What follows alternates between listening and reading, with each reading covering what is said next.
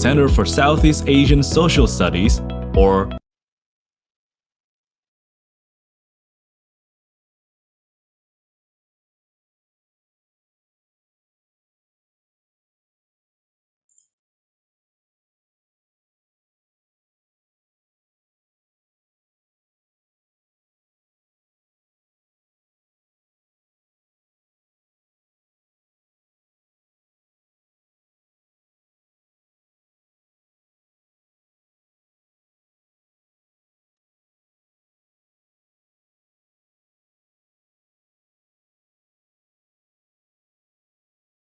Center for Southeast Asian Social Studies, or CESAS, is a research institute of Universitas Gadjah Mada that focuses on social issues in Southeast Asia. The research center was founded on 1st April 1986 with the name of Pusat Antar Universitas, or PAU Social. In 2001, the name was changed to CESAS in order to emphasize the commitment towards social studies in Southeast Asia.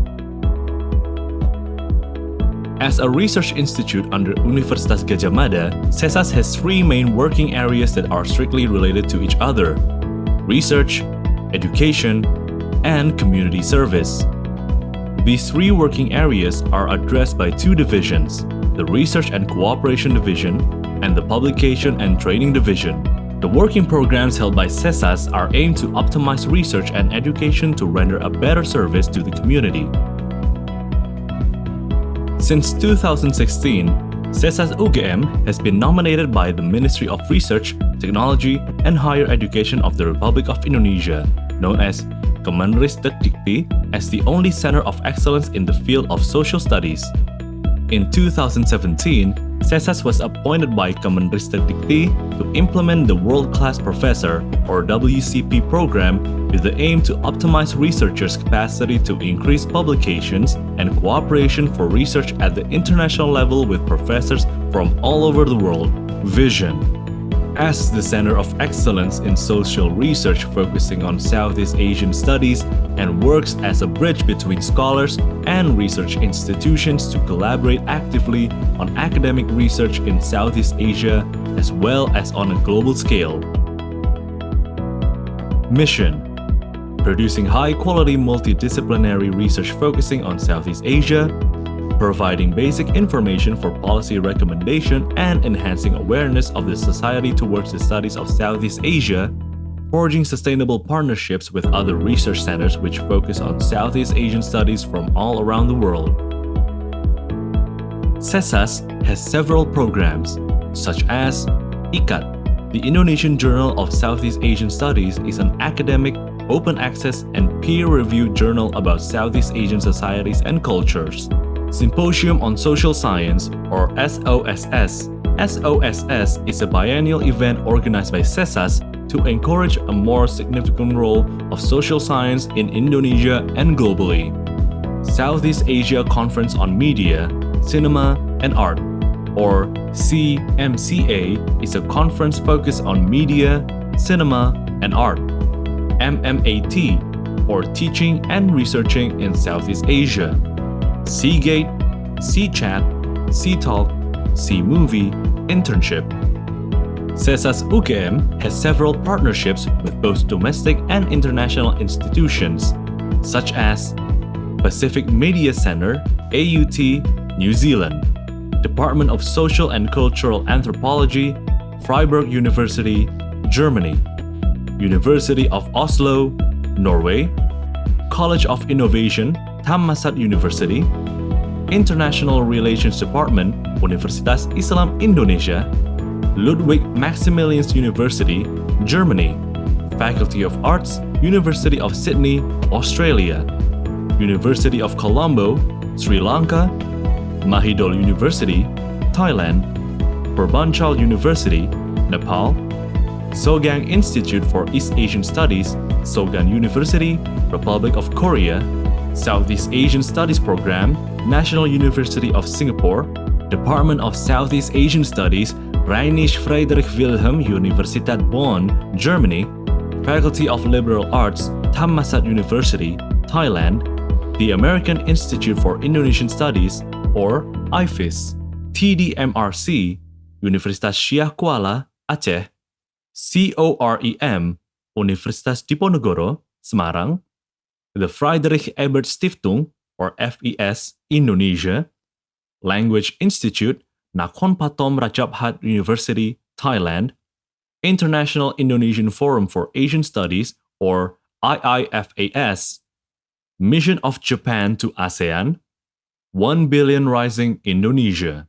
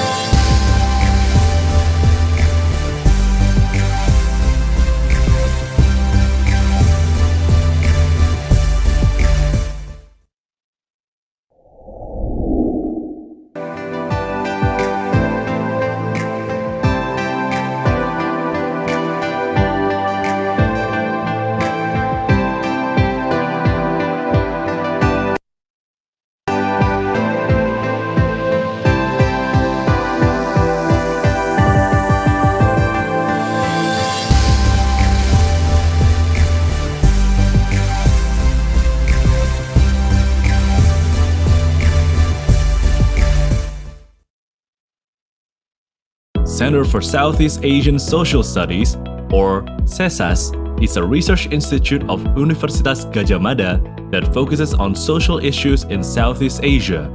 The research center was founded on 1st April 1986 with the name of Pusat Antar Universitas, or PAU Social. In 2001, the name was changed to CESAS in order to emphasize the commitment towards social studies in Southeast Asia. As a research institute under Universitas Gadjah Mada, CESAS has three main working areas that are strictly related to each other: research, education, and community service. These three working areas are addressed by two divisions: the Research and Cooperation Division and the Publication and Training Division. The working programs held by CESAS are aimed to optimize research and education to render a better service to the community. Since 2016, CESAS UGM has been nominated by the Ministry of Research, Technology, and Higher Education of the Republic of Indonesia, known as Kemenristek-Dikti, as the only center of excellence in the field of social studies. In 2017, CESAS was appointed by Kemenristek-Dikti to implement the World-Class Professor, or WCP program, with the aim to optimize researchers' capacity to increase publications and cooperation for research at the international level with professors from all over the world. Vision: as the center of excellence in social research focusing on Southeast Asian studies and works as a bridge between scholars and research institutions to collaborate actively on academic research in Southeast Asia as well as on a global scale. Mission: producing high-quality multidisciplinary research focusing on Southeast Asia, providing basic information for policy recommendation and enhancing awareness of the society towards the studies of Southeast Asia, forging sustainable partnerships with other research centers which focus on Southeast Asian studies from all around the world. CESAS has several programs, such as IKAT, the Indonesian Journal of Southeast Asian Studies, is an academic, open access, and peer-reviewed journal about Southeast Asian societies and cultures. Symposium on Social Science, or SOSS. SOSS is a biennial event organized by CESAS to encourage a more significant role of social science in Indonesia and globally. Southeast Asia Conference on Media, Cinema, and Art, or SEAMCA, is a conference focused on media, cinema, and art. MMAT, or Teaching and Researching in Southeast Asia. Seagate, C-Chat, C-Talk, C-Movie, Internship.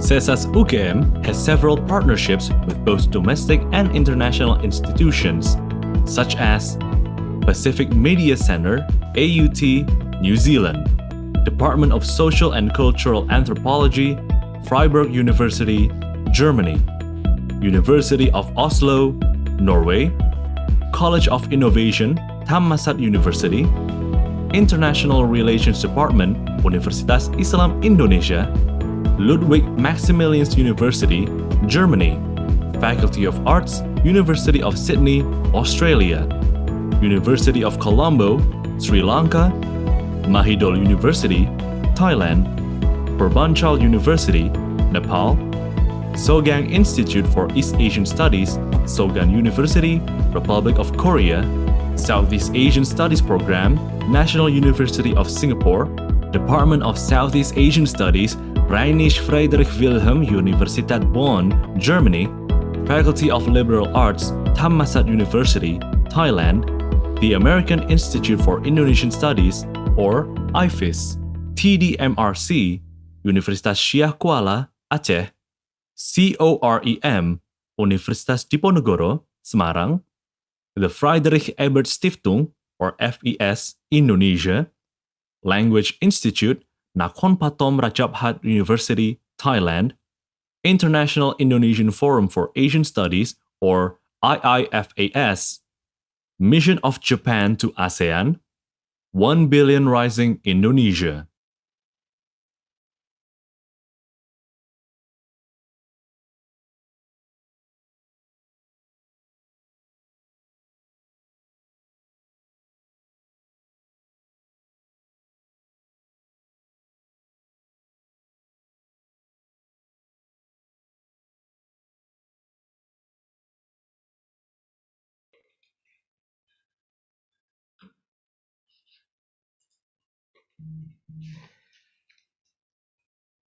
Thank you very much, ladies and gentlemen. Good morning from Indonesia. Before we start our agenda today, we'd like to inform you that you are required to turn off your microphone and turn on your video during this conference. Thank you. And Southeast Asia Conference on Media, Cinema, and Art will begin soon. Thank you.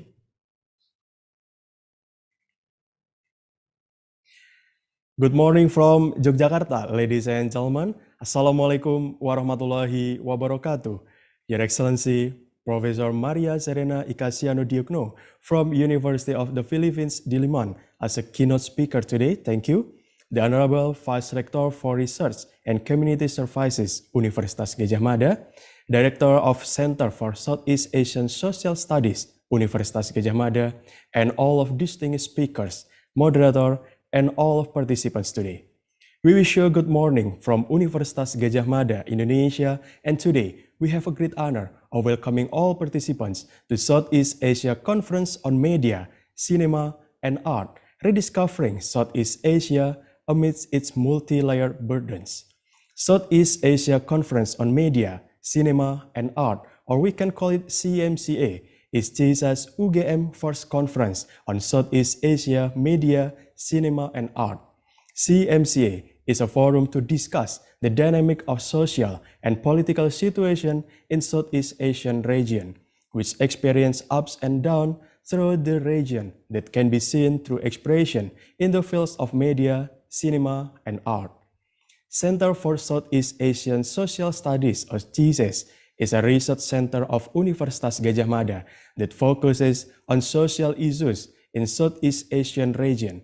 The research center was founded on 1st April 1986 and continued to grow as a research center until now.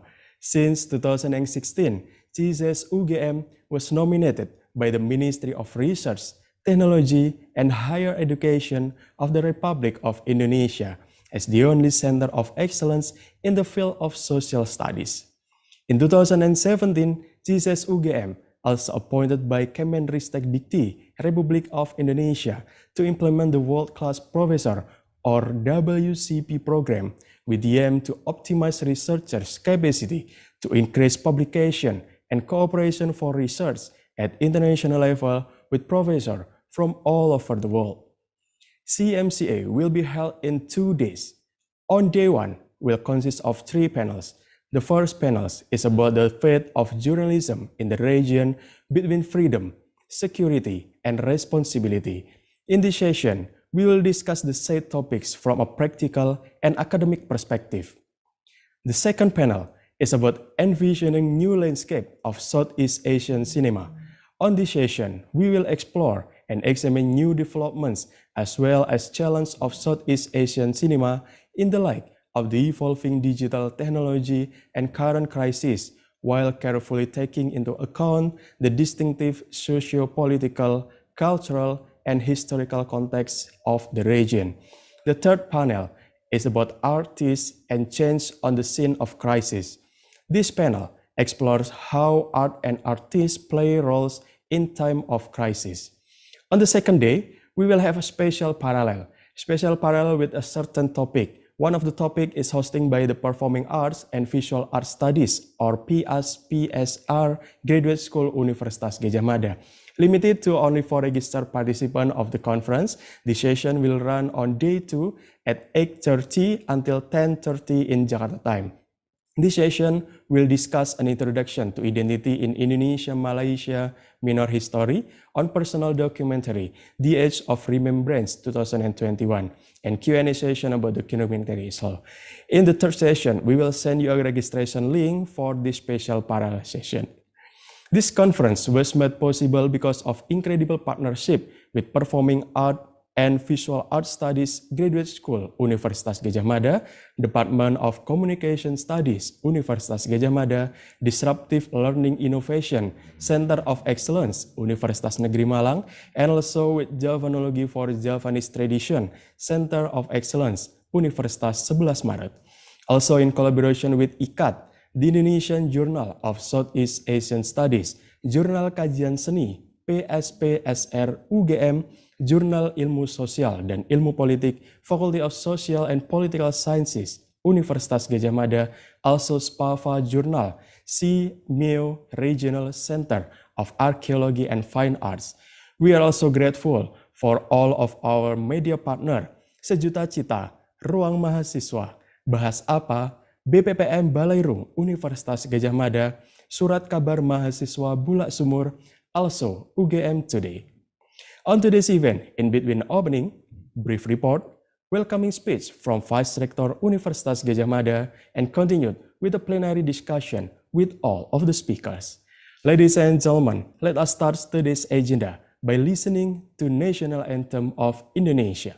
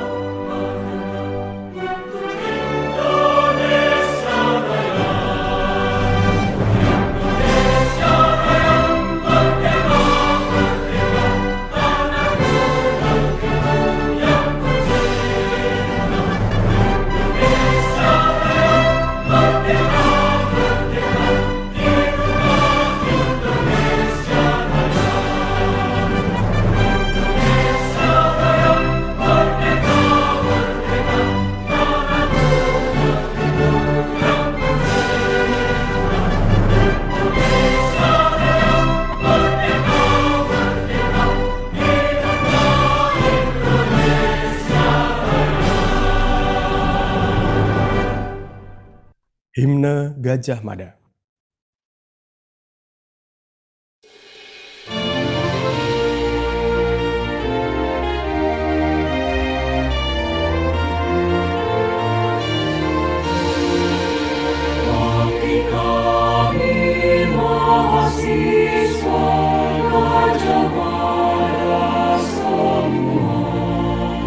Ku berjanji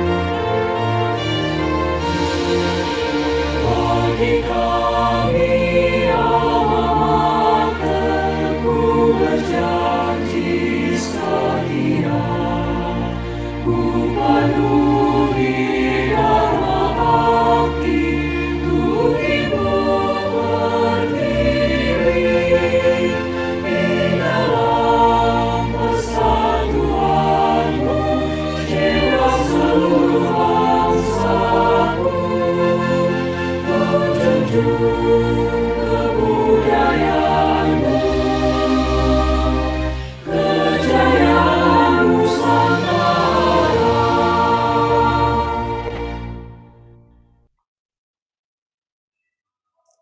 Thank you, ladies and gentlemen. And now we're moving to our next agenda.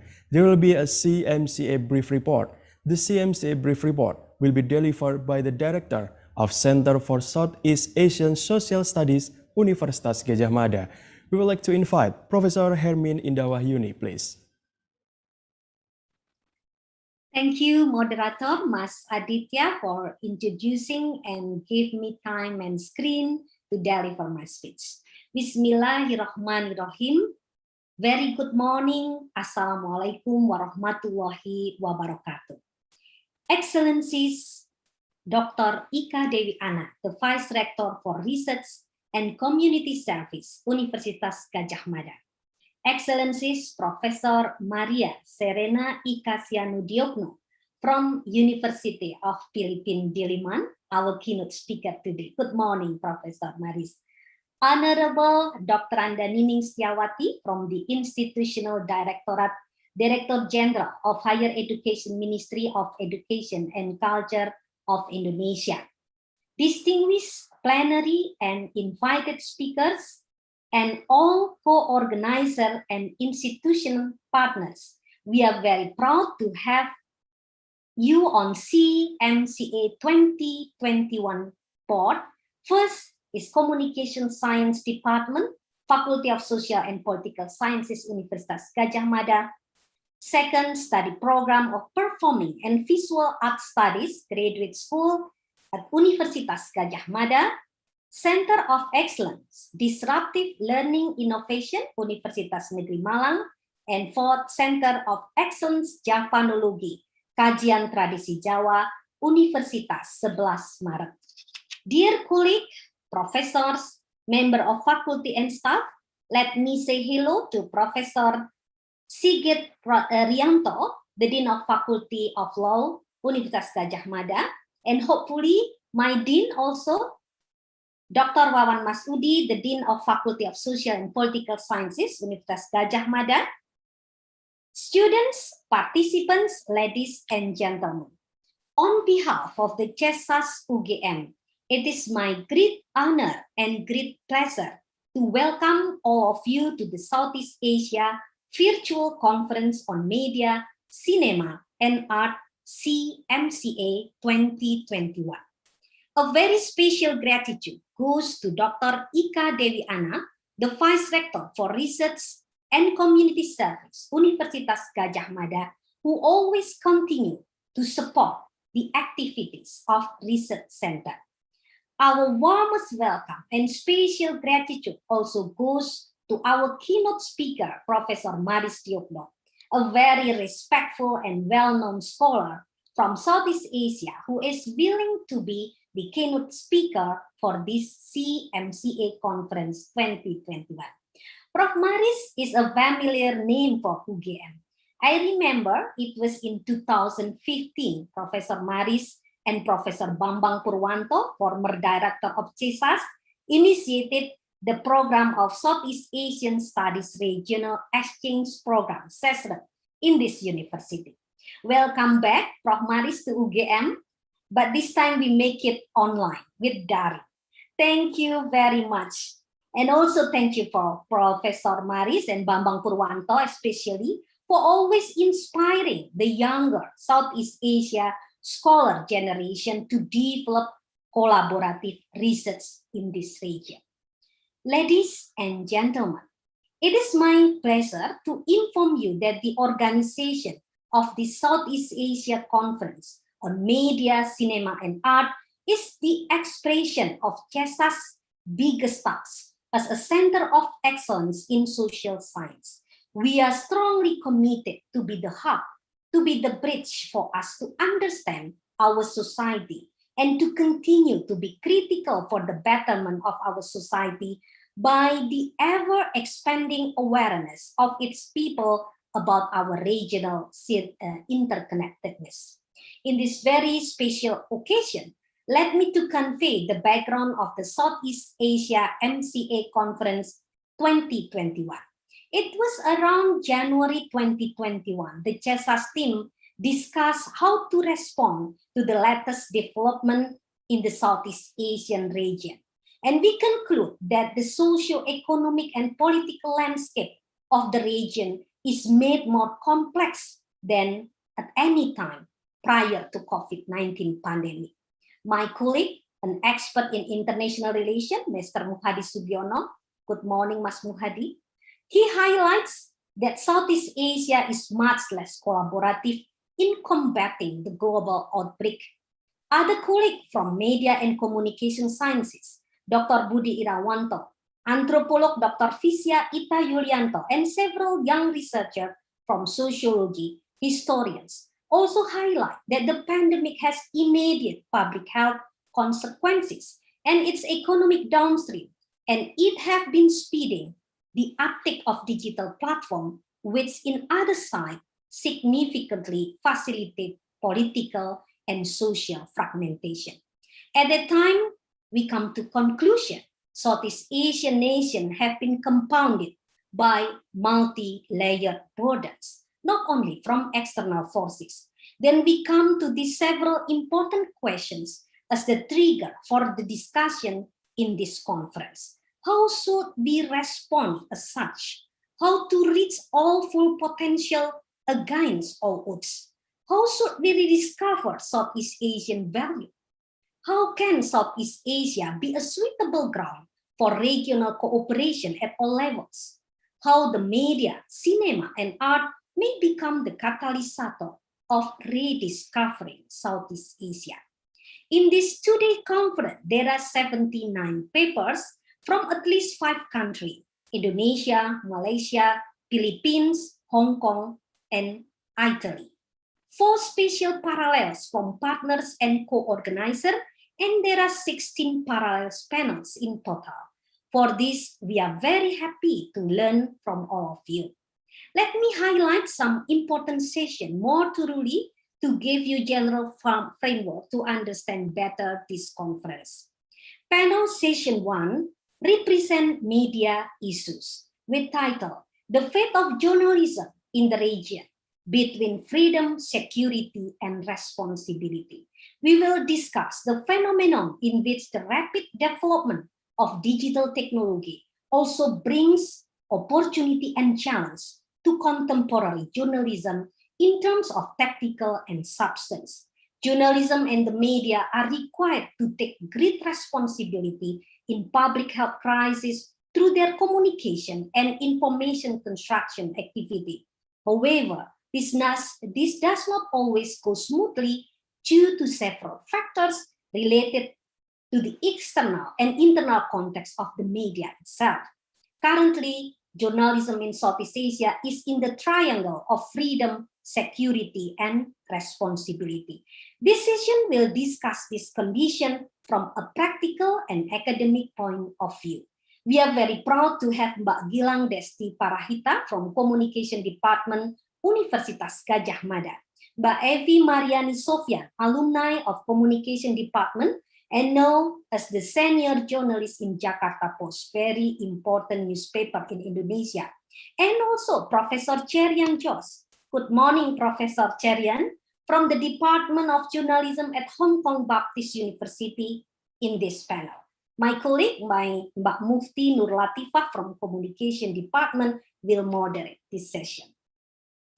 And then panel session 2 represent film issues with the title New Landscape of Southeast Asian Cinema will explore and examine new development as well as challenges of Southeast Asian cinema in the light of the evolving digital technology and current crisis, while carefully taking into account the distinctive social, political, cultural, and historical context of the region. The speaker in this panel session are Dr. Budi Irawanto, is the head of doctoral program of Performing and Visual Art Studies at University Gadjah Mada. Mbak Kamila Andini, good morning. Mbak Kamila is an Indonesian film director as well as writer and producer. Her movies have been nominated for several awards, including an award from the Indonesian Film Festival. And also our friend Thomas Barker, PhD, film scholar and head of the School of Media Language and Cultures at the Nottingham University, Malaysia. This session will moderate by young researcher from Yusuf Ishak Institute, my sister, Mbak Aninda Dewayani, MA. Panel 3, represent art field with title Art, Artists, and Change on the Scene of Crisis. We'll start with the fact that Asia or Southeast Asia arts in particular comprises dance, music, ethnomusicology, theater, installation, plastic art, design, installation, and many film studies. All of that are far from static, but critical challenge power hierarchies locally, regionally, and globally. Without being trapped into parochial nativism, this panel explores how art and artists play roles in times of crisis. We have Dr. Gabriel Rosmargo Lono Lastoro Simatupang, Mas Lono, lecturer of the Department of Anthropology, UGM, Dr. Eko Supriyanto from Indonesian Institute of the Arts, Surakarta. Mas Eko is Indonesian professional choreographer with many masterpieces. And also, Mrs. Grititya Gawewong is one of the most notable curators in Southeast Asia and currently works as an artistic director at the Jim Thompson Art Center, a well-known cultural space in Bangkok. This session will moderate by Dr. Ita Yulianto from CESAS UGM. In day 2, we are very proud to give the special parallel session from our partners and co-organizer. Each will have special topic, namely Communication Science Department, Faculty of Social and Political Science, Universitas Gadjah Mada, with topic Media, Culture, and Society, Rediscovering Indonesia Media and Communication Landscape in the New Normal Era. The second one, Center of Excellence, Disruptive Learning Innovation from Universitas Negeri Malang, with theme Learning Media for Society. Thank you for Dr. Azhar and team to make this special parallel could be happen. And Center of Excellence Javanology Universitas 11 Maret with topic Initiating Javanese Methodology. Thanks also to Professor Sahid and team. The fourth special session is a film screening, The Age of Remembrance, Performing Art and Visual Art Studies, Graduate School of Universitas Gadjah Mada. So that is the journey that we will have in the land of SEAMCA Conference 2021. Finally, before closing this speech, allow me to express my gratitude for the hard work of the steering committee, Mas Muhammad Rum from Faculty of Social and Political Science, Mas Agung from Law Faculty, and Andi Awaludin Fitrah and the CESAS team. Special appreciation goes to the chairman of the committee, Mbak Nur Aini Wahyuningsi MA, and a full team of 24 active internship students from many universities, UGM, UMY, and UPN, who worked very hard to realize this conference. Thank you very much for your wonderful effort. From this process, I can say with a great confidence that SEAMCA is the real practice of the spirit of collaboration and also the independence learning from program Merdeka Belajar from Indonesian Ministry of Higher Education. Ladies and gentlemen, I do really wish this conference will provide food thought, opening your mind about the richness of Southeast Asia in social studies, as well as serve as a collaborative platform for discovering and rediscovering Southeast Asian studies. Stay safe and always optimistic to face challenges during the pandemic and beyond. Thank you very much. and let us a fruitful and successful conference. Wassalamualaikum warahmatullahi wabarakatuh. Waalaikumsalam warahmatullahi wabarakatuh. Thank you for the brief report. The Director of Center for Southeast Asian Social Studies, Universitas Gadjah Mada, Professor Hermi Indah Wahyuni. Thank you. Ladies and gentlemen, next we would like to invite Vice Rector for Research and Community Services, Universitas Gadjah Mada, to deliver a welcoming remarks. Because she was unable to attend, she delivered her remarks in the following video. Dr. Ika Dewi Ana, PhD, please. Dear Excellencies, Professor Maris Diokno, Deputy Minister, distinguished plenary and invited speakers, colleges, participants, students, faculty and staffs, ladies and gentlemen. Very good morning. Assalamualaikum warahmatullahi wabarakatuh. I trust that all of you are safe and in a good health. On behalf of Universitas Gadjah Mada, it is my great honor and pleasure to welcome all of you to a virtual visit to the city of Yogyakarta and to the Southeast Asia Conference on Media, Cinema, and Art, SEAMCA 2021, organized by the Center for Southeast Asian Social Studies, one of our centers of excellence at the university. Our special warm welcome and gratitude goes to Professor Maris Diokno, who is willing to support and give the keynote speech for this conference. Thank you, Professor Diokno. Ladies and gentlemen, we have been living in time of COVID-19 pandemic, which has ravaged our social world for most 2020 and 2021. This global outbreak significantly shaped the way we live, the way we see the world, including the way we see Southeast Asia today. Regarding this, we all know that Southeast Asian studies have been matured in Western countries and have evolved considerably in the scholarly literature on international relations. However, scientists see Southeast Asia as an undifferentiated object of study. Besides, we also witness how major media powers and technology keep shaping the way we, Southeast Asian, see Southeast Asia. In fact, no other region on the globe is more diverse than Southeast Asia. In 1967, Southeast Asia countries agreed to establish ASEAN, the Association of Southeast Asian Nations. Domestic fluctuations happened and continued after the ASEAN establishment. We opened the borders for borderless Asian, share each other in many aspects of life, resolve and work for strategic issues together, etc. This is one of the backdrop on why we gathered today in this important conference. We want to learn each other on how we see the dynamic of Southeast Asia from within, from Southeast Asian. This conference is also very special because we have another dimension in understanding Southeast Asia not only from the field of media, but also from the field of cinema and art.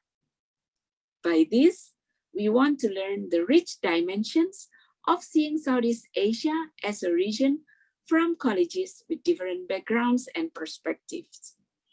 This conference is also important to rediscover Southeast Asia amidst its multi-layered burdens. Ladies and gentlemen, let's have this conference on media, cinema, and art provides us a collaborative platform for rediscovering Southeast Asia. Enjoy the conference. Have a fruitful and productive times together during the conference. And I wish you all stay safe and healthy. Thank you very much. Wassalamualaikum warahmatullahi wabarakatuh. Waalaikumsalam warahmatullahi wabarakatuh. Thank you for the welcoming remarks, Vice Rector for Research and Community Services, Universitas Gadjah Mada. Ladies and gentlemen, before we start to listen, On the keynote speech, we will watch the dance performance through the following video presented by PT PUI Care, one of the partner of Universitas Gadjah Mada. Ladies and gentlemen, this is Mari Kita Dance.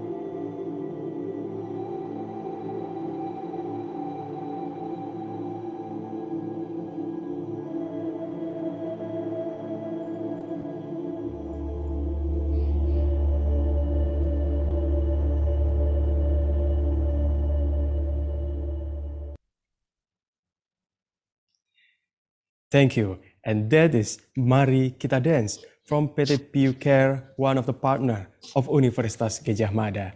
Ladies and gentlemen, it is with sincere pleasure we welcome the respectable keynote speaker of the conference, Professor Maria Serena Icasiano Diogno from University of the Philippines, Diliman, to deliver her speech. And this keynote session will be chaired by him, Dr. Anus Mohadi Sugiono, one of the best lecturer in Faculty of Social and Political Sciences, Universitas Gadjah Mada. He is a senior lecturer at the Department of International Relations, Universitas Gadjah Mada. Mr. Mohadi Sugiono is an expert in international relation theory, Indonesia's foreign policy, security, and humanitarian action in international relations. He is also an active campaigner of the international campaign to abolish nuclear weapons, the 2017 Nobel Peace Prize laureate. So, Mr. Muhadi, the time is yours. Thank you very much, the MC. Good morning, everyone. I hope you all in good health and safe today. Especially, I would like to thank Professor Mario Giogno for the opportunity to speak here in front of us with the invitation to attend this conference. So it is a great honor for me, of course, to chair this very important session, inviting very good friend of the university, a good friend of us, of all of us here at the university. I know myself, Professor Giogno, as early as 1996 or 1997, long time ago, before many of you have been born. Professor Maria Giogno is, of course, one of the best scholars when we are talking about Southeast Asia. She has been engaged with CISRAP and very helpful to the young scholars. And I think she is also a good friend of our senior professor here, Professor Bambang Purwanto. And both of them are very good scholars in developing Southeast Asian studies from the point of view of Southeast Asian. So, ladies and gentlemen, before we listen to this speech from Professor Mario Giogno, hopefully I spell your name correctly, Professor Giogno, because I used to call you Maris, more prominent name and more familiar for me and for many others. Professor Maria Serena Icasiano Giogno is a historian, academic, and former chair of the National Historical Commission of the Philippines. She is also a professor of history and a high-ranking official at the University of Philippines, Diliman. She earned her PhD in African and Oriental Studies at the University of London in 1983. She focused herself on the study on history of the Philippine Revolution, the Philippine-American War, Philippine historiography, and Southeast Asian studies. She has published many notable books, including China's Footprint in Southeast Asia. Oh, I would like to read about this, Professor Giogno, which studied China's political economy, strategy, and security, and migration of ethnic Chinese in the region. A very timely work for today's situation in Southeast Asia, where we are in Southeast Asia once again face a very serious problem. Southeast Asia was discovered during colonialism, and it was discovered again during the Cold War, and then rediscovered itself during the end of the Cold War, becoming more vibrant and so on and so on. And now we are facing another challenge. That is the competition between the US and China, the second Cold War, which began in Asia. The first Cold War was from Europe, but this time in Asia. So without further ado, I would like to welcome Professor Giogno. Time yours. Thank you. Thank you so much, Dr. Muhadi. Please call me Maris. And I would like to thank you all for inviting me, the Vice Rector for Research, Ikadewi, and of course, Professor Hermin. I feel like I am among old friends. And it's a pity I couldn't be there with you face to face, but such is life under this under the pandemic. Kindly allow me to share my slides so that I hope you can see this. So I decided to title my talk Multi-Layered Southeast Asia. Both it's a challenge and an opportunity. And of course, I will begin with the impact of the pandemic on the region, since that is a concern of this conference. And I noticed that some of the papers here will also discuss the issues arising from the pandemic. So you probably know this. This is just a quick overview of how Southeast Asia is doing. As you can see across the region, pandemic is of course a serious issue, but there is a diversity in terms of cases. For example, per million people, you have those countries that are doing badly are Malaysia, Philippines, Thailand, Singapore, and Indonesia.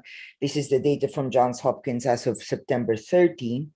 But interestingly, Singapore and Malaysia have quite high vaccination rates. Singapore has the highest, nearly 81%.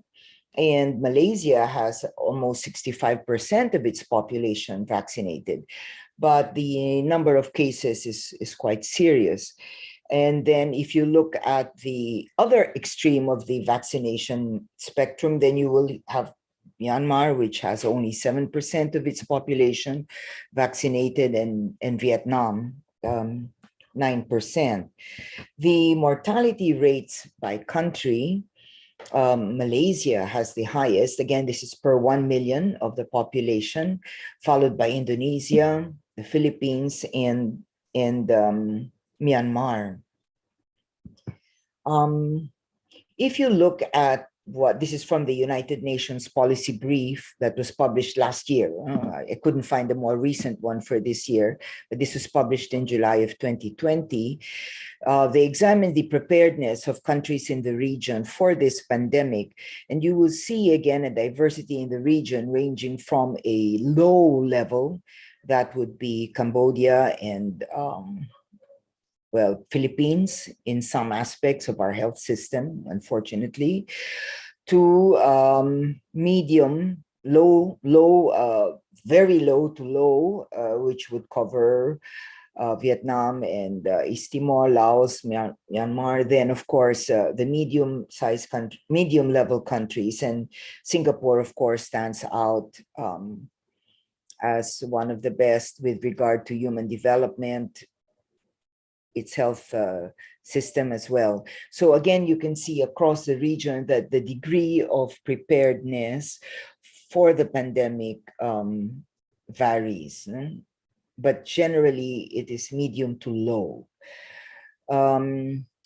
How has the region responded to the pandemic?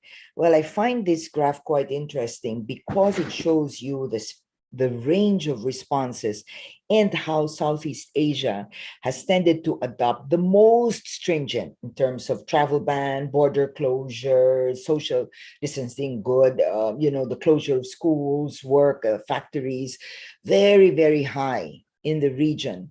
But the more fundamental needs like mass testing, very low in the region.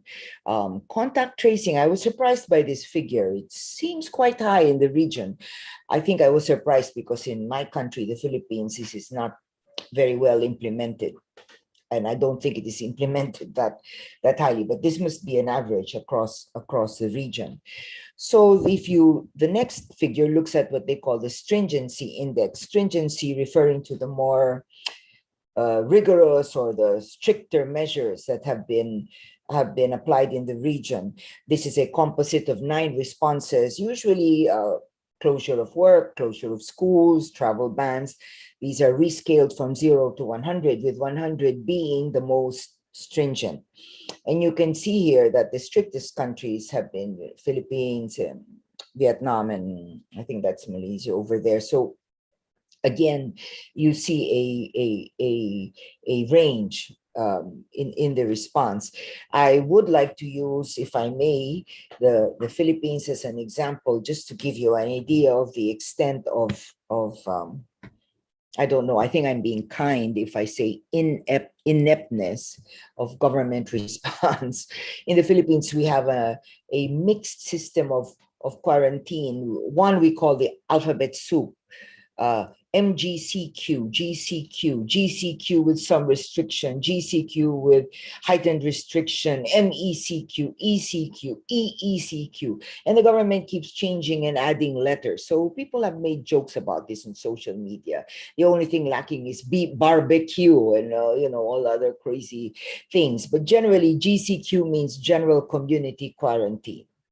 And you have M is modified. So that's the lowest, modified General Community Quarantine. Then you have GCQ, General Community Quarantine. Then GCQ with some restrictions and then with heightened restrictions.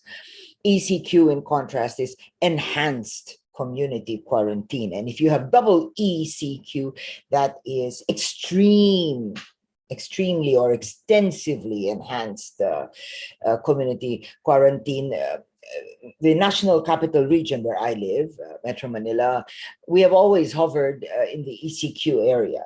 MECQ, ECQ. At one point, I think we were even EECQ, but we're high up there at the high level. And just last month, the government announced that they would reduce this to just two categories, GCQ and ECQ, combined with a numerical system of 1 to 5.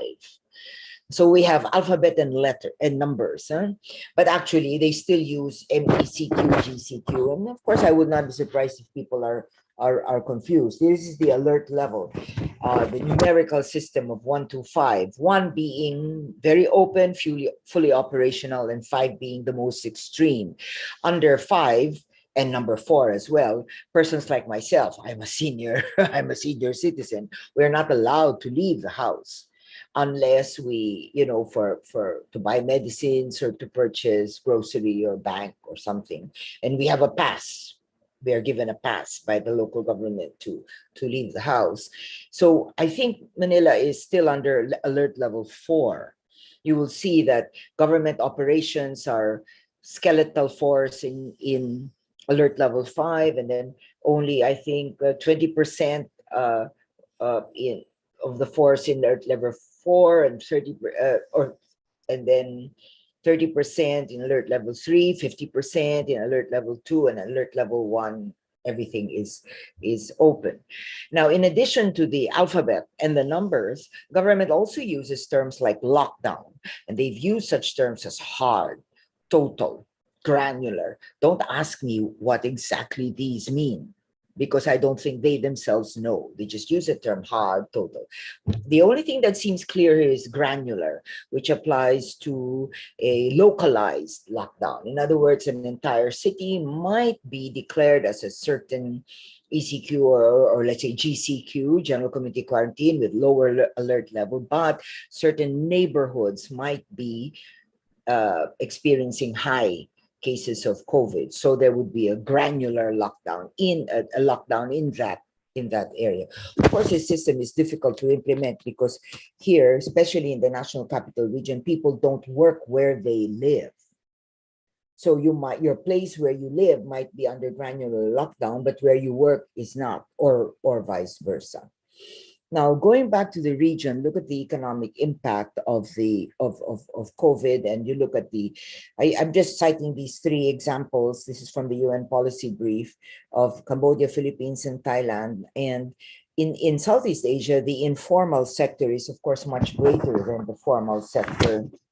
I think the informal labor sector is estimated to be anywhere from 51 to maybe even 91% of the labor force, depending on the country. So the informal employment figures are very significant. But what I think is also important here is the gender element, that in terms of formal employment, at least in the Philippines and Thailand, women have been worse hit than the men. And in the informal sector, it's more or less close to even. Actually, what the COVID has done, the pandemic has not created inequality. It has heightened pre-existing inequality within the region. And one way of looking at this is to look at the degree of performance of the region in terms of its social development goals that it self-imposed. It set its targets, supposed to be achieved in 2030. But by year 2019, the region has only achieved one, let's say two of its 17 goals. That would be quality education, number 4, and number 9, industry, innovation, and infrastructure. In all other goals, we are severely lagging behind. And with this pandemic, we are probably set back even more in terms of achieving these goals. So it does not seem likely that by 2030, the region will be able to establish it, to achieve its own targets. Take a look at number 16, which is very severe in terms of peace, justice, and strong institutions. This is where we refer, I suppose, to democratic frameworks and institutions and human rights. Very bad. And as well in number 10, negative, that is in terms of inequality. I suppose here this would refer to social economic inequality. So this was our situation even before the pandemic. So you can imagine how severely the pandemic has affected these sustainable development goals that our countries have set for us, and for the region as a whole. This is despite the pre-pandemic economic growth. I think we can continue to expect high level of inequality, low levels of, social protection and assistance, especially for the most vulnerable sectors of our societies, and of course, weak democratic institutions. In terms of the digital divide, because I noticed that some of the papers here will look at the social media and other forms of digital art and cinema.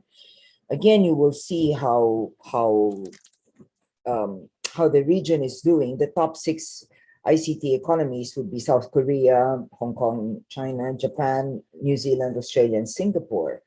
And out of these top 6 ICT economies, 4 are from the region: South Korea, Hong Kong, Japan, and Singapore. Well, some people, of course, if you look at Asia Pacific region, then that would include as well Australia and of course its neighbor New Zealand.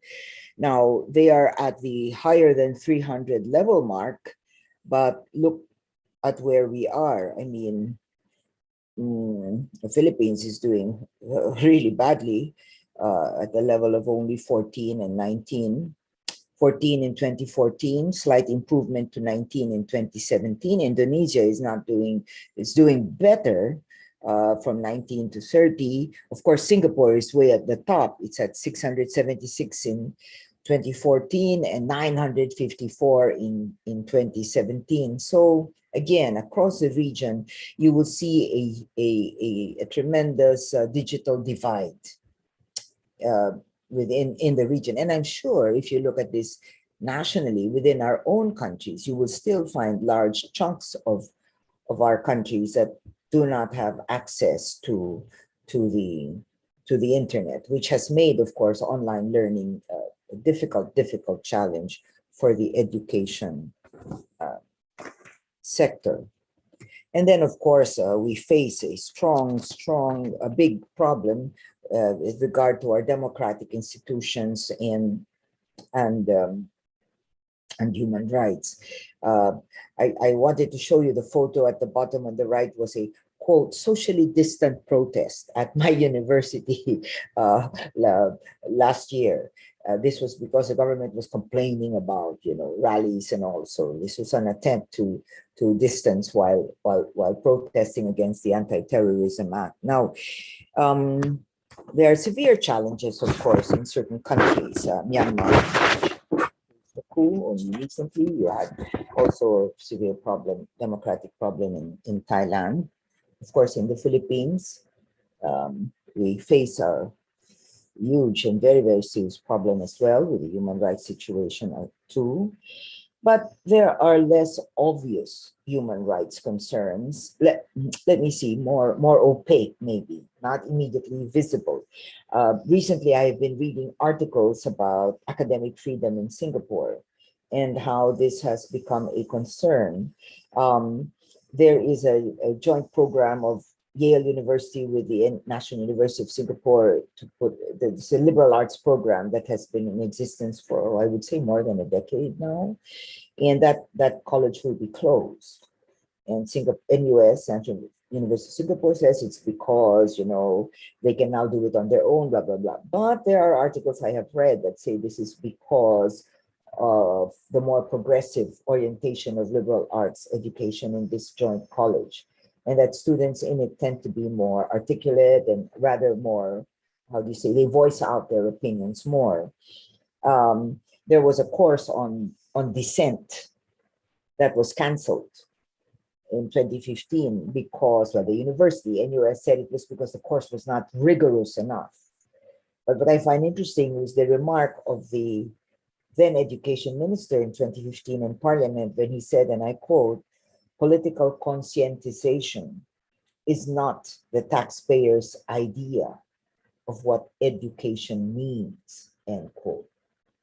Of course, in my university, in UP, you could not ever say a statement like that without facing severe pushback from faculty and students, because political conscientization is an important element, not only of liberal education, but of courses. By political conscientization, I simply mean being aware of conditions and realities on the ground. So, of course, one question that comes to mind is, how does the ASEAN, the Organization of 10 Southeast Asian member countries, deal with these layers of problems? And actually, this is where I see the paradox of the ASEAN. On the one hand, it is pushing for regional integration. The ASEAN Economic Community, this was launched in 2015. And then you have the ASEAN Social Cultural Community, which aims to find fulfillment by 2025. So you have this push on the one hand towards integration, but on the other, the organization seems unwilling, or at best reluctant, to address problems in the region that are of, well, what one might call a sensitive nature. I refer here to situations of human rights, China's incursion into, let's say, the West Philippine Sea, and even other contested parts of the region. In fact, progress in terms of economic integration has been slow. The common market that talk about a currency, a free exchange of goods, services, work, capital under the ASEAN Economic Community has actually not been implemented. 6 years have passed and the implementation has not yet taken off. And of course, the principles of the social cultural community, quote, a committed, participative, socially responsible community, an inclusive community, sustainable, resilient, dynamic, harmonious. These are all the adjectives that the ASEAN Declaration uses. And these all sound excellent on paper, but I think they remain a very long stretch away from reality. I think one reason that might explain this hesitance in dealing with these multi-layered burdens, as your conference calls it, is the so-called ASEAN way, which implies that the organization acts only upon a consensus. If a consensus on issues is arrived at, using even personal and informal channels so as to avoid open conflict, to reduce pressure on member states, to save face in case no agreement is reached. The implication is, of course, that if no consensus is reached, then no action is taken, which means problems will linger and fester, since they will not be solved by inaction.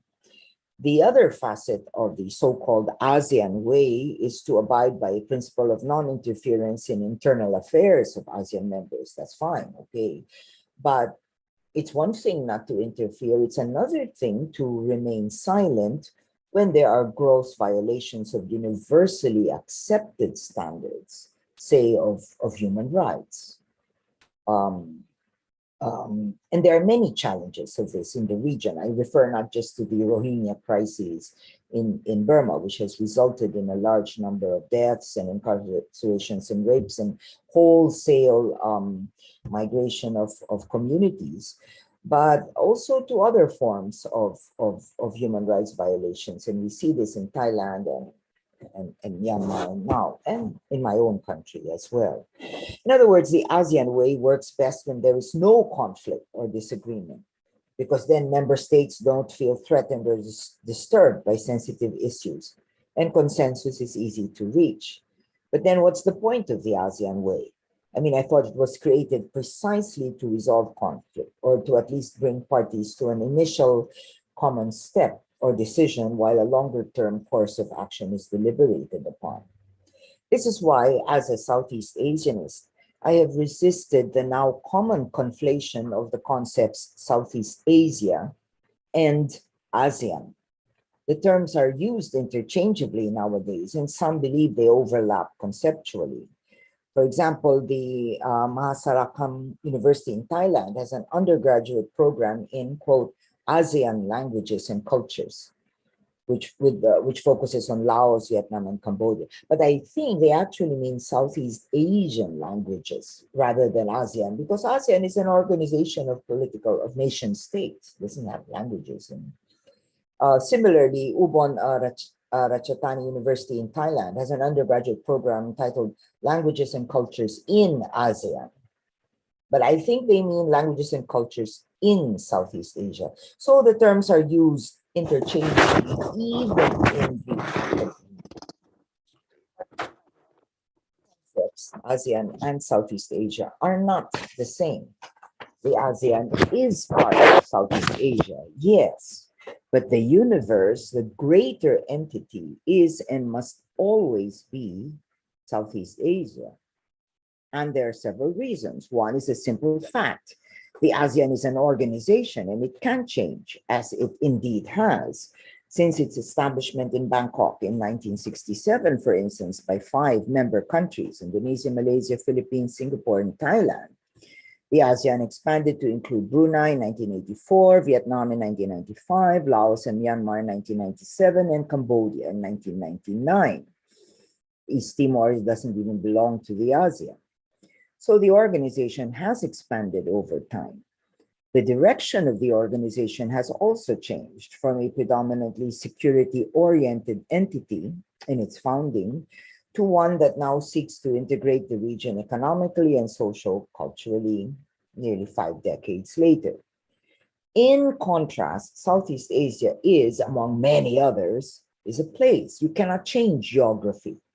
You can change the ASEAN, the composition. Southeast Asia, you cannot change the geography. You might rename the places. You might even rename countries in the region, but the location remains the same. Moreover, the ASEAN is primarily statist in orientation. Membership is by nation state. All resolutions and declarations are signed by duly designated representatives of the member states. Indeed, a recent IC's Yusof Ishak Institute survey found that nearly 40% of respondents in the ASEAN member countries consider the organization, quote, elitist and disconnected from ordinary people, end quote. In Indonesia, the figure is even higher. Nearly half of the respondents look upon ASEAN as elitist and disconnected. Now, the ASEAN does accredit civil society organizations, what they call CSOs, under its charter. And at present, there are 52 such CSOs accredited with the ASEAN, the largest number being in the first, in the 2 decades that followed 1979. And then since then, the number of CSOs has waned. And if you look at the accreditation by type, you will see that Malaysia has the largest number, and you have Indonesia, the Philippines, Singapore as well, and Thailand, none. And the other countries, Cambodia, Vietnam, Laos, don't have any CSOs accredited with the ASEAN. It might interest you to know that the CSREP Foundation is an ASEAN accredited CSO. We received accreditation in 2007. But what I find about this is that CSOs are not engaged or invited to engage in policy thinking by the ASEAN. We get invited to attend conferences that they organize or forums that they do. But I have not yet heard of an endeavor where CSOs are invited to come on, think about what you want. What do you think we should do? Asking us from our perspective what we think these member countries should do. I don't think that has happened yet, or at least I haven't. CISREP has not received any such invitation. I find it also interesting that majority of these organizations carry the name ASEAN. You have things like ASEAN Academics of Science, Engineering, and Technology, ASEAN Academic of Engineering and Technology, ASEAN Association of Radiologists, ASEAN Cosmetics Association, and so on. Majority carry the name ASEAN. CISREP is one of the few that does not. So the concept of Southeast Asia extends well beyond politics, diplomacy, and the nation state. In fact, it includes anything and everything one can conceivably study about the region, from seemingly mundane matters like food and spices, to even lofty philosophical concepts that underpin many of our languages and cultures. The space of Southeast Asia is so broad that it includes areas where national political borders do not seem to matter. After all, we inherited these borders from colonial regimes. And some of these borders divided people who fundamentally share the same language and community life. You find this is very strong in the Mekong, for example. Southeast Asia is also more than one's own country, even as each of us belongs to the region. While we study the region from our lens as resident Southeast Asians, we do so not solely from a narrow or reflexive view, but from an effort to understand our neighbors not as the other, but perhaps as they are. Certainly different from us, but also very similar in more ways than we think. In the CISREP Foundation, we call this approach, quote, own country plus, which can be described in several ways. The study of a country in the region other than one's own. I think I got involved in CISREP because my doctoral work was about Burma. At that time, it was called Burma during the colonial period. So nothing at all to do with the Philippines. And I ended up working on the Philippines because throughout the time that I was studying Burma, you couldn't even enter the country or do research there. So I did my research in what used to be called the India Office Archives. You can tell my age because these terms have all changed now in London. Anyway, so one manner of this own country plus approach is a study of a country in the region other than one's own, or a comparative study of two or more countries, peoples, cultures, or histories, or a thematic study that cuts across the region, such as mobility, migration, or similar things. ASEAN studies fall within the purview of our definition, although our concept of Southeast Asia as places, peoples, and cultures carries greater breadth and depth than the ASEAN, which is a conglomeration of nation states, whose agenda is largely directed by governments. Now, we note that own country programs have proliferated in the region, which I find strange. For example, Thailand has Thai studies program. In the Philippines, we have Philippine studies program. Cambodia has Khmer studies program. I find it a bit of an oxymoron because we already study ourselves. Take any course in the Philippines, whether it belongs to the Philippine studies program or not. And most of our courses talk about our country, whether it's politics or art or music or business. It often relates to the situation or to the Philippines. And yet you have these own country studies that have been put up in countries in the region. For me, the ideal would be Philippine studies in Thailand or Khmer studies in the Philippines. And we are happy that a few such programs do exist. Chiang Mai University has a BA program on Myanmar language and culture. Research centers such as the Mekong Study Center of Chulalongkorn University in Thailand and the Research Institute for Indonesia, Thailand, and Singapore of the University Utara Malaysia are also good examples, but they remain few. They are still few. Southeast Asian studies are also multidisciplinary.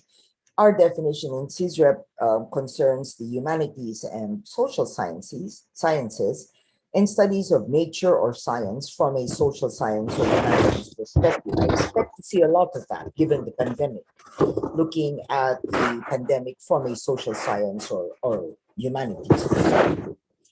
Like the history of medicine in the region, the application of new technologies to Southeast Asian cultures, and so on. So in this respect, we have veered away from the very traditional international relations approach to Southeast Asian studies. If you look at the genealogy of Southeast Asian studies in the region, that was probably the single most dominant approach to the study of the region, but it no longer is. The field has now broadened to a more multidisciplinary study of the region. You have Chiang Mai University's Regional Center for Social Science and Sustainable Development, founded in 1998, is a fine example of multidisciplinary work on the Southeast Asian region. In particular, it focuses on Cambodia, Laos, Myanmar, and Vietnam. Here in Indonesia, there in Indonesia, I noticed that ASEAN studies have become quite popular, at least based on the number of ASEAN studies centers established in and outside universities since 2010. I think more, maybe 85 centers or more, all over the country. I presume these centers were established with prodding from the government as part of the push toward regional integration. In fact, just recently, Indonesia launched school books on the ASEAN for elementary and middle school students. And the Indonesian Foreign Minister, Retno LP Marsudi, explains why, and I quote, "The younger generation should know more about ASEAN. The younger generation should be proud of the identity of the ASEAN community because it is they who will determine the direction and design of the ASEAN region in the future," end quote. Of course, what this identity is remains an open field of academic investigation. In other parts of our region, ASEAN Studies degree programs have also flourished. At the graduate level, for example, just taking one example, the joint MA Master's program of 5 open universities, Universitas Terbuka in Indonesia, the Open University of Malaysia, the Sukhothai Thammasat Open University in Thailand, the Hanoi Open University, and then the University of the Philippines Open University have a joint master's program that aims to, as you can see on the slide, demonstrate comprehensive understanding of the ASEAN, contribute to an enhanced and heightened ASEAN communities, and so on and so on. Everything about the ASEAN, the major courses, of course, they look at, it's not clear, I think, are they talking about ASEAN, the organization of nation states, or Southeast Asia, the places, peoples, and cultures? It's not clear. By cultures, I use the term culture broadly. It could be political, economic, social, cultural, and so on. If you look at their major courses, they have 6 major courses, and these are required of all students. I would do away with 201, 202, and 203, or make them elective rather than required courses. ASEAN 201 is an introduction to the region. At the graduate level, you don't need an introduction. These are graduate students. They have to know substantially more than an introduction. And ASEAN Studies 202 and 203 really talk about the ASEAN as an organization. And I think these would be the most boring courses. I've seen some of the modules. They talk about, the ASEAN organization, the division, the different committees, the structure, blah, blah, blah. I feel sorry for wasting a graduate student's time. one semester each on these things. I think the study of the history and the economics and the politics and all of languages and geography and resources would be vastly more interesting. In any case, although I would prefer a study of Southeast Asia rather than the ASEAN, I hope that these ASEAN centers, these ASEAN school books and degree programs go beyond the statist thrust of the ASEAN. Now, one of the obstacles we have found in our study of Southeast Asia and programs and research centers in the region is the still strong propensity towards studying the self, whether that self be one's own nation, economy, or culture. I can understand why, because Southeast Asia has so many languages, and if you want to study another country, you must also know its language so that you can do field work or read the documents produced in that country. But it's also true that we cannot do away with the notion of the nation because it permeates many of our courses, not only about our own countries, but also about Southeast Asia. For example, I can say I am a Filipino and a Southeast Asian. The first, Filipino by birth and identity, and the second, at least by reason of geography, at the very least. So if we are to study and examine the layers of Southeast Asia and think of ways of dealing with these numerous layers, we cannot avoid also asking ourselves about our notions of nation and national identity. And I'd like to show you, in 2013, the International Social Survey Program ran a survey about the factors or attributes that comprise national identity. The question is, what is important for being a true national? Unfortunately, of the 33 countries that took part in the survey, only one, the Philippines, was from Southeast Asia. So I'm just using the Philippines as an example. If there were more from Southeast Asia, I would present them too. So in answer to the question, what is important for being a true national? Respondents were given 8 factors or attributes to choose from: birthplace, speech, the feeling of being a national, citizenship, ancestry, majority religion, long residency, respect for laws. And the respondents were asked to mark each one based on very important to fairly important, not very important, or not at all important. There are 2 points I wish to make about the Filipino responses. You know, the Philippines ranked number 1 in naming the following as very important: birthplace, speech, citizenship, ancestry, majority religion, and long residency. You compare how the Philippines answered with the average of the 33 countries, and you will see how far off how much higher we are than the average of the 33. And then in ranking feeling as very important, the Philippines ranked number 2. And in ranking respect for laws as very important, the Philippines ranked number 5. There are 2 points I wish to make about the Filipino responses. One is, because it's not clear to me by language, has to do with speech, the language, what is meant. Because there is still, unfortunately, some language issue in the country.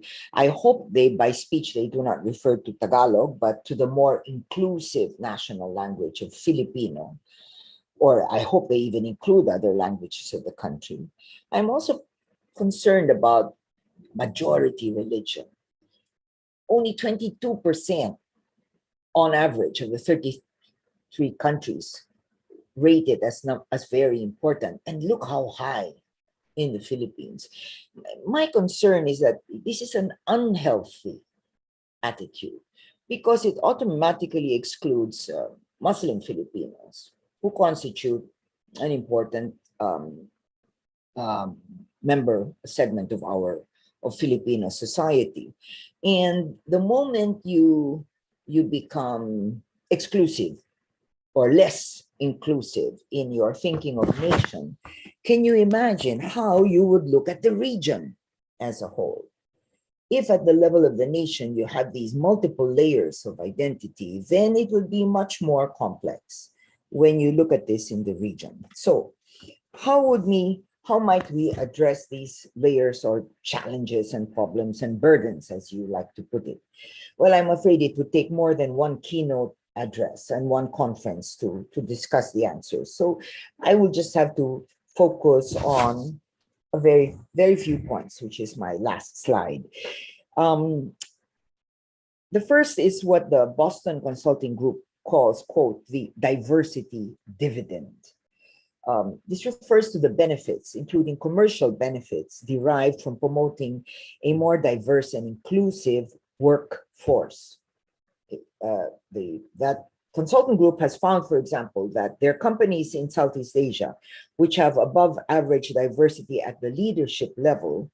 By above average diversity, they mean representation of various indigenous groups, ethnicities, representation of various genders, male, female, LGBTQ, and so on. They find that companies with above average diversity at their leadership level report 19% more innovation, for example. So they see the commercial benefits of diversity.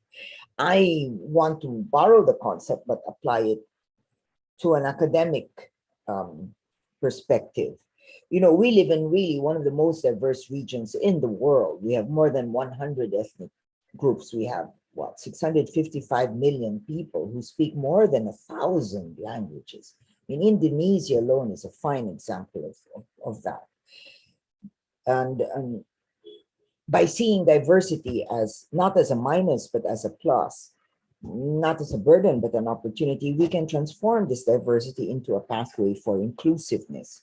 And I think this pathway must be at all levels, spanning our theoretical perspectives, our intellectual endeavors, and all our practices in our professional and daily lives, including as members of our community, our nation, and region. This explains perhaps why at bottom I am not happy with the notion of the ASEAN in our academic studies of the region, because it's not inclusive. I prefer people to governments. People are diverse, they are interesting. I think governments can be boring, and worse, they often act as homogenizing agents, which is not healthy in any society. This conference really focuses on media, the film, and the arts, and nothing can be more diverse than that. And I think any effort to homogenize these fields would destroy the fundamental cultures that give rise to artistic expressions, not just in our daily lives, but also in our lives as academics and artists and filmmakers. So I think diversity is a necessary and crucial response. First, the building upon our diversity to foster inclusiveness comes hand in hand with two other courses of action to work toward removing inequality in all its forms, and of course to strengthen democratic institutions and human rights. We do not all possess the same talents, and we do not possess the same degree of talent, but no person or institution has the right to denigrate our humanity. I mean, the greatest academic traditions and the best universities are anchored on the recognition of this equality, regardless of ethnicity or gender or wealth or religion and social connection. As academics, we are being called upon more than ever to be self-aware about the perspectives we apply, the language we use in teaching and research, the theoretical and conceptual models and frameworks that we use. We have to be more self-conscious and think about a more inclusive test of our own perspectives and models. Pre-pandemic poverty, which has now worsened as a result of the pandemic, remains our greatest burden. So working to remove or reduce that inequality will remain a long time challenge for all our societies. And of course, strengthening democratic institutions and human rights. For a time, I thought that we were already making headway in this area. But unfortunately, things change, and we have some countries that have kind of set themselves back.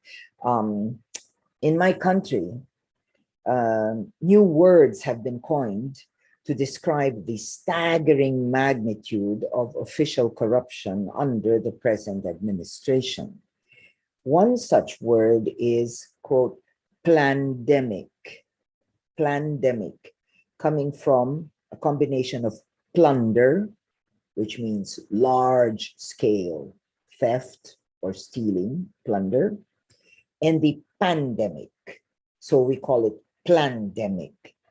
And this refers to the collusion between the government and a favored firm with ties to the administration, up to the top, I believe, up to the president, in securing nearly 12 billion pesos worth of contracts for COVID-related supplies. Okay. All COVID-related. So the term is plandemic. The pandemic symbolizes the collapse not only of official protections aimed at the fair and transparent grant of government contracts, but also the disintegration of democratic institutions, because the highest official of the land defends and protects the officials and the firm engaged in corruption, denying the Senate of the Philippines its constitutional mandate to examine anomalies in aid of legislation. So we have our work cut out for us to build diversity as a means of promoting inclusiveness, to reduce inequality, and to strengthen democratic institutions and rights. Thank you. Thank you very much. Thank you very much, Maris. It's so fantastic what you have explained. You have outlined the various challenges that facing ASEAN and Southeast Asian people. And I think you mentioned one of the things that become very clear in this case, especially with the conflation between the word ASEAN and Southeast Asia. And this tends to be very misleading when we are talking about Southeast Asia by using the single term of ASEAN. But of course, in a little bit disagreement with you, my experience says something different. Of course, for me, ASEAN is one way in which Southeast Asian rediscover Southeast Asia. Mm-hmm. And of course, ASEAN is basically state-centric, representing the elites of its member countries of ASEAN. But I remember in the middle of 2010, when Southeast Asian leader began to prepare for the what's so-called ASEAN Charter. There was an invitation to civil societies organization from all over Southeast Asian countries. And it was also at the very beginning in which civil society began to consolidate themselves and make use of the space created by ASEAN leader to create the space for civil society movement at the regional level. So there's a constructive engagement between civil society and ASEAN. Of course, it would be misleading to deal with ASEAN as the explanatory factor for Southeast Asia, but it can be also useful when we are talking about rediscovering Southeast Asia. So that is anyway quite interesting points that you mentioned. It is very intriguing in which you contrast Southeast Asia and ASEAN, given the fact that most or many social scientists here, especially from international relations and political science, begin to look at more on ASEAN rather than Southeast Asia. Look at Yeah, that's true. Very exactly. true. Look at a more institutional setup of Southeast Asia rather than the people movement in Southeast Asia. So we have here 7 response. Yes. Already. I'm reading them and they're quite long. How many minutes do we have for the We open have forum? 30 minutes, so you have enough time. So I think you can directly click answer live, and then you can Thank you. directly respond to the questions. Thank you so much, Dr. Mohadi. And I respect your opinion that we both see things quite differently. There is a question from Dr. Munira Alatas. So the question has to do with how COVID-19 has exposed how unhealthy and oblivious we humans are with our bodies. So Malaysia, for example, has the highest deaths per million despite vaccination rates. Do you think this pandemic will redirect the discourse on SDGs? And so far, I do not see this narrative emerging at all. Good question. I hope it does. Okay, I really cannot tell how our governments will act, but I hope it does in a more, how do you say, in a more fundamental way, that is in addressing the needs of the most vulnerable sectors of our society. The Sustainable Development Goals are really intended towards that direction. From my understanding of the literature, the whole purpose of this was to really to create a more equitable, a more just, a more peaceful society, and certainly with the necessities of the social services that we require, ranging from education to infrastructure and so on. And I'm hoping that it will call for that. At the moment, I think what is happening is that our focus is just still on the pandemic because the number is rising. You know, in the countries in the region, it goes up and down.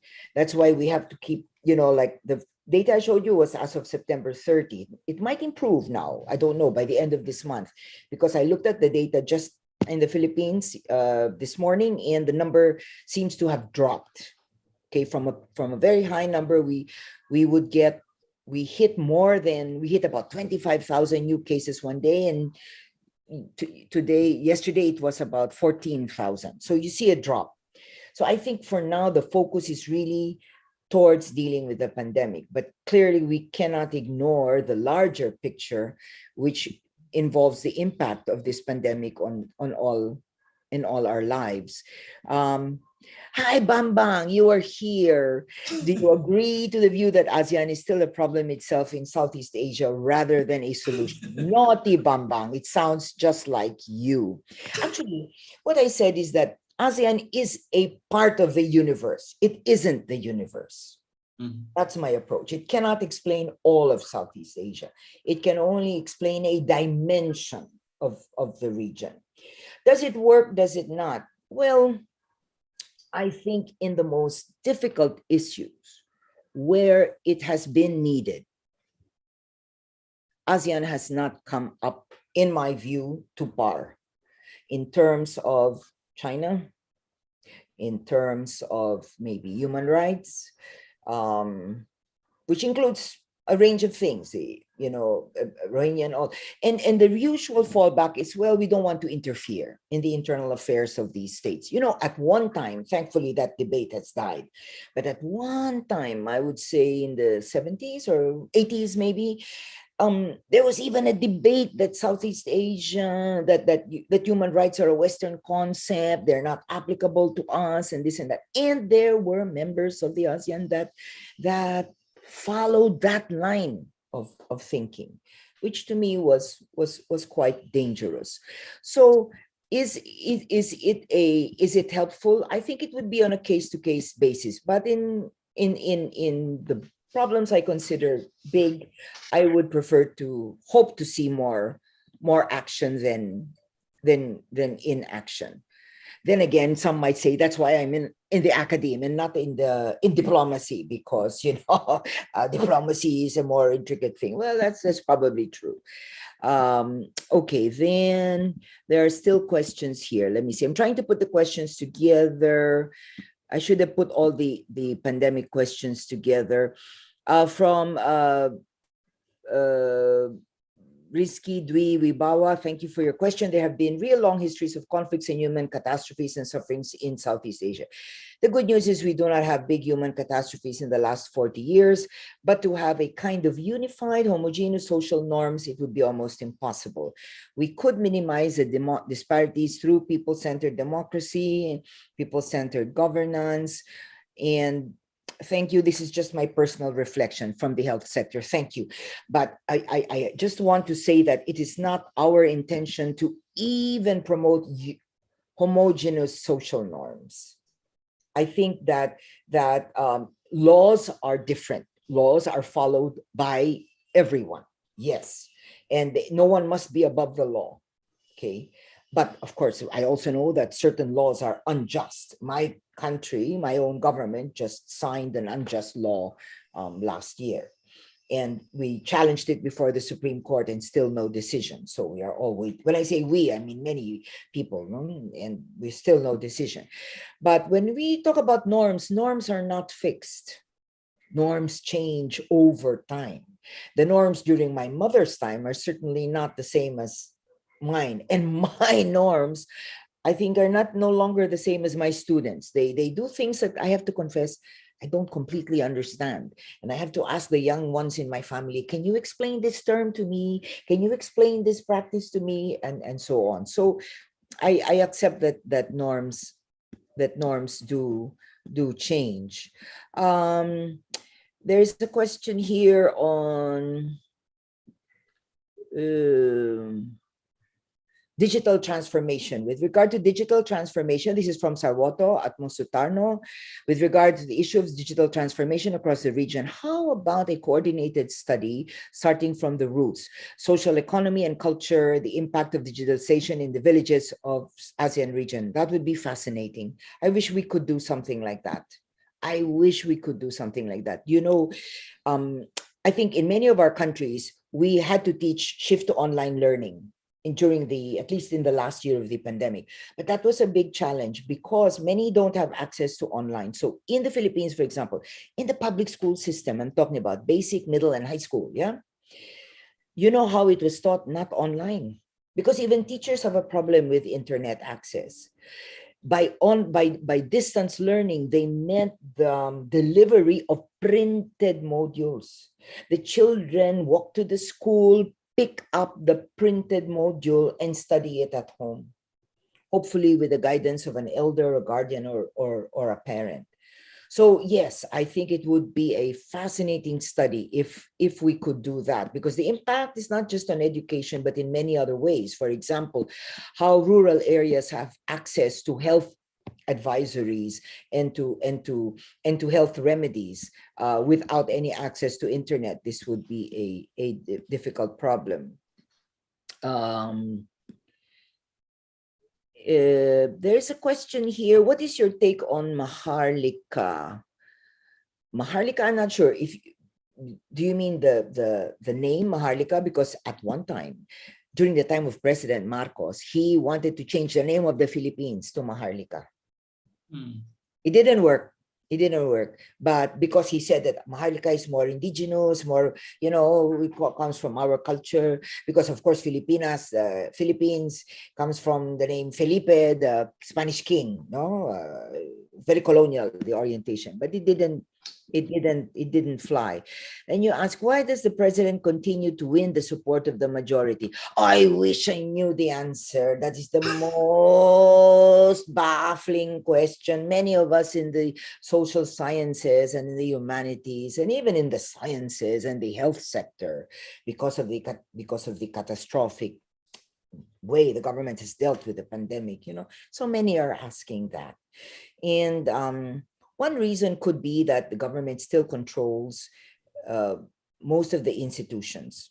All right.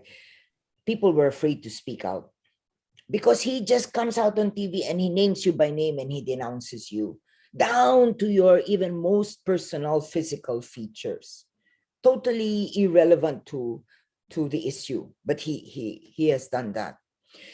And he has a whole army of trolls that dominate social media. If you put something in your Facebook and that is negative, then you can expect an army of trolls to hit you, and all of that. But I noticed something.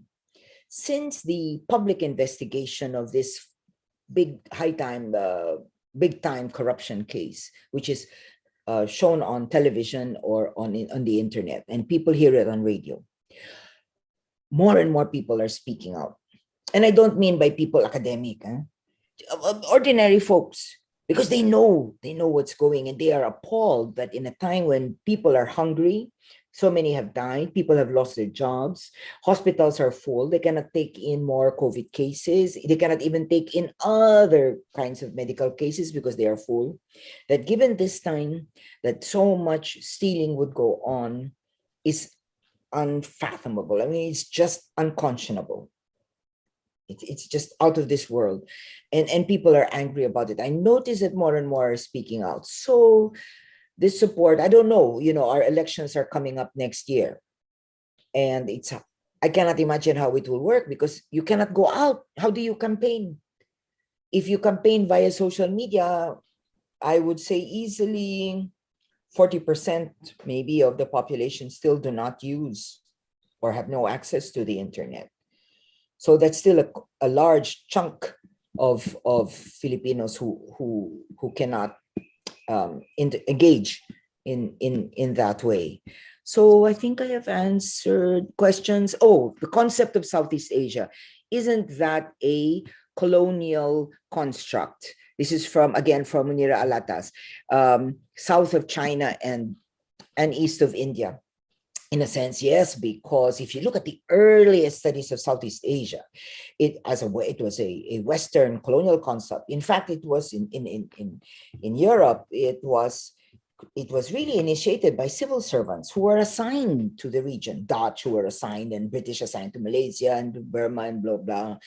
And so the origin of the study was, you look at the earliest studies were looked at us as a product of two major civilizations, China and India. But of course, that's no longer the case, thankfully, in Southeast Asian studies today. But I can still live with Southeast Asia. What I don't like are terms that I learned when I was in college here at the University of the Philippines. We were required to read books like The History of the Far East. And my professor would always use the term Far East and all. And when you think about it, how can the East be far to us? We are the East. We live in the East. And that's why earlier in my talk, I said, let's be more self-conscious about the terms that we use, because sometimes we adopt them. That I cannot accept. Near Far East, Near East. There's always a point of reference, near to home, far from home. Okay, so Southeast Asia, you can still kind of argue it. Look at the map and look at Asia, and you will see we are towards the south and the eastern part of the Asian region as a whole. I can kind of still justify that, but things like Far East, Near East, and Middle East, those things are from a given perspective. So I think those are the questions. I'm sorry if I answered them too quickly, but I think I have addressed here. Is it possible, another question, is it possible that the inability of ASEAN in addressing problems has happened due to the dominant security perspective that creates a sense of fear of conflict, hence creating the generalization and ignoring the diversity? I think it is better to enhance a more peaceful perspective where instead of avoiding conflict, ASEAN can become the reservoir of conflict resolution strategies.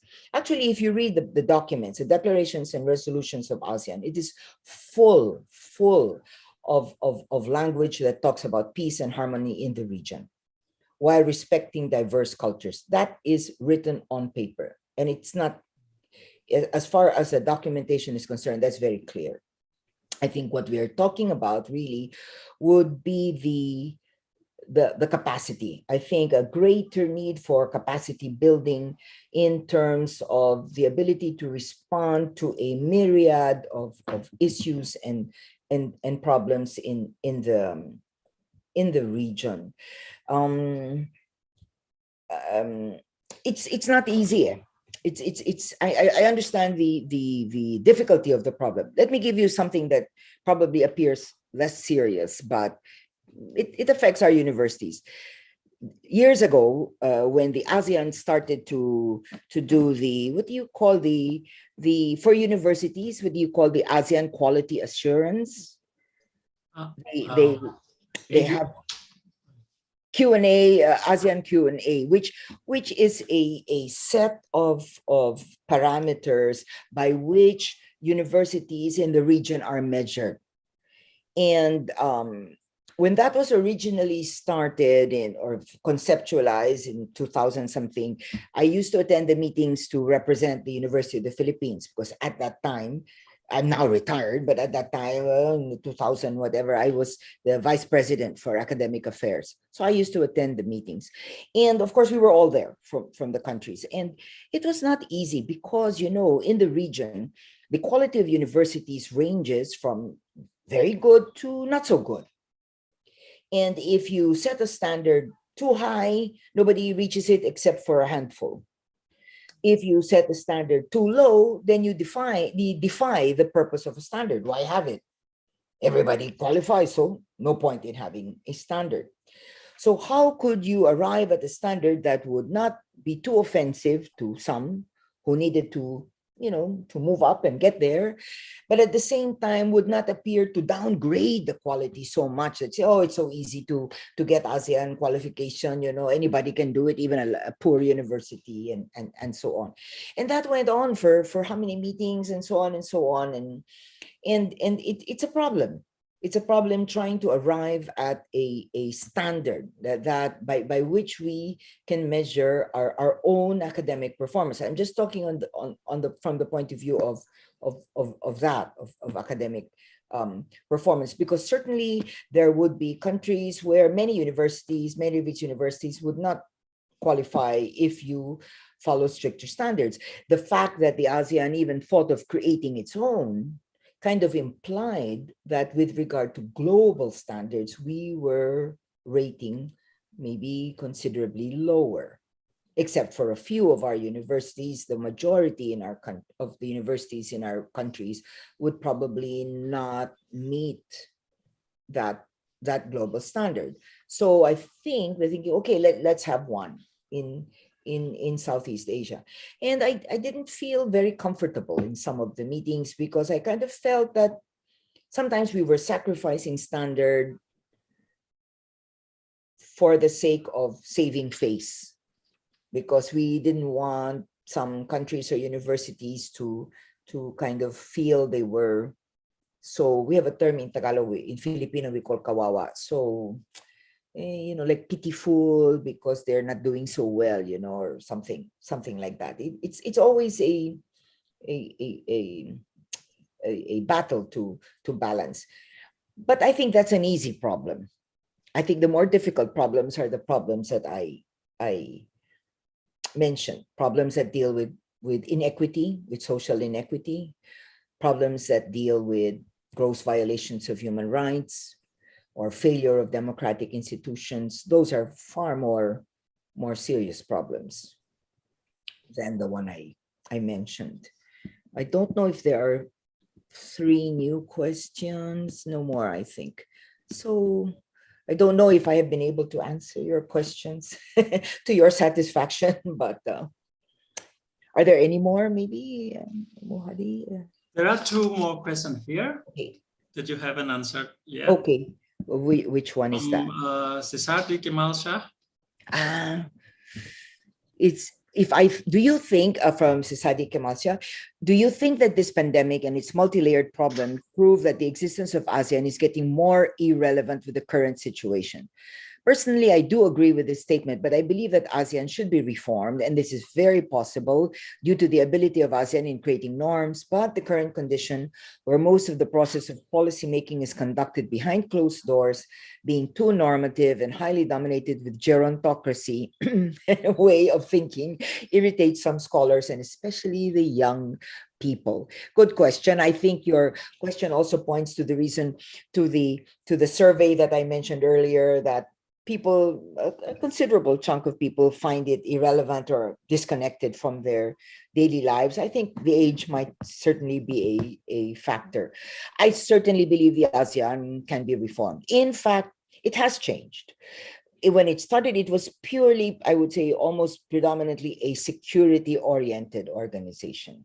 No, it was actually founded upon the push of the United States, Southeast Asian Treaty Organization. It was supposed to be the 5 so-called democratic countries versus, communist countries of Vietnam, Laos, Indonesia, Cambodia. That was not Indonesia, sorry, Vietnam, Laos, and Cambodia. That was the original orientation. And it, thankfully, it no longer is.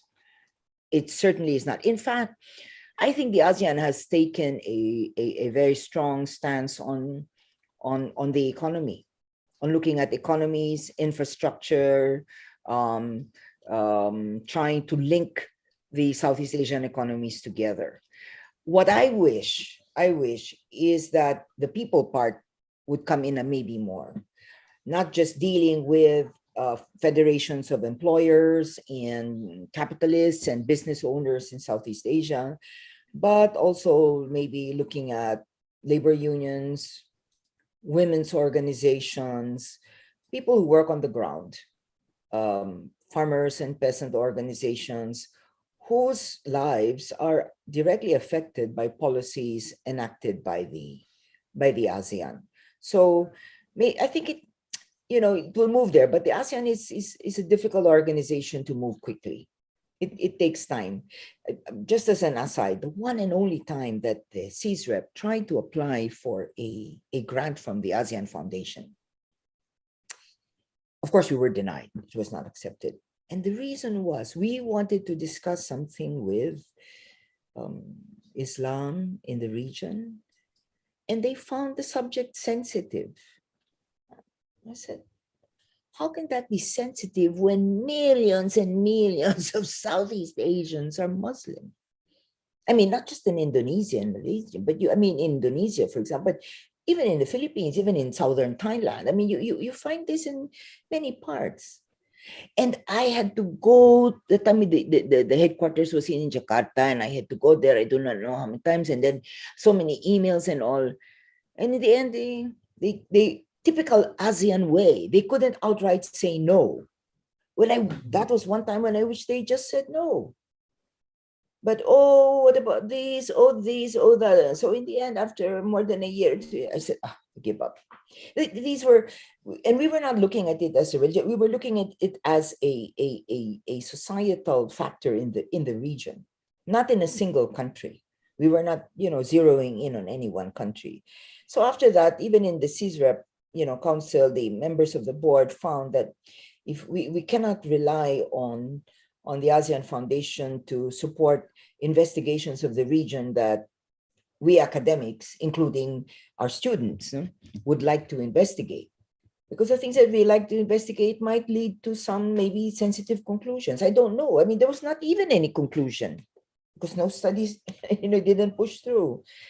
But it was frustrating. So I can understand of course, that's just from one experience. Maybe if we were a cosmetics association or society of engineers, we might be more successful.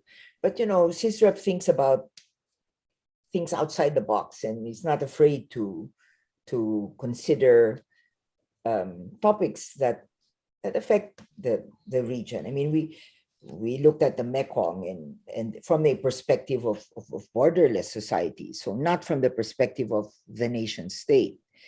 And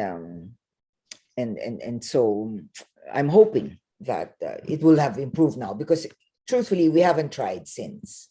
So much bureaucracy, so much paperwork as well, and documentation, and we filled up every single thing, and back and forth, and in the end, nothing. Okay, so I think I've handled it. Yeah. I mean, I've answered the questions. I don't know if I've done it well, but thank you. I've answered your questions. Thank you. Okay, thank you very much. We still have around 7 to 10 minutes. Anyone would like to make use of this opportunity to raise questions? I have a question. My turn to ask, since you're okay. I'm just curious because we are doing a study on mapping Southeast Asian centers in the region. Mhm. And in our study, Indonesia really stood out because you have a large jump in the number of ASEAN study centers in recent years. I think just in the past decade. Yeah. Recent jump. Now, are these centers directly funded by the government or through the university? How does it work? So because I'm how do you say, I'm being transparent because we're doing such a study. So maybe Hermin can explain. I don't know. I'm the one now asking.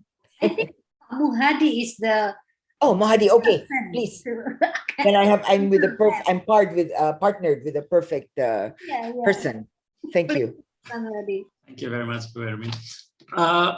This is not directly funded by the government. It was a kind of cooperation between the Ministry of Foreign Affairs and the universities. I see. And, my experience in the case of Gajah Mada, Universitas Gajah Mada clearly showed that this is not the case that the government funded this study center, ASEAN Study Center, but instead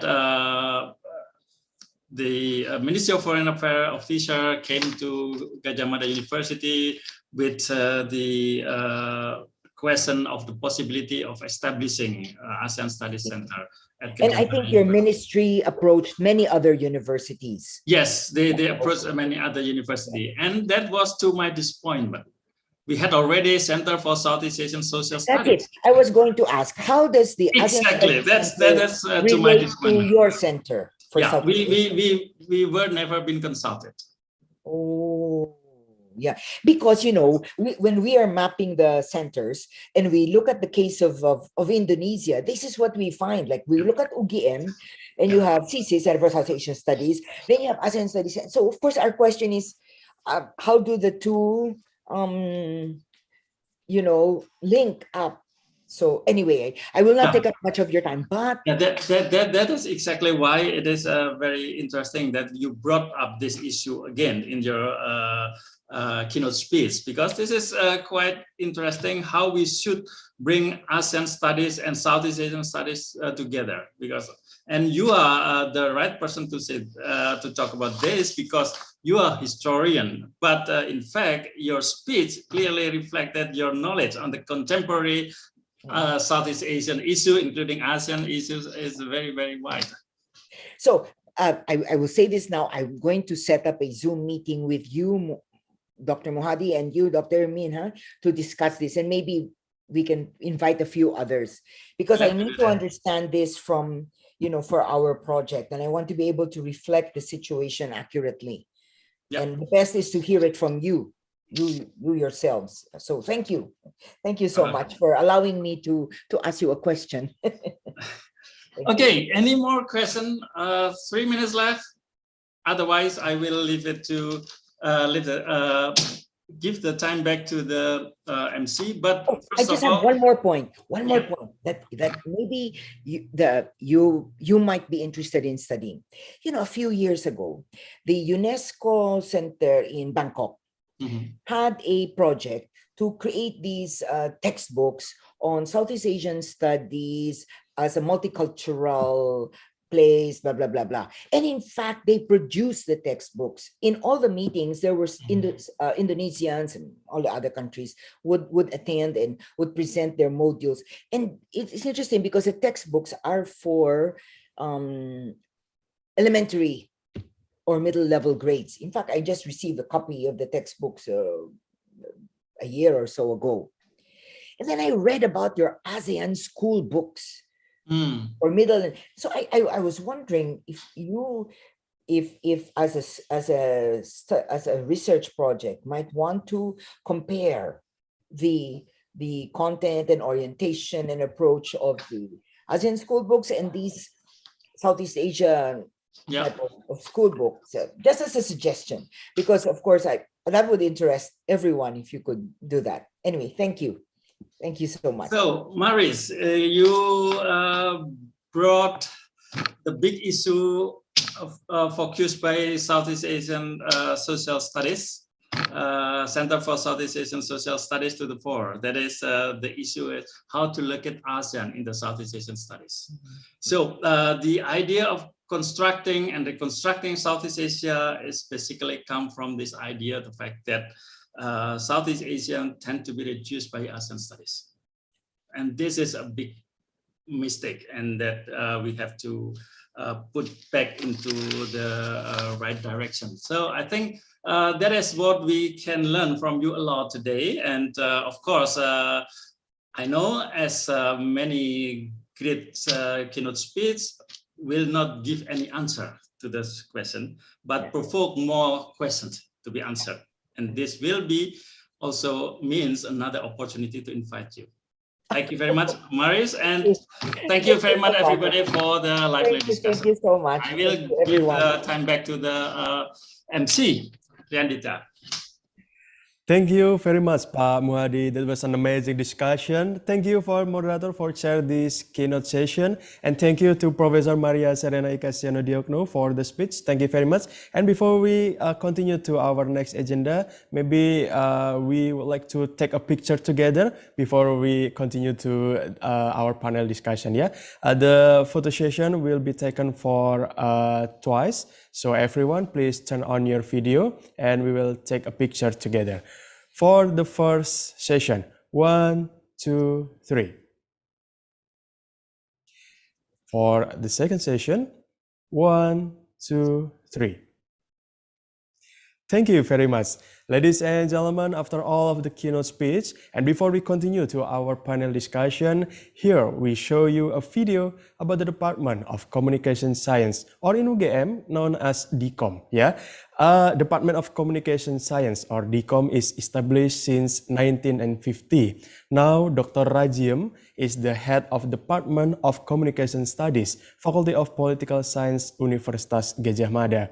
Currently, DCOM is the most equipped department in Visipol UGM, managing the undergraduate program, postgraduate program in magister degree since 2008, international undergraduate program or IUP since 2019, and postgraduate program in doctoral degree since 2020. Currently, DCOM has set great attention to the development and advancement in communication and digital media. This concern has stimulated DCOM to elaborate the learning curriculum and research that related to the phenomenon. And here we show you a video about DCOM.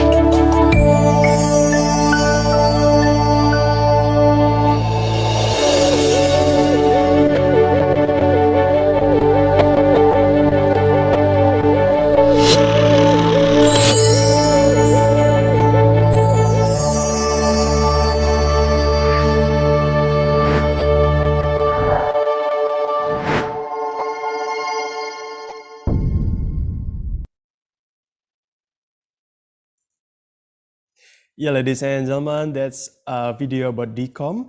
And next, ladies and gentlemen, for your information, TCS UGM will have upcoming schedule next week.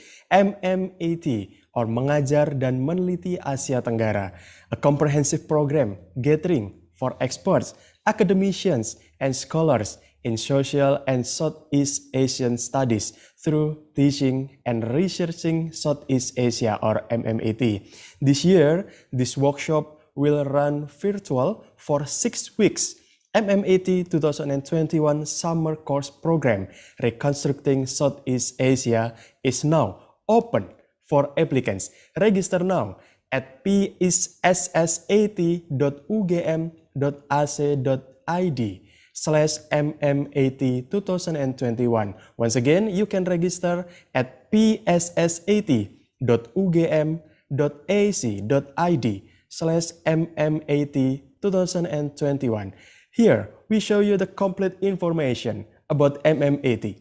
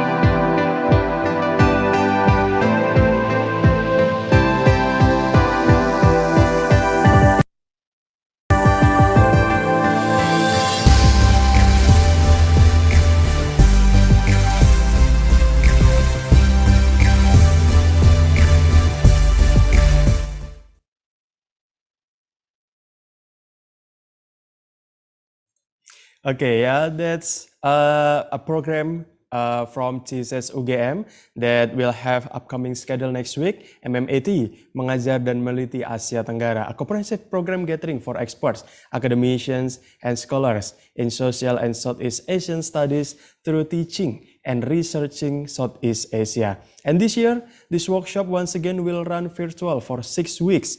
MMAT 2021 Summer Course Program Reconstructing Southeast Asia is now open for applicants. Once again, register now at pssat.ugm.ac.id/MMAT 2021. Once again, you can register MMAT at pssat.ugm.ac.id/MMAT 2021. Yeah, thank you very much, ladies and gentlemen.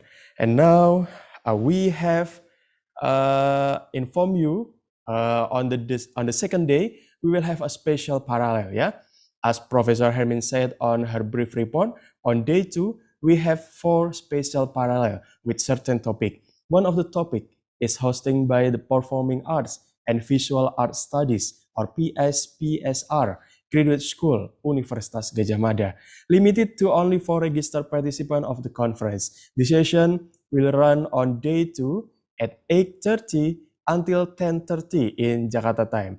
The session will discuss an introduction to identity in Indonesia and Malaysia, minor history on personal documentary is about the age of remembrance in 2021. And Q&A session, of course, about the documentary. In the third session, we will send you a registration link for the special parallel session.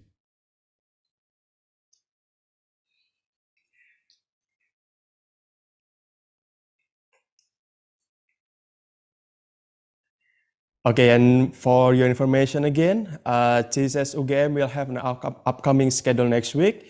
It's about MMAT. So it's like a comprehensive program gathering for experts, academicians, and scholars in social and Southeast Asian studies through teaching and researching Southeast Asia.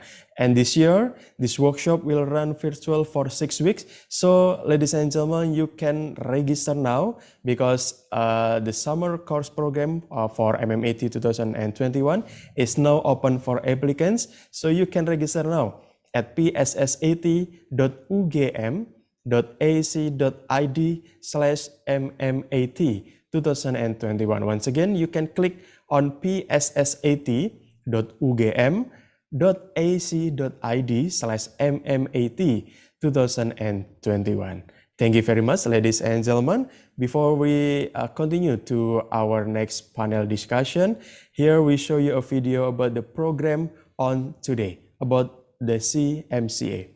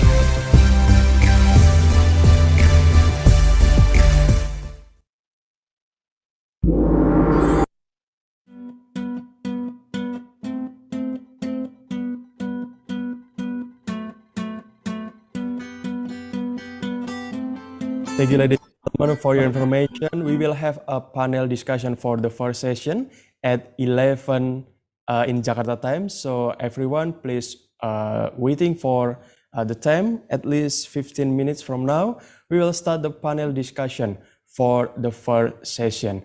And now you can enjoy your snack or tea for about 15 minutes until 11 o'clock in Jakarta time to start the session 1. Thank you very much for your attention.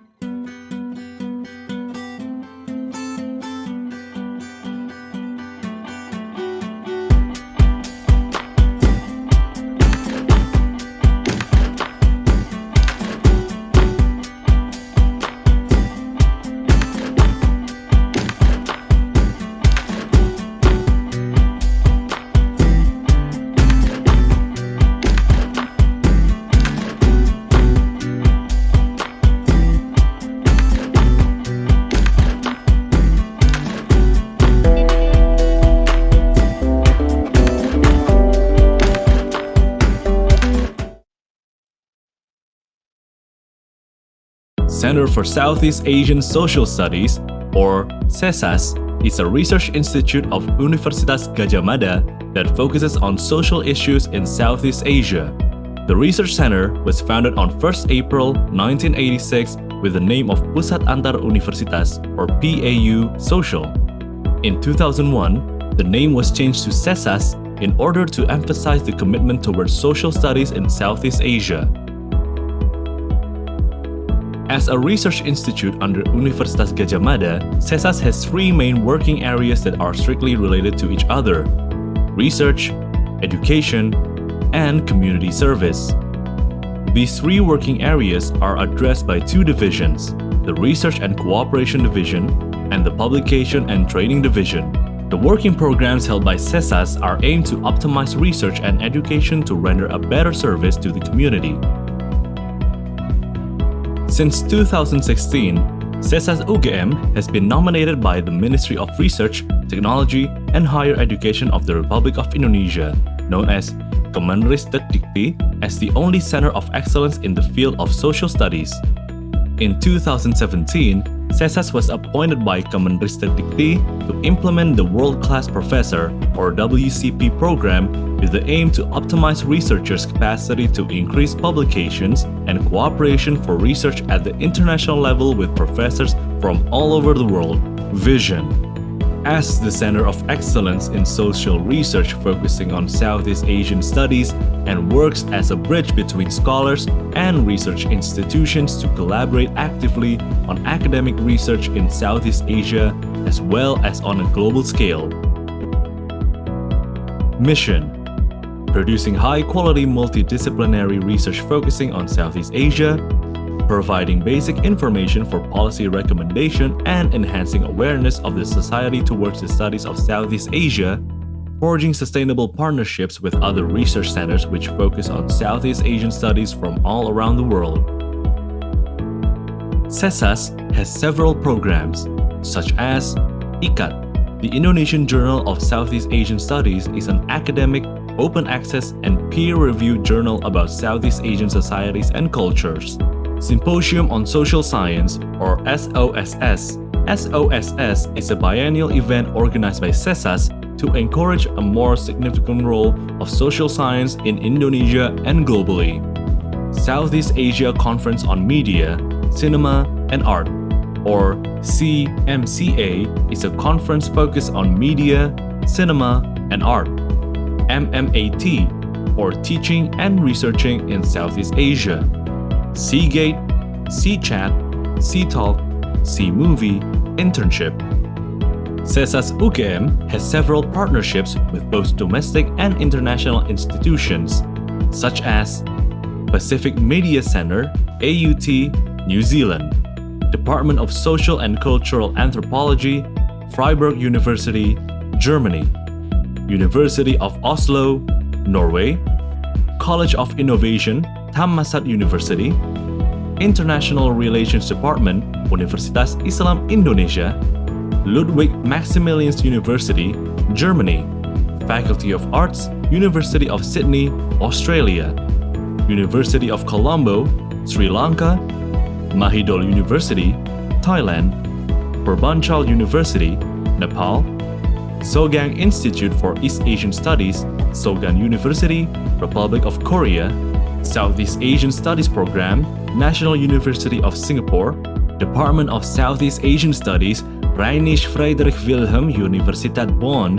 Germany, Faculty of Liberal Arts, Thammasat University, Thailand, the American Institute for Indonesian Studies, or IFIS, TDMRC, Universitas Syah Kuala, Aceh, COREM, Universitas Diponegoro, Semarang, the Friedrich Ebert Stiftung, or FES, Indonesia, Language Institute, Nakhon Pathom Ratchaphat University, Thailand, International Indonesian Forum for Asian Studies, or IIFAS, Mission of Japan to ASEAN, 1 Billion Rising Indonesia.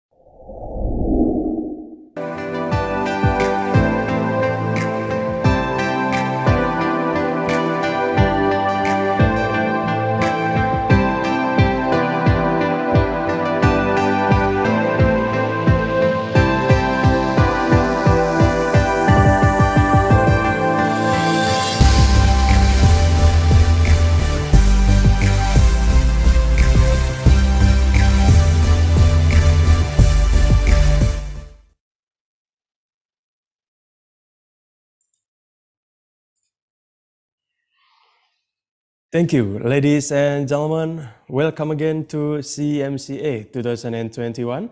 After we listened to keynote speech from Professor Maria Diogno, now we are continue with plenary discussion.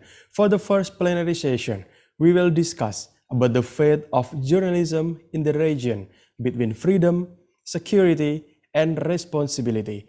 In the session, we will have three speakers who will share their experience and knowledge with us. The first speaker is Mbak Gilang Desti Parahita, MA, from Universitas Gadjah Mada. The second speaker, we have Mbak Evi Mariani Sofian as a senior journalist.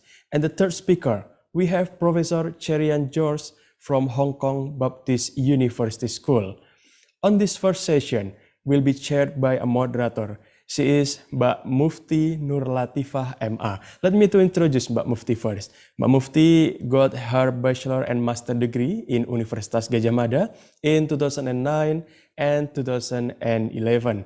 She is currently still studying at the University of Indonesia with a study on media law. So, Mbak Mufti, the time is yours to chair this first plenary session. Okay, thank you.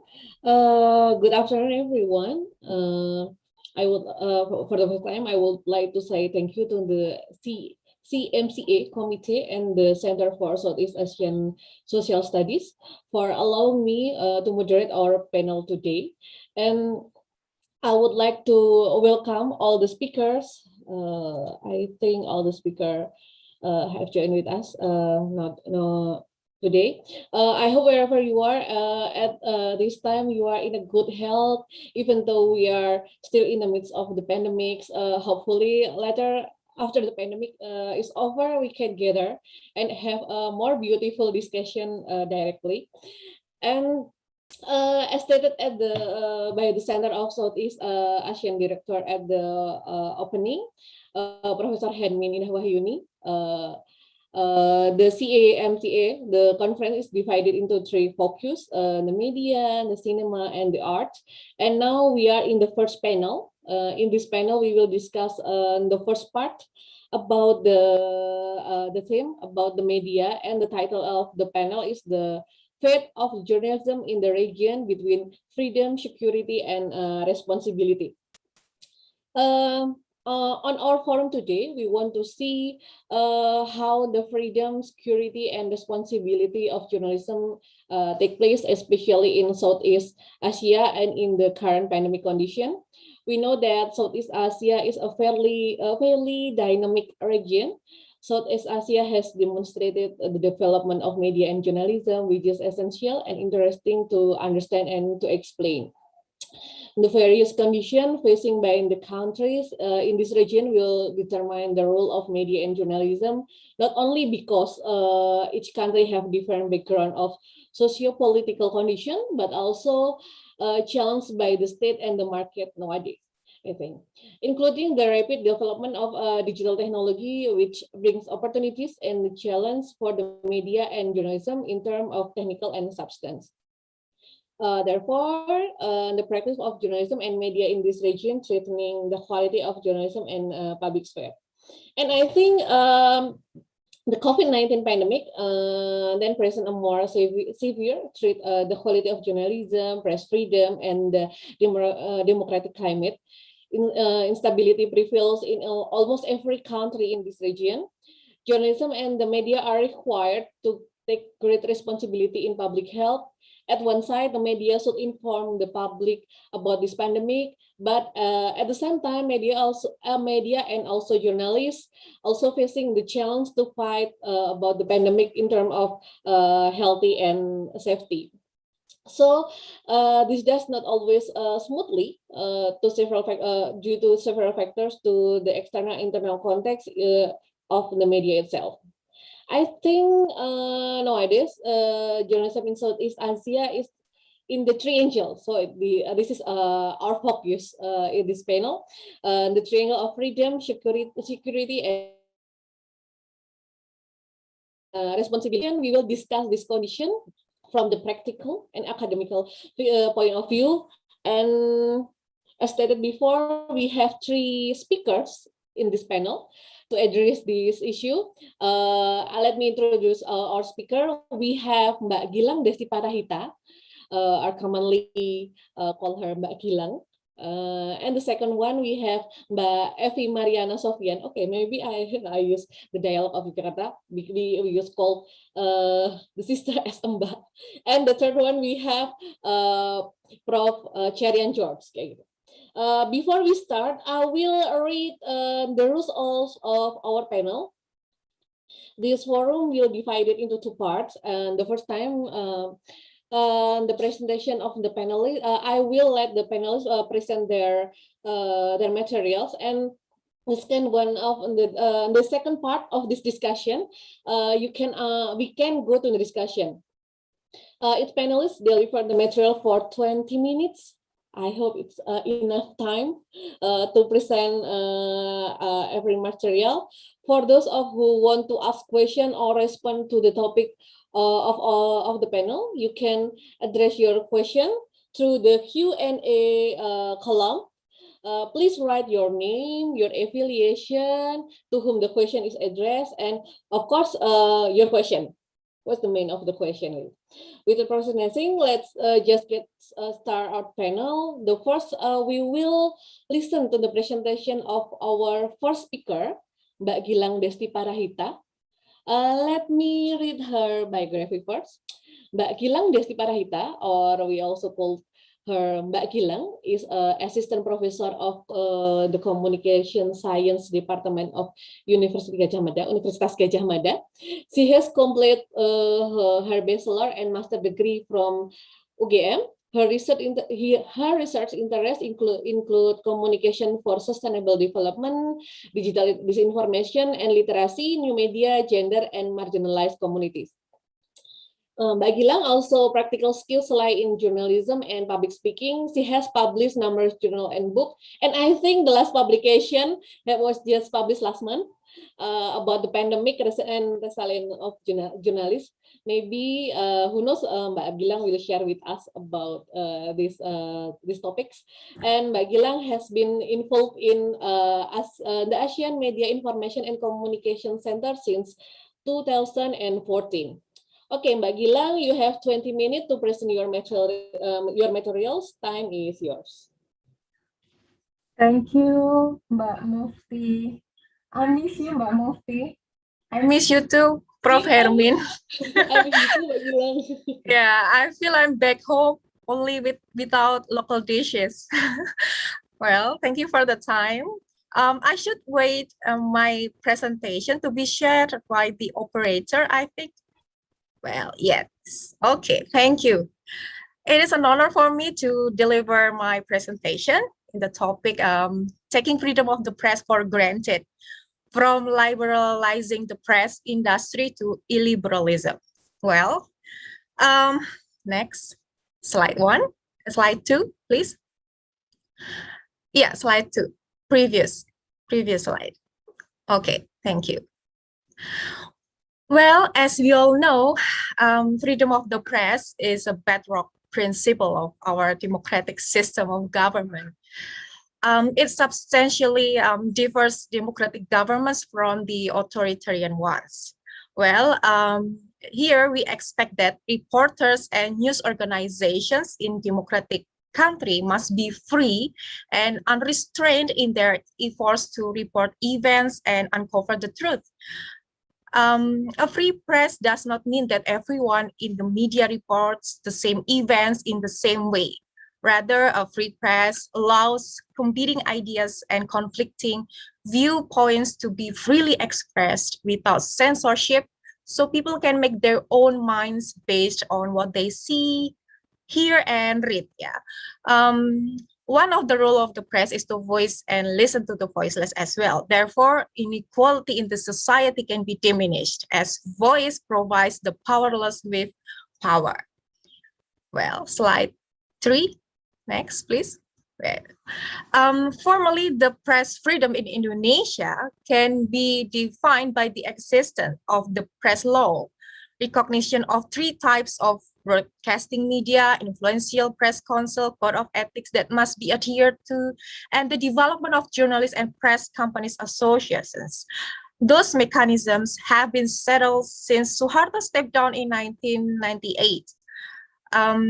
Actually, the wave of democratization and freedom have been significantly happened at the time, and it has been followed by huge changing in government system, from authoritarian to democratic and open system. One of the most significant changes for such is liberal democracy, which highlights freedom of expression. Of course, in Indonesia, now people could speak and express freer than before, and mass organization and political groups can be easily established. Freedom of expression is one of fundamental freedoms which in Indonesia historical context has been recognized actually in the first enactment of Constitution in 1945. But the question is, what kind of freedom and how far is freedom of the press practiced, protected?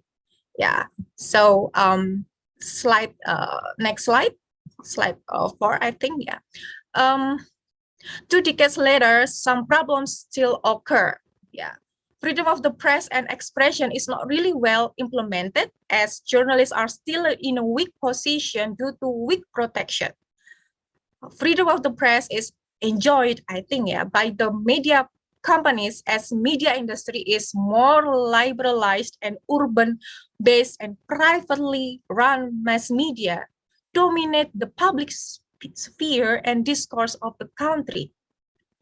We also see that investments in digital technology and infrastructure has increased the number of internet users, but digital literacy among the users remain low. Conglomeration of media ownerships turn to oligarch, as some media owners affiliate with political parties. Digitalization of public frequency does not mean new investors or players can compete with existing media conglomerates. In the same time, public broadcasting is not fully empowered. And until this day, the number of media startups continue to increase despite there is no truly profitable business model. And I think Project Multatuli of Mbak Evi Meriani Sofyan is one of many digital startups, media startups developed in Indonesia. Next, slide 5. Well, although there are some formal mechanisms to support freedom of the press, a number of other weaknesses still persist in the regulations and real practices.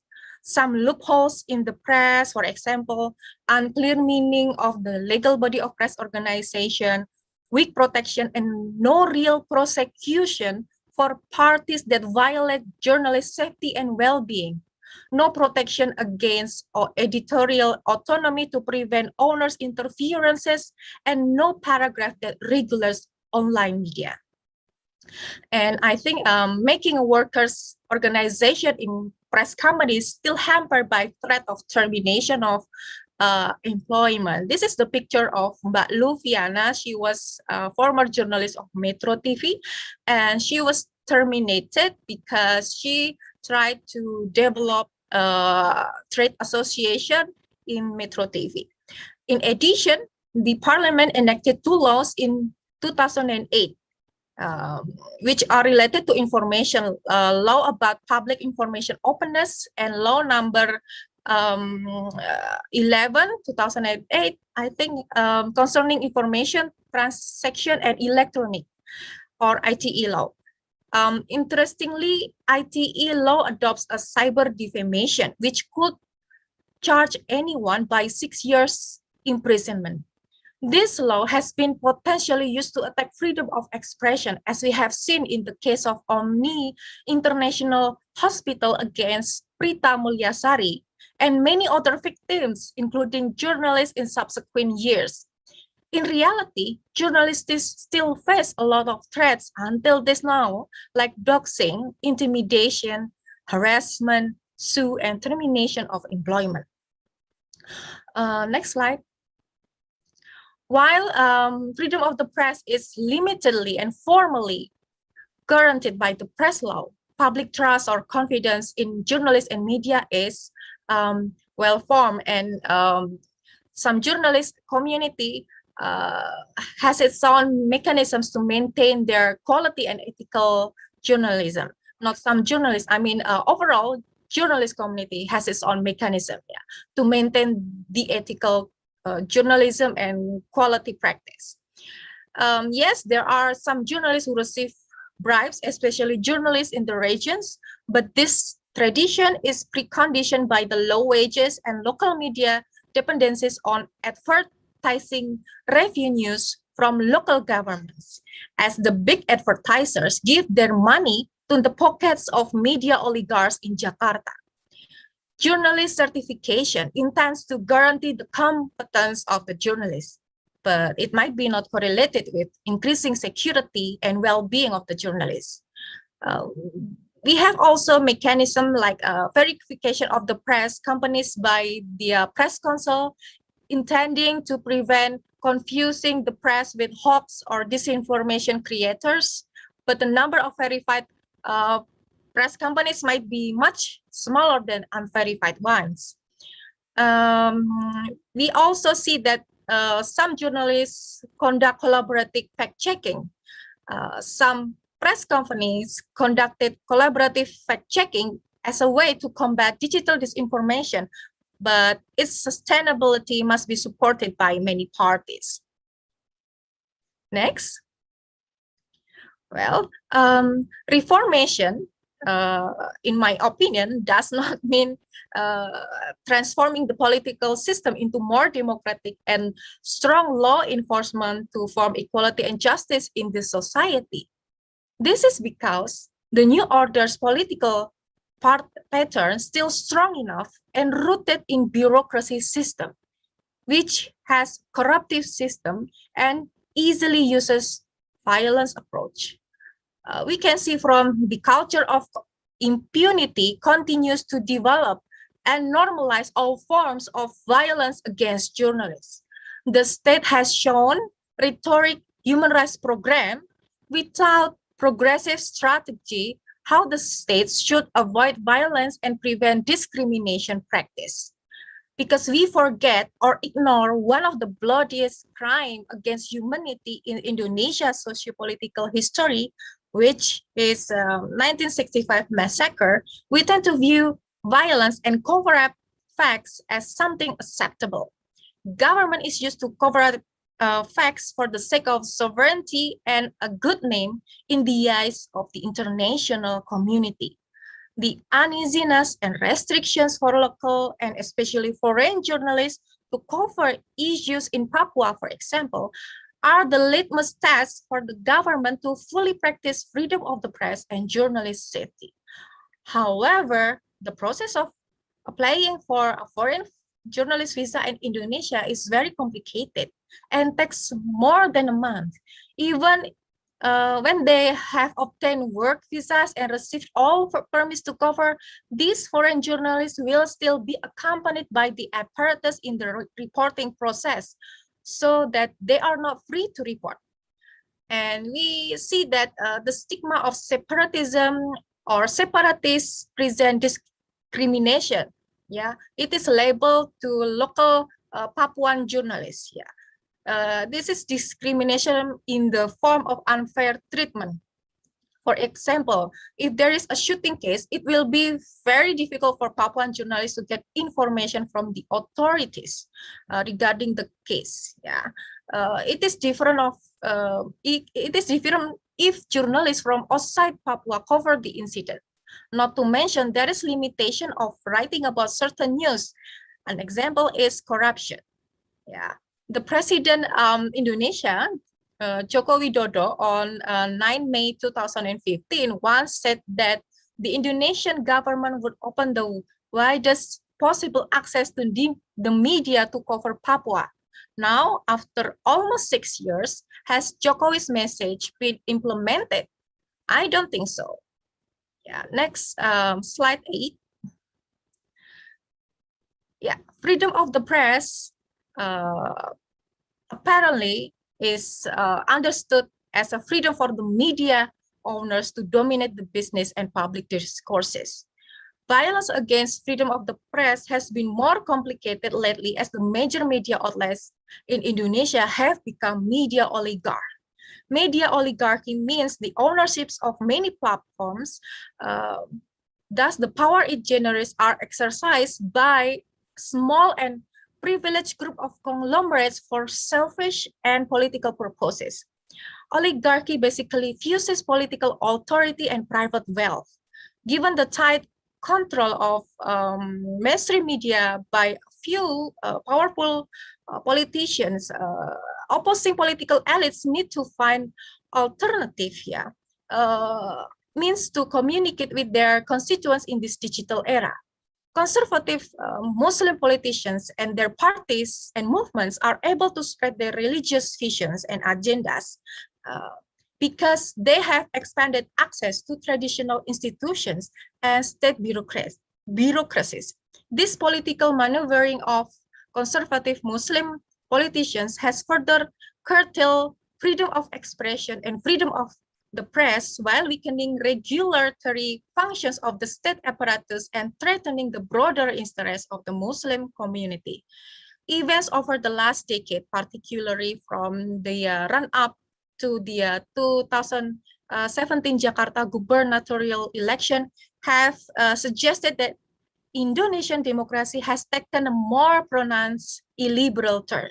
In that election, a politically salient and exclusivist brand of Islam was evident with the mobilization of hundreds of thousands strong crowds to assert that only a Muslim could be a governor.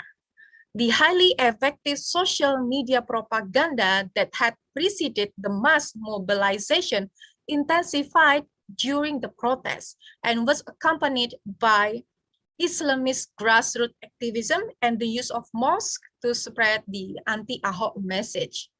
The use of political disinformation and social media to spread it is becoming a commonplace. Jokowi's administration pursued a criminalization strategy against populists that violated established legal norms and launched vaguely targeted but patronage-oriented accommodation policies. As a result, the government's attempt to protect the democratic status quo from populist attacks turned into a threat to democracy itself. Mitzner calls this as fighting illiberalism with illiberalism. And the legalization of omnibus law in the pandemic 2020 shows that illiberalism of Jokowi administration is proven. So, what is the impact of this illiberal politics and the consolidation of democracy on press freedom? Next. Yeah, I think this the strengthening of illiberalism has jeopardized freedom of the press. In 2014 elections, Jokowi's rise was not through strategic oligarchical alliances and cozying up to media owners. Rather, it was through unique styles of campaigning and governing carried forward by hundreds of thousands of ordinary Indonesians who participate in making him a media phenomenon. But in 2019, Jokowi was backed up by media oligarchs to secure his populist image. His opponent, Prabowo, sympathized with journalists working for Indonesian oligarch-owned mainstream media for low salaries. Yeah. Paradoxically, some of his royal Islamic supporters threatened most of these journalists relentlessly. Yeah. Prabowo is the opponent presidential candidate of Jokowi. There are many attacks that journalists receive from Prabowo's followers while reporting offline events or through social media platforms during 2017 and until 2019. It is not unusual for journalists and editorial persons and its social media accounts to receive comments and accusations as kadrun, stigma for Prabowo followers, or cebong, stigma for Jokowi followers from the users when the news criticizing politicians or established government. Next. COVID-19 pandemic has become a real test for the government and media oligarchs or elites to increasingly support freedom of the press and journalist safety or oppressing them. Generally, the picture is bleak. More regulations restrict freedom of the press.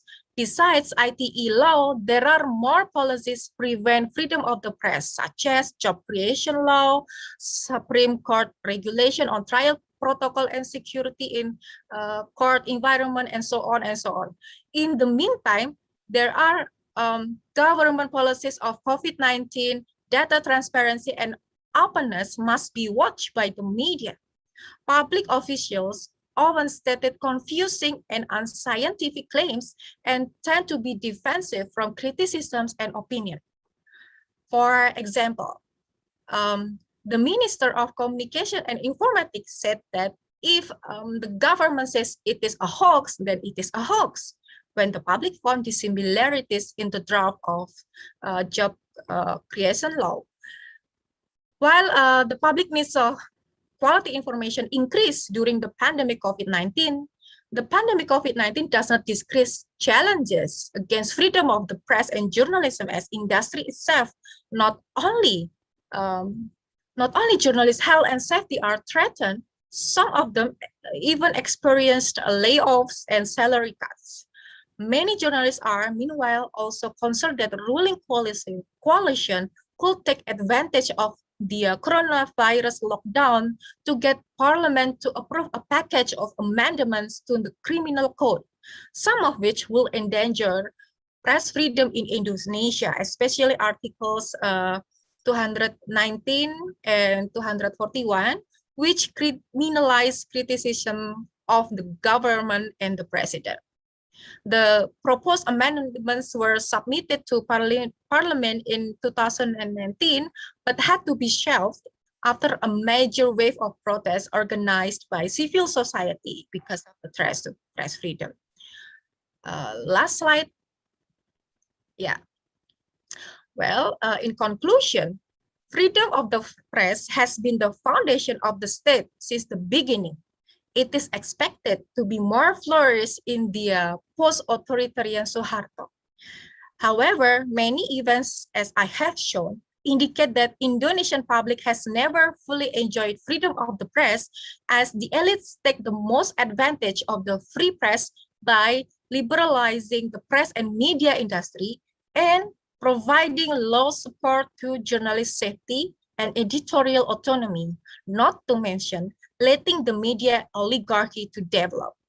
Instead of putting illiberalism as a perspective to analyze the development of Indonesian politics and democracy, I think we should put freedom of the press and safety and the journalists, safety of the journalists in the center of political analysis. To these days, Indonesia's democracy might be maintained because of the continuing formal and politicians' gimmick support for freedom of the press. But the state of freedom of the press might importantly define the substantial democracy. What I want to say is that with formally limited support for press freedom, illiberalism does not fall into authoritarianism. To stop illiberalism, the state and political actors must protect comprehensively and seriously freedom of the press and journalist safety. This is the end of my presentation. I'm looking forward to discuss my idea with you all. Thank you, Mbak Mufti. Okay, thank you, Mbak Gilang, for your presentation. I think I get your point. Indonesia facing the transformation from authoritarian to democratic, and I think we still so many things that Indonesia still have a lot of homework because freedom of the press not really implemented. We saw liberalization, media conglomeration, and the other side, media and journalists. I think we still saw the pressure, like you said before, ITE, omnibus law, and etc. Facing Indonesian journalists.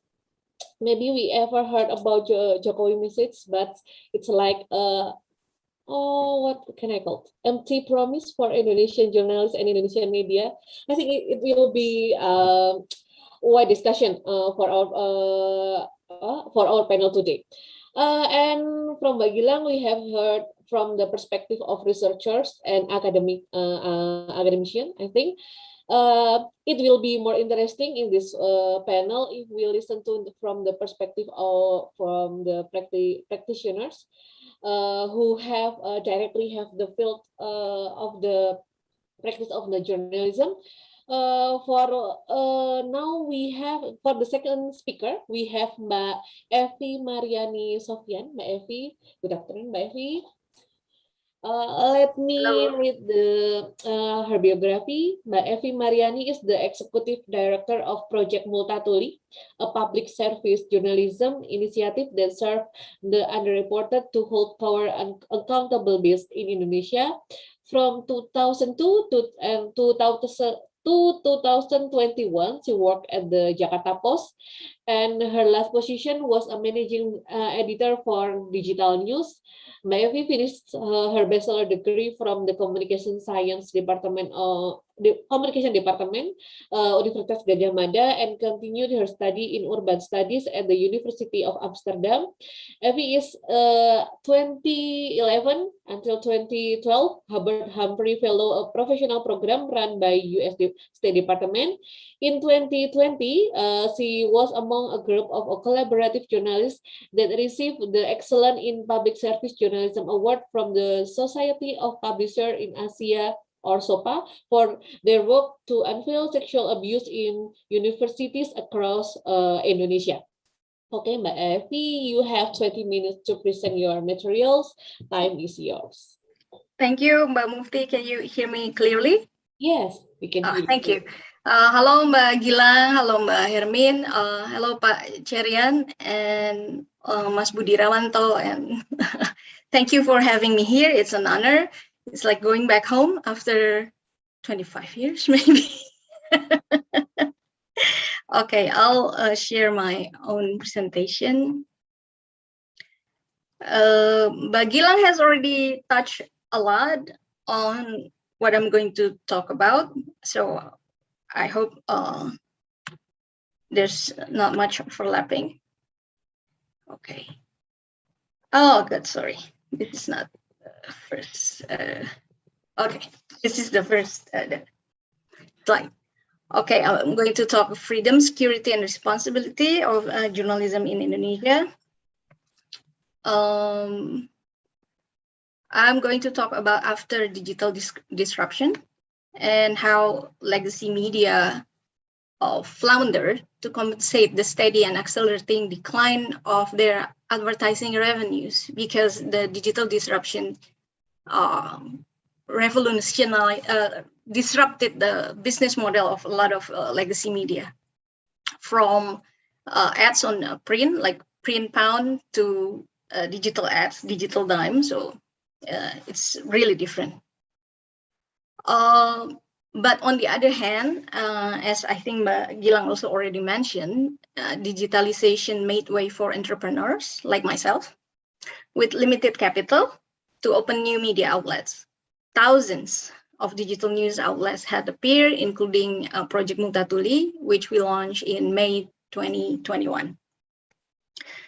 So the democratization, the digital disruption promise, however, came with the baggage. Like I mentioned, digital dime from digital ads, forcing these outlets to turn into market-driven newsrooms and leaving the public behind as the consequence.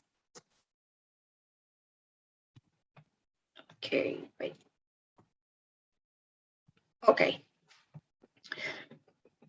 As also Mbak Gilang already mentioned about the oligarchs, the 1%, like from thousands, there are like, maybe I'll call it 1%. The 1% in the media industry dominated the agenda in the newsrooms. Less than 10 politically wired tycoons, and I think all of them are pro-government, control large media groups. So they decide what is news or not, what is objective or not, what is good for the public or not, and what is misinformation or not. They also control what media organizations should look like.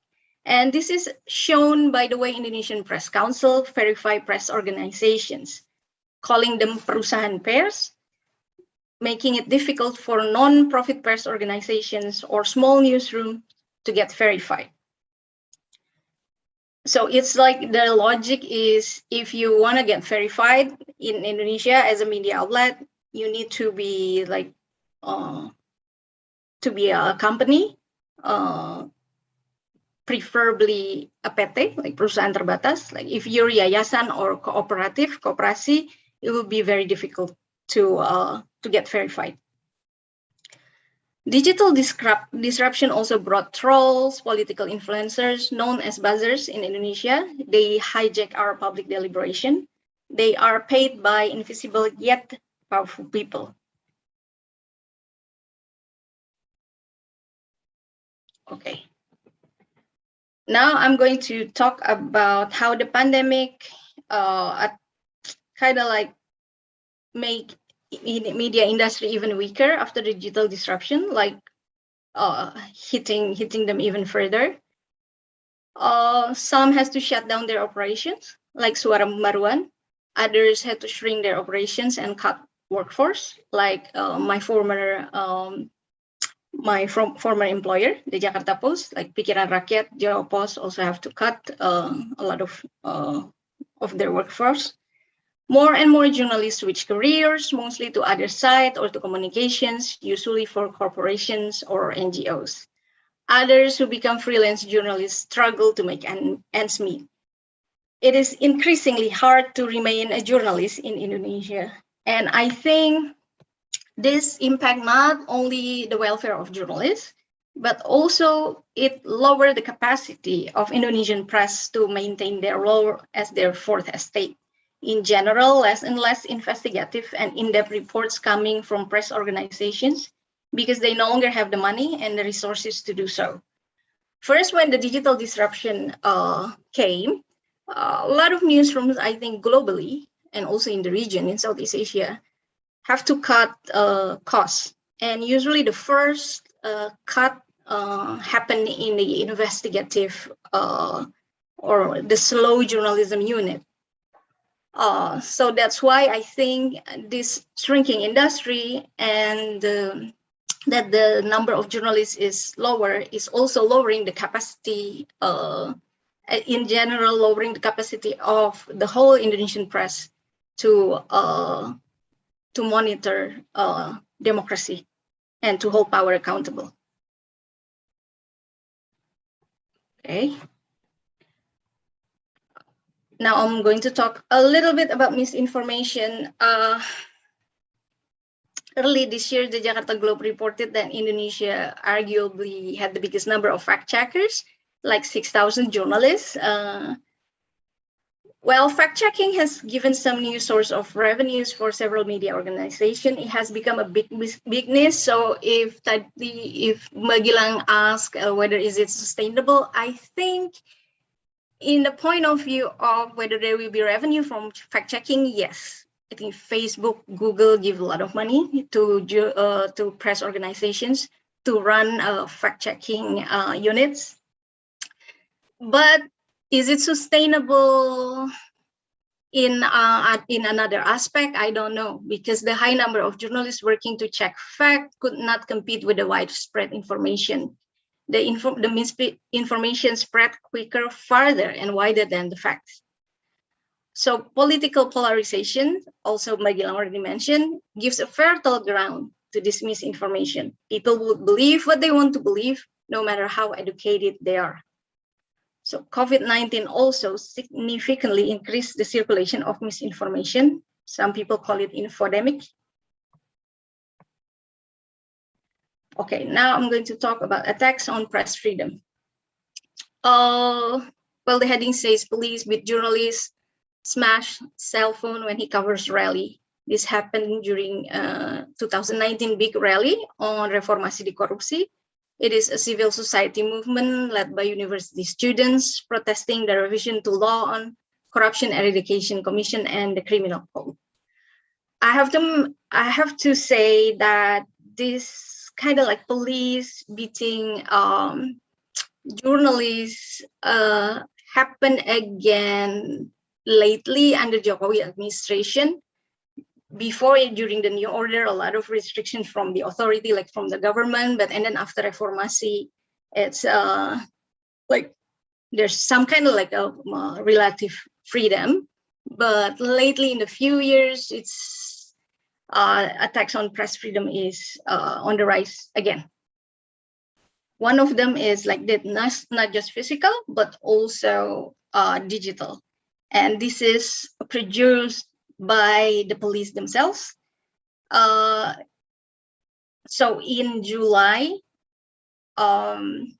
Kompas Daily, a very respectable newspaper in Indonesia,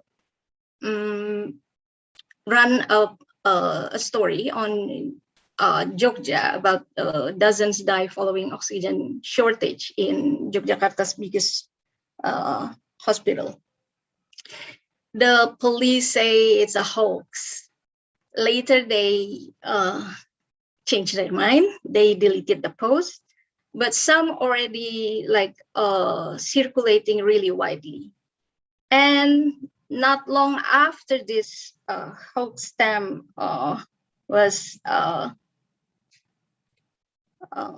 given on a very respectable media reporting facts, some other invisible power, not the police, maybe, invisible power circulate materials in a similar way. So basically what they say, and this is like really widespread in WhatsApp groups, this is Alisa Wahid tweeting about commenting about the widespread of these similar posters, which basically say, stop sharing COVID-19 news because it will lower your immunity. So you should maintain calmness, peace, so your immunity is not compromised by this news. At the same time, hospitals in Java and Bali were bursting at the seams, and people died at home without getting proper treatment.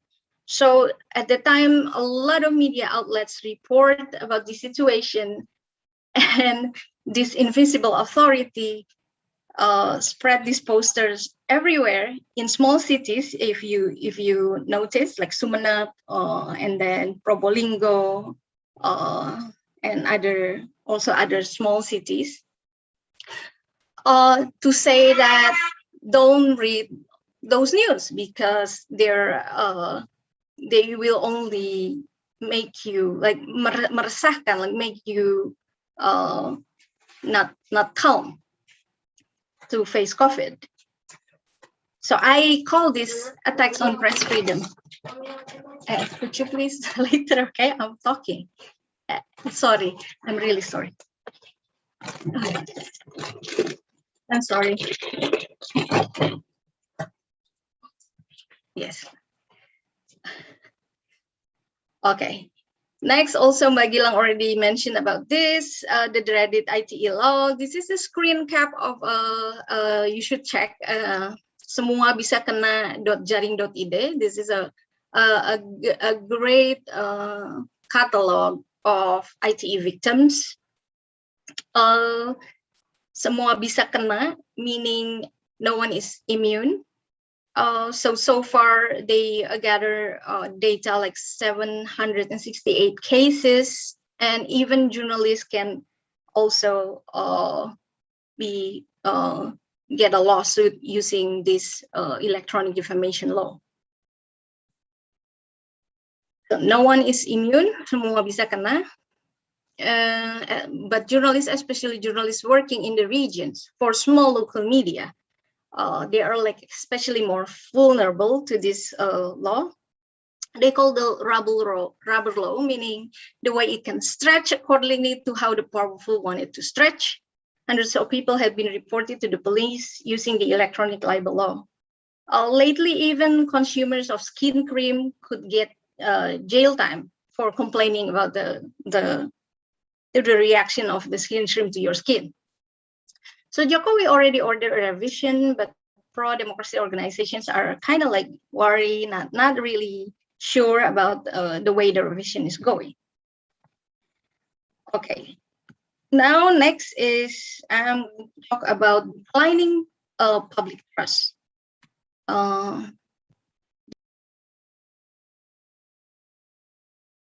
Sorry, I call this Nilu Gate. Nilu is, I don't know the English word for Nilu. Maybe someone can help. So basically, what this FIFA News is an online media, a digital native media.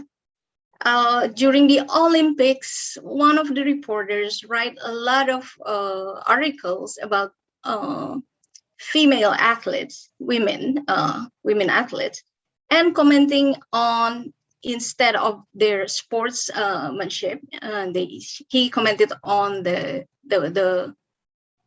bodies, and a lot of people are being outraged about this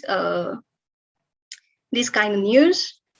But I think this is, and they dox, even they spread private information on this particular journalist. But I don't think attacking one journalist will change the situation, because this is what happened when digital news outlets business model force editors, journalists to maximize resources for the best results. Best means high page views, which will bring digital dime from digital ads that count eyeballs. So some audience demand an end to such journalistic practices, but it is increasingly difficult for news outlets to invest in costly quality journalism and still sustainable. So this is, I think, myself, a journalist, also an entrepreneurial journalist right now, find it a big challenge to do slow journalism, to do investigative journalism, in-depth reporting, while being sustainable and maintaining our independence. It's really difficult because the money usually comes from either oligarchs that will sooner or later compromise your independence, your newsroom independence, or venture capitalists or investors who don't really care about quality journalism, but care more about profit. So this is the problem with media industry right now. I think globally, regionally, and also in Indonesia is the same. As a result, there is a decline in public trust. So what's the fate of good journalism? I think as a journalist, we have to first restore public trust by coming down off the ivory tower, listen to the audience more through quality engagement. Well, while journalists, of course, they want their stories read by as many people as possible, relying the measure of success on only page views is distracting journalists from their duties to serve the public. Journalists should also be able to measure impact, not just page views, and use it as a measure of success. Press organizations should work together to restore public trust, find a more viable business model that don't depend on oligarchs or investors that don't care about good journalism, so that they can ensure their loyalty to the public. Okay, this is me in sales entrepreneurial mode on. Let me promote my initiative a little bit, because several journalists, including myself, founded Project Multatuli. You can find it on projectmultatuli.org. We serve the underreported to hold power accountable. So we've tried to find a business model that veer away from the oligarchs, veer away from venture capitalists. So how will we survive? How will we be sustainable? That's a very big question. Yeah, So Project Multatuli is the journalism initiative, serves the marginalized, inform the socially concerned people in Indonesia as a way to close the information gap and hold power accountable. We want to disrupt the status quo in Indonesian journalism, which serves the elites more, male and urban-centric. We put importance in collaboration as a way to amplify our voice, to gain revenue, and to cut some costs like marketing costs. And we also finding new ways to engage with the audience to get their trust. And in the end, we are hoping to get their support, hopefully financial support. So with the financial support from the audience, we will be able to maintain independence. When we are able to maintain independence, we can hold power accountable. We can work for inclusivity more. We can amplify the voices of the marginalized. Thank you. I hope it's not more than 20 minutes. Yeah, okay. Okay, thank you, Mbak Evi, for your, I think, it's overwhelming that we talk about the good journalism as you have the last point.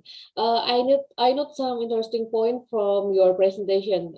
Indonesia, I think it's the issue of oligarch still have those relation with the government and the the other elites in Indonesia still have the main issue if we discuss about Indonesia media, and we're still facing with the regulation which is difficult to be implemented for Indonesian journalism practice today, and nowadays is struggling for media and journalists to access in Indonesia. Maybe it's a life survival for the media.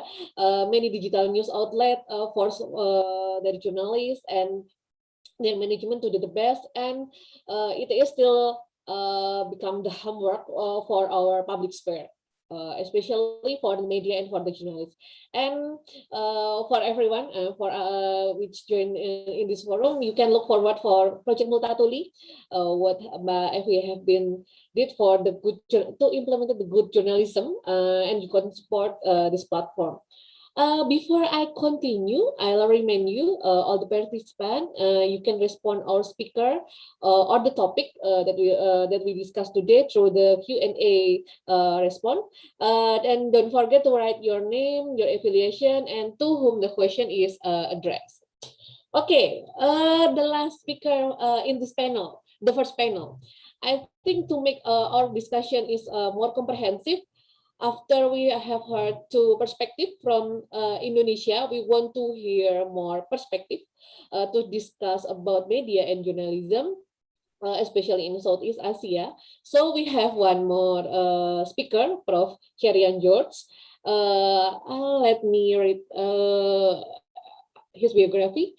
Professor Cherian George is a professor at the Department of Journalism at Hong Kong Baptist University. He obtained his Bachelor of Art in Social and Political Science from Cambridge University and completed his master degree at Columbia University School of Journalism. He continued his PhD in communication at Stanford University. His research interest lies in the freedom of expression and censorship, and he has a special interest in religious intolerance and hate propaganda. Prof. Cherian George's book, Headspin, The Manufacture of Religious Offense and Its Threat to Democracy, has named as one of the 100 best books from Publishers Weekly. Okay, thank you. I think that's the short biography of Prof. Cherian George. So you have 20 minutes to present your materials. Time is yours. Thank you very much, Mufti. First of all, thank you very much to the Center for Southeast Asian Social Science, and under the able leadership of Professor Hermin, it is always a pleasure to be associated with UGM and your excellent center. My only regret is that I have such good memories of visiting Indonesia's nicer city, Jogja, and it is I am looking forward to coming in person, hopefully not in too distant a future. It is very interesting to hear from Gilang and Evie, a very knowledgeable and deep presentation of the current situation in Indonesia.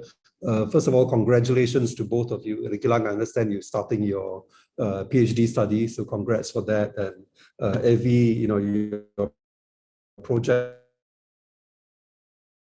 extremely exciting too, and just hope that you will come to HKBU and give a virtual talk to my students and inspire them with this project. There's not enough reasons for inspiration in today's journalism, and I think it is always good to hear of such projects. So after the two presentations, of course, I'm wondering what more I can add, and I guess the best I can do is really to try and put some of what has already been said in a more regional or international context. The challenges that have been discussed are of course global, yeah, but in different countries, different problems have either greater or lesser emphasis. Southeast Asia is, probably the most politically diverse region in the world. Its 11 nations include 2 of the world's 5 remaining communist regimes, Laos and Vietnam. It has one of the handful of absolute monarchies, Brunei. It's got 2 democracies with vibrant competitive politics, Indonesia and the Philippines. 2 others stifled by the military, Myanmar and Thailand. 1 rated free but fragile, Timor-Leste. Another once free but quite broken democracy, Cambodia. And also 2 of the most enduring hybrid authoritarian democracies, namely Malaysia and Singapore. Press freedom as well, Southeast Asia, diverse, but generally they are global underperformers. So no country in Southeast Asia is rated as free according to most press freedom monitors. In fact, none of Southeast Asian countries are rated among the top 1/3. Other Philippines, Asia, all of Southeast Asia is in the bottom 25%. But of course, press freedom indices are very problematic. They are a crude measure of significant details. So often countries that are rated free-ish still have serious problems, and unfree countries are unfree in different ways. So for example, a country like Singapore, which is considered quite unfree, has very low levels, or in fact almost non-existent levels of violence against journalists or against anyone else. And countries that are freer can be actually more violent, for example. So this is the very mixed picture in Southeast Asia. But what's they all have in common, of course, and this I think is true globally, is that we are able to identify that journalism requires in order to serve their publics. Yeah? And to get a better idea of this, we can, for example, consult UNESCO documents that state quite clearly what it means to have a developed media. And in general, they will say that media freedom requires a developed media system requires media freedom, independence, pluralism, safety, gender equality, and so on. Media freedom is, I guess, the most obvious one. In order for the media to serve the public, the media need to be free from government control. Media independence is closely related, but often referring to the challenges that professional journalism faces from the market, especially, including from its own owners. And I think in Indonesia, you're very, very familiar with this. How in television, especially, maybe less so in print, the media are controlled by powerful businesses that, in many cases or most cases, are not primarily concerned with serving the public good, and instead media are used as vehicles for either political influence or business advantage. And this is a serious problem all over the world. Earlier Gilang mentioned the problems of concentration as well as conglomeration, and these again are important concepts to understand anywhere in the world. They're looking at whether we have the media environments that we need. The problem with concentrated ownership is that it doesn't give us enough media diversity. The problem with conglomeration is that often and the conglomeration of course refers to media that are owned by corporations with many other interests, either within media or outside of media. And this can be a source of corruption, of internal corruption of journalistic values, because often media that are parts of media are required to serve the commercial interests of their owners, who may, for example, have interests in mining, shipbuilding, telecom, etc., property, and so on. And this can be a major challenge for journalists from doing, for example, investigative journalism into pollution, environmental degradation, and so on, and of course corporate corruption, where their sister companies are responsible for things going wrong in their society. How to solve this problem or to mitigate it is no big secret. You actually need some media regulation. So it's not the case that that states have no role in protecting democratic media. They do. States should get involved in ensuring that media are not only free from government, but also independent from corrupting corporate interests.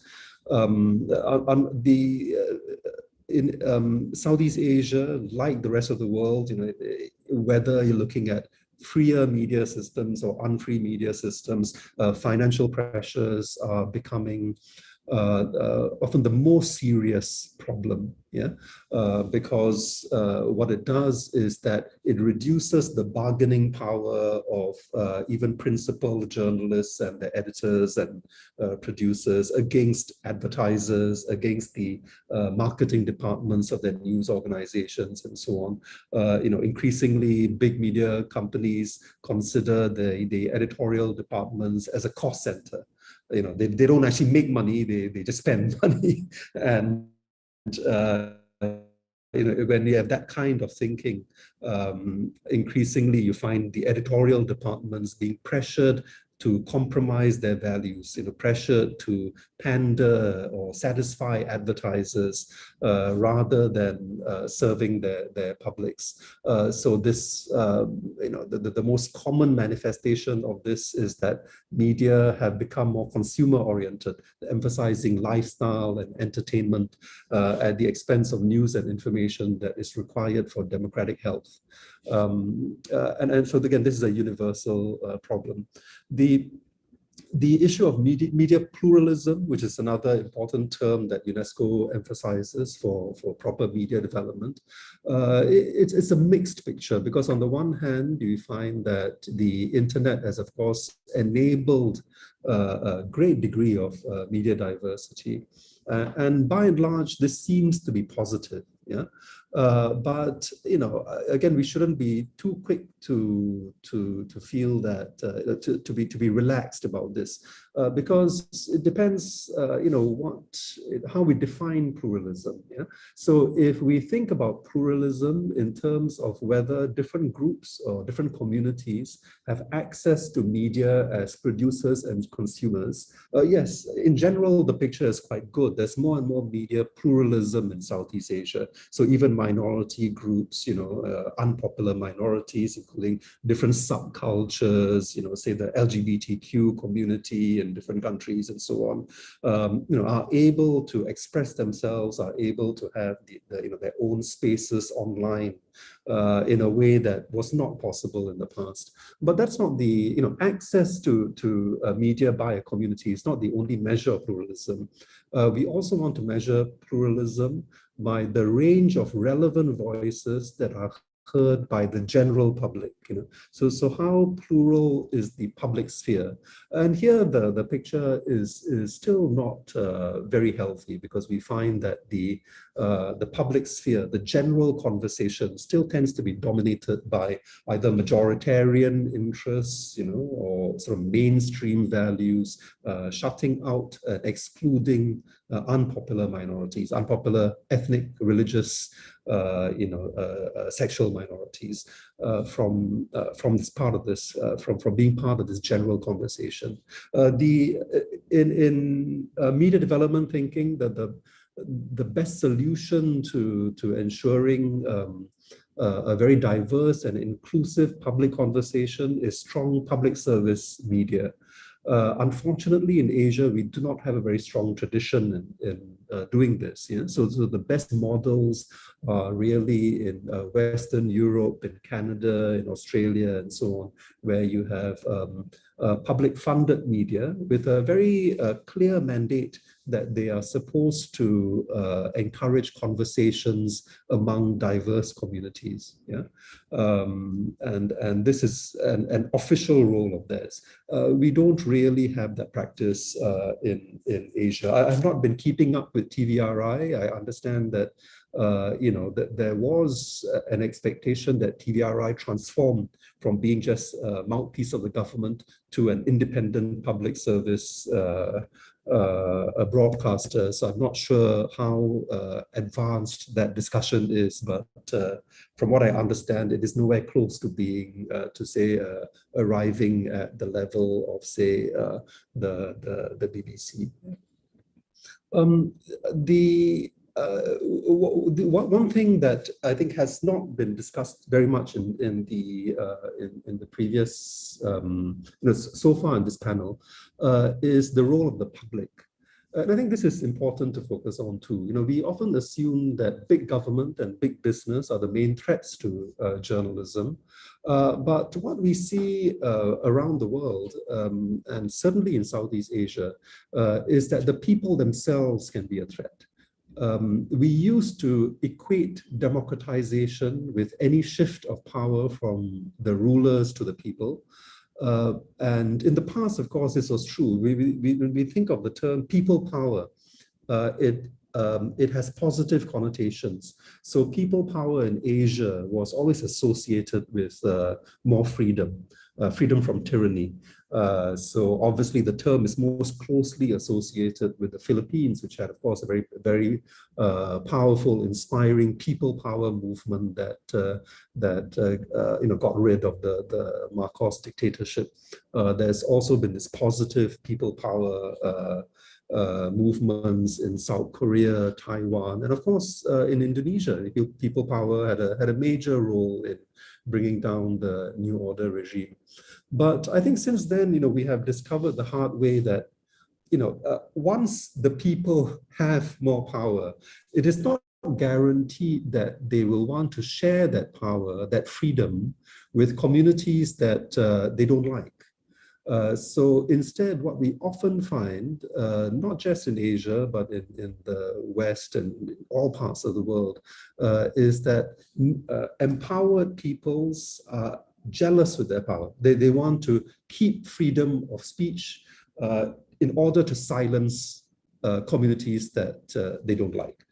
They want the freedom to assemble, the freedom to protest in order to drive others away.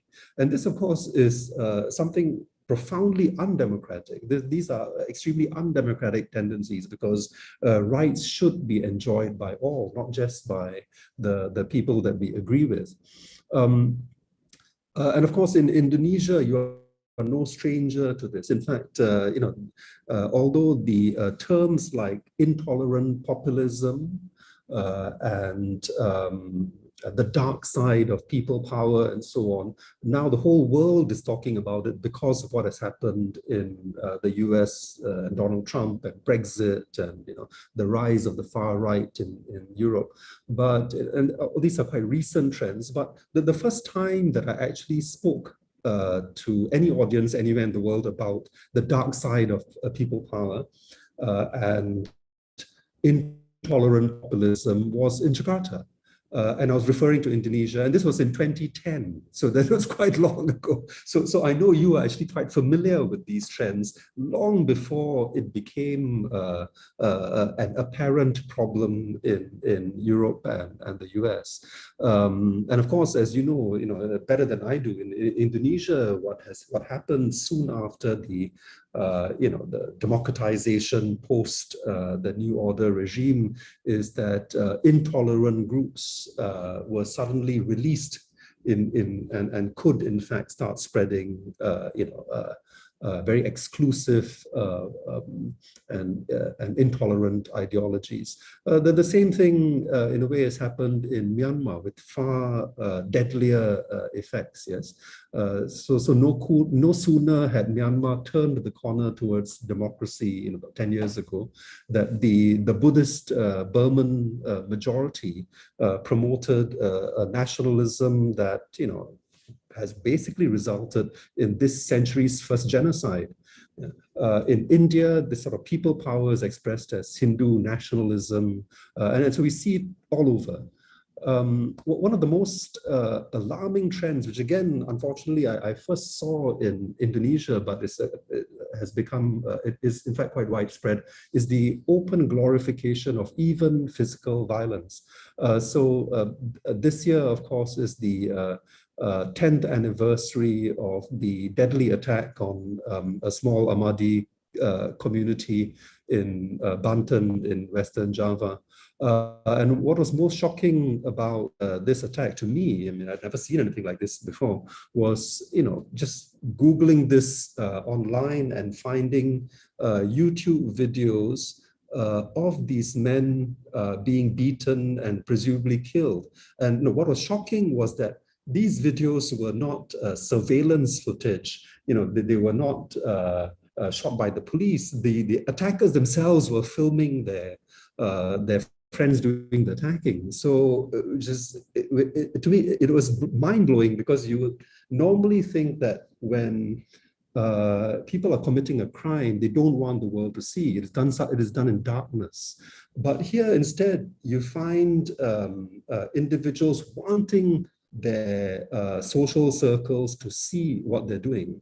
And this kind of open violence you can also see it in the Hindu right in India, where you find lynchings of suspected cow smugglers and so on in broad daylight. So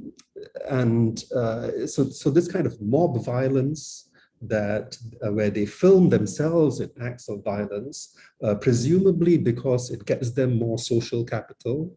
Within their circles, they become heroes for doing this, is to me one of the most troubling parts of this phenomenon of this dark side of people power.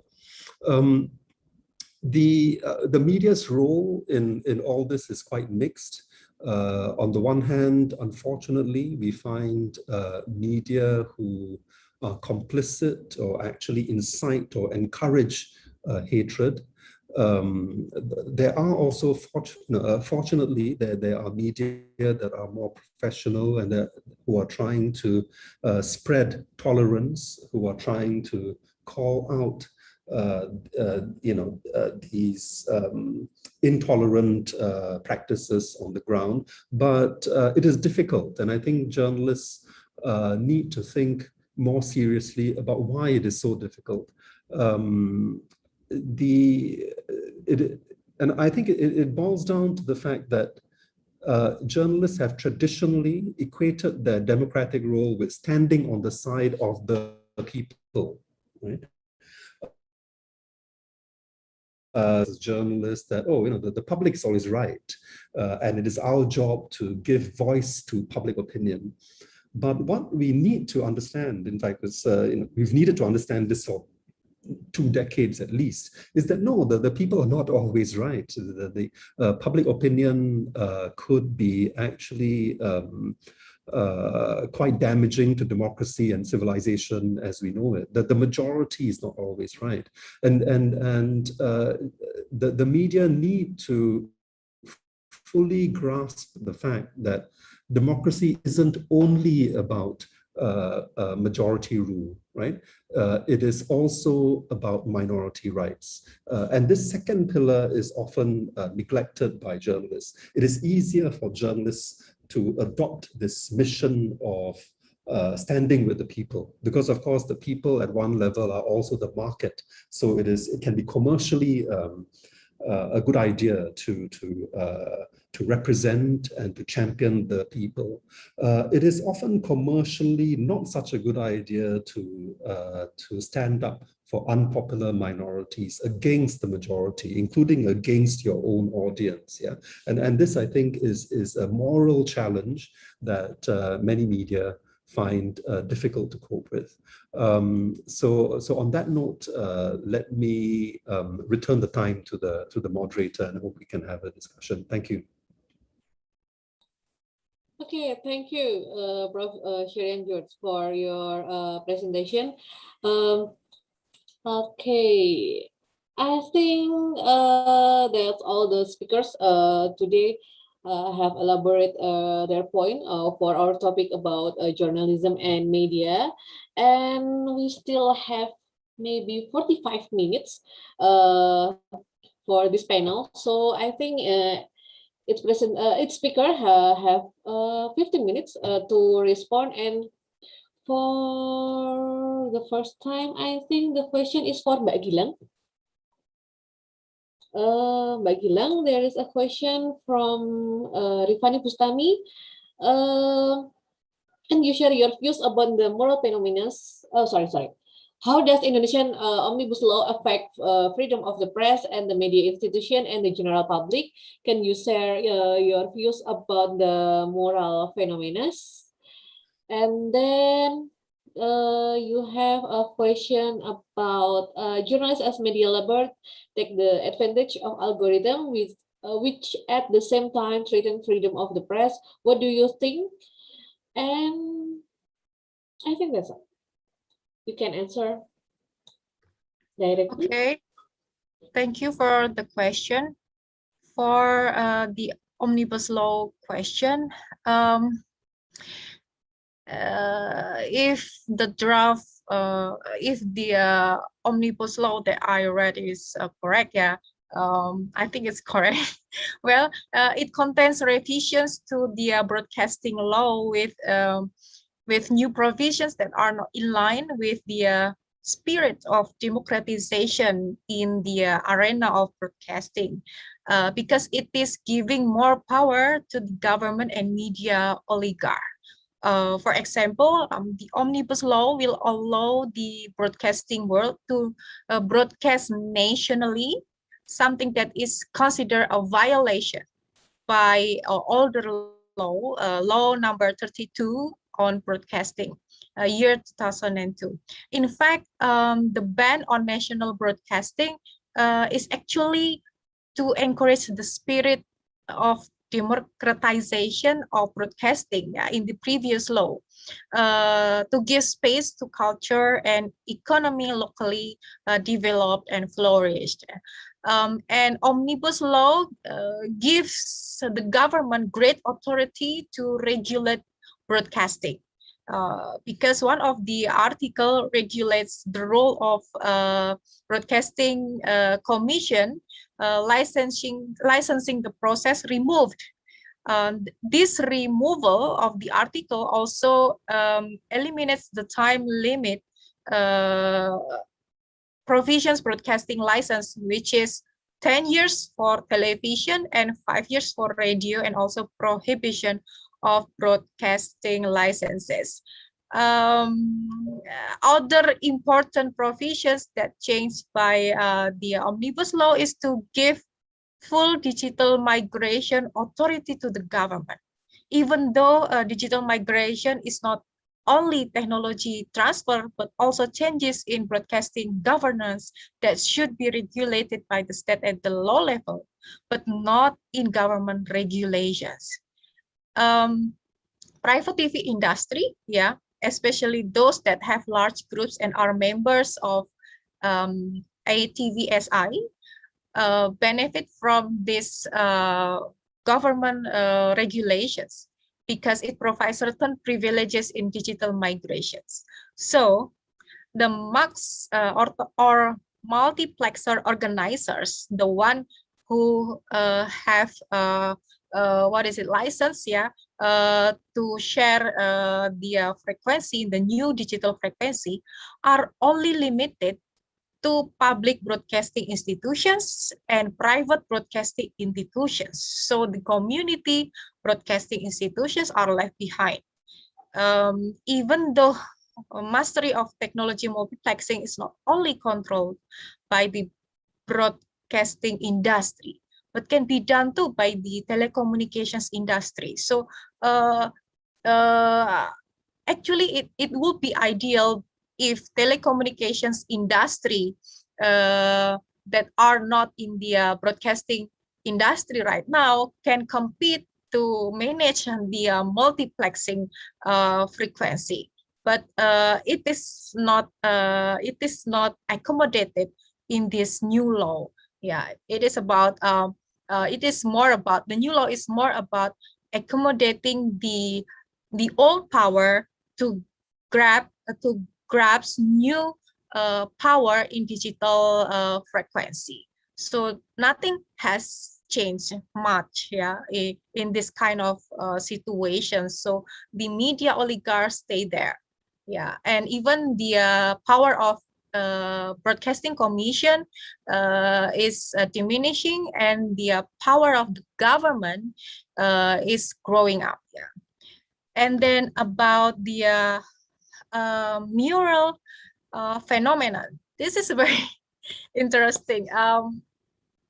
Well, as far as I know, the government cannot use the criminal offense of insulting the president and vice presidents because an article in the criminal code to excuse to remove a mural with a critical tone was has been canceled, yeah, by the court, yeah. It has its court's decision number in 2006. So the government should not delete murals with criticisms, yeah. I think new murals are okay if they, even if they contain feelings of criticism, and even real feelings of deprived, economically deprived in this pandemic situation. Mural is a way of to express aspirations from the grassroots levels, because maybe they do not have access to media, and the only way they can express their opinions is through art. And because it is art, we cannot interpret something or their graffiti in the mural as something absolutely this is about Jokowi solely, or this is about definitively our current president. So it can be anyone, and the art plaster in many areas can be very contextual in each local situation. Yeah. So I don't think that this removal actually something acceptable in this kind of freedom of expression, if we really have the freedom of expression. But if read the draft of criminal code, which is renewed lately, it has an article about what is it? The defamation for what is it? The president. So it does not allow anyone to mention president's name specifically in negative ways, in hatred ways, or maybe it can be spun into in critical ways. So it is still it remains a huge debate even in the parliament, yeah, about the criminal code draft. And then the third question, can you repeat?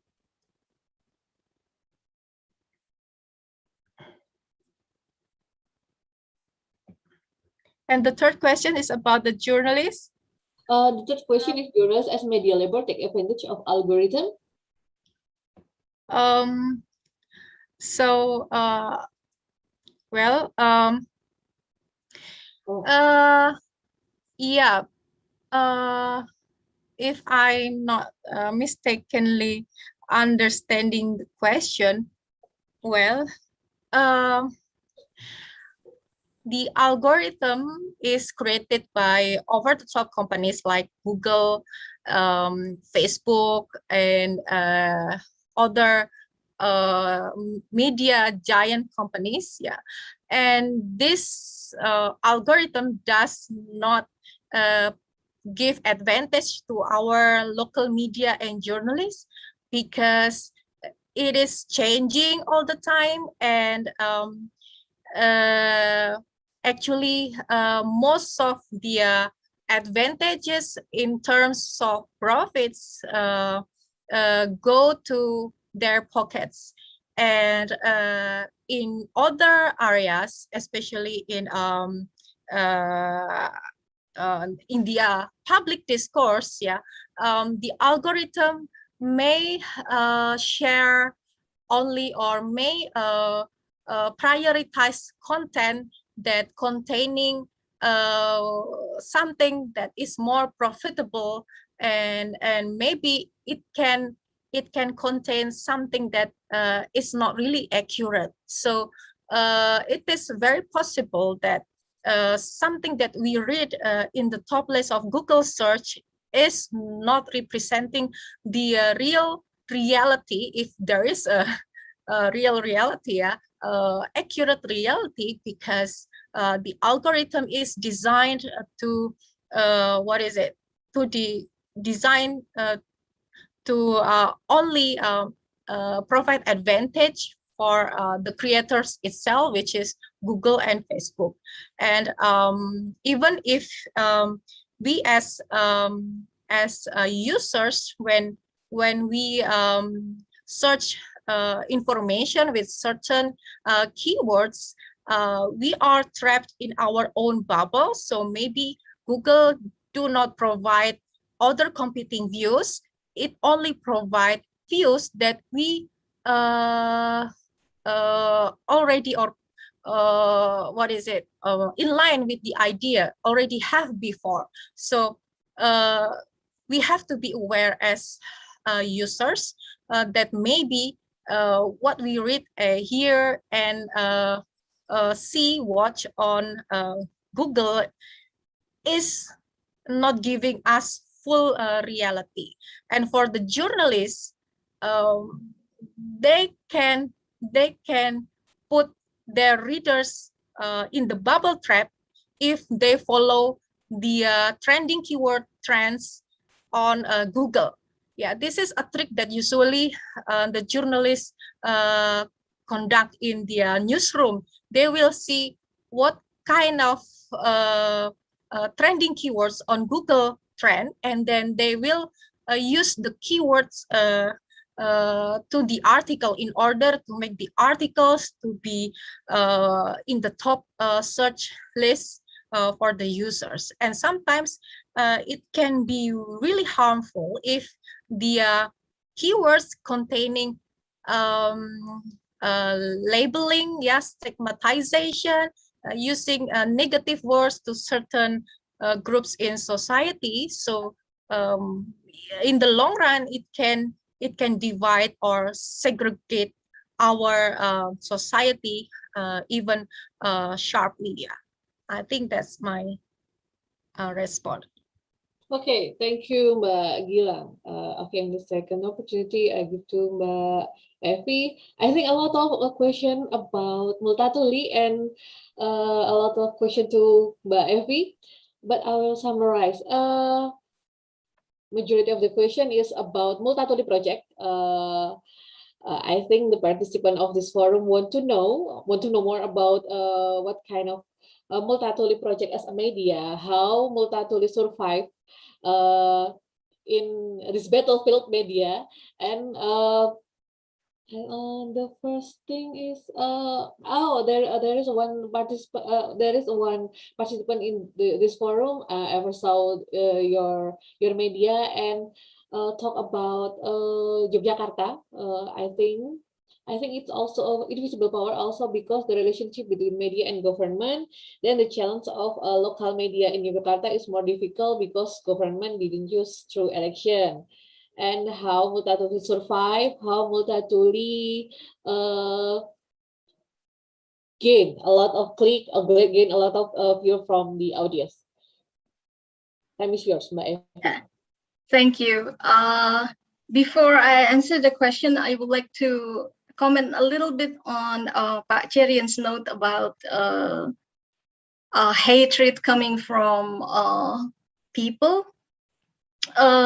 Yes, I think Pak, it is a threat. Like Mbak Gilang already showed that, for example, during the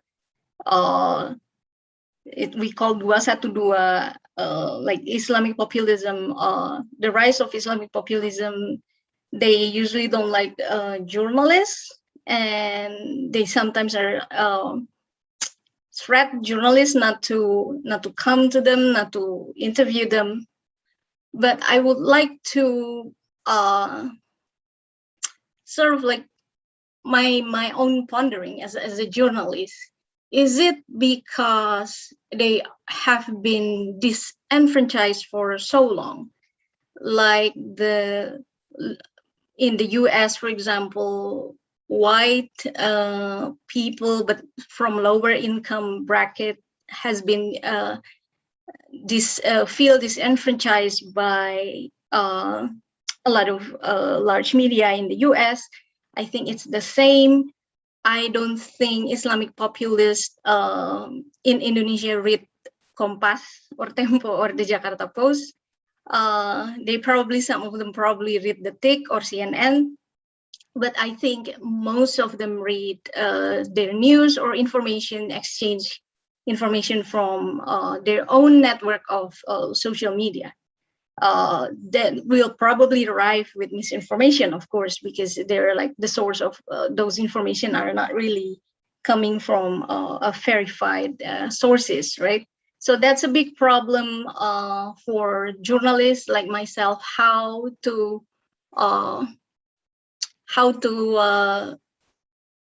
sort of like not embracing the ideas, but serve them as well, because they're also like people that needs to be served, right? Maybe not the intolerant ideas, but I'm sure they have problems on their own, right? So what's their problem? I think most media do not serve them so far. That's why they don't trust journalists. That's why they trust social media more, and they usually own their own websites and YouTube channel. So that's where they get their information, I think. Okay, now to the questions. I read the questions, and thank you for those who read Project Multatuli. I appreciate the support very much. And yes, the questions, I think, address a lot about the business model, and I'm happy that the participants understand that the crux, one of the crux of the matter of the press freedom is the independents rely on the business model. Where do journalists get the money? Do journalists get the money from the oligarchs? Do journalists get the money from the government? Do local journalists get money from advertising from local governments, for example? As far as I know, a lot of local media in Indonesia rely so much of their revenues from Pemda, like the local government's ads. Yeah, so that's of course a problem for their independence. But if they don't get revenue from local governments, where do they get the money? So this is like the big challenge. Media outlet like Project Multatuli, like also my colleagues, Konde.co, for example, Mbak Gilang already like shared Lufiana's picture. Lufiana is the founder of one of the founders of Konde.co, who has like more or less non-profit media, trying to veer away from the mainstream business model. So that's the big question: how to become sustainable while really serving the public? Because the business model right now, like money from oligarchs, money from venture capitalists, market-driven business model, are proven to kind of like force a lot of journalists to not really serve the public. As Pak Cherian also say, lifestyle content. I'm not against lifestyle. I love lifestyle, but the dominance of lifestyle content, and one of the questions also addressed like sexually titillating content, for example, the rise, the dominance of that kind of content overriding good journalism, investigative journalism, in-depth reporting. That's a big problem global journalists face, not just Indonesia, I think global journalists. So how do we make Project Multatuli and make sure it's sustainable and our loyalty is, and ensure that your loyalty is to the public? That's a very good question. So let me explain a little bit that our business model have three baskets. First is donors, like large donors. Usually they give journalism grants. Like for example, we get some grants from Internews. We get grants from Yayasan Kurawal, for example, to report on certain topics. They don't intervene with our newsroom. They just give money and say that, okay, report on public service issues, and that's it. We have full control of how we should carry the reports. So that's one basket we get. The second basket is we set up like you can call it a content business, or like a business where we sell our expertise. Like we are videographers, we're writers, we're translators, we're a bunch of professional working on content, right? Digital campaigners. So we kind of like get money also from people who want to hire our expertise. But for Project Multatuli's case, we have to be really selective in getting the clients.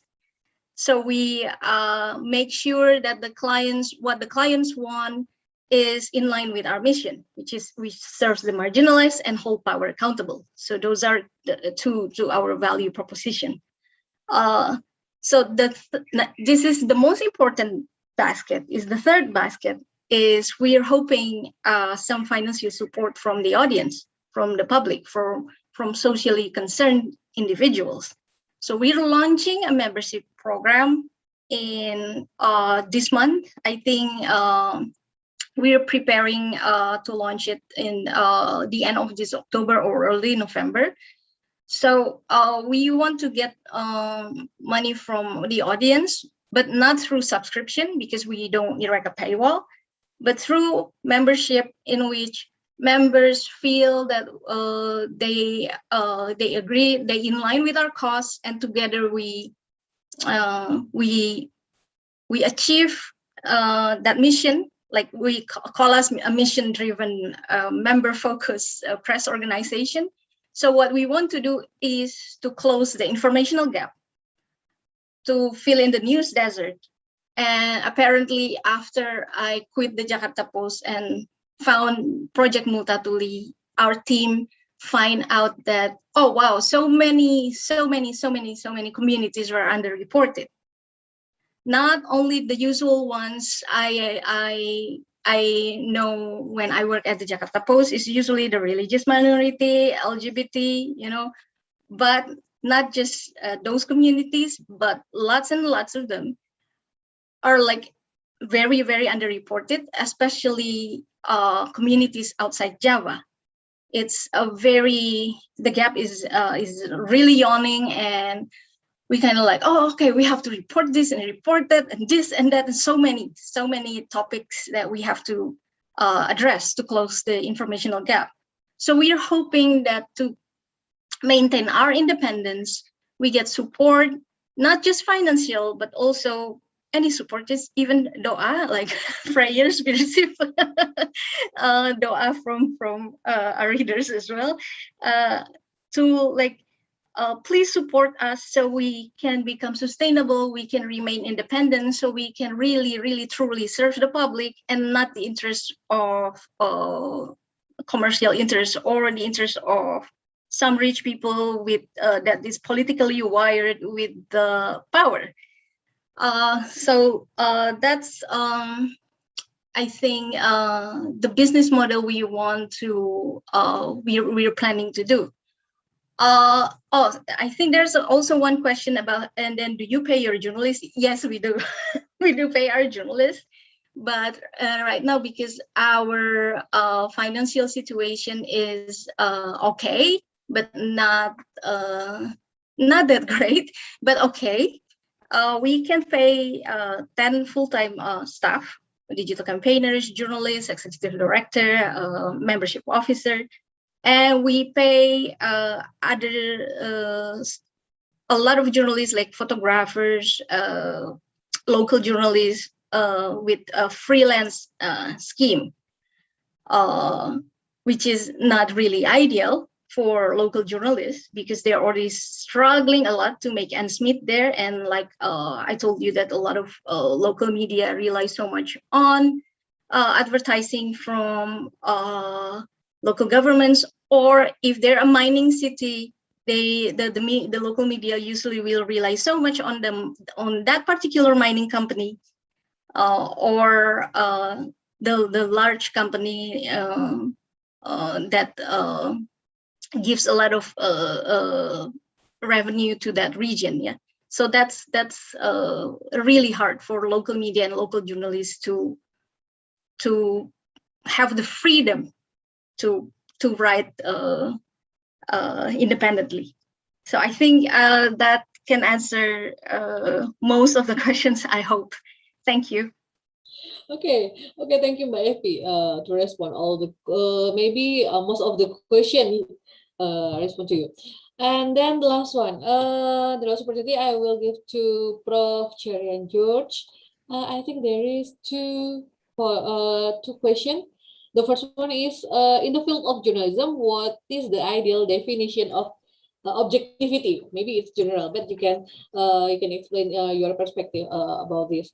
And the second one is, Prof. Cherian, what do you think about the destiny of journalism in Southeast Asia? I really worry because journalism lies within the unhealthy new media ecology compared with social media.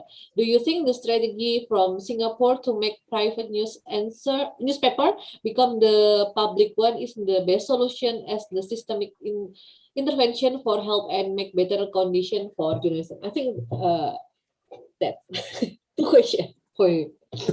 These are very deep questions. I'm not sure how to answer them. It's like solving the future of the world. But what are some of the starting points? Well, I think, first of all, let me deal with the question of objectivity.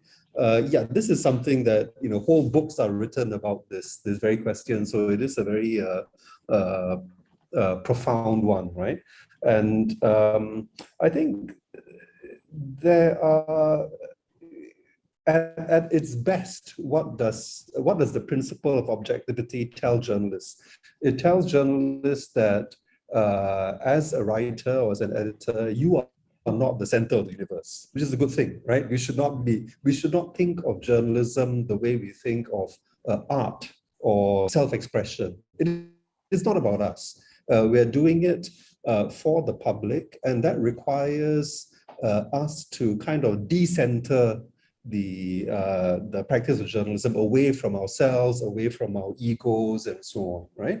But that basically is what journalism, objectivity means in journalism. It also means, a link to that is the idea that since we want to approach stories with recognizing our own biases, we have to adopt certain methods that help us do that. Yeah. Often the idea of objectivity is misunderstood and put down because, of course, it is not possible for us as individuals to be objective as a human being, right?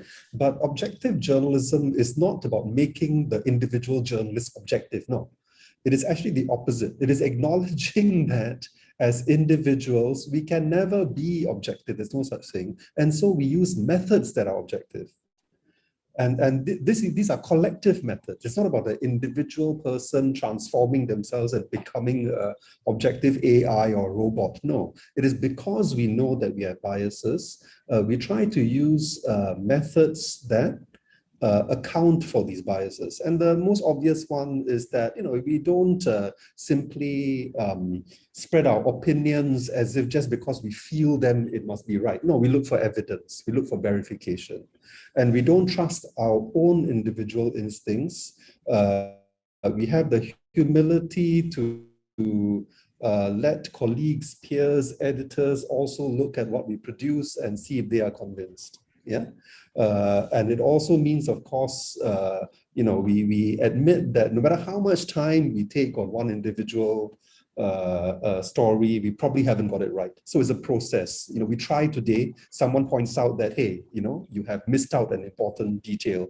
You have, in fact, let your biases for your community come through this article. Okay, then we revise it, right? We try again with tomorrow's article.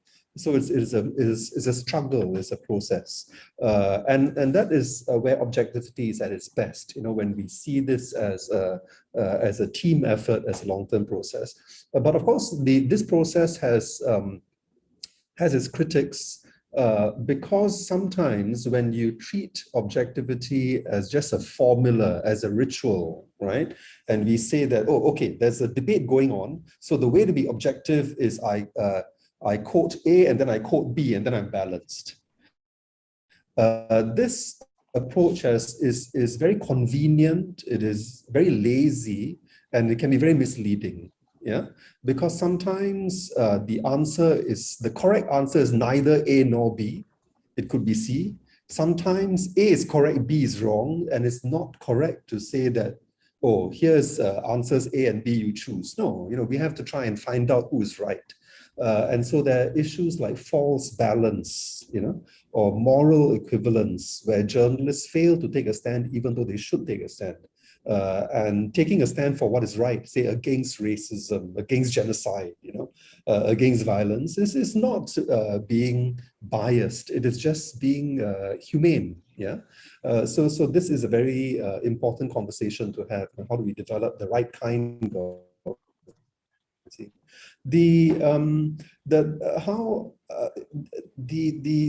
as for the future of journalism and so on, I guess all I will say, because it's such a complex topic, is that it is very helpful to think as citizens. It is very helpful for us to think not in terms of the ideal news media organization or the ideal journalist. Think in terms of a healthy media system. Yeah, this is a much more productive way to think about the media in our societies, because the truth is there is no ideal individual business model or organization, right?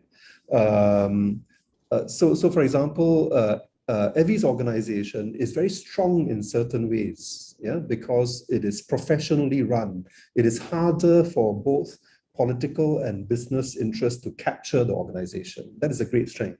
But of course, one of his weaknesses is it is small, right? So by being pure, it is condemned to being kind of like on the margins. And small, there are limitations to what small media can do, right? You also need a big organization like Compass, right, to do some of the heavy lifting that journalism requires, and so on. So there's no such thing as an ideal media organization, but we must have a diversity of media organizations. Each type will have its strengths and weaknesses, but the strengths of one model can compensate for the weaknesses of another. Yeah, I think that's how we should look at it. And I think if we look around the world, it kind of makes sense that a healthy media system will require the following, right? It will require big commercial media, because those, history tells us, are the most able to hire large numbers of professional journalists and give them the time to go and report all kinds of things, right? From your local town meetings to traffic jams, to the weather, etc., etc. So you do need that. You need big, powerful media commercial media organizations. But of course, these are easily captured by business interests, and so they're not enough. You know, if you just have a whole lot of large commercial news organizations, that's not a healthy media system. You also need, and this is, like I said, is very lacking in Asia, you need public funded media. And of course, Indonesia has RTI, but whether it is independent enough, I don't think so. So you need independent public service media. The best models are in probably Western Europe and in Canada and Australia and so on. The strength of these big independent public service media is that they are not funded by advertisers, right? They're funded by the state. But of course, this always leaves the door a little open for government intervention, which hasn't really happened in the case of the BBC and so on, because they have a very strong culture of independence. And so we need to learn how the strong, independent, big public service media in these other countries, how do they preserve their independence from the state that actually funds it? So that's another pillar, right? Large public service media. But that's not enough, because what we find is that, you know, even though organizations like the BBC or the Australian Broadcasting Corporation and so on, they have a mandate to represent minority voices, our societies are extremely diverse. You know, there are too many voices for one organization to represent. In fact, I think Evie was talking about this, right? There's so many communities that need a voice. So it's a struggle to represent them. So you also need what we call community media, small media that are very close to the communities that they represent and do a very good job of doing it. So these are normally websites, small newspapers, community radio, and so on. They also help to create a better media environment. The funding is a key issue for all of these. I hope the days have long gone, right? That where anyone in a big country, whether it's Indonesia or the US, actually believes that this is something that can be left to the commercial free market. It cannot, right? We know that 100%. We cannot leave journalism to the forces of capitalism. And the reasons are basically that, well, economists would call public interest journalism a market failure. Yeah, simply asking people to pay for journalism the way they would pay for fashion will not create enough high quality journalism that democracy needs. Yeah. We keep coming back to this issue. So then, therefore, how do we fund it? There are various experiments going on, whether it is foundation funding, big donors, or do we need better subscription models? I don't think anyone has found the ideal solution. We are now at a more experimental stage. Different experiments are being tried out. So far, not much reasons for optimism, but I think in the long term, the answers, I'm quite convinced the answers must come. The reason why I'm convinced the solution must come is basically it is so essential for human survival as societies, right? At one level, it doesn't make sense, right, that in the past, journalism was commercially successful. Now journalism is not commercially successful. Does that mean that journalism is less necessary than it was before? No, of course not. Journalism is more necessary than it ever has been, right? Because if we think of journalism as the citizens' kind of representatives, as individuals, we simply do not have the time or the resources to go and find out all the things we need to know for us to survive, to stay healthy, to make good decisions as parents, as neighbors, as citizens, yeah? Because we don't have enough time and because the world is too complex. Now ask yourself a very simple question. Has the world become simpler or more complex over time? Do you think the world is going to become more complex or simpler? Of course, it's going to get ever more complex. We are ever more interconnected, right? It is inconceivable that we can survive if we just focus on our own families and our neighbors and so on. No, we've got to worry about so many things. We've got to worry about other countries, about the climate and so on. The world is becoming impossibly complex. And so journalism has become even more relevant. And frankly, if the human species cannot solve this problem about how to give us the journalism that we need to survive, then the species is in trouble, right? So as an optimist, I would say that no, the human species will find ways to give us the kind of journalism that we need. Otherwise, we are really in big trouble. Thank you. Okay, thank you, Prof. and George, for your response. I wish I can give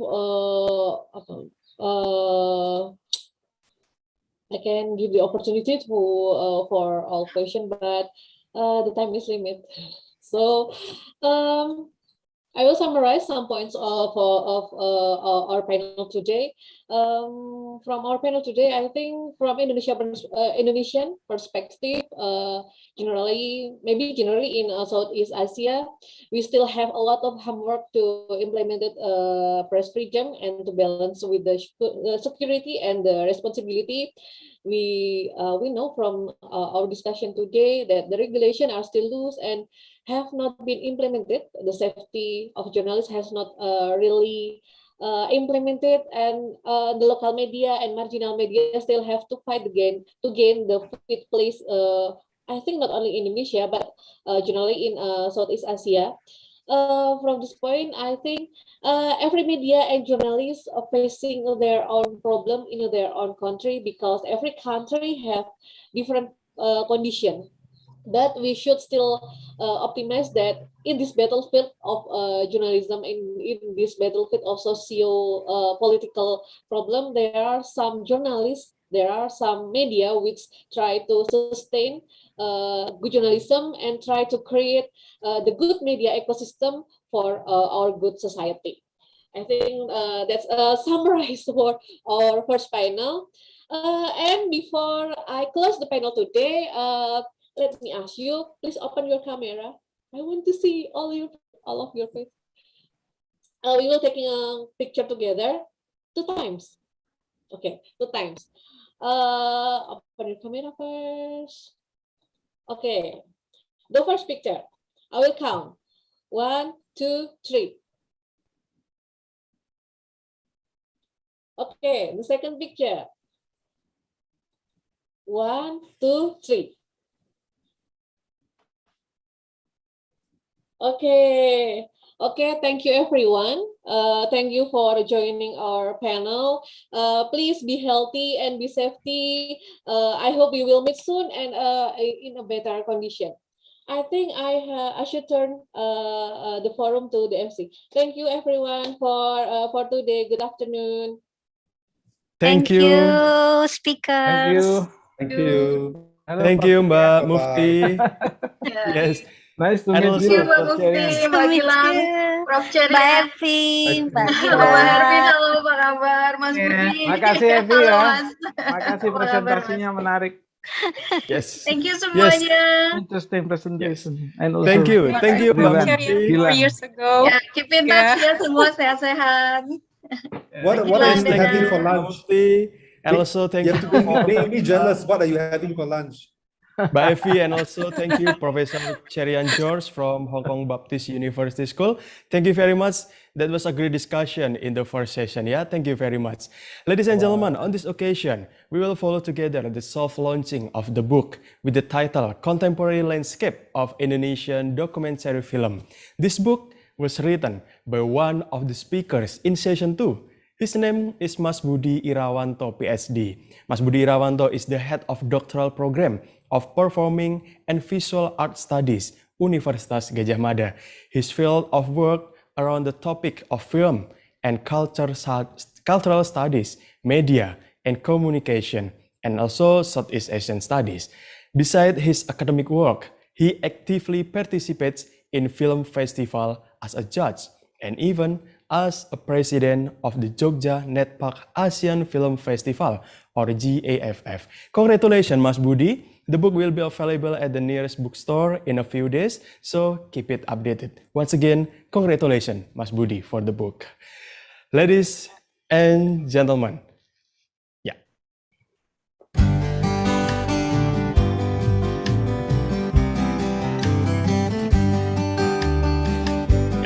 This is the video about the book. The title is Contemporary Landscape of Indonesian Documentary Film. Once again, this book was written by one of the speakers in session 2. His name is Mas Budi Irawanto, PhD. Mas Budi Irawanto, once again, is the head of doctoral program of Performing and Art Studies of Universitas Gadjah Mada. Once again, congratulations, Mas Budi, for the soft launching of the book, and the book will be available at the nearest bookstore in a few days.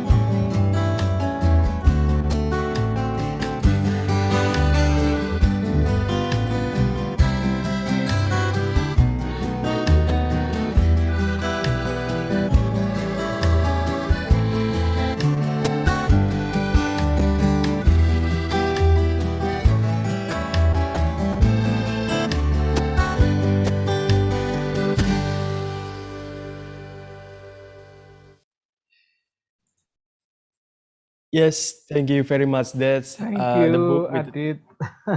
Thank you, thank you. Congratulations once again, Mas Budi, for the soft launching of the book Contemporary Landscape of Indonesian Documentary Film. Is written by Mas Budi Irawanto, PhD. Once again, congratulations, Mas Budi, for the soft launching of the book. Thank you. So everyone, we will start our next second panel discussion about envisioning new landscape of Southeast Asian cinema at 1:30 p.m. While we are waiting for the session start, here we show you a video about the Javanology Institute from UNS and a monsters from PTCare. Ladies and gentlemen, in 2011, Universitas 11 Maret or UNS has established the Study Center of Javanology Institute under the Institute of Research and Community Service Universitas Gadjah Mada as one of the implementation of the university's vision and mission based on the noble values of national culture. Ladies and gentlemen, here we show you a video about the Javanology Institute, and amongst others, we'll be back on the second panel discussion at 1:30 p.m. in Jakarta time also, ya. Thank you very much and see you on 1:30 p.m. on the second panel discussion. Thank you.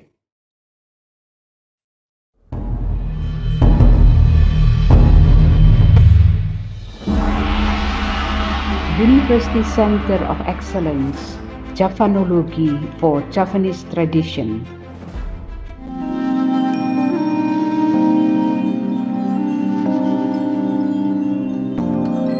In 2011, 11 Maret University, UNS, established the Study Center of Javanology Institute under the Institute of Research and Community Service, LPPM UNS, as one of the implementations of the university vision and mission based on the noble values of national culture. The specifications of the field of study are description, explorations, explanations, and income-generating unit of Javanese culture's premium products.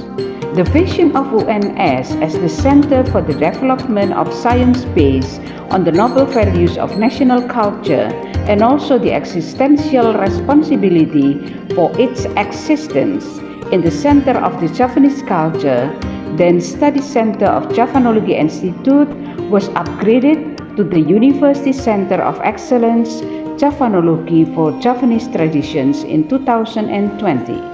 Javanology UNS has a strategic role as the center for the study and development of Javanese culture.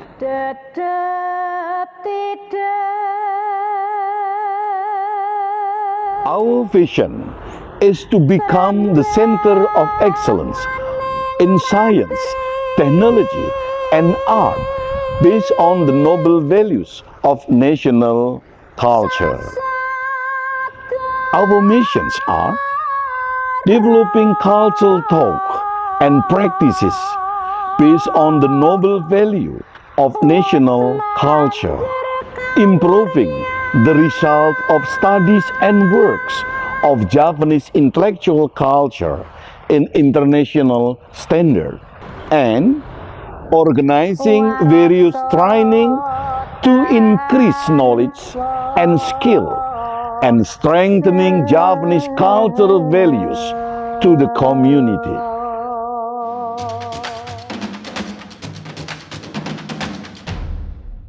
Ranking all Javanese cultural development institutions around the world through the UNS Java Metric, World Java Diaspora Program with the network of 19 countries and Javanese Youth Global Networks, the GCA Javanese Cultural Awards Program for actors, activists and developers of Javanese culture, organizing scientific forums in the form of seminars, discussions, symposiums and workshops. The Teko Jahe intensive course on Javanese Cultural Heritage Program and High Java Program for the Javanese diaspora community, Javanese Traditional Performing Arts Program, programs for publishing and disseminating research.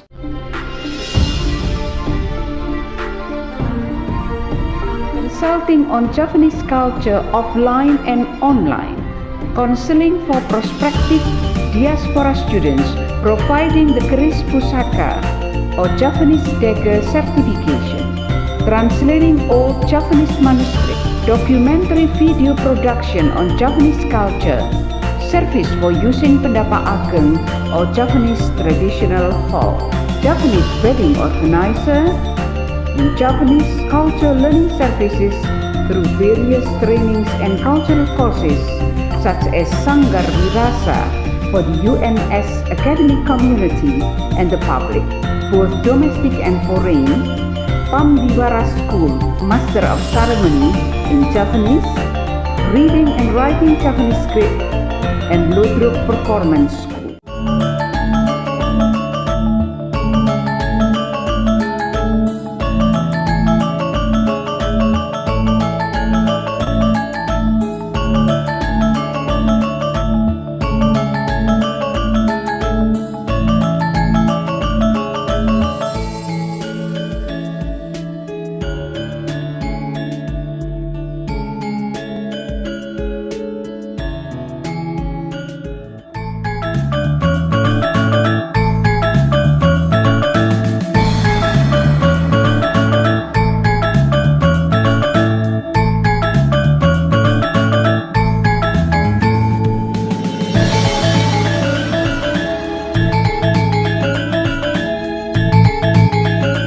Research is published in Scopus, books, e-books, journals and translation works, videos and webinars, kimono batik, digitalized Japanese manuscripts. By accomplishing our vision and missions, inventing more programs, and connecting people through Japanese traditions, in Javanology, we are eager to expand the horizon of Japanese tradition at the global stage and set to be the referral center of Japanese tradition.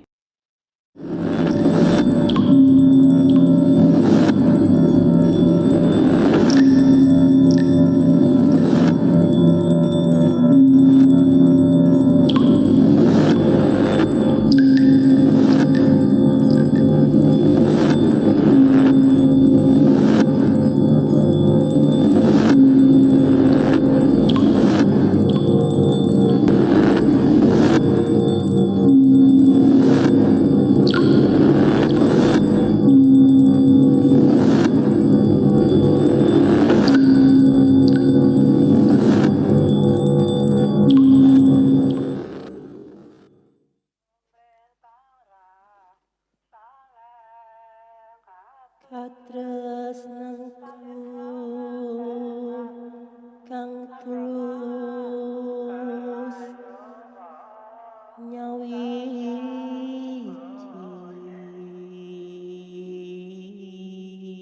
kandes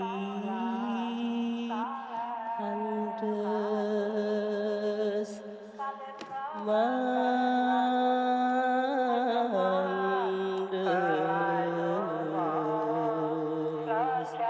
mancing jroning kalbu sesakti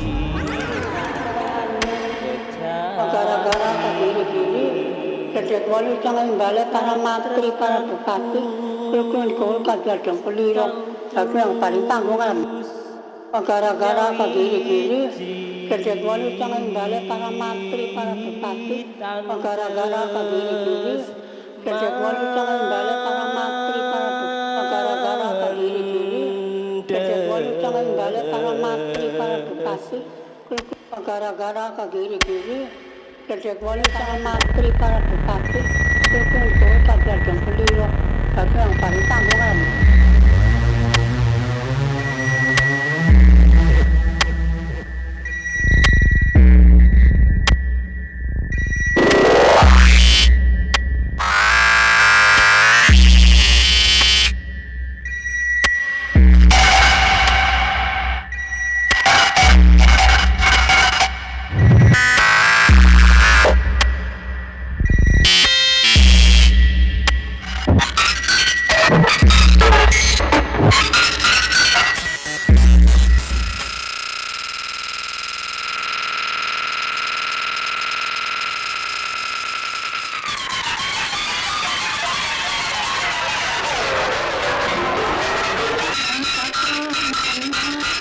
Kramo lagu panumatan sewekuna ubisana lagu nera sapiraha apanyana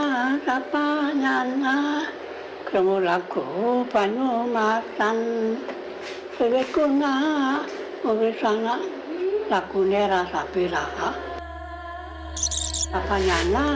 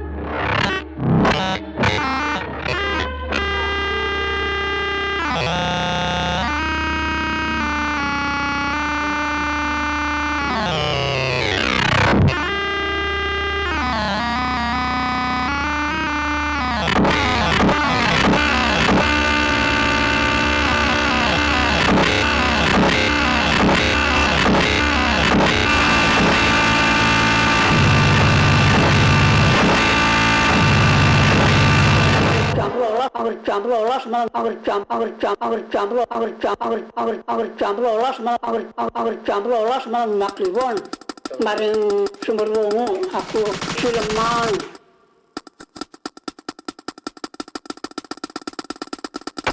lolos makibon aku campur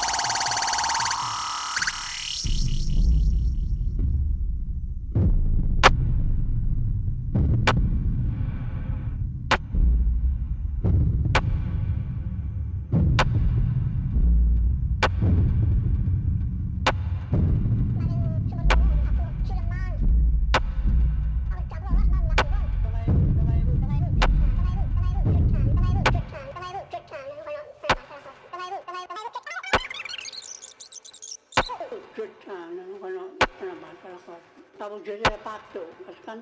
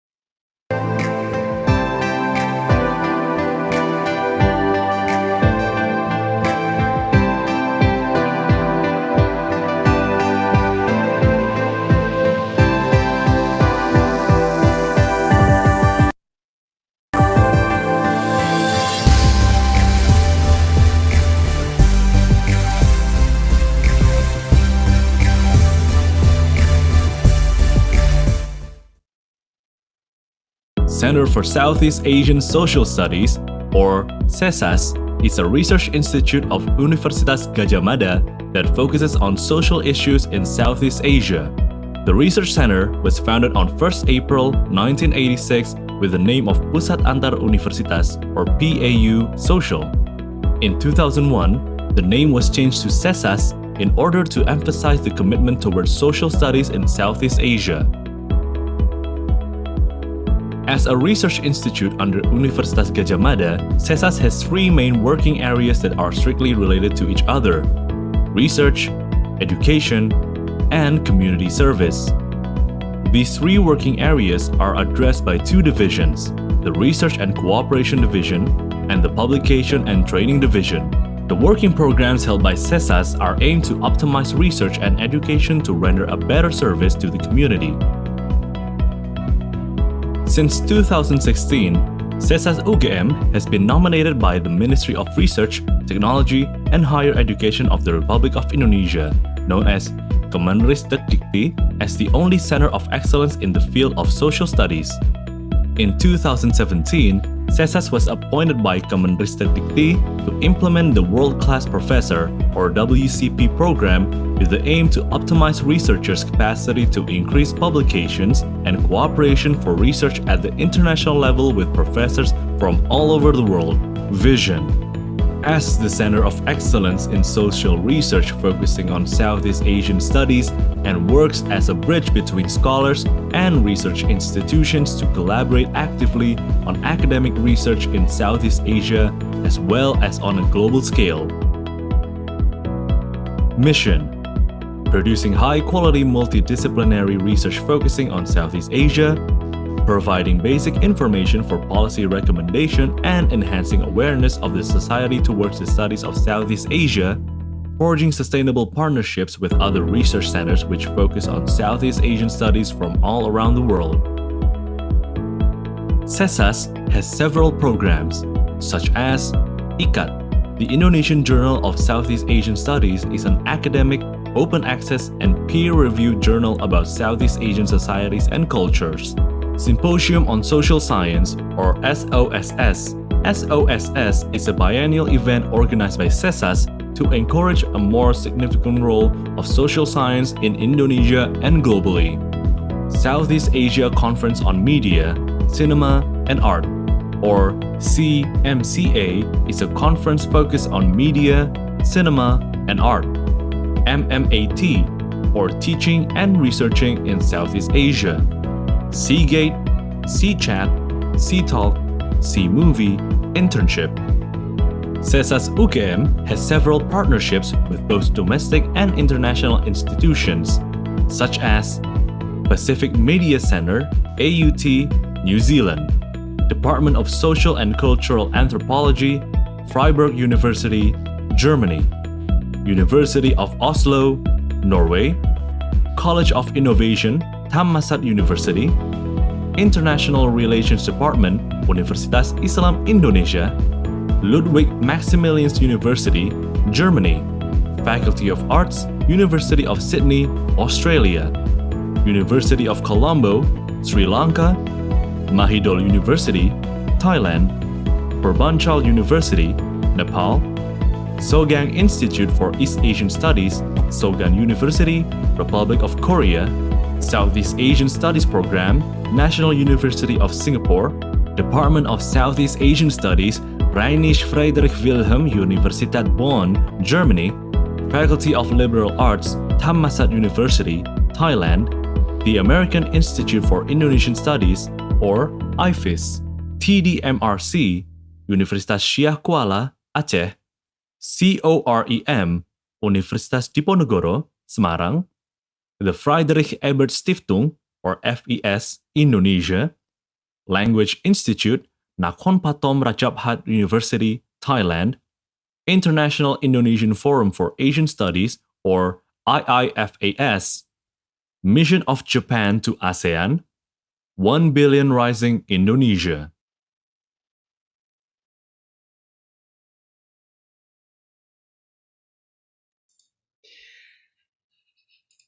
Well, thank you. Good afternoon, everyone from Indonesia. Ladies and gentlemen, we welcome you again on SEAMCA 2021. We are going to continue with the plenary discussion. For the second plenary session, we will discuss about the envisioning new landscape of Southeast Asian cinema. In this session, we will have three speakers who will share their experience and knowledge with us. The first speaker, we have Mas Budi Irawanto, PhD, the writer of the book Contemporary Landscape of Indonesian Documentary Film from Universitas Gadjah Mada. The second speaker is Mbak Camilla Andini as an Indonesian film director. And the third speaker, we have Mr. Thomas Barker, PhD. He is a film scholar and research affiliate of Media Language and Culture at the Nottingham University, Malaysia. On the second session, will be chaired by a moderator. She is Mbak Aninda Dewayanti, Master of Science. Let me to introduce Mbak Aninda first. Mbak Aninda is graduate from Universitas Gadjah Mada in 2016, and on 2015, she had participated in a student exchange program at National University of Singapore in study of Southeast Asian. And Mbak Anin got her master degree from Nanyang Technological University, Singapore in 2018. So Mbak Anin, the time is yours to chair this second plenary discussion, please. Thank you so much, Riandika, for the time. Wow, it is an afternoon session, so please bear with me. Welcome, everybody. Thank you for joining us at the afternoon session of the Southeast Asia Conference on Media, Cinema, and Art. My name is Aninda Dewayanti, currently with ISIS Yusof Ishak Institute in Singapore, and I would moderate this exciting session. This second panel, this is the third panel of the day, including the keynote speech earlier this morning. So this panel is about envisioning the new landscape of Southeast Asian cinema. So as we all know that Southeast Asia is a culturally diverse region with a long history of complex social interaction, which also has been manifested in the cinema industry. So I am delighted today to welcome three cinema rock stars. It is my pleasure to introduce Dr. Budi Irawanto, the head of doctoral program of Performing and Visual Art Studies in Universitas Gadjah Mada. He was also my colleague for a year during his fellowship in ISIS, and his research work were actually in the field of film and cultural studies, media and communication, and Southeast Asia studies. If you followed this session earlier, there's an advertisement about his just published book, Contemporary Landscape of Documentary Film in Indonesia. I don't know whether there is an English version of it. It's Indonesian, right, Mas Budi? I think it's in Bahasa. Hopefully there will be translation. Yeah, there will be translation to English soon. Okay. Yes. He earned his PhD from the Department of Southeast Asian Studies at the National University of Singapore, here in Singapore, with a dissertation on cultural politics of contemporary cinema in Indonesia and Malaysia. Beyond academics, I think we all know him as the festival president of the Jogja Netpack Action Film Festival, JAF, in Yogyakarta. And of course, we have seen him in various festivals in the country. Welcome, Mas Budi. And the second speaker of the day is not a stranger for most of us, I believe, Ms. Camilla Andini, an Indonesian filmmaker. She released her debut film, feature film, the first one, The Mirror Never Lies, in 2011, and her second feature, The Seen and Unseen, in 2017. Both films combined showed at more than 50 film festivals worldwide and received about 30 awards nationally and internationally. She graduated from Sociology and Media Arts in Deakin University, Melbourne, Australia, and her concerns about social, cultural, gender equity, and environmental studies, environmental issues led her to make films with a distinctive perspective of telling a story.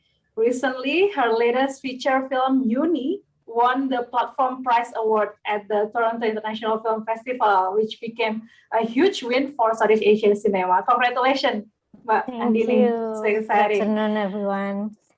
Okay, last but not least, we are thrilled to have Dr. Thomas Barker. a film scholar who is currently affiliated with the School of Media Languages and Culture at the University of Nottingham, Malaysia, where he was also the head of school. He graduated with PhD in sociology from the same alma mater with Mas Budi, I think, yeah, in NUS. His works are primarily in cultural and creative industries, particularly in cinema, with a focus on Malaysia and Indonesia. Recently, in 2019, I think, he published a book on the Indonesia cinema after the New Order with Hong Kong University Press, which focuses on the condition of cultural production and how the Indonesian film industry has reformed following the New Order in 1998. He also had worked closely with regional film organizations, including CSORT, Freedom Film Festival, Malaysian International Film Festival in Malaysia. They're all in Malaysia, and also one in Yogyakarta, I think, Festival Film Documenter. And understand that he also had worked on the several issues related to Malaysia and China, which I believe the audience would like to hear more today. So thank you so much, three of you, for joining me today in this panel. Ladies and gentlemen, in terms of structure of the panel session today, each speaker will be speaking for about 20 minutes. Maybe I will give few minutes extra for them to deliver their speech. And I will give a reminder when we reach in the minutes of 20. Afterward, we will have a Q&A session for about 45 to 60 minutes. So it's quite, we have abundant of time for the Q&A. So for the audience member, I would like to invite you to ask questions to the speaker by writing them in the Q&A box at the bottom of your Zoom function, stating your name and affiliation together with your question and to whom you would direct the question to. You can send in the question at any time during the panel discussion, so you don't have to wait until later. And I will read the question verbally later on during the Q&A session. So without further ado, I would like to invite Dr. Budi Rawanto to deliver his speech. Dr. Budi, please. Okay, can you hear my voice clearly? Yes, crystal clear. Okay. Thank you, Ninda. Yeah, it's such a long time. We have been in the same office before from 2018, 2019, I guess, in the Asia Yusof Ishak Institute. Okay. Good afternoon, everyone. I hope you still have energy to follow this session, because normally after lunch, it's a good time, to have a nap. And I hope you still have energy to, to join this panel. First of all, thank you for CESAS or PSSAT, Pusat Studi Sosial Asia Tenggara, or Center for Southeast Asian Social Studies, for inviting me in this panel. In such honor to present my my thought about Southeast Asian cinema, particularly the new landscape of Southeast Asian cinema. As a first speaker, I have a privilege to explain more sort of like the general background for the latter speaker. So my presentation is basically about how to find the common ground when we try to conceptualize Southeast Asian cinema. So let me share my my presentation. Oh, what happened this one?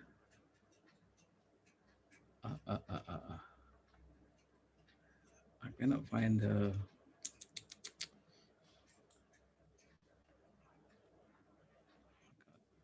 There's my slide. Come on. Hey, wait a minute. Take your time, Mas Budi. Take your time. Okay. Because I changed the device before. I use a desktop, now I use a laptop, but the setup is slightly different. I'm not quite familiar with my own new laptop. Okay. Okay, where is Microsoft and Dropbox. Hey, why suddenly? It's actually already in my. I already opened this, but wait a minute. I should use the previous file. Cannot find. Okay, probably I will ask my. Or do you want it to do you want to send it to the committee so we can actually screen it for you? Or you can send it to me also. Okay. Wait a minute. Yeah. Okay, I will ask my help my my daughter. Sorry. All right. Okay, I think while we're waiting for Mas Budi to prepare his slides, I would like to remind the audience later. You can actually post your question to any of the speakers at any time in the Q&A box. So if you see at the bottom of your Zoom page, there is a Q&A function. And if you have any problems in technical problems, you can also let us know in the chat box at the bottom of your Zoom interface also. So we also have plenty of time actually today. But I want to catch up with Mbak Andini and Dr. Barker first before we go to while we're waiting for Mas Budi. How are you? I'm good. I hope Camilla is. How are you, Camilla? I'm really good. Okay. Okay. Okay. How if wait a little bit a switch probably. Sure. Okay. Thomas first, and then I. Because you know, or I can go first. I mean, I'm just gonna share my experience, so maybe the other panelists can. Okay. Okay. Maybe we will switch a little bit. Mas Budi can be the last. I will use another device, right? All right. Okay. Apologize for that, audience. Me too. I apologize. Sure, we will move to the second speaker, Mbak Camilla Andini. I think this is, we go straight to the practitioner, to the filmmaker itself, and listen to how actually the filmmaker in Southeast Asia perceive Southeast Asian cinema, and is there any new landscape with the new political and also social condition that is very distinct from before pandemic, right? So, but Camilla Andini, please, the time is yours. Yes, I think thank you, Aninda. Since Aninda already told that I will share my experience as a filmmaker. So in today's panel, I will be talking in perspective of practitioner, the filmmaker. So I think it's okay to start with that, and then you will have a better understanding of Southeast Asian cinema later with Mas Budi and also Thomas. I'm sorry if my kid's voice is actually heard. That's the dynamics of working from home. Yes.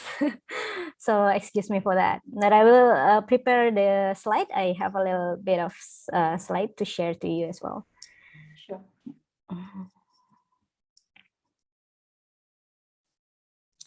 So is everyone seeing the slide? Yes.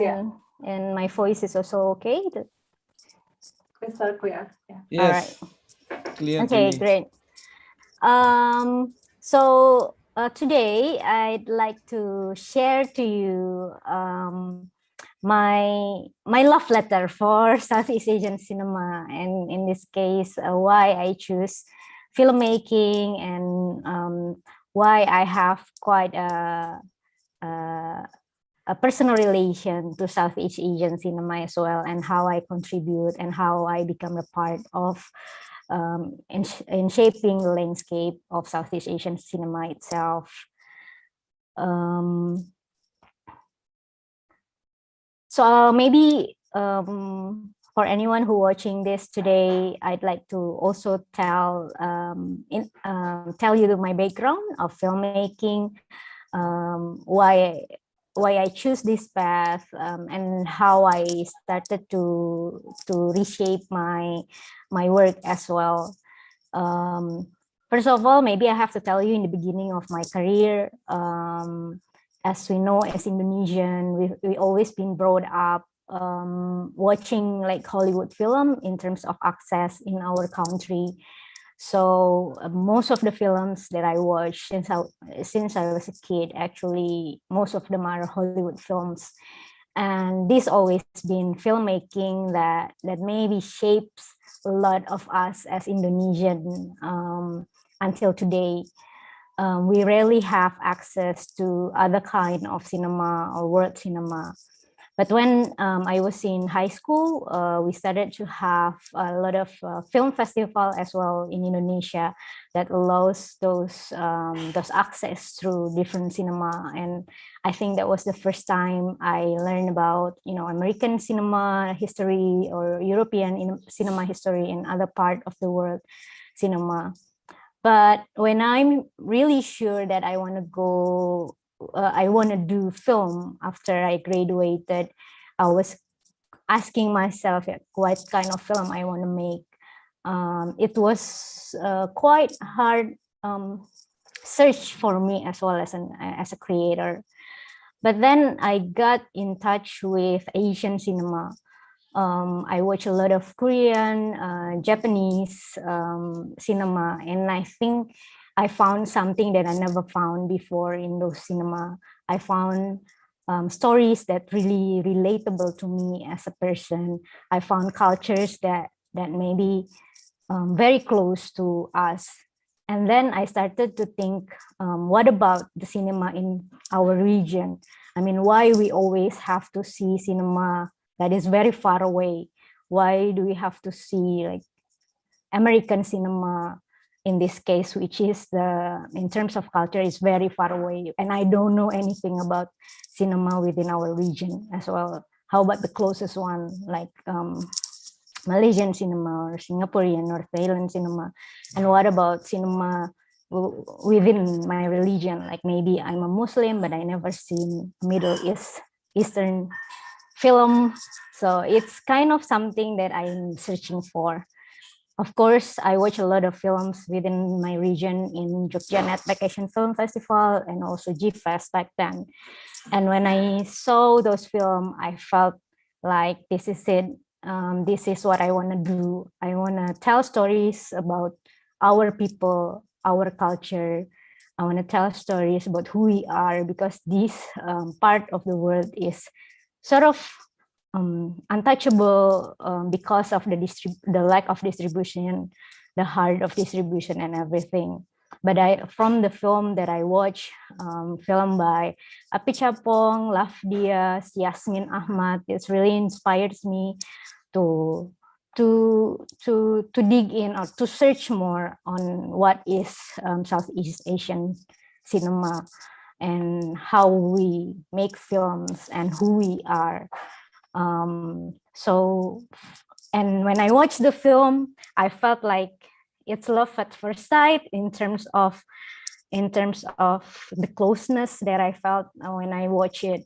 I felt like I'm at home. I'm not a stranger when I see the film. And I felt like it's the playground, which means I always thought that making films is always having the same formula, with the theory, American theory or European theory of cinema.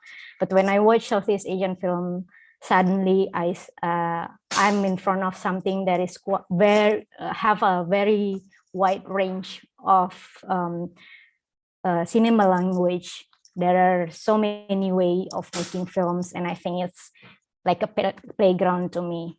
And one of the things that I learned from a lot of Southeast Asian cinema filmmaker is that it allows to have a self journey when as a creator. And I think this is what excites me the most in the beginning to be a Southeast Asian cinema filmmaker. So I want to tell you my personal experience from time to time, having a film, in this case, present a film in festival film market and industry. So the first time I went my first film is The Mirror Never Lies in 2011. This is my first film. What I explore in this film is, because my background is documentary, I try to explore the anthropological and sociological story within the Bajonese people, the sea wanderer in Southeast Syllabus, Wakatobi. And this is actually my film school. I explore many things that I like to explore as creator in this film. And I think this film brought me to a film festival for the first time, and actually getting to know like what is the industry like, and then what is the map of festival film around the world is like. One of the things that I got is actually in 2011, when I first time to go to Busan International Film Festival with The Mirror Never Lies, I realized that not many Indonesian having, at that year, I'm the only Indonesian maybe to bring a film in the competition, where I think at that time, Philippines has a lot of film in the festival. They have Cinema Manila at that time, who gave fundings to young filmmakers to create films with distinctive story, even when they do it in a very low budget film, but the film actually really works. It traveled in many festivals. So there were a lot of contingent filmmakers from Philippines at that time. And Thailand, in this case, already been in the very high league in film festival because of Api Chapong had win the Uncle Bumi a year before. So my first experience in the festival was like kind of an underdog as an Indonesian at the time, because not many Indonesian, a lot of Philippines people are talking about Thailand's film, Filipinos film, and rarely talk about Indonesian film. After Busan International Film Festival, the film also screened in Berlin International Film Festival. And at that time, we have Postcard from the Zoo become one of the film that screened in the main competition in Berlin International Film Festival. This actually brings a new hope for me as a new filmmaker. A lot of people actually watching the film and get to acknowledge Indonesian cinema. And at that time, I knew that for Indonesian film and for Southeast Asian film to be able to recognize, to be acknowledged, we need to be in the main competition, in the platform that actually people will look at. And after that, in the next year, we have short film Sepatu Baru by Aditya Ahmad, who won the Berlinale generation. So this is also another good news.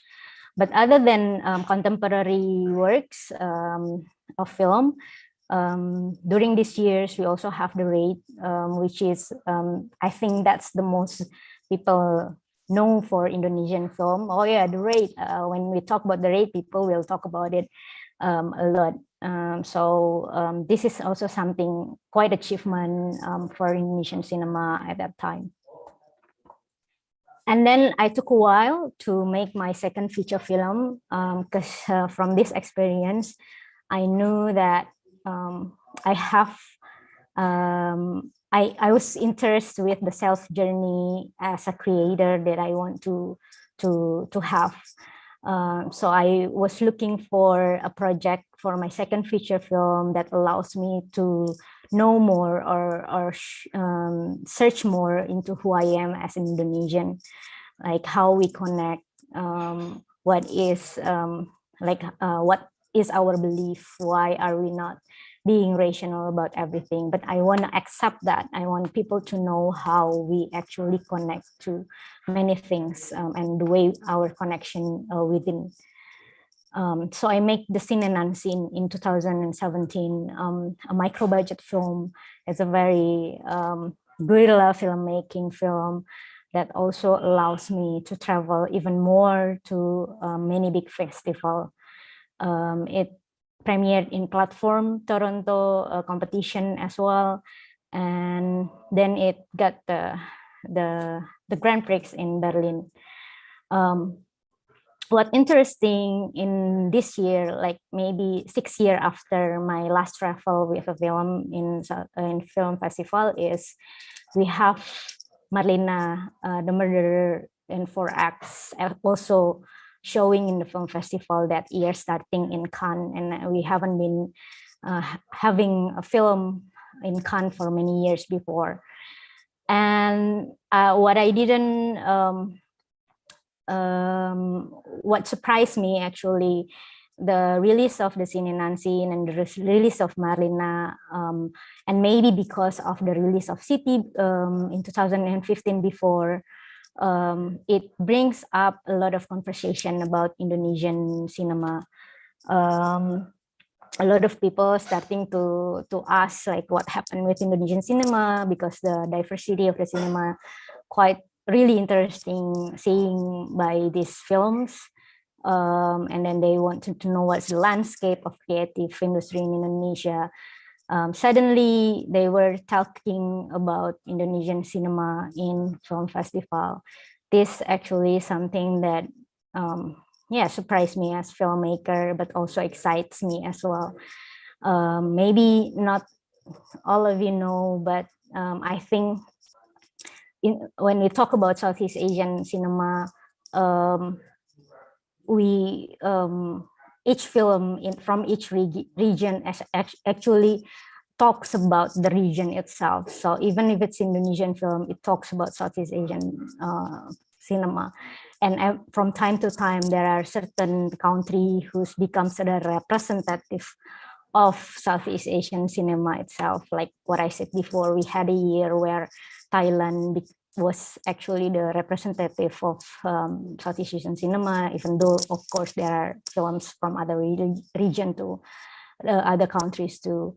But there are also years when Philippines is actually the representative of this, and we had also a year that Malaysia is also the representative for Southeast Asian cinema. And then this year actually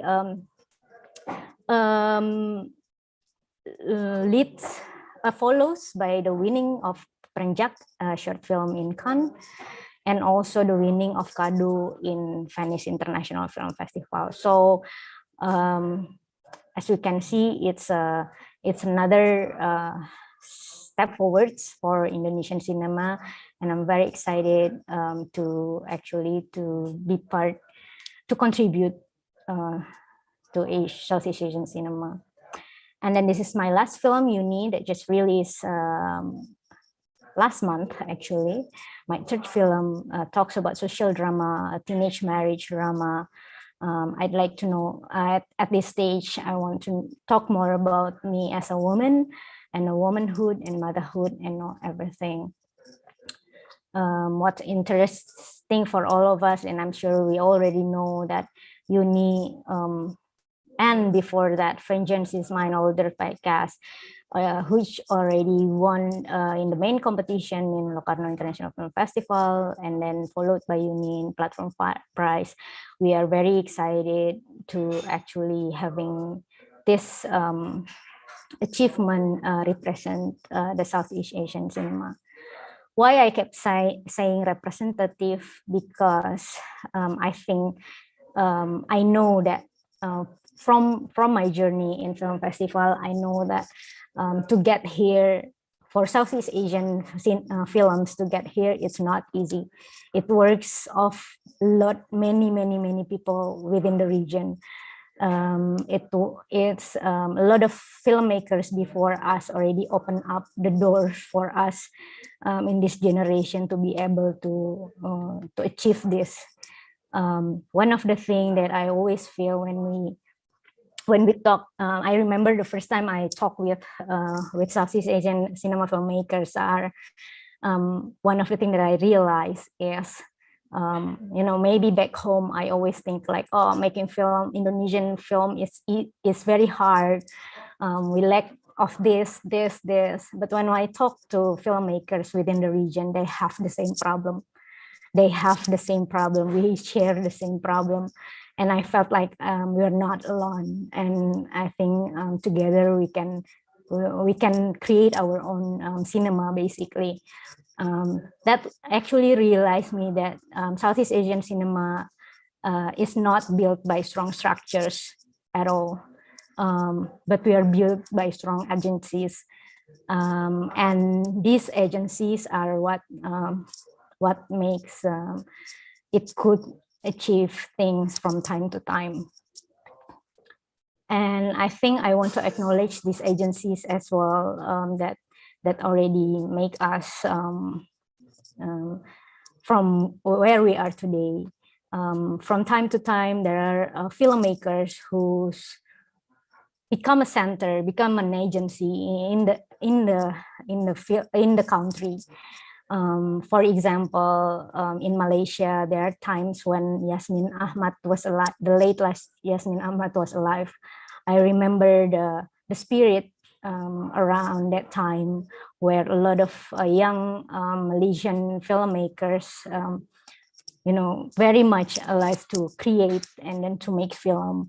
And as we know right now, after her death, there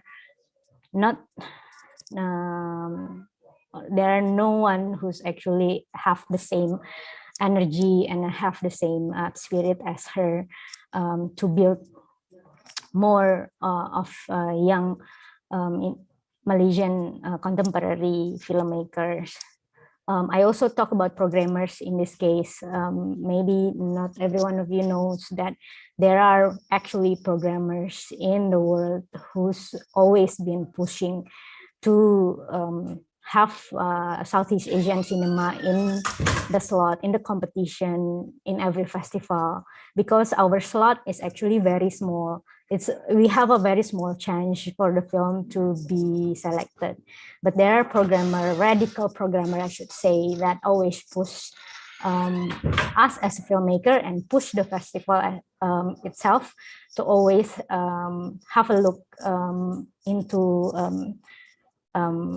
Southeast Asian cinema. I have to mention in here Pierre Rajo, the late Pierre Rajo in Cannes International Film Festival, Gert-Jan Uwilhof from Rotterdam International Film Festival, Tony Ryans from London International Film Festival, Philip Shea from Singapore International Film Festival back then, and Paolo Bertolini from Spanish International Film Festival. I think among Southeast Asian cinema filmmakers, those people are the ones who always been opening up doors for us to be able to be there. Although right now most of them are already not working anymore in the festival, so we are looking for other agencies for us to do that. And film festival is also another agencies, because usually European big festival, they will of course has more slot for European film. American, they will have more slot for American films. And we as an Asian and Southeast Asian, we need festivals that actually defends our films. We used to have Singapore International Film Festival back then, that was that, and then now rising up again. We have Busan International Film Festival that has been has its amazing time, but now kind of like sort of going down again because of the political conflict of the festival. So we have Jogja Network Film Festival, even though it's only for Asian film festival, but it's still a place that actually defend our cinema. And the last thing is the film critic. This also the agencies for Southeast Asian film. Southeast Asian cinema. There are film critics who kept writing in international forums, making people look at these cinemas or writing about these cinemas that become another communicator for us. We used to have Maggie Lee, one of the female film critics that always talking about Asian cinema in various platforms for reviews and critics. Right now, we also have Giovanna Pulpi, a programmer in Toronto who's also expertise in Southeast Asian cinema as well. I think as a filmmaker, there are two things, and as Southeast Asian filmmaker, there are two things that we need to keep up. One is consistency. This is the hardest thing that I think to achieve as Southeast Asian cinema, because as you know, we only depend on strong agencies. And time to time, it's something that we cannot afford. And the second thing is advocacy. We need people that defend our cinema, that makes people turn their head into our films, because in terms of distribution, our film usually much smaller production compared to many other great and big films out there. So I think that's everything that I want to say. I hope it brings something to discuss later on, and maybe after this, Mas Budi and Mr. Thomas can follow up more into their perspective. All right, thank you so much, Mbak Kamila Dini. It was such a lovely letter. Lovely letter to Southeast Asian cinema, telling her experience from time to time in the film industry, and also how each agency in the film festivals and film industry is actually supporting and enhancing the network of Southeast Asian film and also the industry as a whole system. So that was very refreshing, Mbak Kamila Dini. I think I will move to the next speaker. So who's gonna go first, Mas Budi or Pak Thomas? Okay, I think we can go to Dr. Thomas Barker first. Sure. Yes, okay. So Dr. Thomas Barker will be speaking for about 20 to 25 minutes. And I think he will give a bit of grounded perspective and basic from how to see Southeast Asian cinema. Yeah, time is yours, Dr. Barker. Great, thanks, Aninda. Look, it's a great pleasure to be speaking in between such two highly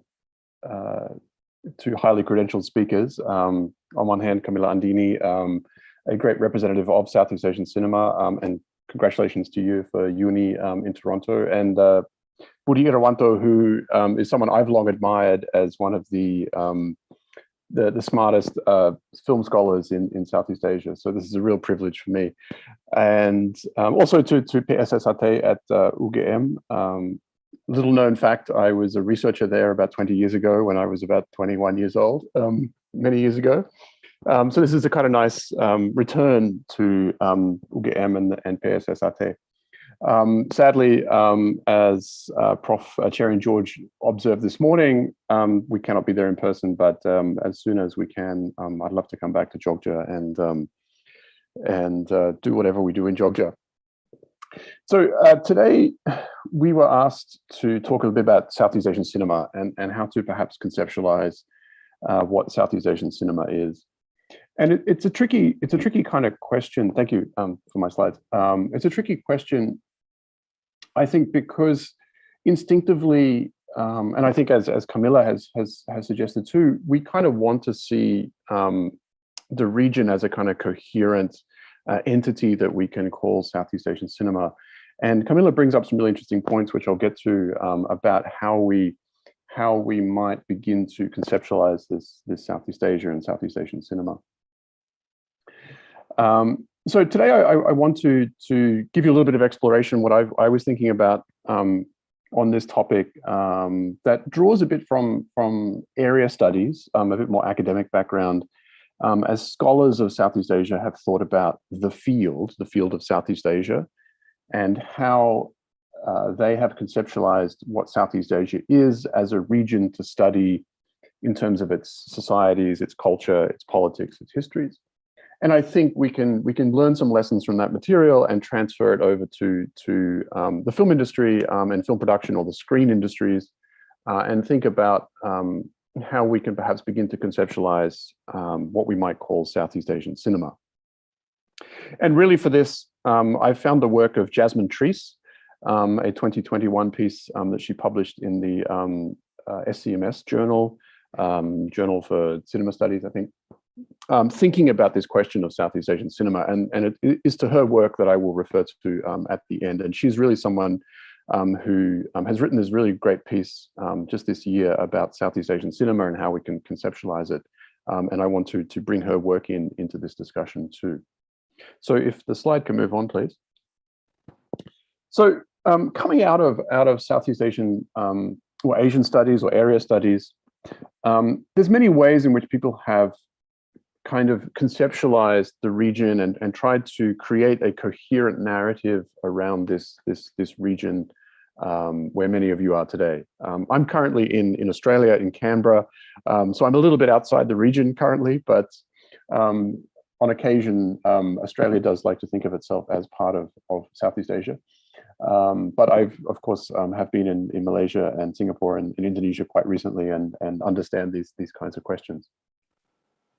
Now, the first quote from King, in some ways, recognizes this sense of a kind of commonality that may exist in Southeast Asia as a region, but I think at the same time point to a problem in that when we begin to think about Southeast Asia as a region, we get a very kind of generic or very generic definition. And here King says something along the lines of that the region is characterized by a long history of cultural connection, migrations and cultural flows, and therefore has cultural hybridization, synthesis, and so on and so forth.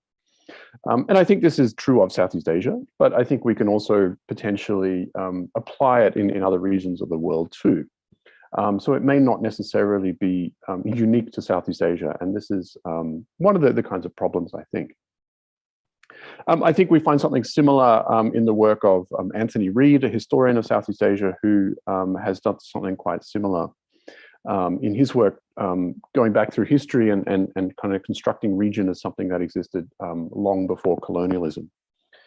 However, as Emerson noted in 1984, and this quote and this idea echoes through the work of people like Ariel Herianto and Adrian Vickers, amongst others, that whilst we as scholars, as historians, as geographers can perhaps identify a region, or governments or the US military, for example, can identify the region, often it's very difficult, in fact, for the people living in the region to see themselves as part of a region. And I think what Camilla said was really, really spot on this, is that she described her own experience growing up watching American films and not really seeing, cultural product from the region, and not getting a sense that she was part of a region. And only through kind of pop culture consumption, as Camilla says, watching films, seeing images from around the region, come to kind of understand or have this kind of consciousness of being a much more regional citizen rather than just a national or a Javanese citizen, for example.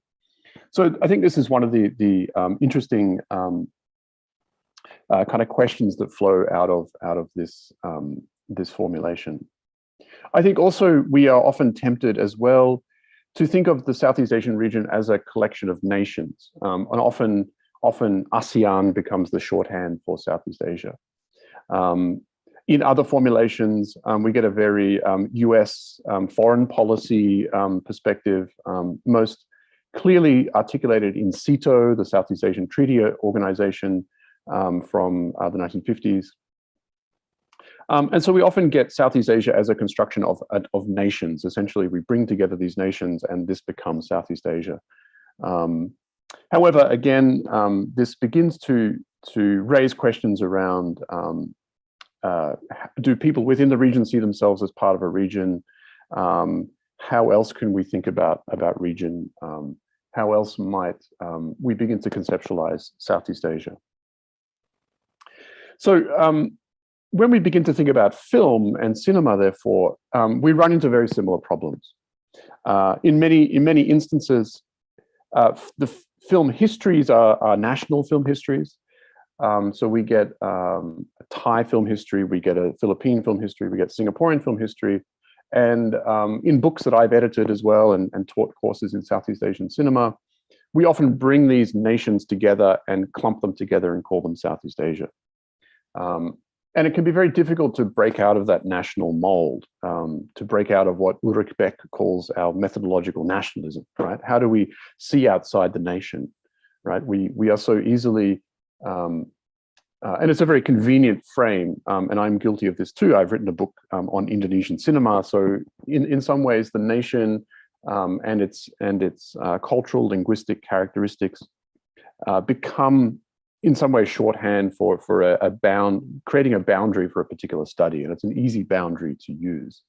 But therefore, to create a Southeast Asian cinema or a Center of Southeast Asia cannot simply be just joining nations together and calling that the region. I don't think that also works.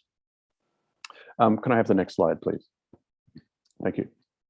So what I did then in thinking about this question was, where have people tried to create a Southeast Asian film, or what does a Southeast Asian film look like?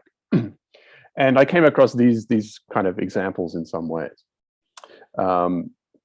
Interestingly, back in the 1970s, in the late 1970s, Asro Sani, one of Indonesia's great filmmakers and writers, was commissioned to make a Southeast Asian film, or an ASEAN film.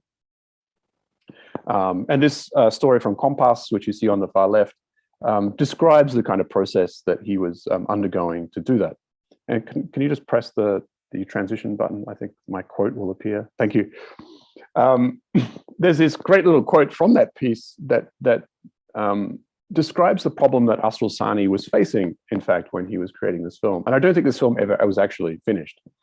The article notes, the other difficulty in creating this story and its script is that it has the following conditions, right? It has to be located in 5 countries of ASEAN.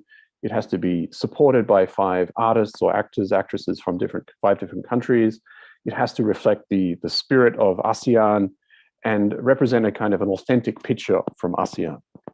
And you can imagine Asro Sani sitting in his room going, how the hell do I do this, right?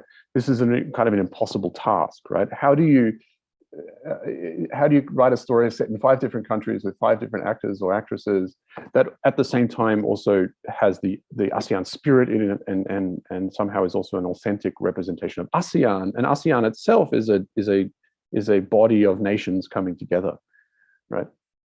So we get this kind of strange efforts in the 20th century to create a kind of ASEAN film. More recently, we've seen what I might call producer-led or company-led efforts.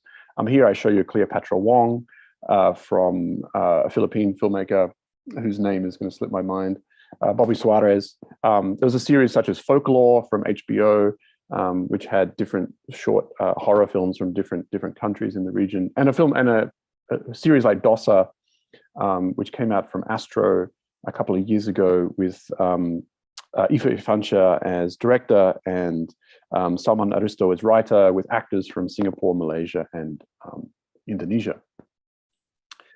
But again, and if the person could just press the button, please, we get some interesting similar problems, in fact, with this kinds of top-down producer or production company-led kind of conceptualization of Southeast Asia, because Southeast Asia has become a market, right? And companies like HBO, companies like Astro see Southeast Asia as this super potential market, and therefore create content that they think will satisfy audiences across that market.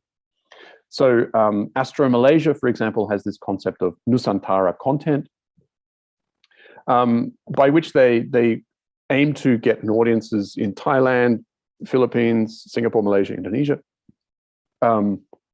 because they see it as a massive market. Malaysia is 30 million people, but Nusantara is 600 million, right? So in this kind of conceptualization, Southeast Asia becomes a potential market.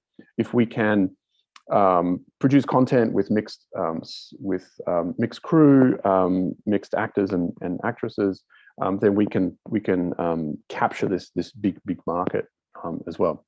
But I think this has a similar problems in the sense that, like the ASEAN project that Asrul Sani works on, these projects also are trying to create a sense of community or region from a kind of top-down kind of perspective in many ways.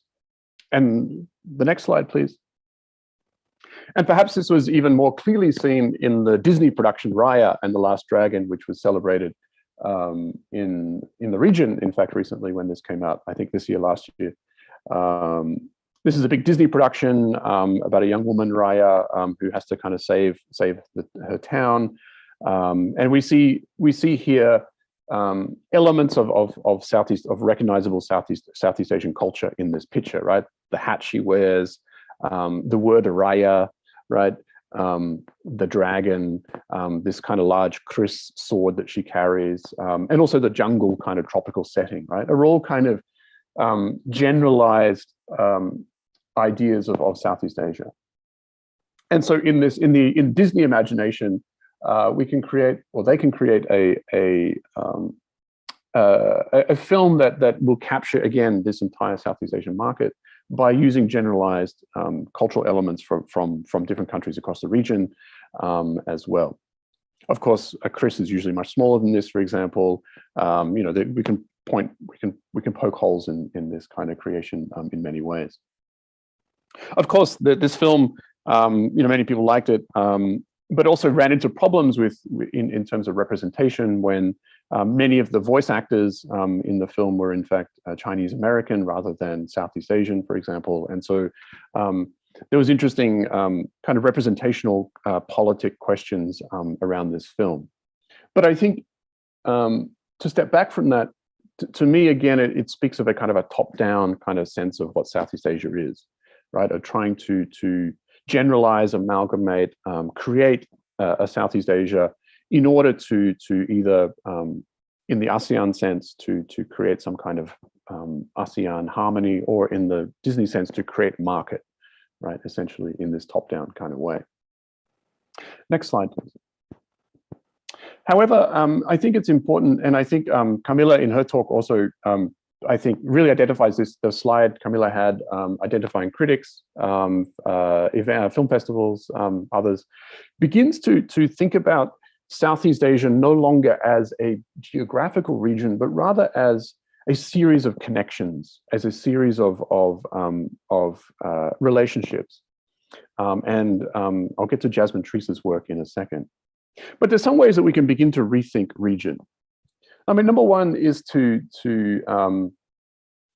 talk about some of the shared histories of modernity. I think we are beginning to see these cultural flows in the region accelerated by OTT or streaming platforms, but also by Hallyu and Korean Wave into the region. And just as the same way that East Asia began to reconceptualize itself as a region through pop culture, as the work of Iwabuchi and Chua Beng-Huat showed 10, 15 years ago, I think we're beginning to see similar things happening in Southeast Asia. And I think Camilla points to this in her presentation too. So we get this growing sense of belonging to the region, of identity. And these new flows, these new media platforms, VidC, all the way up to Netflix, you know, create this sense of region in many ways. But I think also for filmmakers and also those within the image producing industries, there are also new ways in which connections and relationships can be made. So film networks, so different film companies and individuals, what Camilla called agents, become nodes in a network of different people. So film festivals become sites where people come and meet and collaborate, talk, and share ideas, maybe get involved in each other's projects. And talent begins to circulate as well. We see actors and talent moving around the region, doing projects in different places. So we're beginning to see a different way in which region is being formed here. not from big companies top down, not from ASEAN, but rather from, in many ways, from the bottom up, from both the audience, but also from those who are on the front line, so to speak, of image making or screen industries as well. Next slide, please. Have I been told to hurry up? Just let me check my time. It's okay. You still have about 2 to 5 minutes. Okay, great. Thank you. So, so the question becomes then, oh, I think we've missed a slide, but anyway, that doesn't matter. So the question becomes, is there a Southeast Asian cinema? Well, I think when we begin to break apart the idea of cinema itself, right, we begin to think about it in its components, right? We begin to think about cinema not as a finalized, finished piece of work, but rather as a complex process, right? From ideation, development, through funding, pitching, then production, post-production, distribution, and consumption, we can begin to see where regional actors and regional moments come into play in this within the region, right? What we would usually call Southeast Asian region. We also see, as Camilla also pointed out, these opportunities for multiple levels of engagement, both what we might call vertical, but also horizontal, right? So we see maybe the vertical engagement with Europe or South Korea or the US, right, outside the region, where, as Camilla said, different filmmakers in some ways perform Southeast Asia within these networks, but also horizontally, right, within the region itself. So Purin Pictures, for example, out of Thailand, has done amazing work across the region doing funding initiatives and little festivals and other projects. We see companies such as, I mean, even Astro or Hook, which is now defunct, you know, doing different little projects, Netflix as well. So those big companies, even though they do imagine the region as this big market, they are also participating in this network creation and formation. And we see, of course, a number of new initiatives and other efforts to foster cross-border collaboration. Busan Film Festival has become very important. The reinvigorated Singapore International Film Festival has also become very important in that sense. Docs by the Sea, Festival Film Documenta, Asian NetPack, which Budi can perhaps talk about at some point later. These all become really important sites where these connections are being made. And this brings me to the work of Jasmine Treese, and I wanted to have a quote here, but I think we've missed it. Nevertheless, Jasmine Treese in her recent work talks then really about Southeast Asia, or Southeast Asia becoming not a geographical or a top-down entity, but rather a performance. She calls it a performance, right? Where film practitioners like Camilla, like Budi Irawanto even, are the ones creating these regional boundaries, these regional connections through what she calls their affective affinities and their performative identities, staged for international and regional networks, right? That loosely cohered, this is a quote, loosely cohered filmmaking scenes and entangled networks of film festivals, arts funders, and state cultural bodies become staging grounds for tactical performances of what a regional cinema might look like. So for Jasmine Treese, and I'm really drawing on her work here, she says that really when we think about Southeast Asia is in fact something like a performance that people are putting on in these kinds of networks, in these efforts. And that in fact, it is through these kinds of these nodes, these networks, these relationships, these expressions that we begin to see Southeast Asia forming, right? And it's not really a top-down. It is happening all the time in little micro interactions. And I think Jasmine Treese is really onto something interesting here in her work, and I am totally indebted to her for this idea. There's the quote. Thank you. Okay, thanks so much. Yep. So as a conclusion, yes. Oh, okay. That's my conclusion. Thank you. I thought you concluded with Jasmine Treese there. Okay.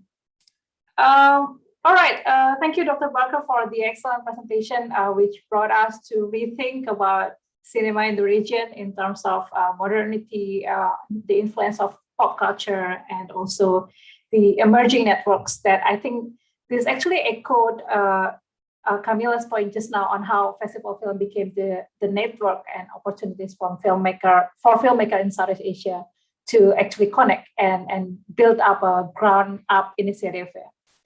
And I think we should just go ahead to the last speaker of today, Dr. Budi Rawanto. Mas Budi, I will pass the screen to you.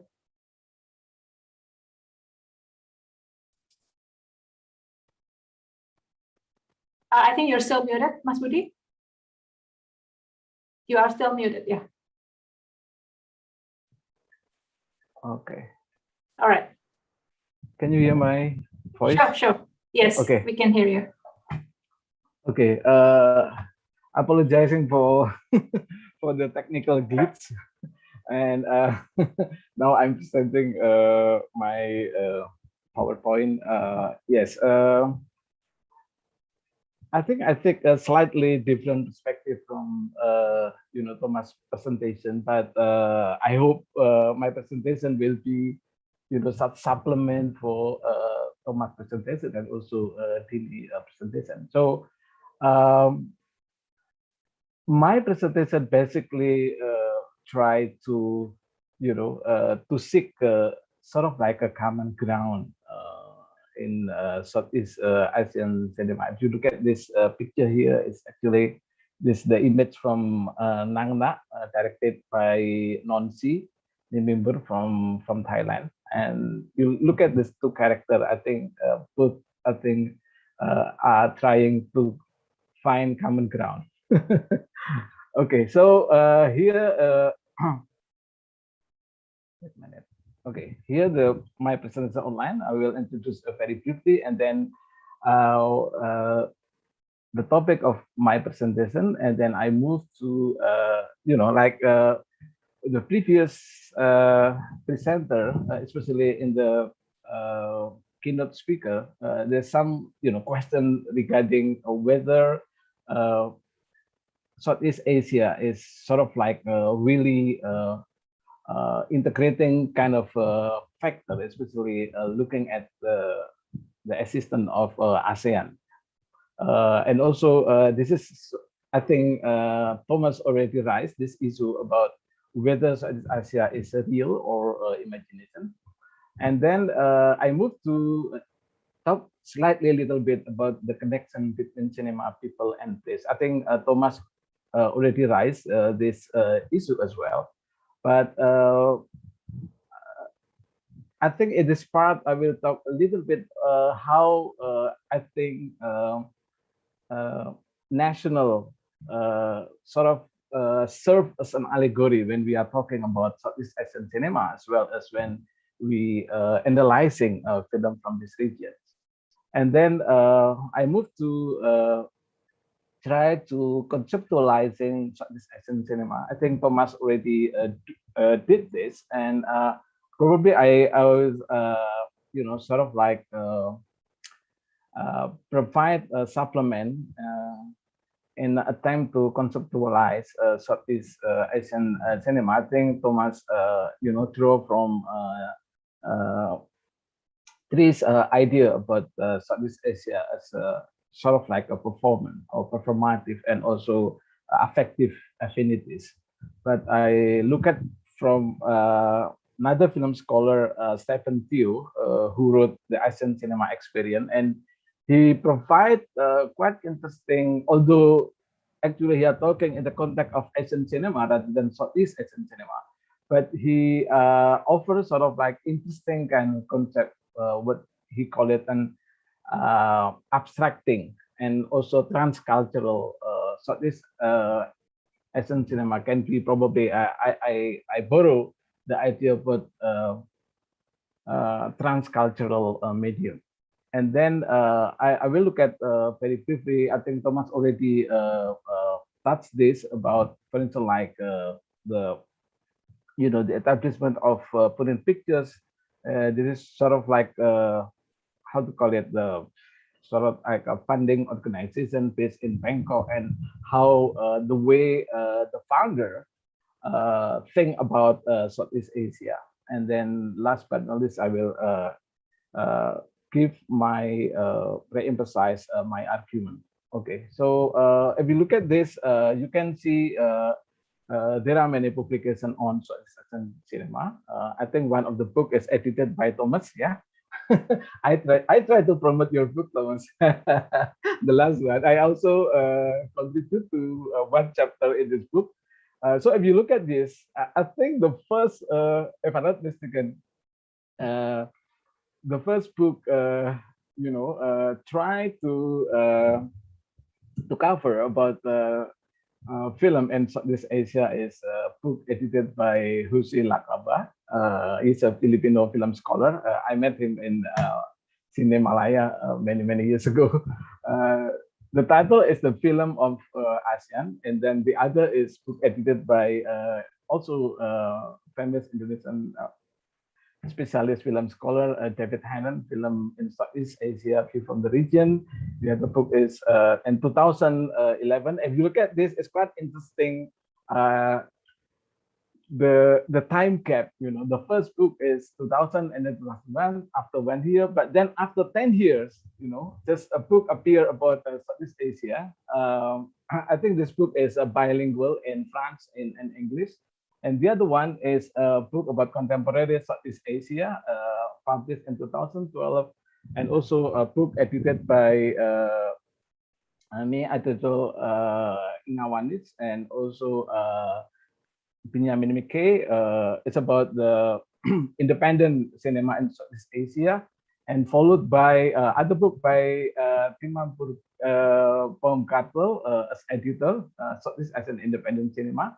So if you look at this, quite interesting. I don't know the reason why 2012, we find a lot of book about Southeast Asian cinema, and then 2020, I think quite recently, Southeast Asia on screen.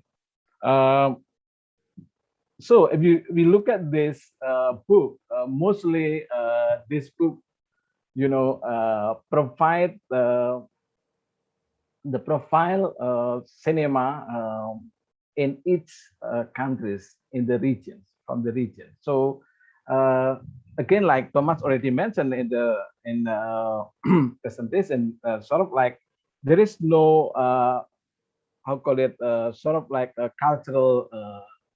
There is no discussion about cultural coherence in this region. Mostly like we find a lot of cinema from this region and different film culture, different style, and so on. And there is no attempt to look at whether any, confluence or interaction among Southeast Asian cinema.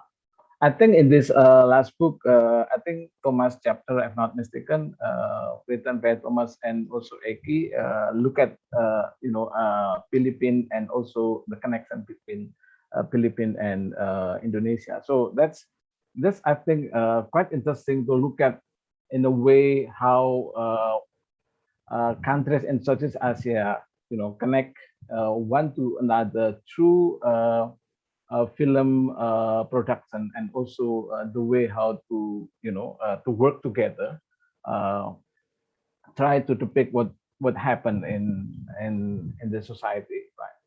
Okay, so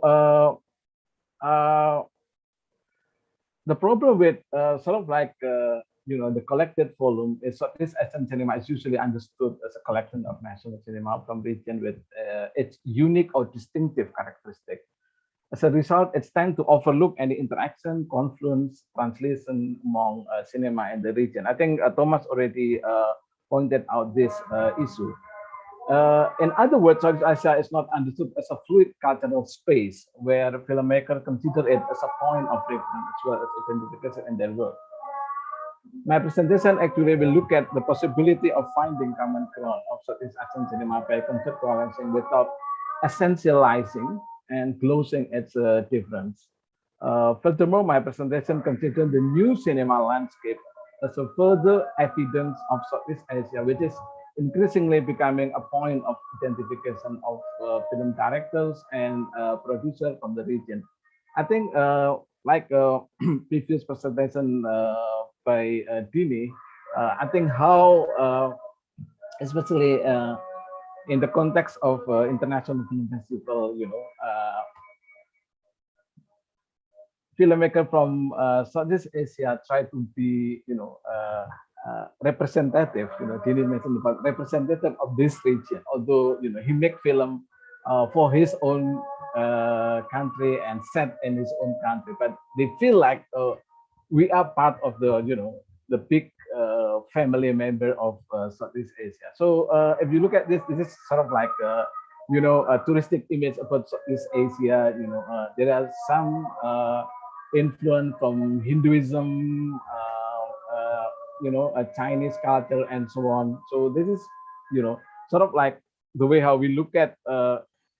There is a connection actually in the past, although the influence come from the external big country like India and China. And yeah, I think as already Thomas mentioned in his presentation, Southeast Asia, like I quote this quite famous quotation from Colonel K. Emerson. He is a political scientist from US, characterized as a rose and unicorn. Unicorn not in the term of digital business or startup, yeah. This is really unicorn, horse with the with horn in its head. So the rose refer to the natural unit. So when we are talking about oh, we know the region, we know the people, we know the culture, the natural landscape, and so on. While the unicorn is akin to invented fiction without any intrinsic unifying cultural characteristics. So I think Thomas, already problematized this aspect. Whether Southeast Asia is actually simply invented, by US as a part of, geopolitical kind of constellation during the Cold War era. Meanwhile, Filipino scholars Fernando Cialcita underscored the concept of Southeast Asia, which has continued to evolve and is gradually cohering, albeit in different ways, in the minds of Southeast Asian. So later I will talk about this, how better among filmmakers they think about Southeast Asia. Unsurprisingly, Cialcita offer a collage metaphor for Southeast Asia rather than Emerson used rose and unicorn metaphor. As a collage, Southeast Asia is best thought as configuration of cultural traditions of different shapes and texture, overlapping with and interconnected with each other. Yeah, this I think in our conversation about ASEAN, we see that the establishment of ASEAN in 1967 perhaps can be understood as not only the institutionalization of cooperation among countries in the region, but it also can be interpreted as an act of imagining or a collective identity beyond national boundaries.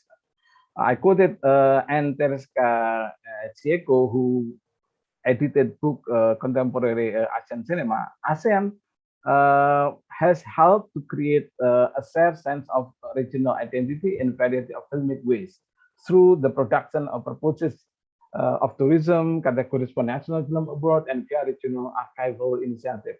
But in my view, it seems that the intensification of construction process of Southeast Asian collective identity takes more cultural, artistic avenue rather than political. Like Thomas mentioned about the more like top-down approach, even in film production when creating like ASEAN film, something like that. So in my view, that more initiatives actually taken by people in the film world rather than by the official government arrangement, right?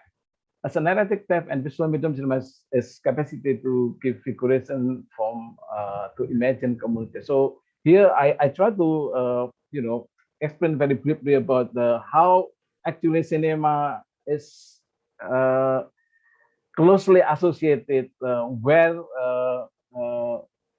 the film is produced. That's why, like national allegories usually utilized to be imagined interpretive frame. So the category of national cinema however, remain active as a mode of classification and program presentation, like I think Kamila already mentioned, in some film festival across the world, despite the inevitability misleading nature of such interpolation. So now I come to my core of presentation about how to conceptualize this Asian cinema. Of course, this is sort of like tentative and early kind of attempt. I don't claim this is sort of like a final kind of formulation, what so-called the Southeast Asian cinema. I think beyond geographical basis, Southeast Asian cinema probably can be conceptualized in the phenomenological perspective through experience. This can be recognized the presence of Southeast Asian in the film who speak the vernacular language or maybe national language, and the physical body shape and the basis of Southeast Asian may taken a signifier of Southeast Asian. So I put it like quote unquote because I don't want to entrap in essentializing Southeast Asian. Rather than essentializing Southeast Asia, it would be productive to look at Southeast Asian cinema as transcultural medium. So I pick up the idea from Stephen Tew about Asian as a transcultural medium. I think it can be also applied in the context of Southeast Asia, because if we talk about transcultural, the issue about origin is irrelevant, because the work is actually influenced by a different kind of factors. So for instance, like when I discuss in after film screening Dini film, the scene unseen or Skala Niskala, I like the way Dini did not put sort of like a soundscape in that film. The film is of course set in Bali, but there's no Bali gamelan and so on. I think I don't know it's whether this the outcome the discussion with the sound designer Yasuhiro Morinaga probably later Dini can give clarification about that. But my guess is, I think, because it's not tried to to do the same film about sort of kind of like ethnic group in Indonesia or in other part of Southeast Asia, putting like traditional instrument and music and so on. But still, I think that film have a local kind of flavor in terms of story, in terms of issue and so on. But at the same time, not try to become sort of like an ethnic oriented kind of a film. So I think transcultural here is in some way it's not really rely on the origin of the story of where the film produced and so on, but at this time it's quite open to different kind of influence. So Southeast Asia is inevitably abstraction, which means that is far from being homogeneous totalizing force. So probably the idea about abstractifying force in some way, I find similarity with the idea about performance in Tri's conceptualization about Southeast Asian cinema. So I don't want to to discuss but it's a little bit theoretical about how Southeast Asian cinema usually intersected with the idea about the world cinema, national cinema, and third cinema. It's of course this is a bit long discussion about it, but the point is the idea to define Southeast Asia in terms of national cinema is in some way quite problematic, and as well as when Southeast Asian cinema is defined as a third cinema as well, because the problem with national cinema in some way this this concept if I use Thomas' term, is externally defined, as Southeast Asian cinema is externally, a defined uh, uh, concept. But if we look at how, like already illustrated by Thomas about how the interconnection and so on, co-production and so on, although in some ways not commercially successful, but this attempt actually is try to to go beyond the national boundary and then to imagine probably sort of like a collective kind of identity. So I just put it very quickly because I ran out of my time. Actually, there's a sort of like a case study when this is as you may know about the female monster or female ghost. This one is Nangna, of course, from Thailand.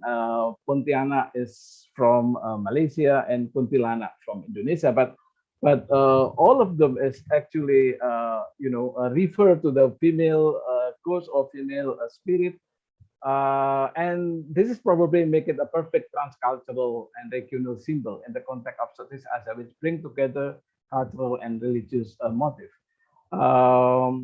The female ghosts like Pontianak, Kuntilanak, or Nangna is provide some interesting regional variation of ghosts, which in some localities takes on from terrifying demon in the one hand and also erotically appealing, because so this is then intersect the idea about Barbara Creed, about monstrous feminine. But in this Southeast Asian horror film, the feminine, can be appear as as a figure, as a heroic, and at the same time as a laughing matter figure. But at the same time, the figure, the female ghost, can be terrified the kampong of people living in the village. Female ghosts alternate her role and appearance between the monsters, like I already mentioned, and feminine. And accordingly, she is an object, this Julia Kristeva term, and heroic at a different time when the occasion called for it.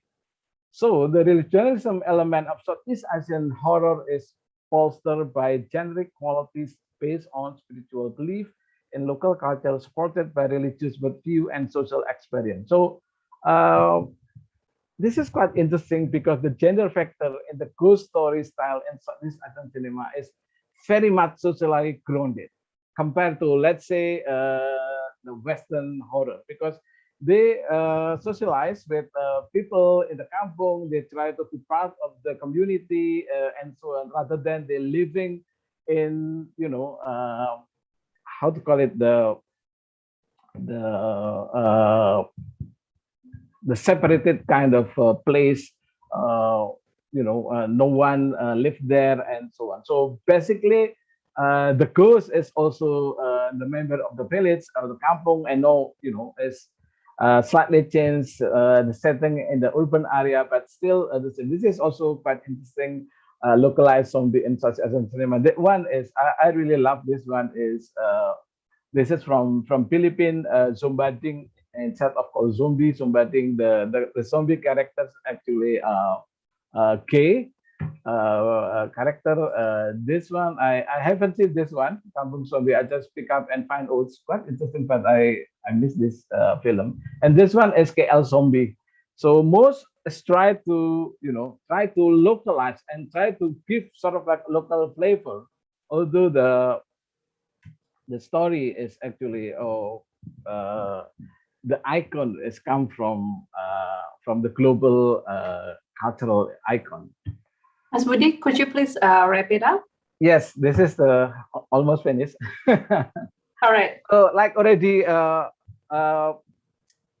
Thomas mentioned about Korean pictures, who supported some of the not only film production but also short film, like festival like this short film festival in Penang, Vietnam Antum meeting, and so on. So I would like to to show you the quotation from the founder of Korean Pictures. And she said that I felt we needed to create a space for storytelling in this region and support these young voices so that they can present their own perspective. We are not a youth fund, but we thought it would be too narrow to only think nationally. So we decided to open it up to the whole of Southeast Asia. I think this is not only just she want to share, the funding, although quite small, but it's not just fun for the Thai filmmakers, but also across Southeast Asia. I think this is also in some way, in line what Edwin acceptance speech, and although this online in the Locarno Film Festival after he received the Golden Leopard Award. And look at this this speech. Edwin said that this golden he call it this award and refer to Golden Leopard is a celebration of Southeast Asian cinema. I hope that Southeast Asian cinema always bring us a lot of color and flavor, and most importantly, always dares to speak out against injustice or anything that kills our humanity. The interesting point about Edwin's speech, actually, he never referred to Indonesian cinema. He never said, "Oh, this is this award is meant to be celebration of Indonesian cinema." Rather than he call it as Southeast Asian cinema. For me, it's quite interesting. I think this is not just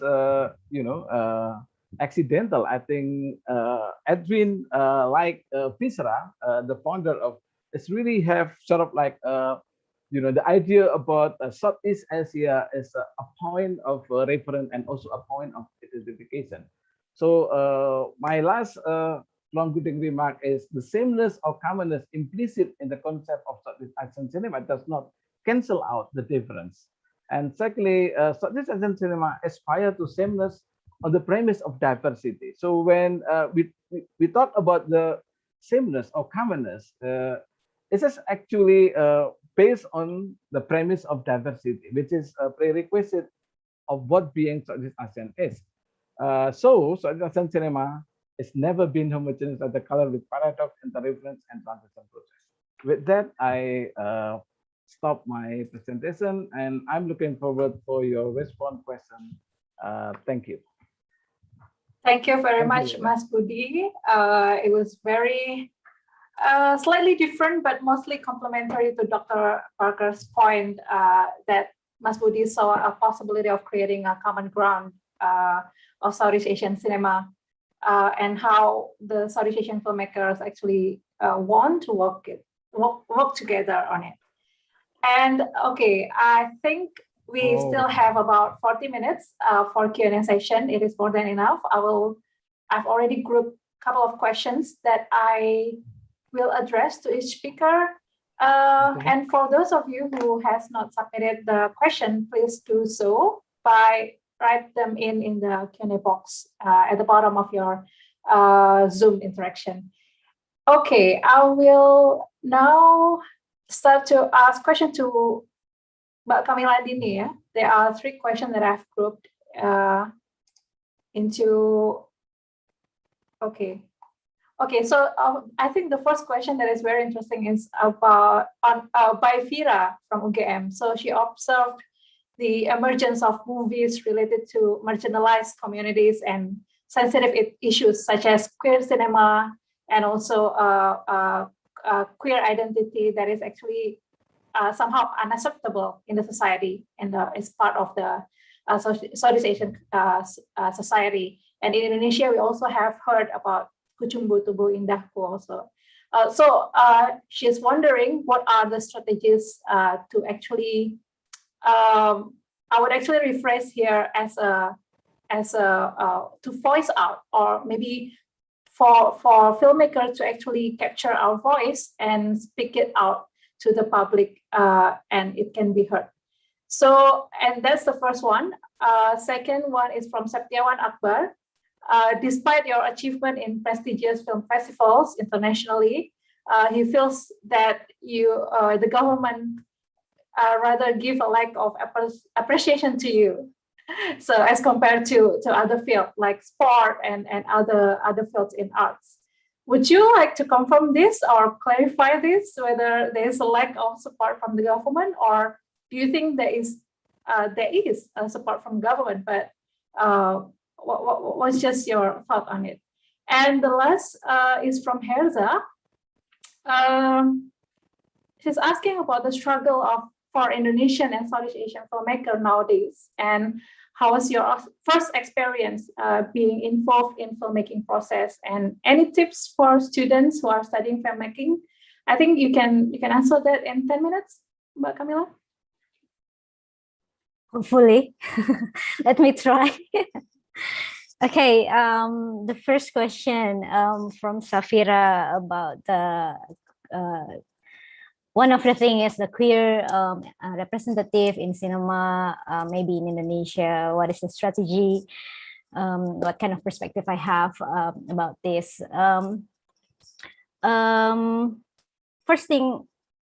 First of all, I think what needed to be understand is that for me as a creator, every time we see a context within a region, sociological context or political or any other context, in terms of art, we have to understand the situation in the ground first, to find the common ground first, like what actually Mas Budi was saying. Maybe in this case I could responding as well a little bit about like what Mas Budi saying about gamelan and everything. What we have to understand that is different than the Western creator or artists are, where they actually, when they make a contemporary films, they went from classical films to contemporary films.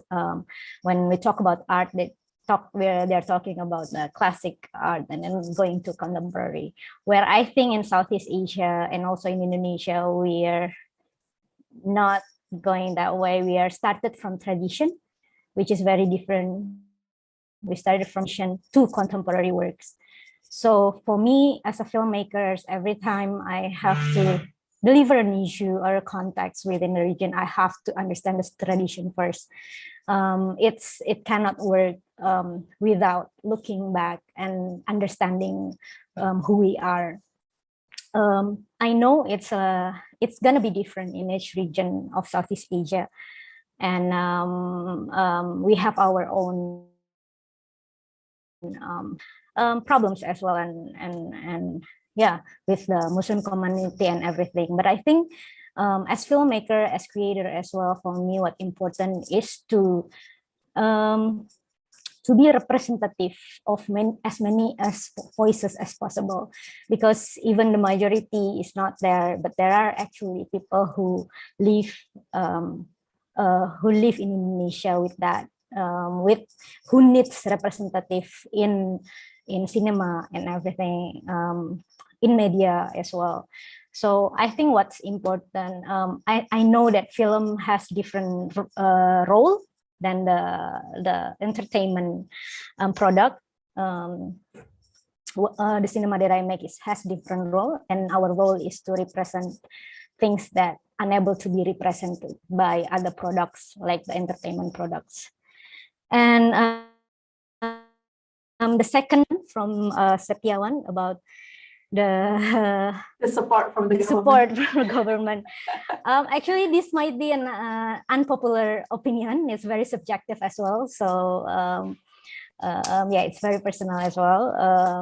I think there are already a lot of support as well from the government. It's just one of the things I thought that it's quite a long effect of from the new order era as well. I mean, we know in the new order, the sport is actually our front line of a nationalist narration for all of us. Like during those era, sports are something that could bring us our nationality, sentimental and feeling, where in that era, film and art is a proper propaganda. I think that actually we never talk about. It's restricted and it's not important. And I think this is a long effect after that we more than 20 years after Reformation, we still feel that the national narration of nationalism is sport, whereas I think today we should have more diverse narration of nationalism in many area. I think that's what I think. And then the third is for Herza, about the tip for students that are studying filmmaking.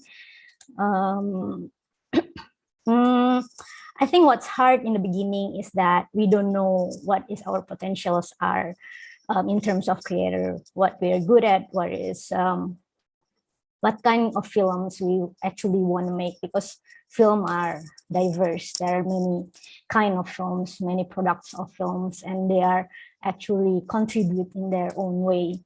And in the beginning, we don't know our strength there. We're still looking for that. So I think what's important in the beginning is to find out who you are as creator, what things you like to do, what things you like to make, and see in which part you can contribute in the industry. And I think there is no right or wrong on each choices or each strength.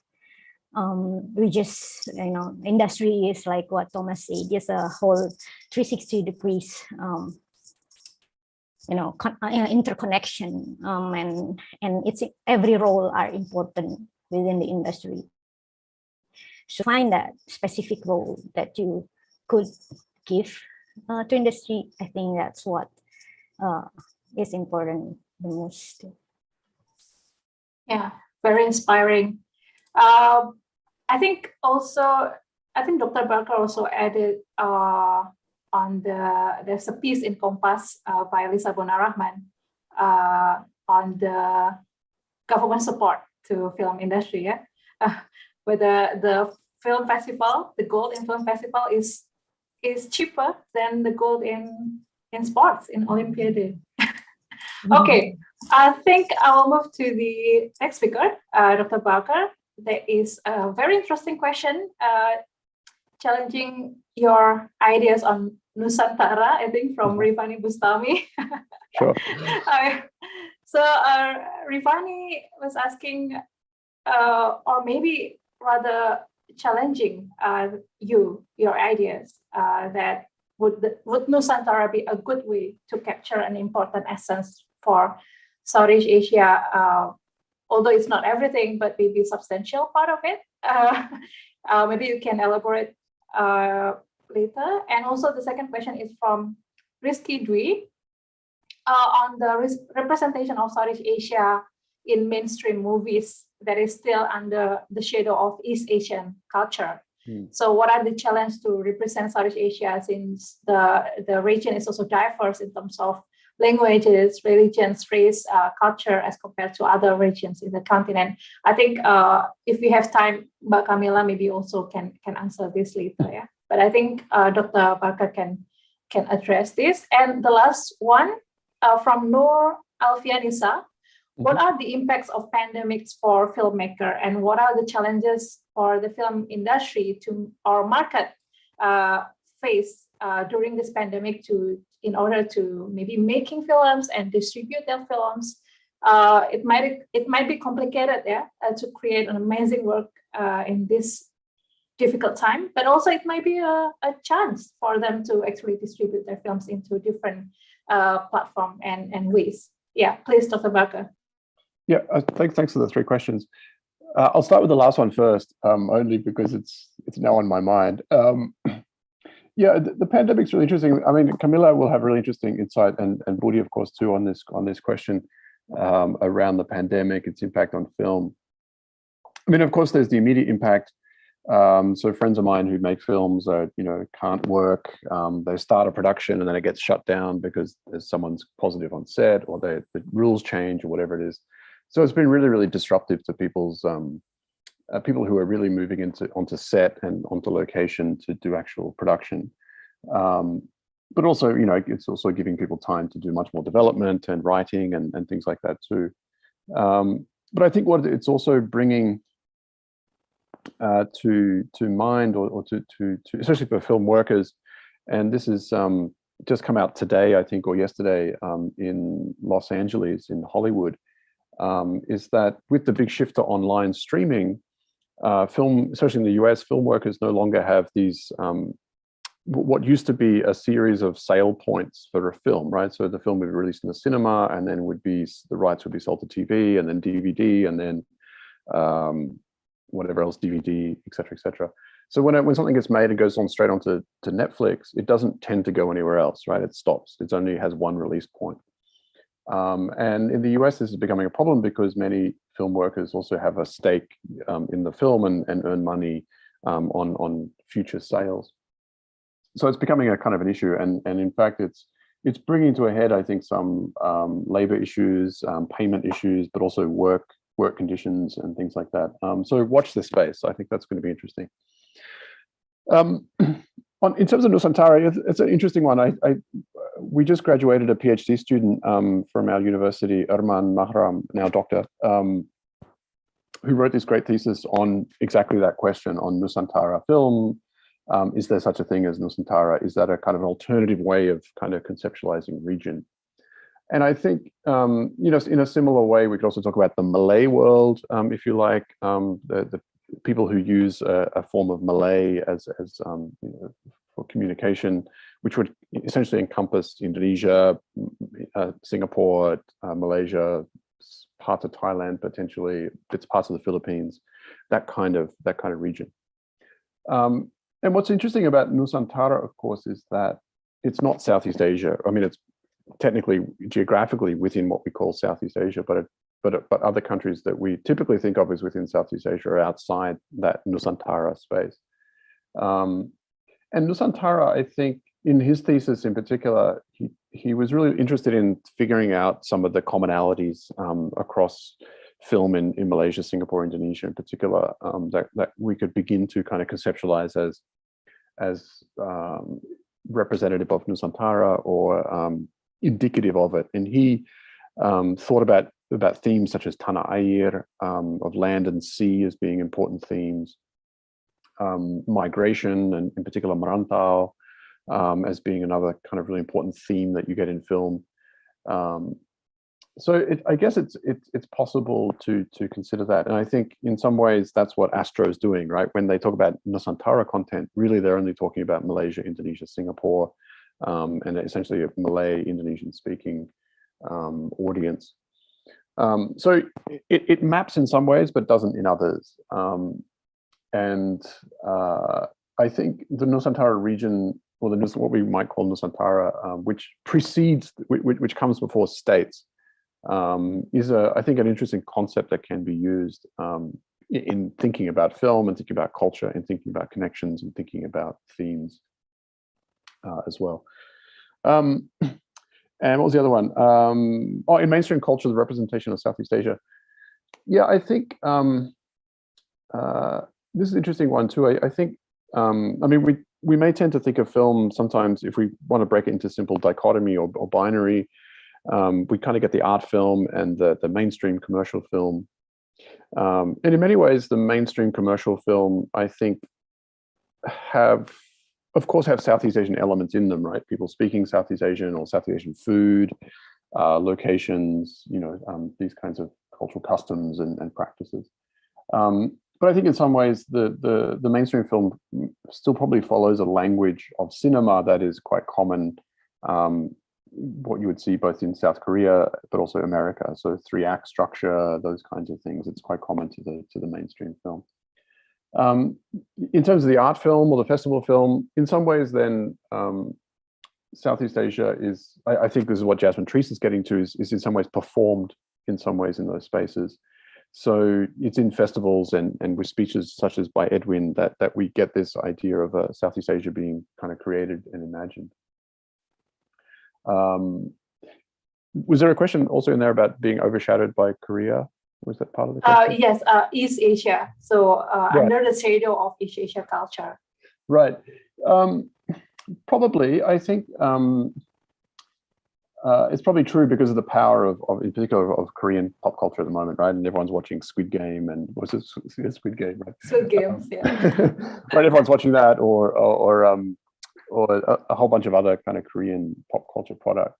And I think, I mean, it's really, of course, the Hallyu, the Korean wave has real influence on how people think about themselves and their region and so on and so forth. And people have talked about the appeal of the Korean pop culture in particular to urban people in Asia because of the shared modernity, so that audiences don't necessarily see themselves in the Hollywood pop culture, in the American pop culture, but see a familiarity in some ways even in East Asian or in Korean pop culture. So I think, of course, the Korean story is really interesting because there's a whole kind of machine, called industrial government industrial entertainment complex that kind of is really pushing Korean pop culture in really interesting ways. Southeast Asia, in some ways, therefore, gets exposure in film festivals. I think also Southeast Asia is getting exposure through Silat, through Pencak Silat, through martial arts film.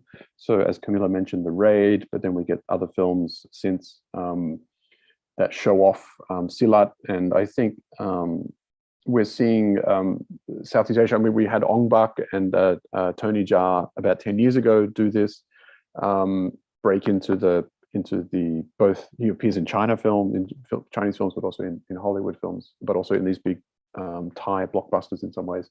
And I think now we're getting a second wave with Iko Uwais and Yayan Ruhian and others, Joe Taslim. But the problem, of course, with that is that Southeast Asian film gets put into a niche, essentially, right? It's either a festival film or it's a martial arts film. And so it's both it's a double-edged sword, right? You're getting exposure, you're getting audience, you're getting seen, but only within particular limited formats or limited genre. So that's what I see is happening at the moment. Right. Excellent. So I have 4 questions to Dr. Budi. Actually, 2 of them is asking for clarification. I think I'll just bring that up. So first is from Rivani. Would you say that Southeast Asian cinema is a dialogue between different civilizations? I think he wants to clarify with what you have mentioned before. And also from Lucia Ratna, is the concept of Southeast Asian cinema include aesthetic about specific narrative of the region, for example? So not just cinema talk about Southeast Asia. So she's also asking for clarification on that. And I think about aesthetic, Saskia Anggi from ISI Yogyakarta, she's asking a question about vibrant interpretation of histories and culture in Southeast Asia, which is a shared common background, right?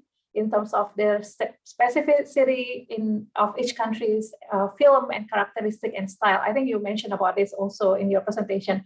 So she's asking, do you think they also have a shared common aesthetic approach in their films? And how do they express the differences?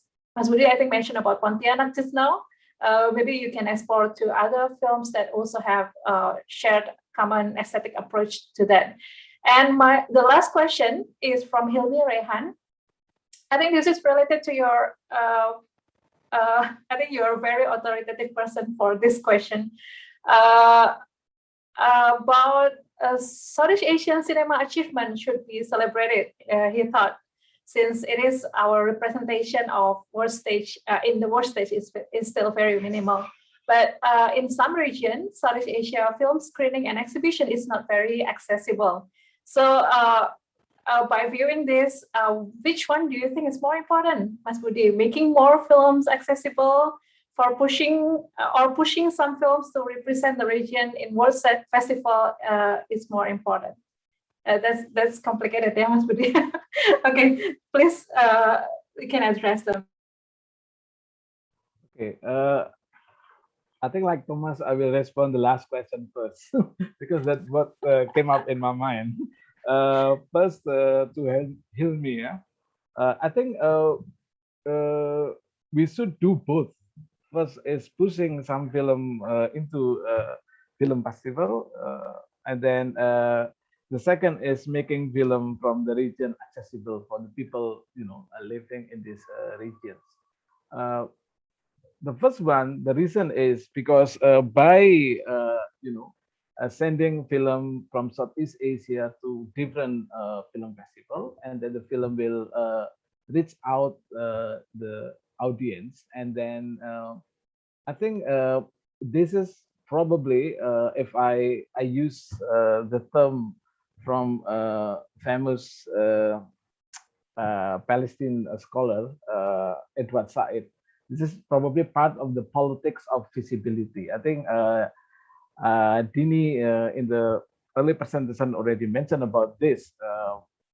Because film is really the important window in order to, of course, film is not just simply reflect the reality, but also mix with fantasy and imagination, creativity, and so on. But again, we still can identify some cultural values, some people, culture, and so on. So I think it's very important, and I think some of the filmmaker from let's say conflict-ridden area, for instance, like from Palestine, they also keep making film in order to articulate the Palestinian issue, Palestinian problem, and also people from let's say from Kurdistan as well.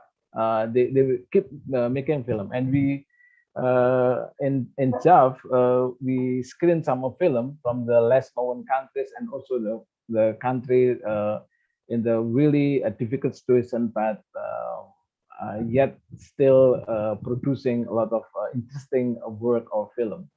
So I think that's part of that, because if you use probably, oh, this is, you can name it, probably you can call it as a counter diplomacy, you can call it like, oh, this is part of the soft power and so on. But the thing is, it's very important, to articulate, political aspiration, cultural expression through film, and then this film should be, seen by people, outside this region, in order, to provide a more better understanding about the region, and also probably to raise solidarity if there's any issue, any problem in this region, right? And the second is by making film accessible to the people in this region is important, to sort of like to construct or to develop or to forge a kind of sense of collective identity as Southeast Asian people. And I think thanks to the digital technology and especially digital platform, now I can see some of the Eric Cool film in Netflix platform, for instance, and many classic film from Southeast Asia. So that's also the way, because the digital platform can bypass some of the hurdle in the circulation in commercial cinema, and also in some way also censorship as well. Yeah, that's also important in order to understand what happened in our region. And this is actually the idea behind the organization of JAV as well, because we want to make ASEAN film be familiar with the ASEAN people, including Southeast Asian film. Okay, the question in response to Revani question, I think yeah, I think Southeast Asia already a meeting point of two greatest Asian civilization, yeah, Indian civilization and also Chinese civilization. And of course, we can see how Southeast Asian filmmakers, like Tini already mentioned, deal with issue about tradition, and also in some way, in the meantime, deal issue about modernity. That, I think, the challenge to represent this, this region, because filmmaker, keep thinking about this tension between modernity, between tradition, and some way, some films call that like Asian cinema, also this and cinema, sort of like a counter against modernity, because we sometimes we find films set in the village, in the remote area, in the very idyllic kind of kampung, or yeah, the remote area is almost unspoiled, and so on. So this is can be interpreted also as a part of how Southeast Asian filmmakers is also try to put sort of like criticism, against modernity, because in some way modernity makes they uprooted from from their root, their tradition, their local values, and so on. So yes, of course,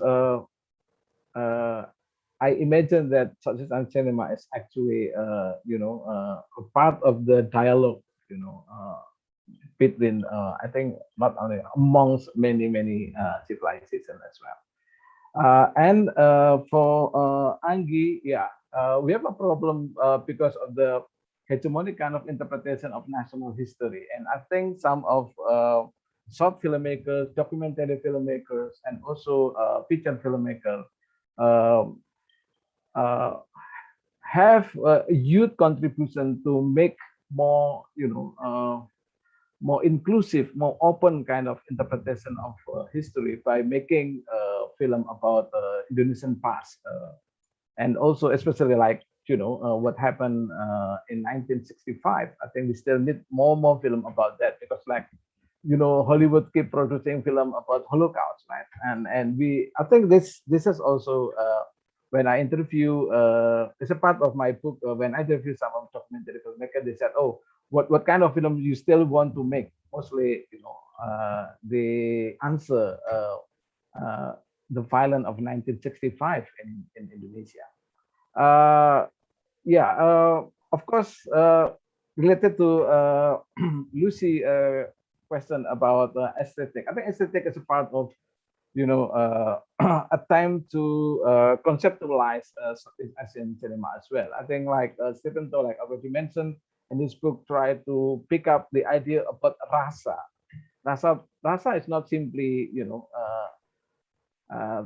translated to can be translated to a feeling, but it's more than that, because it's probably close to the idea about affect rather than feeling. So and some of Asian film, especially from India, the idea about rasa is a part of the way how to seek kind of the aesthetic Asian film aesthetic. And in Southeast Asia, I think,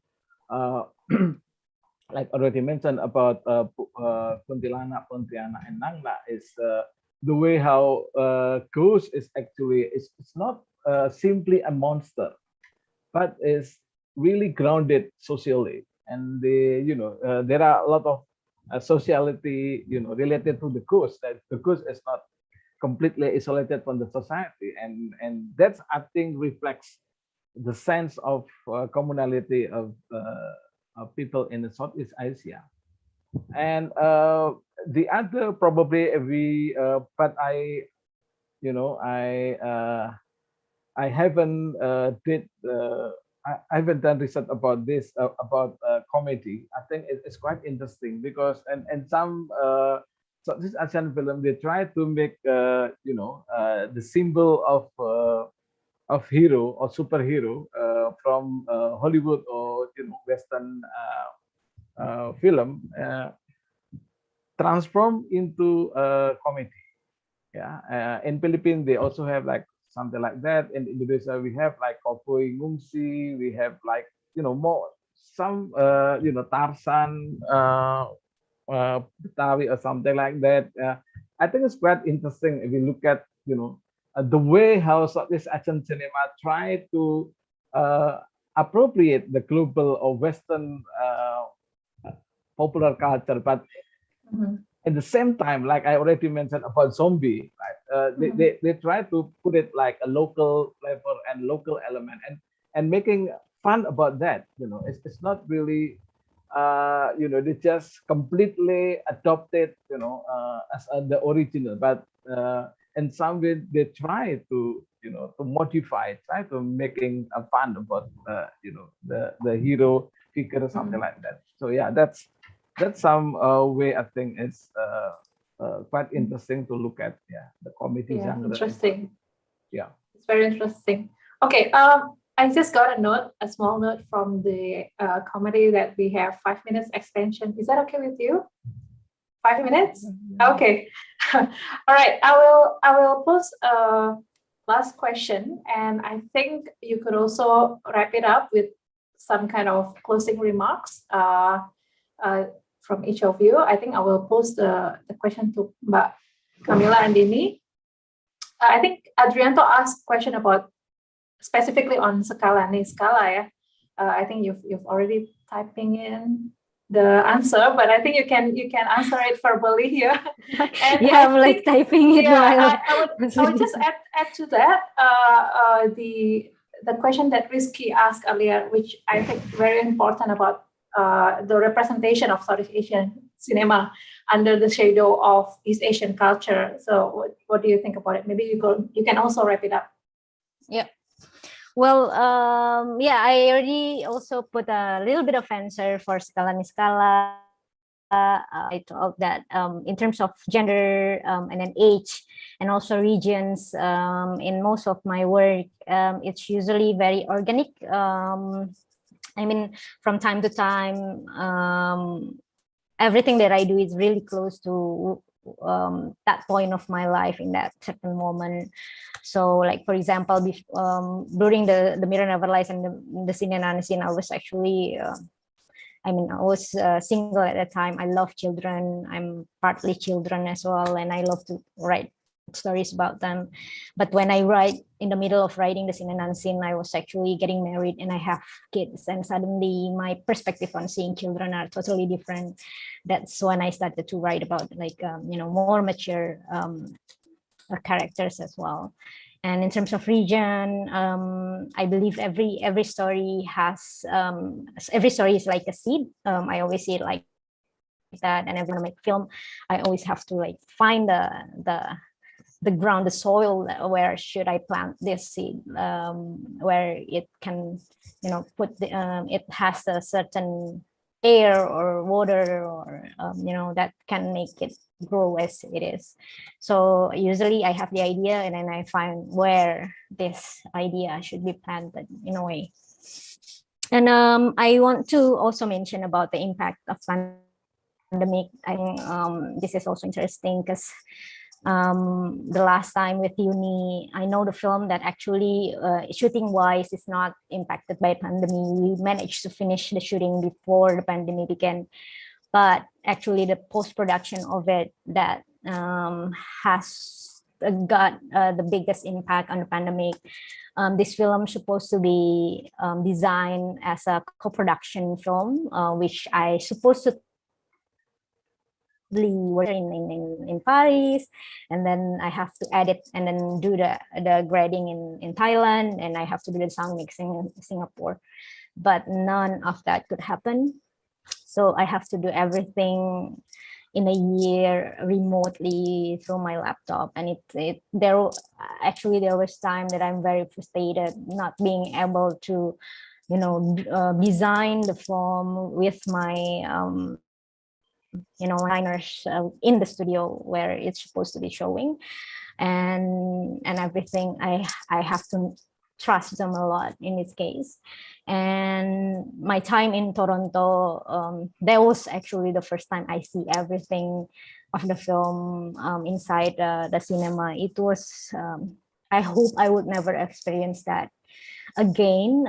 It's very frustrating for directors, but I mean, one of the thing I still think that it's gonna be somehow the new normal of filmmaking that we will gonna face as well. So I have to find a peace with it as well in a way. And I also wanted to add the overshadowing and also the common aesthetic approach. Maybe it can be related as well with the questions. I think it's true that talking about common aesthetic approach, it's true that we, as I said before in my presentation, that we actually have our own way of storytelling, our own way of aesthetics. For example, one of the things that I always relate when I watch Asian films is that about like saying dialogue from characters. I always see that our people are not confrontative people, where we always see in the Western films everything is very verbal. They can very upfront for everything, expressive on towards their feeling, where I always felt like I'm not like that at all, like, and the community is not like that at all. So when I see films like maybe Liang films or even Korean films right now, that we can see that there are characters that are not confrontative. They tends to problems aside. There are communities who's like hiding problems underneath. These people are real, and it's okay to be like that. And I think this kind of aesthetic could give different way of storytelling, different way of aesthetic as well. So I know that right now it's kind of overshadowing in many ways because sometimes we are not straightforward, we're not confident, and we are actually used to this kind of film. But it's time to make to show other options, other kind of characters, other kind of vulnerability, other kind of heroic characters in a different way. So it's what we have to do. And I think I see like Korean products, they successfully can give that options. And show that options as well. Yes. Yeah. It's very interesting. Okay. I think we just go quickly to Dr. Barker. There's a question from Lupita, but I think you can address this as your closing remarks also. How to start and maintain local movies and embrace young generation to watch local movies more than any movies like dominant media such as Hollywood and even Bollywood. Yeah. Yeah, I think I tried a response to this one, I think. Yeah, I mean, it's always that question, right? Is when you're presented with a particular media landscape or media market in front of you, how do you find the thing that's kind of hidden or less promoted or less visible? I mean, I think it's partly about changing your own habits and your own interest. When you go to the cinema, which film do you pick to watch? And I mean, for a long time, I think Indonesian films have had that stigma of being kind of low class and low quality. And I think there's traditionally, and Budi could probably talk about this too, there's been that idea that more educated, culturally sophisticated audiences watch the Hollywood films, and the less educated watch the Indonesian films. But I think it's created a kind of cultural, I guess, a cultural cringe in some ways amongst many young Indonesians towards their own films. But I think it's changing. And I think the growth of the film industry in the last 20 years is kind of testament to that. But I think there's still a lot of lack of recognition around. I think, in fact, as that article from Lisa Bonner-Rachman also talks about, is really the Indonesian filmmakers are now some of the best in the world, right? I mean, you have Edwin winning in, where did he just win? Locarno.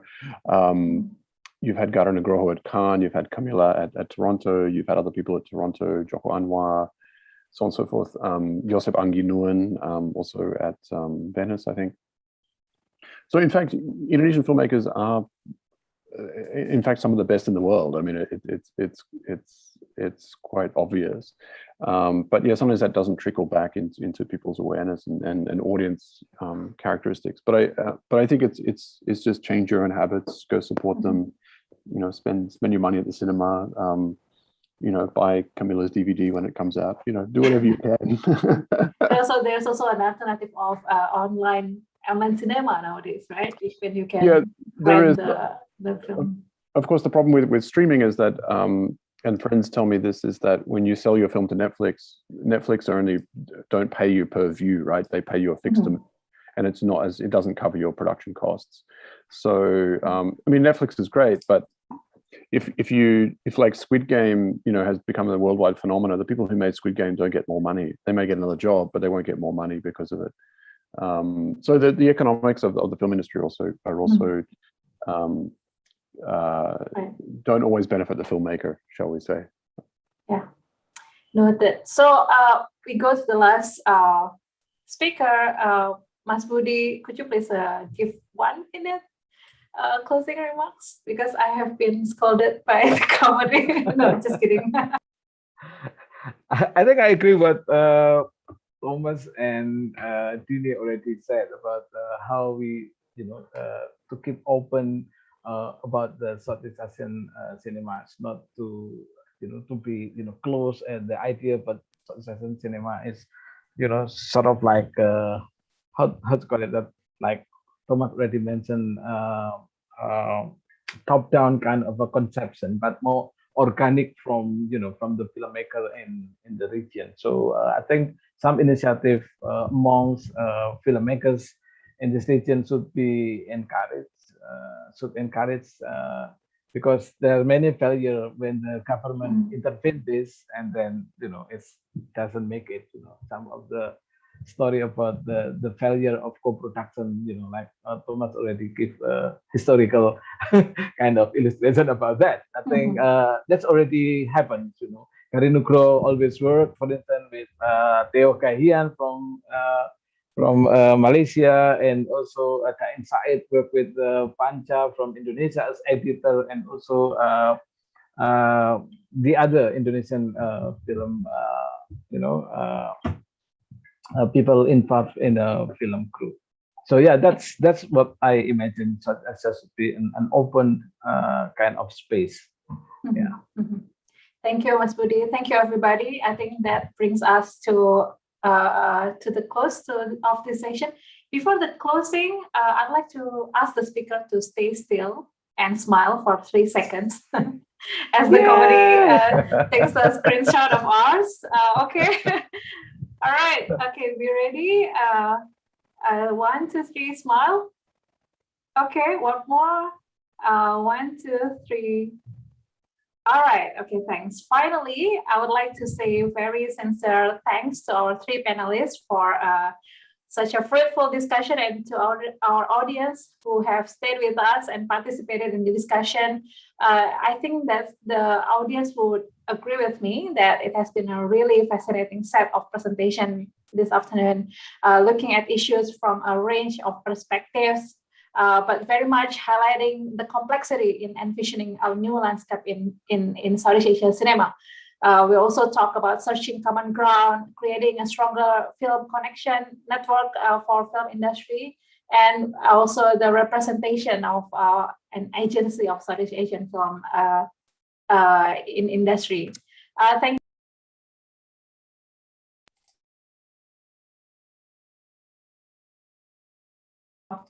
Thank you also for audience member for our great questions and for the responses from the panelists. I'd like to remind you that we have 30 minutes or maybe 20 minutes break for the next interesting panel on art. You may want to stay in this room while watching the video that will be screened after this. Once again, thank you, and I wish you the best for the remaining day of the conference. Bye. I will give the time back to MC. Great. Thank you, Anin. Thank you, Mbak Anin. Thank you, Anin. Thank you, Thomas. Thank you, Dini. Thank you, everyone. Thank you, everyone. Yes. Thank you very much, Banin, and also all of the speakers for session 2. There was an interesting discussion about the Asian cinema. Thank you for all the speakers, Mas Budi Rawanto, and also Mbak Kamila Andini, and also Mr. Thomas Barker, PhD. Thank you very much for the presentation. So everyone, we still have the last panel discussion today about the artists and change on the scene of crisis. The last panel will be start at 4 p.m. in Jakarta time. Before we go there, let's have several minutes to break. While we are enjoying our afternoon tea, here we have a disruptive learning innovation from Universitas Negeri Malang, Center of Excellence. Disruptive learning innovation from Universitas Negeri Malang is a center that focusing on developing innovation on smart education, also research transformation of digital ecosystem in order to increase the quality of education services in Indonesia. This research center combines the innovation of media, apps, and artificial intelligence with smart learning system that currently used in not only education institute, but also general public to easier access of digital education. Ladies and gentlemen, UGM as a comprehensive university has so many study programs. One of the study program is the Performing Arts and Visual Art Studies, Graduate School, Universitas Gadjah Mada. This is the first art master study program in Indonesia. More than 25 years, Universitas Gadjah Mada has pioneered art postgraduate education in Indonesia. The study program has graduated a lot of alumni at the master level and doctoral level. The alumni come from university in various parts of Indonesia with various fields of art, as well as from various gender and ethnic background. And also we have TSES UGM will have upcoming schedule next week. MMAT once again ya, Mengajar dan Meneliti Asia Tenggara, a comprehensive program gathering for expert, academician, and scholars in social and Southeast Asian studies through teaching and researching Southeast Asia. Here we show you all the complete video about DLI Universitas Negeri Malang, PSPSR UGM, and MMAT program, the program from TSES UGM. And see you on 4 p.m. this evening in Jakarta time. Thank you.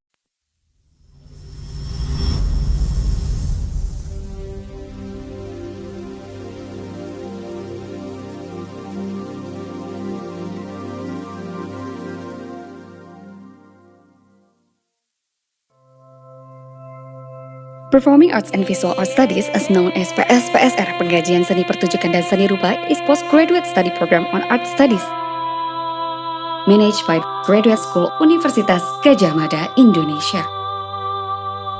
Established in 1991, the program is the first postgraduate study program for art studies in Indonesia. Starting with the master program in 1991, the PhD program was then established in 1995. The program was established as a response to the need in improving the academic competence of lecturers for higher education institutes in Indonesia. PSPSR envisioned itself as an excellent and competitive program, both on domestic and international levels. Through its interdisciplinary approach, all the while upholding cultural values. In a sense, its mission is to develop competence in its students with additional focus on service to the community. On the first floor of the Unit 2 building, the administrative staffs and educators are ready to serve their students. On the second floor of the West Wing Unit 1 building, PSPSR provides open space for students. Our library possesses a wide variety of collections, both in English and Indonesian. They are in the form of books, e-books, journals, magazines, and database series. The library also provides electronic journal access to more than 1,800 journals encompassing social, cultural topics, and in particular, the arts. Each classroom at PSPSR is equipped with air conditioning, audio systems, projectors, and personal computers. There are also classrooms with open concept to facilitate seminar-style learning, as well as group discussion among different students, etc. PSPSR is also equipped with various rooms, canteen, internet connection, mosque, GMC or Gadjah Mada Medical Center, sports and recreational facilities, including campus bicycles with a large parking area to provide plenty of space for students' personal vehicles.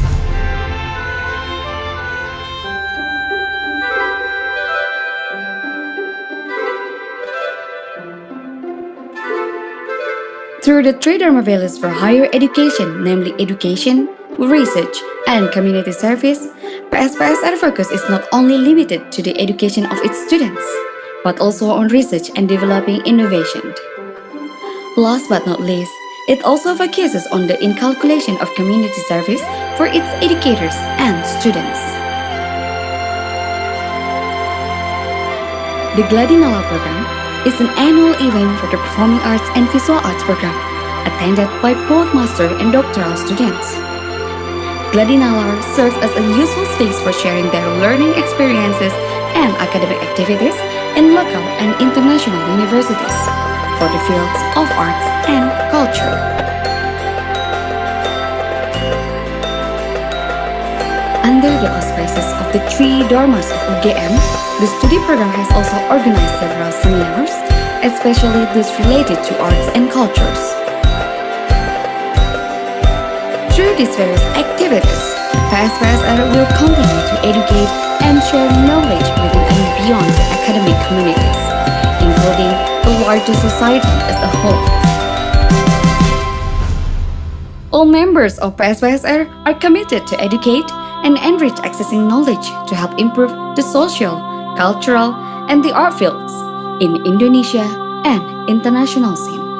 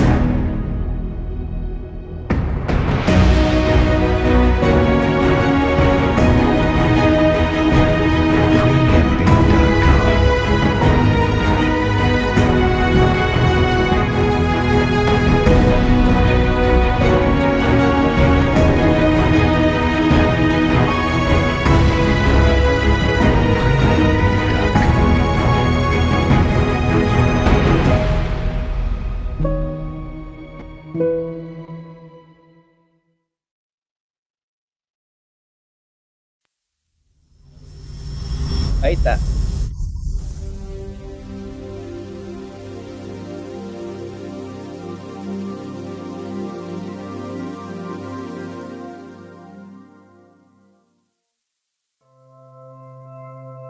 Performing Arts and Visual Art Studies, as known as PSPSR, Pengkajian Seni Pertunjukan dan Seni Rupa, is postgraduate study program on art studies, managed by Graduate School Universitas Gadjah Mada, Indonesia. Established in 1991, the program is the first postgraduate study program for art studies in Indonesia. Starting with the master program in 1991, the PhD program was then established in 1995.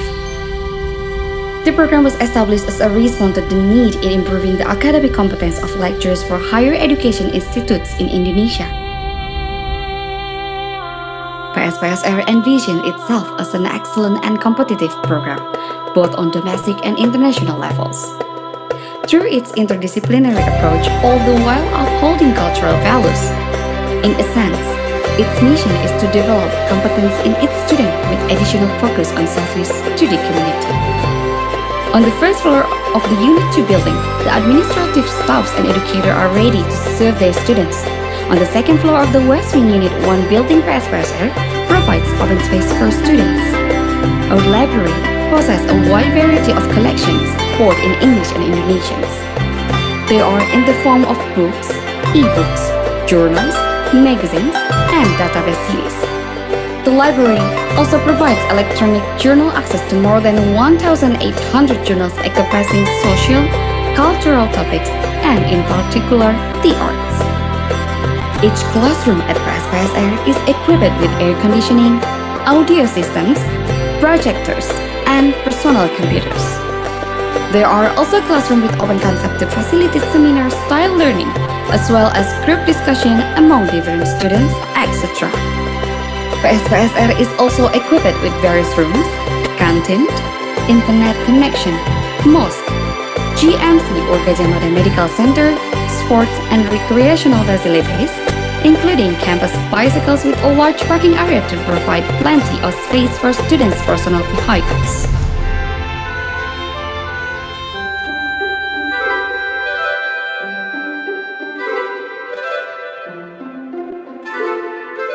Through the three Dharma values for higher education, namely education, research, and community service, PSPSR focus is not only limited to the education of its students, but also on research and developing innovation. Last but not least, it also focuses on the inculcation of community service for its educators and students.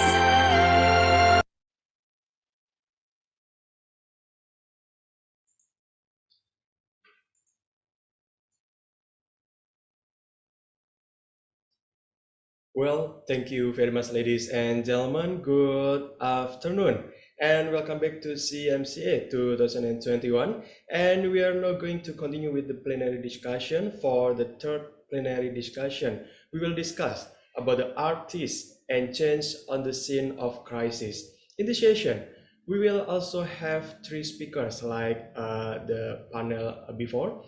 The first speaker, we will have Dr. Eko Supriyanto, MFA, from Indonesian Institute of the Art, Surakarta. The second speaker is Ms. Griditya Gawewong from Jim Thompson Art Center. And the third speaker, we will have Dr. Gabriel Rosmargo Lono Lastoro Simatupang, MA, from Universitas Gadjah Mada.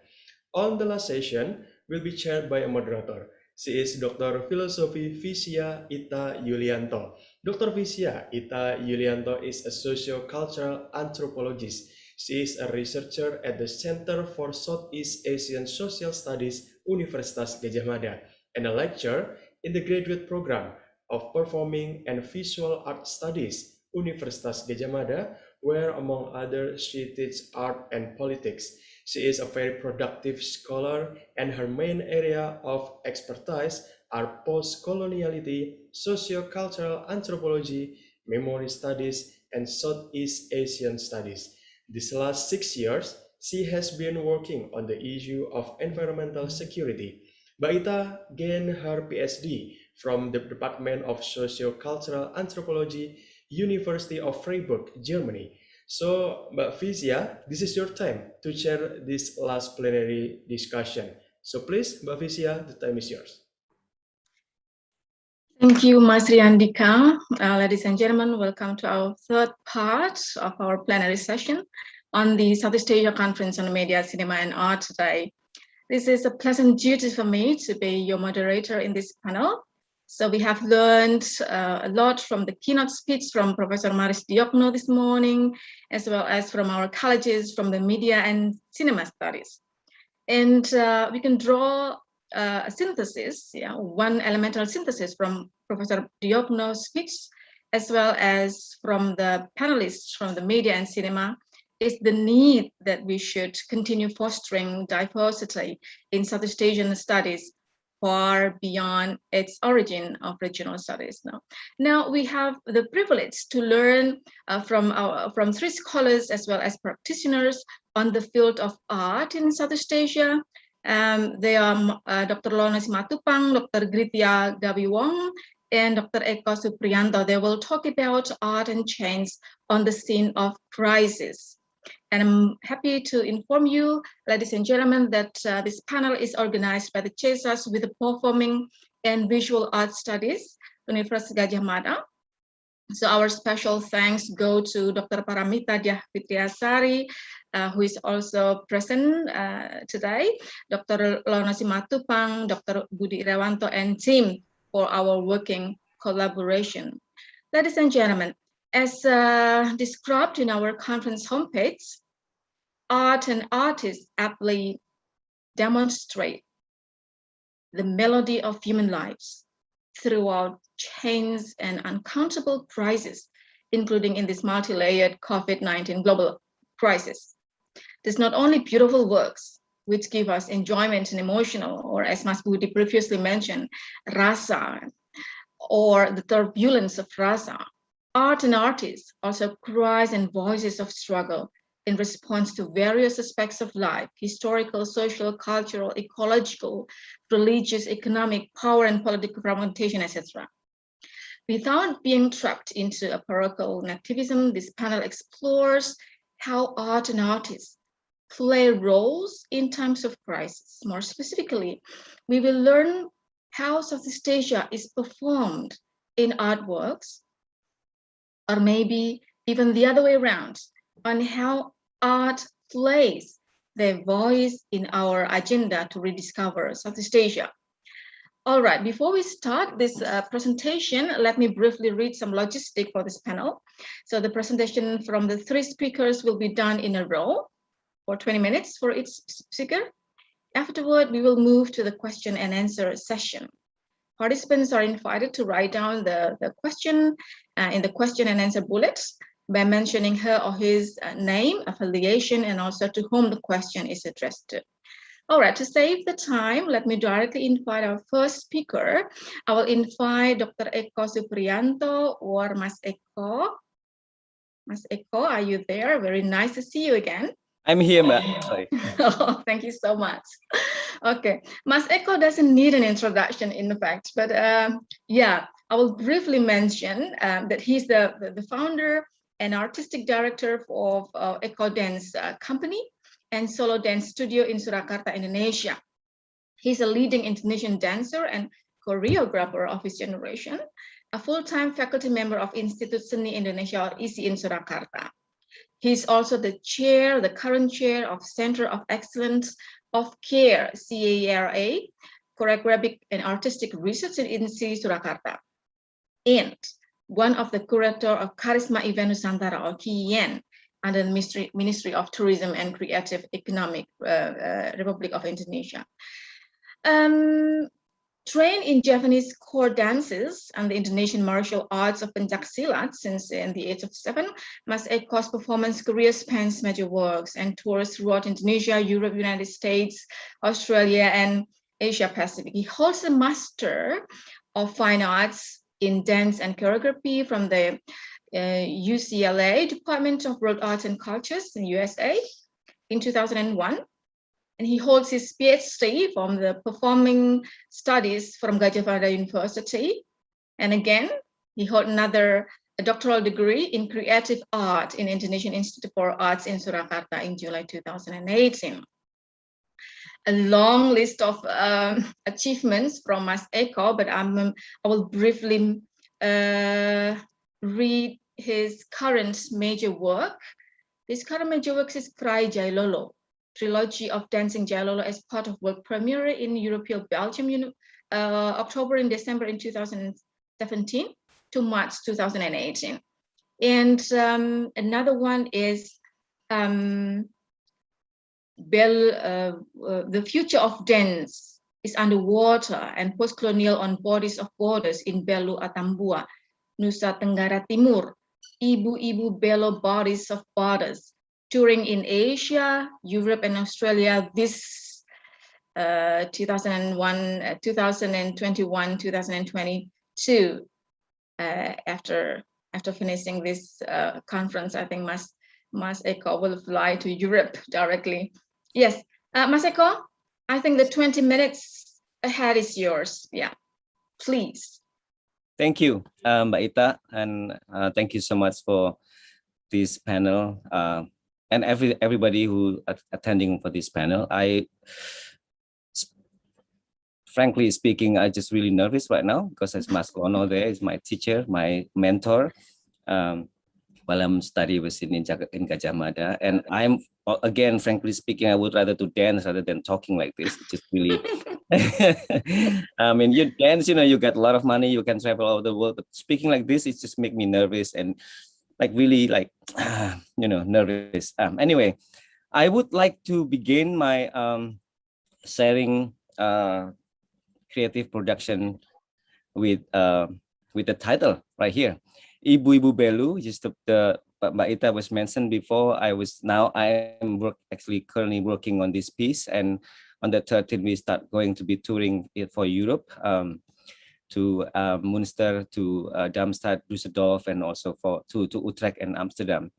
First time after the pandemic, after the two years, we were trapped and we were canceled, we were postponed for the performance and creating and meeting a lot of colleague and friend in Europe for sharing this work. Finally, we got through, and I think we're going to going there soon, and was very happy and pleased that right now all the dancers from Belu is already here in Solo. We were rehearsing.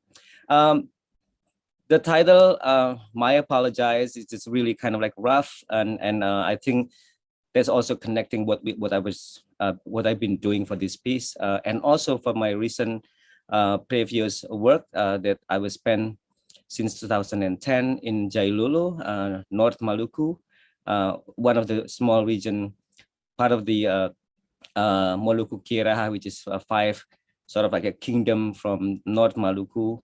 Jailolo, one of the eldest kingdom in North Maluku, not to mention Ternate and also Tidore and also Bacan. Working there, it just really make me realize that everything that I've been doing for the last maybe 20 years for my dance and choreographic career was challenging, and it was really only focusing in Java and those in this area.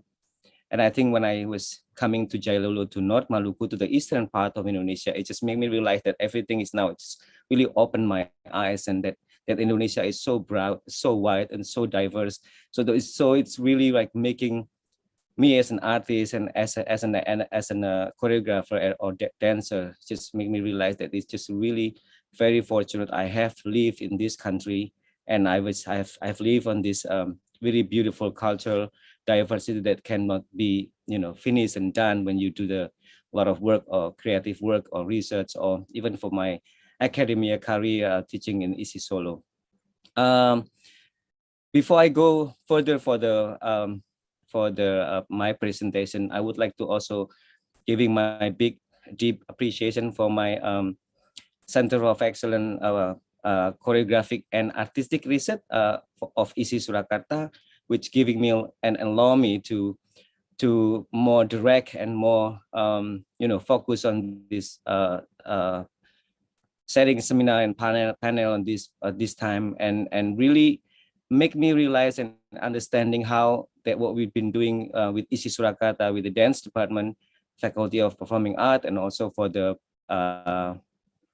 Center of Excellence Choreographic and Artistic Research, make me realize again and encourage my colleague and also my student in ISI Solo, especially for the dance department, that we been giving a lot of effort and challenge to understanding how big and how diverse Indonesia are, and it just really understanding that in terms of the Indonesian part of on the eastern part, it is really still rare and it's still really empty to be explored and to be understanding and to be, you know, empowering onto all this culture.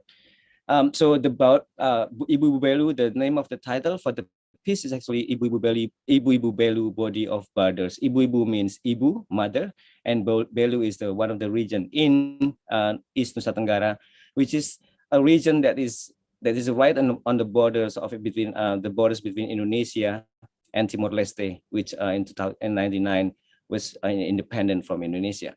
A soft, empowering, and intercultural damage. So I'm saying this of the intercultural damage, which I was also realizing that is what I found in when I was doing the research on Ibu Ibu Belu on this piece. It was really something that is really needing to you know, pointing up more on this understanding how that after the separation between Indonesia and Timor-Leste, it's been a lot of a deep impact and effect for the culture, especially for the dance and for the mothers, which actually Timor culture was very keen to look at and look at deeply on the culture of women of ibu-ibu.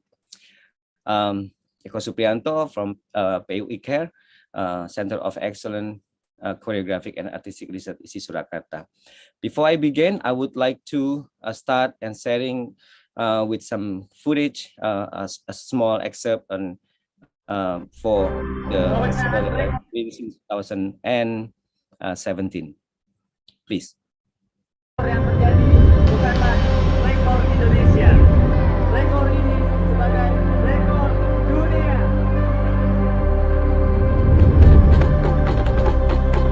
Ihang lempeng bahira asbah.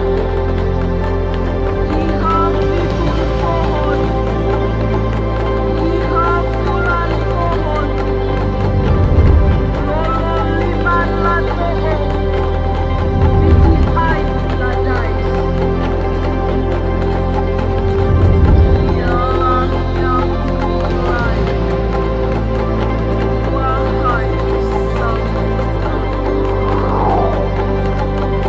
Dari tiada menjadi ada.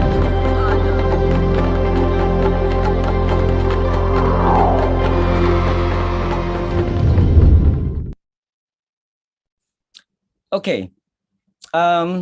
There was a footage of a teaser of the festival Fulan Fehan, which I was creating in 2017. I began to inviting by the region of Belu, Willy at the time. Now it's already changing the region of Belu, to come there and to create a big festival for tourism, of course, as I did also.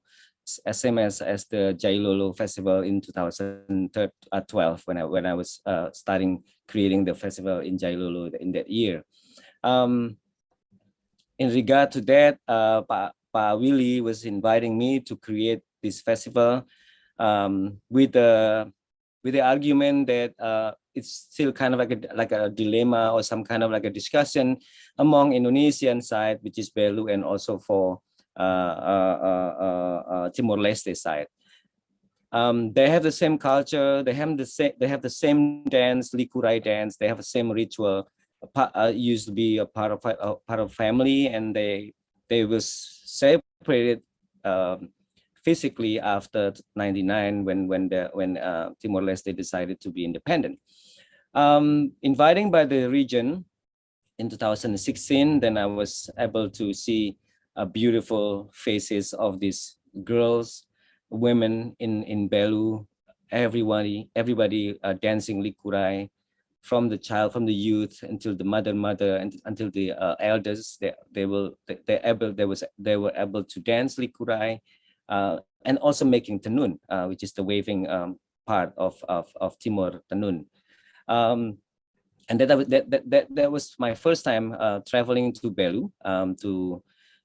Belu is actually when you go to East Nusa Tenggara or Nusa Tenggara Timur, you flying from Jakarta to Kupang, which is the capital city of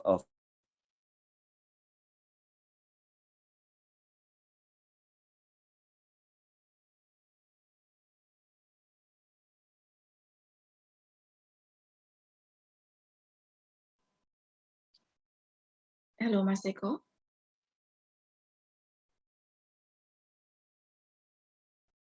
Maybe there is a technical issue with Mas Eko, but he was talking about the festival. He called it the festival is called Fulan Fihan Festival, held in the Belu Regency. I'm here, but sorry. Great. Okay. Apologize. So it is really sometimes the signal is not really good. Okay. What happened now? Later. Okay. Returning back to Timor-Leste was separate from Indonesia in '99, and Indonesian Atambua or Belu is part in the west, and the East Timor is the east side of the part. Next. So you see the festival 2017 with 6,000 dancers, which actually turned out to be 7,000 dancers from all over Belu and also Malacca and TTU, and also I think it's like 400 dancers from Timor-Leste that also joined for this festival in 2017. Next. Can we next to the next slide? So at the same time, when I did this research, within a year doing the research for the festival, I was consulting with a lot of elders, the chief of the community, the chief of the tribes, to learn and to getting the perspective and getting the knowledge from them how to embody this festival from likurai, from the culture of Belu, and also from Timor-Leste that been separated. And what is the likurai traditional dance? Well, what is for the history and sex, etc. Next, I think those are the elders. Also, this is Mama Clara, who also introduced me to the Tenun, to the Belu, from Mandeu tribe, and quite interesting and very deep understanding for her, from her, because then we got the explanation, we received some insight, the knowledge insight from her that normally in the old day, all this mama or the mother was actually making the pattern of the tenun or the waving was actually by understanding and remembering on the tattoo that they are creating on their body, on their hands and on the leg. Is the waving is very known all over Indonesia, but at the same time, Tenun Belu and Tenun Timor are very specific, especially Mandeu, where Mama Clara was live. She passed away, unfortunately, 2 years ago. But from her, we receive all information of the attitude of making the tenun, all of the mother or the woman in the village that having to create a lot of design and also their own creativity on the tenun making for Belu. Next. So all those introduction of Belu, likurai dance, and also tenun brought me, actually take me and fly me, dance me into the understanding of how that, especially for this women in Timor-Leste and also in Belu, are very important to understanding the traditional dance of likurai and also for tenun on waving tradition on the fine art tenun waving tradition in these two cultures that have been separated. Why I always say talking about the separation, because it did very clearly understandable that Belu and Timor-Leste, when they are very separated from the country, it's really hurting the culture. It's really making the culture very bureaucratically very separated from each other. And a lot of people there I'm mentioning that are very unfortunate to have that separation. In the case of the culture that been, live together side by side and supporting each other, so they usually just cross the river and participating on the wedding ceremony or the birth ceremony or the death ceremony even for the family in Timor-Leste and vice versa in Belu and the Indonesian side. The project of the festival from the tourism project then began, makes me curious, and it makes me like really exciting to see the likurai dance and also the waving, also all the such of tradition that is very diverse and rich. From I think understanding of the tribe, there were 6 tribes that very strongly living on this culture in Belu. Began, I was almost like Jailolo. I was choosing some of the dancers, like from 6,019, I choose only 6 dancers for this project, which is, my aim is actually just sort of like making another silent tourism project, as I did also in Jailolo, which is a project that using also understanding and playing the role of the tourism from the tourism project of the region, of the government. Then I began stepping back myself as my personal artist or choreographer, that I wanted to create something that I can be asking anything and I can reinterpreting at anything within my understanding of Belu and the likurai dance and also the tenun or the waving. So I began choosing 6 dancers, and very fortunate I have 2 dancers from Timor-Leste, which is one from Timor-Leste, which is her family finally decided to choose Indonesia and become Indonesian, and then they were with all of her family, which is who's actually mainly woman, 1 father, 7 daughters, and 1 mother. Fili from Timor-Leste, and also Effie, which is actually her father also from Timor-Leste. These 6 dancers trained. I trained them for almost a year and a half to create this piece called Ibu-Ibu Belu, Bodies and of Borders. Why Body of Borders? As I mentioned in the beginning, when I looking at the festival and looking at this beautiful culture, rich color of the tenun, and beautiful and variety and very strong variety of the tiva hitting, and then playing the tiva, the motif of the hitting of the tiva, just make me draw into this sort of like an understanding and artistic, and a lot of questions that arise on this process. With this process of a year and a half, I began to asking a lot of a friend of mine who's involving on the trilogy of Cry Jailolo before and promoting this piece, so we can get a co-production from them. And very fortunate that I was very honored. We received 5 co-production or in. Excuse me, Mas Eko, your voice is just disappearing. Really? Oh, I thought I was like, okay. Anyway, can you hear it now, Mbak? Can you hear it now, Mbak Ita? Yes, now it's okay. Okay, so within these 6 dancers, I began to develop this piece a year and a half, choosing these dancers. And the theme what I'm looking at and searching it as actually is not about likurai dance, traditional likurai dance. So I'm not presenting any some kind of a traditional dance from Belu, from Timor-Leste, from Nusa Tenggara Timur, from East Nusa Tenggara. This piece was actually developing the idea of what is borders. Buddhist body, which actually connecting between Indonesia and Timor-Leste.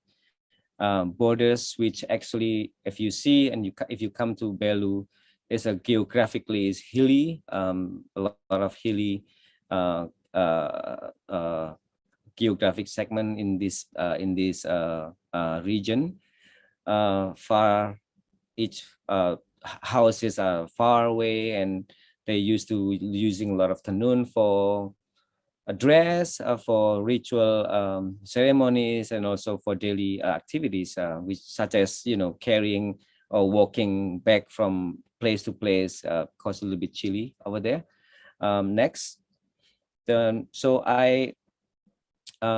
it's body about the cultural memories, bodies of memories, bodies of histories, bodies of likurai, and bodies of tanun, which actually I received a lot of information from Philly, one of the dancers that on the screen right now. She's from Timor-Leste. How her mother was struggling, adapting her life with 7 daughters that she has, within her husband that used to be one of the leader of the military person in Timor-Leste, and that now decided to become Indonesian, and how for almost 5 years or more than 5 years, I believe that they used to live in the camp, sort of like a camp, like a big stadium, sports stadium that the Indonesian government putting there as a home, as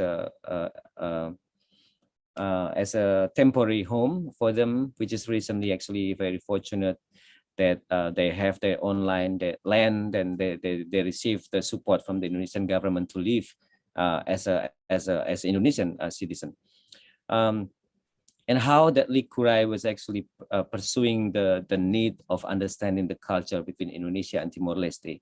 And that's the aim for me, the beginning of understanding, and how I see that the damage happening when we're looking at the borders. Next.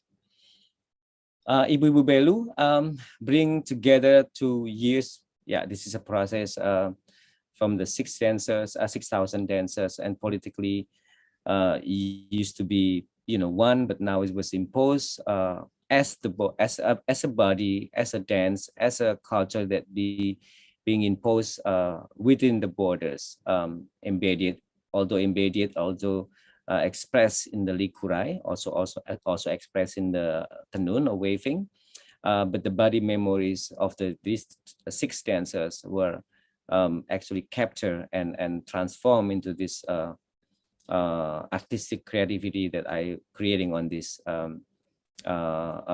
piece of Ibu-Ibu Belu.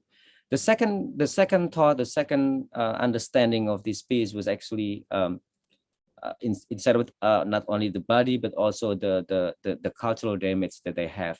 They cannot be traveling freely to go to their family, to impose the tanun, or changing the tanun, or changing the song and the tihar, hearing on the likurai, the size of the likurai, the craft of the likurai, the drum.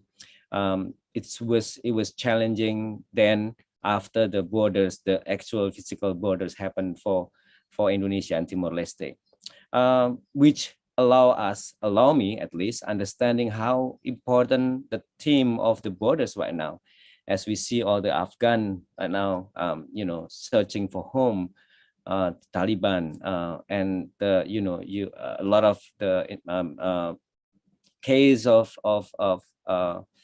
exiling to another country, and just really, borders now is the part of very important role, as we understanding when we go abroad, traveling to another country, we need to get a visa, we need to get a passport, or even talking about our family, that now borders, physical borders, not to mention,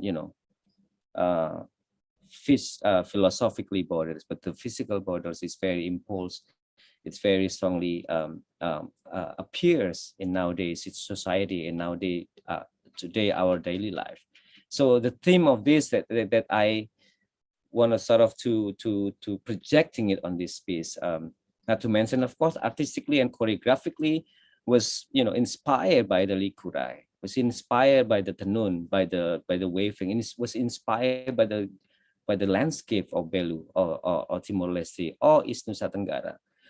So I think I do believe that by doing that, I will at least, I hope I will able to empowering their culture, empowering these 6 bodies that presenting this piece, a new piece of understanding, not only the traditional of Telikurai and waving, but also the understanding of what is the borders right now and how the role of the borders that can be affecting for us as a human being, and also as a community, as a country, as a person that need to be understanding where we're coming from and what should we do with what we are coming from. So I hope that the piece will appears and making a sort of like a fruitness that can be put it on the table, and we can discuss within that and share the understanding of what is the borders, what is the body through Likurai and through the waving. And last, I would like to share the excerpt of please. Inaweto amaweto to akalele noa na inoa virus metan kai bau kai lokomia. Inaweto amaweto to akalele noa na inoa virus metan kai bau kai lokomia.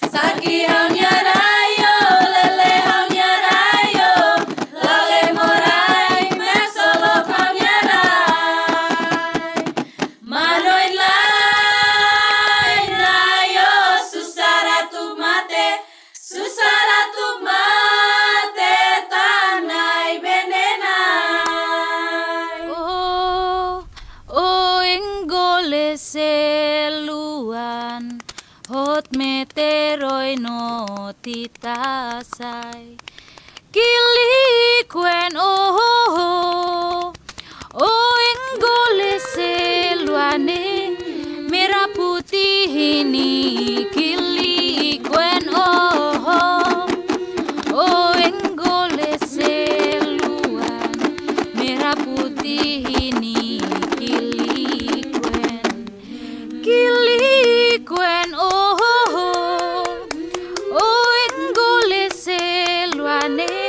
merah putih ini kilikwen. This piece, this teaser was created in Fulan Fehan, in the hill of Fulan Fehan, which is the center of the Belu, a spiritual place in Belu, and in the center of that there is a Lakaan mountain, which is very important spiritual mountain in Belu. And the last one, I would like to thank you for the Center of Excellent Care, Choreographic and Artistic Research, which actually more making this presentation make me more believe that I think choreographic is not about the dance only. Choreography is not about the movement only, but choreography is actually have to go deep dive deep to the culture and understanding the culture based on research and based on the knowledge of the culture, and that's the complexity of that. That making possible to create a dance or choreography based on the culture. Thank you very much, and hope that enjoying it. And hope that there's a lot of questions for me. Thank you, Mbak Ita. Thank you so very much, Mas Eko. As always, wonderful presentation. We can feel the passion, your passion. We can feel the energy of your work. And we just study from you that choreography is not only about dance, it's more than that. It's based on research, based on many complex issues. So, yes, I think what makes it so calling in this, the biography of this, your choreographical work, is that the dancers are living in the borders, from different locations, be it geographical, be it political, might also be historical, and so forth and so on. You mentioned that about cultural separations or cultural damage, sorry to say, but I won't go far. Now, we will explore more on the question and answer session later. So please, ladies and gentlemen, you are most welcome to put your question, your concern on the question and answer bullets, not in the chat room, but on the question and answer bullets. And please also mention your name, affiliation, as well as to whom your question is addressed to. So thank you again, Mas Eko. We will move forward. I'm very happy to introduce Dr. Gritya Wong. Dr. Gritya, are you with us now? Very nice to see you again. She is the one and only lady in this panel. Hello there. Okay, Miss Gritya Gawi Wong is one of the most notable curators in Southeast Asia and the co-founder of Project 304. She's currently the artistic director at the Jim Thompson Art Center, a well-known cultural space in Bangkok, in Thailand. Her outstanding experience as an international curator can be seen from her past international and regional projects, including Politics of Fun, as a co-curator together with Ong Keng Sen at the Haus der Kulturen der Welt, Berlin, and the traveling exhibition, Api Chatpong, Wirasetakul, and the Serenity in Madness, alongside with Wirasetakul himself in 2015 to 2020. And there is a long list of her works. Everybody can search that. It's available on the internet. But for the sake of time, I would directly invite Dr. Gritya on the scene. The 20 minutes ahead is yours, please. Thank you so much. I'm super exciting to be here. And I really want to thanks again the University of Mada for inviting me, and thanks Dr. Eko for super inspiring. It was so powerful, and I'm getting like goosebumping, to see that very powerful performance, from the borders, and geopolitics is one of my soft spot. I think we can have a very long discussion on that. And so before, I would like to shift everyone's kind of attention from the borders to the urban space, in Thailand and Bangkok. And so in this short presentation, I try to locate the role of arts and artists and the change on the scene of the crisis, and the time of crisis. So inspired by the Singaporean artist Ho Seung Ngan, a web-based art project, which he created, called A Dictionary of Southeast Asia, a critical dictionary of Southeast Asia, which you can access on the internet, in which he used algorithm to generate definitions that describe some keywords from our region. So in this piece, that we show currently at Maiem Contemporary Art Museum in Chiang Mai, it's a collaboration that we curated with the National Gallery of Indonesia and Singapore Art Museum and Hamburger Bahnhof. And he created this piece, by, from web-based, he used this kind of accordion book, which is kind of a very traditional a pre-book, modern kind of book in Southeast Asia, to talk about some of the keywords, of Southeast Asia. And the title of this called is F for 4. But for me, I'm going to focus on the word C, which is in his dictionary version, it is for circle, contagion, corruption, and cosmology.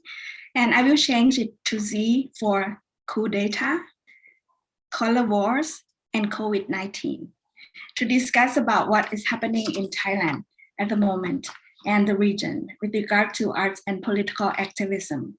And I try my best to use the ideas of regional perspective.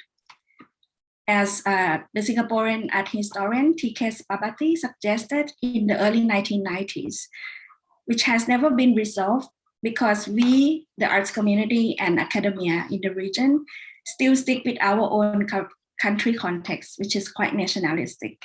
And instead of being regionalists, we rarely acknowledge and introduce ourselves as Southeast Asian, unlike European, Latin American, African, or Arab. So maybe this newly constructed identity is too alien from our collective consciousness, if any. Simultaneously, we are too busy dealing with our own kind of post-colonial trauma, Cold War remnants, and also building up the new nation state. These are not easy tasks for a small country in a small region like Thailand and other small countries, which was forced by external factors to change its own destiny. So look at the countries with the least change in political progress, for example, in Thailand, Cambodia, and Myanmar, which the majority of populations are Buddhist. But it was quite interesting to look at the one idea in Buddhist teaching is anatta, or nothing is permanent, meaning change is a natural phenomena. And we must accept this fact. So the problem here is that in the Buddha-centric society, perception of time, which believe in cyclical time rather than linear time, therefore the ideas of reincarnation and the rebirth of the life cycles of humans, animals, and man-made system, for example, political system like the coup d'etat, seems a norm in our society. So that becomes problematic when the majority of people want to move forward to the future and see changes.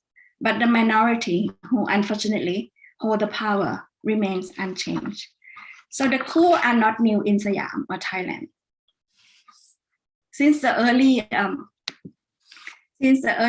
20th century, there have been about 18 attempts and successful coups that the recent one gave rise to our political turbulence and started in 2006, when the military government staged a bloodless coup to oust the Thaksin administration. So their supporters were yellow shirts, which is consists of the elite, the urban middle class, and mostly Sino-Thai. So after Thaksin went into exile in March to May 2010, tens of thousands of Thaksin supporters wearing the red shirts as symbol, mostly from the north, the northeast, and the urban poor, occupied the heart of Bangkok commercial area in a month-long protest calling for early elections. So the incident was captured by the art activists and photographers, Kan Thasanapak, who closely follow these demonstrations and document the red shirt rally in Bangkok. So he did a project called Great Red Shirt in 2010. Since prejudice and antagonism towards the red shirt was so strong, so he tried to deconstruct the political symbol that was already planted in the consciousness of the urban middle class by making it gray. This series was done during the red shirt occupying the heart of Bangkok commercial area at Ratchaprasong before they were cracked down. And that after the crackdown, we saw 91 casualties in the Bangkok city, and the Bangkok city ordered the citizens to do a big cleaning day, and many anti-Thaksin Bangkokians did not hesitate to wipe away the scars left by the desperate red shirts. So on the artist fronts, the Bangkok Art and Culture Center organized an exhibition called Imagine Peace, which was quite controversial as it featured artists from all sides. And the other exhibition that has been produced by renowned Thai artist Rakrit Tiravanija. The title is Who's Afraid of Red, Yellow, and Green at 100 Tonson Gallery. He did it right after the crackdown as well, offering his takes on the political turbulence. So this project touched upon the ideas of living together despite contradiction of thoughts and belief.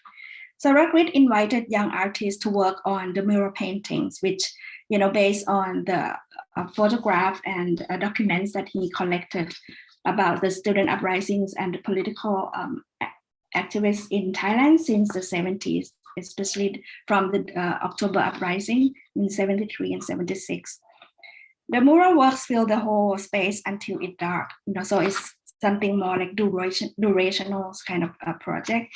And he also incorporated his signatures to bring people together by cooking green, red, and yellow curry and serve to the audience during the openings. So questions were raised as to whether it was appropriate or is it timely to establish the kind of neutral spaces for polarized Thais during this time of the crisis, as it might be too soon to bring angry people together. So can art actually serve as a glue for Thai society? And back then, the society was so polarized, the political ideology gap was too wide, with no sign of reconciliation. So that's the beginning of the color wars and the lost generation.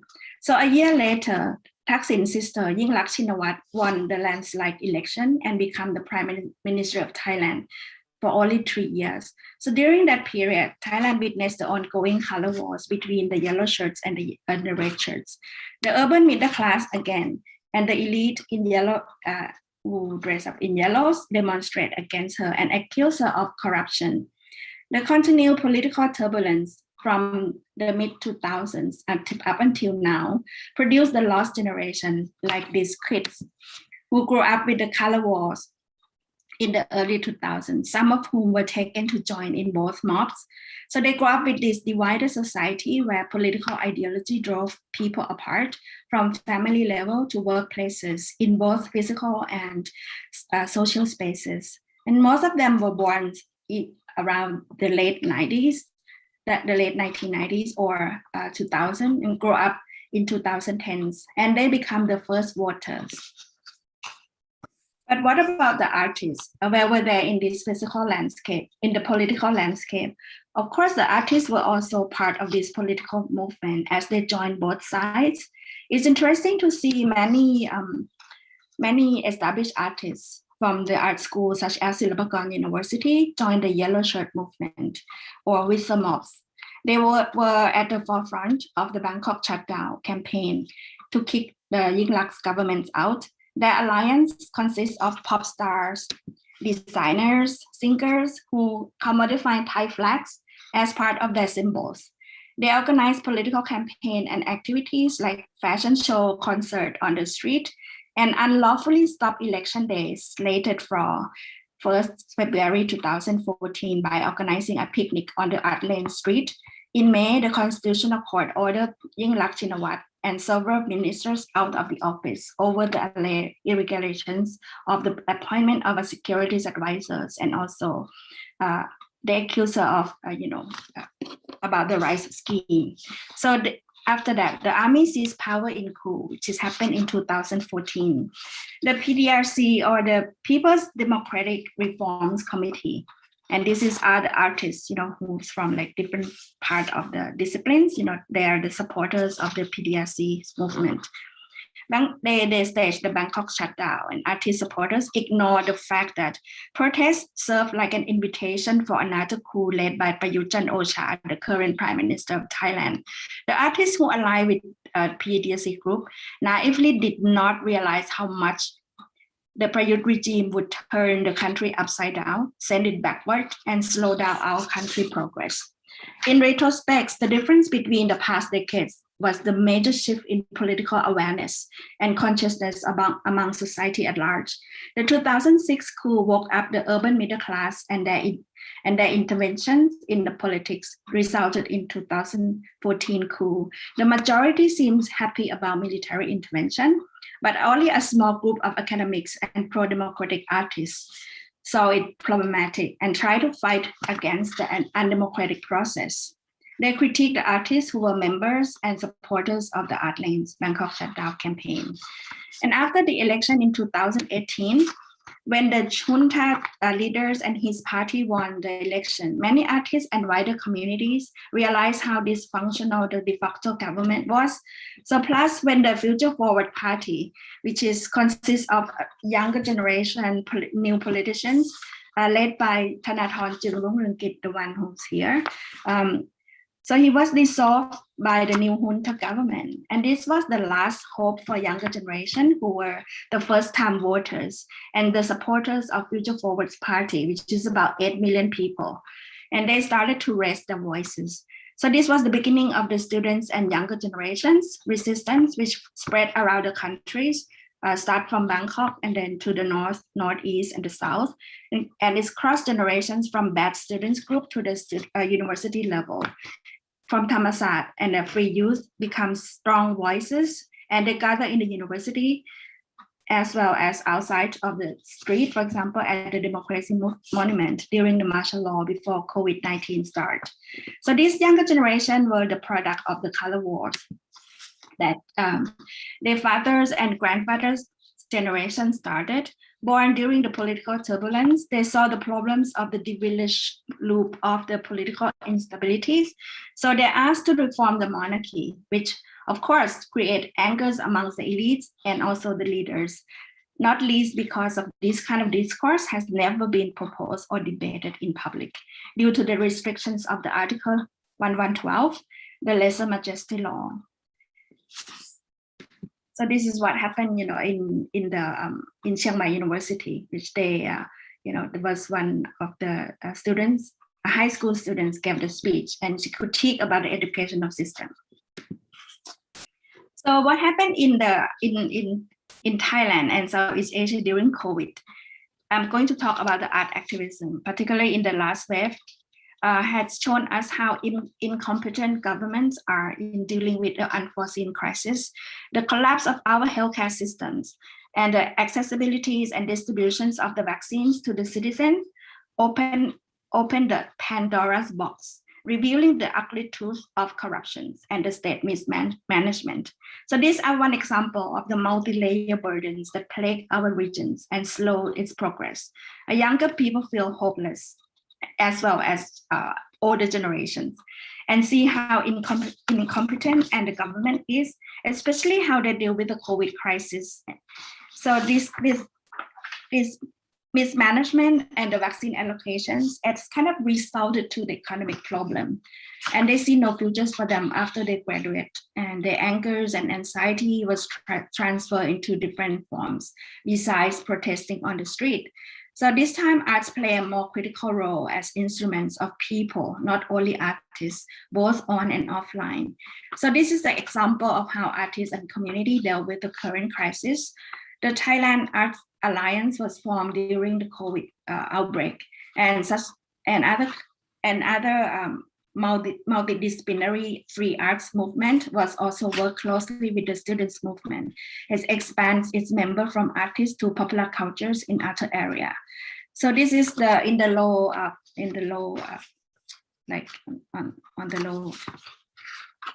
photo here is Amy, the Bottom Blues.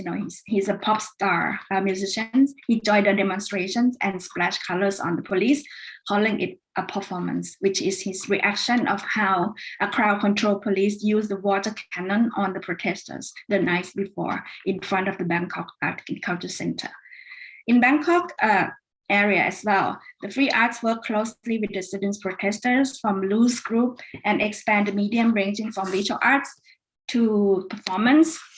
And this is what they call this the performance artists. They ask the volunteers from people volunteers to create the the performance which is commemorated the casualties, of the crackdowns of the red shirts in 2010. And then they also have the musicians like rappers. We got a raps against dictatorship, which spread around not only Thailand, but the regions and also the global platform via YouTube. Skateboarders, dancers, LGBTs are collective. Students and the students movement, which is formed by the Bad Students movement, they hijack the performance art, calling it a symbolic expression to show their discontent and angers with the authoritarianism, how teachers exercise their biopolitics within the educational system, and how they suffer from the online learning during COVID. So this is the latest one that they protest. In the posters, it's called 1.8 students they are on the verge of dropping out of the educational system because of the online platform. And so on the artist side, the young artists use social media to express their frustrations and political opinions. So this is the cartoonist Kai Mao, which is the pen name, produced political art in a very kind of nostalgic art forms. This is like 4 channels, kind of an old school cartoon. And this is he criticized the way that the governments say that, soon everyone will have like fully vaccinated, within the country, which is not true. And this is another artist, Sina. He started making political art back when the Constitutional Court ruled that the Future Forward Party should be dissolved, and his illustrations and iconics of today's protest art accessible on his Facebook and IG. So this artist is really like an icon at the moment, and the fact that he's really coming out is because of his anger of the dissolvement of the Future Forwards Party. And Sina's work about Multi Alliance, the online democratic solidarities movement in younger generation in Thailand, Hong Kong, and Taiwan, went viral. Sina also drew on the hot debate about Thai actors, right? The protagonist of the popular Y series Together and his ex-girlfriends about Hong Kong. The argument went viral, and Bride's girlfriend was supported by Hong Kong and Taiwan against Bride's Chinese fans. The dispute trended on Twitter and upset the Chinese embassy in Thailand. Virtual geopolitics, maybe, but it brought solidarities around the region. During the Myanmar uprising against the military coup, Thai protesters and Multi-Alliance supported virtually Myanmar protesters, who also adopt the 3-finger salute that is also being used in Thailand. A post by Sina depicts hands proudly holding Multi aloft in vessels, bearing the flags of Myanmar along those of Hong Kong, Thailand, Taiwan, and India, as well as a hashtag Save Myanmar. Stand with Myanmar and what's happening in Myanmar, which is trended heavily in both Myanmar and Thailand Twitter. So back home, the rising numbers of COVID cases in Thailand was no obstacle to the protesters to avoid the pandemic by raising voices against the government. The flash mob was shifted to the car mobs. This protest was conceived and mobilized by Sombat Bungam Anong, who was once worked as a volunteer for 3 years with the community theater art group Makham Pom. So he invented the Sunday protest at the Ratchapasong intersection, wearing red shirts to commemorate the crackdown on the red shirts in 2010. He has been arrested many times but released, and it is still active in mobilizing demonstrations, especially during the COVID period. So he recently started the car mob, and this kind of political-driven collectivism is powerful but ad hoc and impromptu. In this current social movement, the leaderless younger generation have now joined force with the former political activists like Sombat Bungam and also Natut Saikua of the Red Shirts. So artists from all disciplines loosely form their collective and work together. So this kind of socially engaged art in political campaign is similar to what's happened in Thailand's students' uprising, in 1970s, which there was a major artist group called Artist Front of Thailand. But it is more ad hoc and powerful with strong missions and political messages Over the last 2 decades, we have wasted time and energy dealing with political instability, COVID economic recessions, and ongoing conflicts among the paralyzed political ideology within our society at large. This is a high price that we paid, but what we gained were the active citizens and high political awareness without hope and future. So this scenario may remind you of pre-1998 situation in Indonesia. So I don't have to tell you where we are now. Thank you. Thank you so very much, Dr. Gritya. What a presentation. Thank you. It's a very powerful talk. It's so calling, and I think we should later respond to that very critical questions from Dr. Gritya. She showed us about how art and artists is not definitely not about beautiful works, but in fact it continues to play to be played in its double sword roles or even more than that. Dr. Gritya shared about the fluidity of art and its intersectionality with contemporary political turbulence in Thailand. So this is very interesting. Please welcome questions in the question and answer bullet. Last but not least, I will invite Dr. Lono Simatupang. Yes, thank you very much for being with us today. Dr. Lono, or commonly called as Mas Lono. Mas Lono is currently is a lecturer at the Department of Anthropology and the Faculty of Cultural Science at Universitas Gadjah Mada, Yogyakarta. He formerly served as the head of the Performing and Visual Arts Studies in the master program. And his research interests include anthropology of art and performance studies.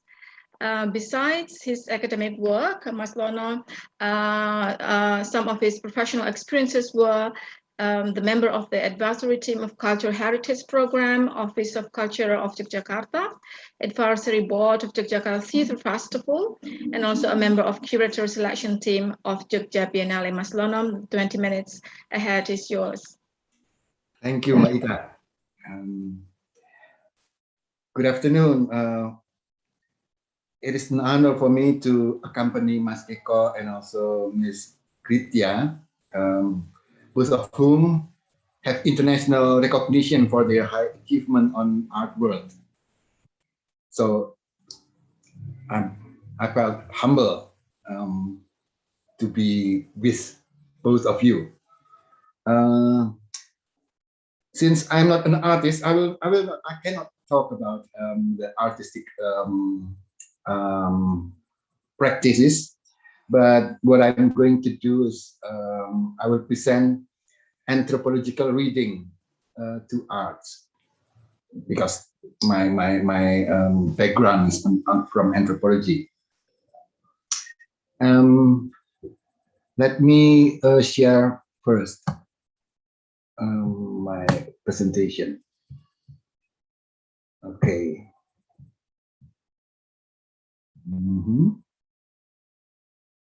So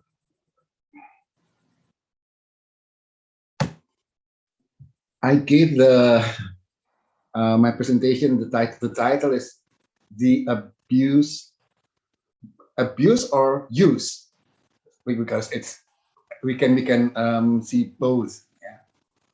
Abuse of enchantment technology. Yeah.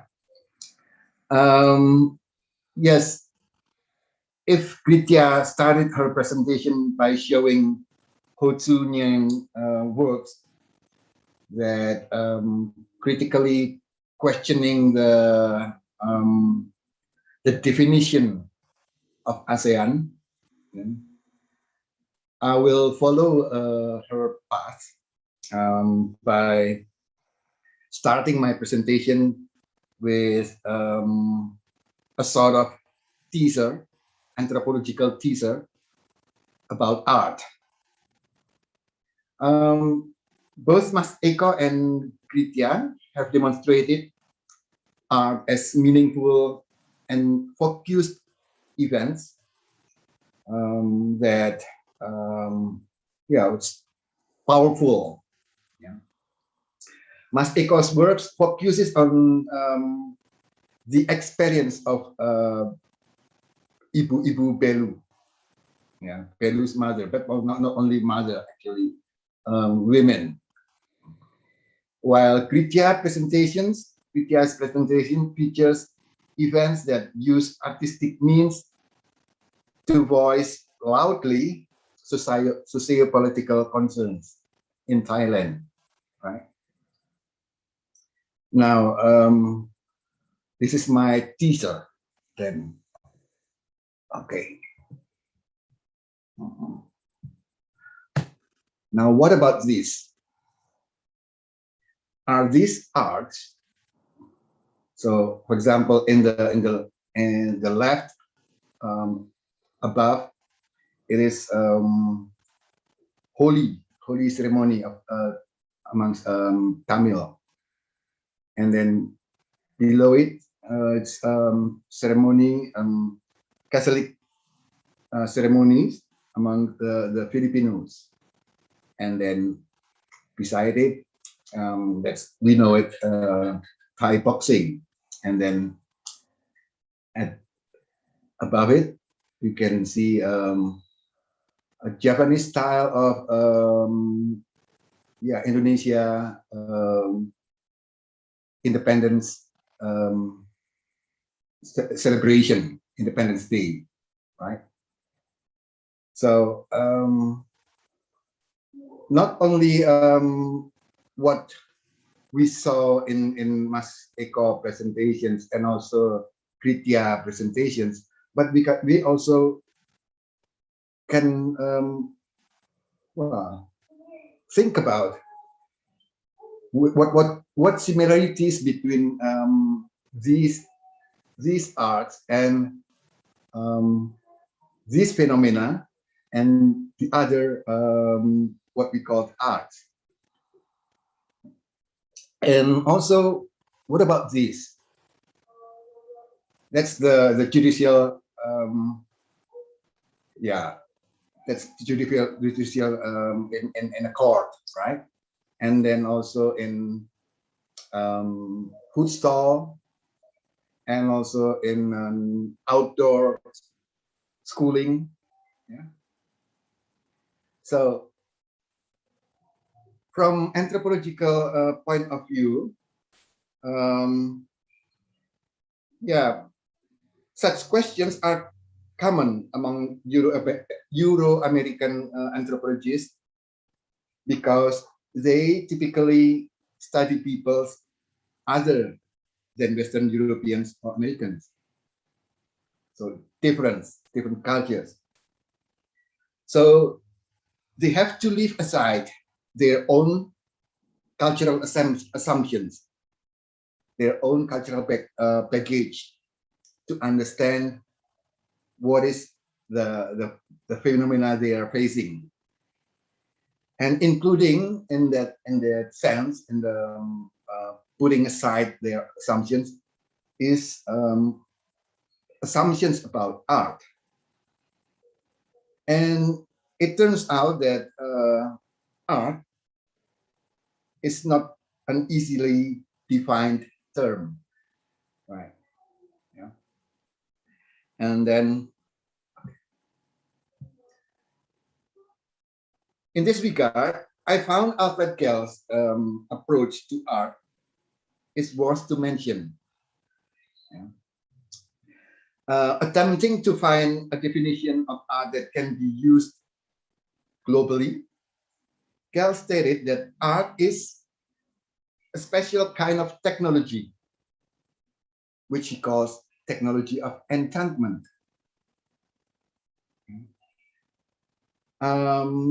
Well, this kind of technology, technology of enchantment, is applied to material forms, materials, for example,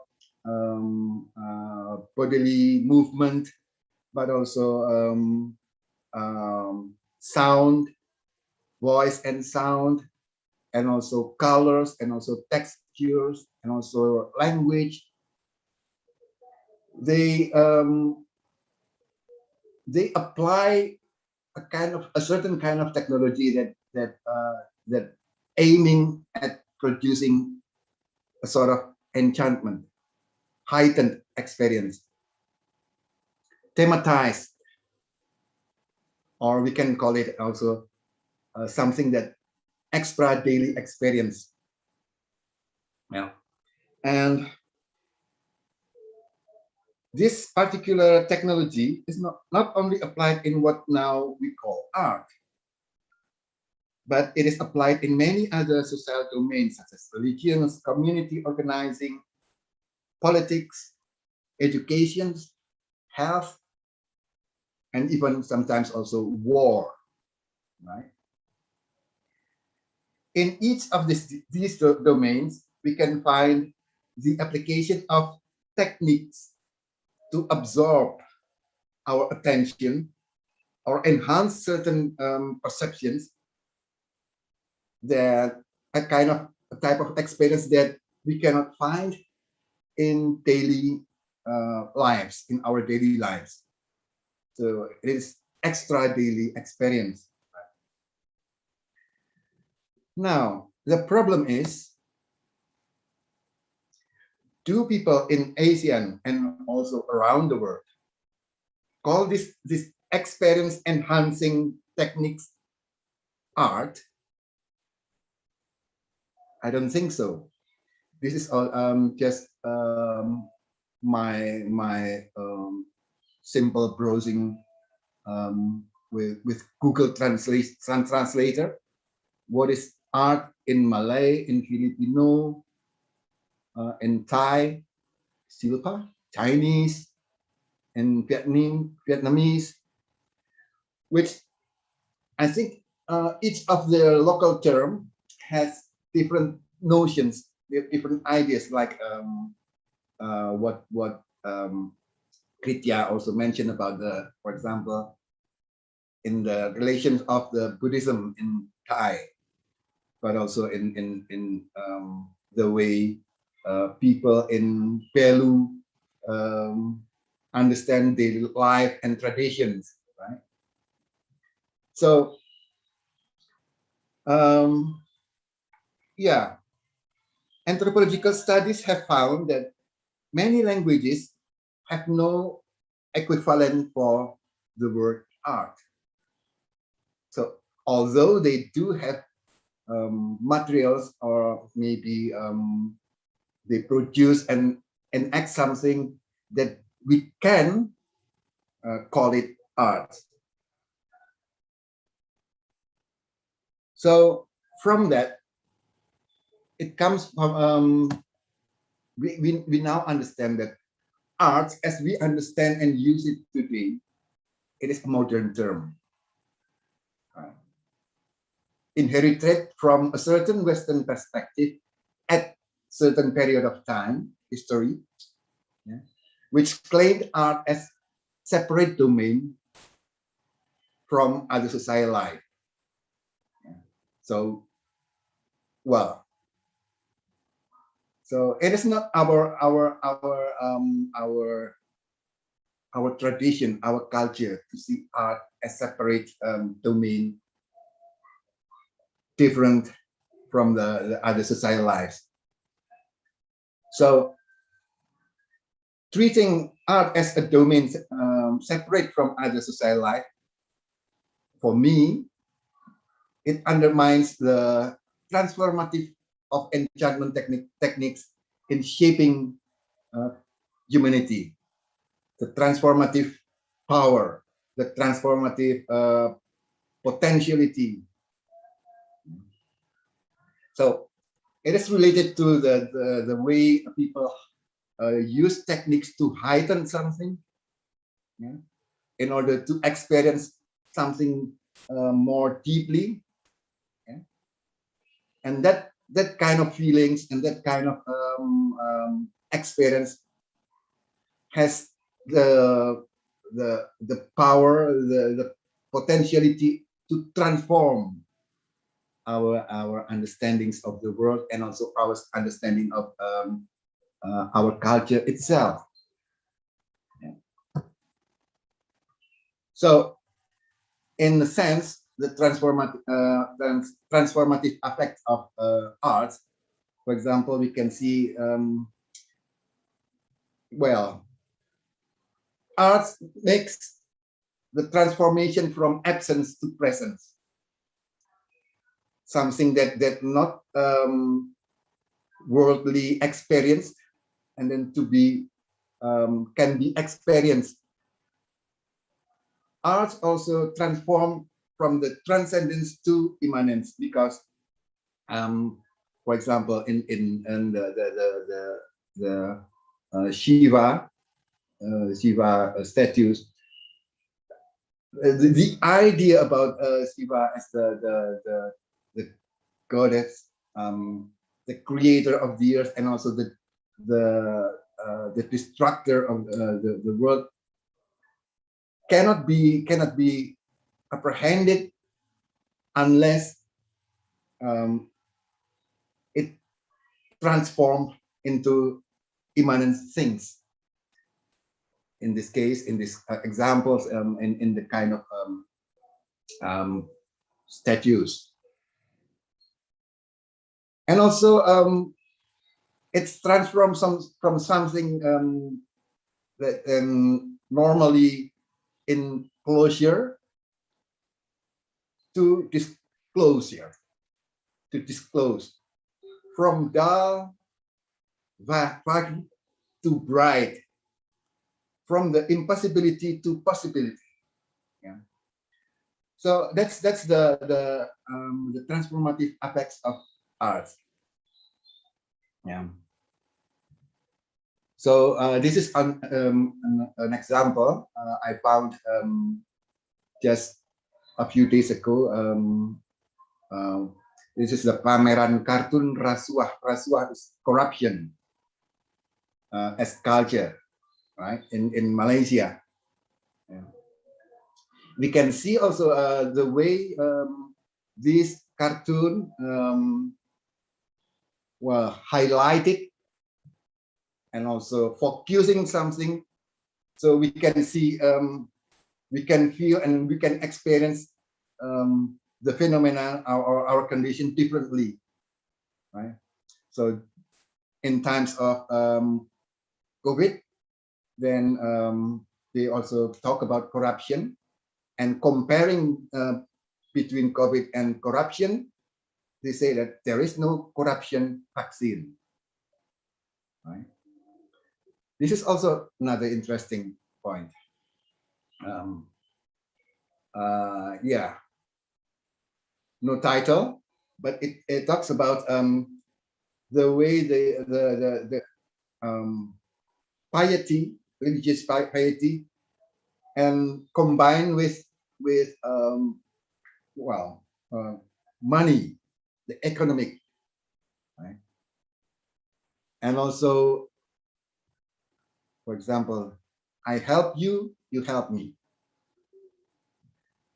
So art has a very powerful techniques to focus on something, some issues, so that we can, so that we can feel, we can apprehend the phenomena and the concept, and also sometimes not only feel and think, thought, but also sometimes we also we move or create something. And this is also another funny and critical cartoon. Yeah. So in the words of Richard Schechner, performance has both a short-term impact and a long after effect, leaving traces in the bodies of the performers, participants, and spectators, also in archives, and in, finally, tradition. So in order to be able to get impact, art must be enacted. Right? Yeah, which is, it is make the work of art meets people. Yeah. But the pandemic, when coronavirus, and it gives constraints to us because the interaction between work of art and audience, between performers and performers and performers and audience, it is now circumscribed by the pandemic. And in that situation, then we know that many people, many artists, trying to solve the problem by using technology, the digital technology and so on. But I will mention that technology has dual phase. In one way, he enabling something, but also at the same time, he preventing other things, right? For example, Mas Eko's presentations, I think it is a very good example of technology, how he used technology, recording and also editing technology, sound and image technology, yeah, to achieve certain effects, right? But at the same time, when Mas Eko choose to apply this kind of effects, then he has to release other parts of artistic things, artistic values. So there are always creative adaptations during in handling the technology, yeah. And now, not only in arts actually, because as we see in here in the left above, even the Catholic Mass also use the digital live streaming style, right? And also the performance, but not only the way the people interact, not only always individual, right? But sometimes they are also, we have to be mindful. I remind you to that sometimes people also come together to see an event, a live stream event in big numbers, but also sometimes in small and more familiar circumstances. Yeah. So the problem is that about technology is about to control and select. Yeah. About the interactivity between or among performers, between audience and performance, and also among audience. Sometimes the creator, the artist, give more attention to the performer itself. Yeah, mostly they neglect the audience. But audience always interact with the media in physical way. The difference is that now they interact with screen, yeah? And the screen represent the screen present the technological ear and the technological eye, different from our human vision and also human hearing. Yeah. So that's another the problem and also the challenge we have in dealing with the technology. But again, yeah, that's the last. And then what is back to my title. Is it the use of technology of enchantment or the abuse? It can be both, actually. Yeah, it can be both. Sometimes technology also can be used to enhance our experience, but in limited area, and that cannot be replaced, or cannot replace the life experience, heightened experience. I think in times of crisis, then the artists that use their capabilities, use their creativity to survive, and also to go beyond the limits of technology.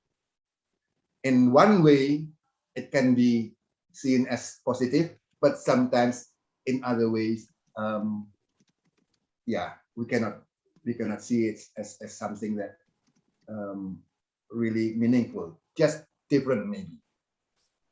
Thank you, Mbak Ita. That's what I'm reading of my my anthropological reading dealing with arts.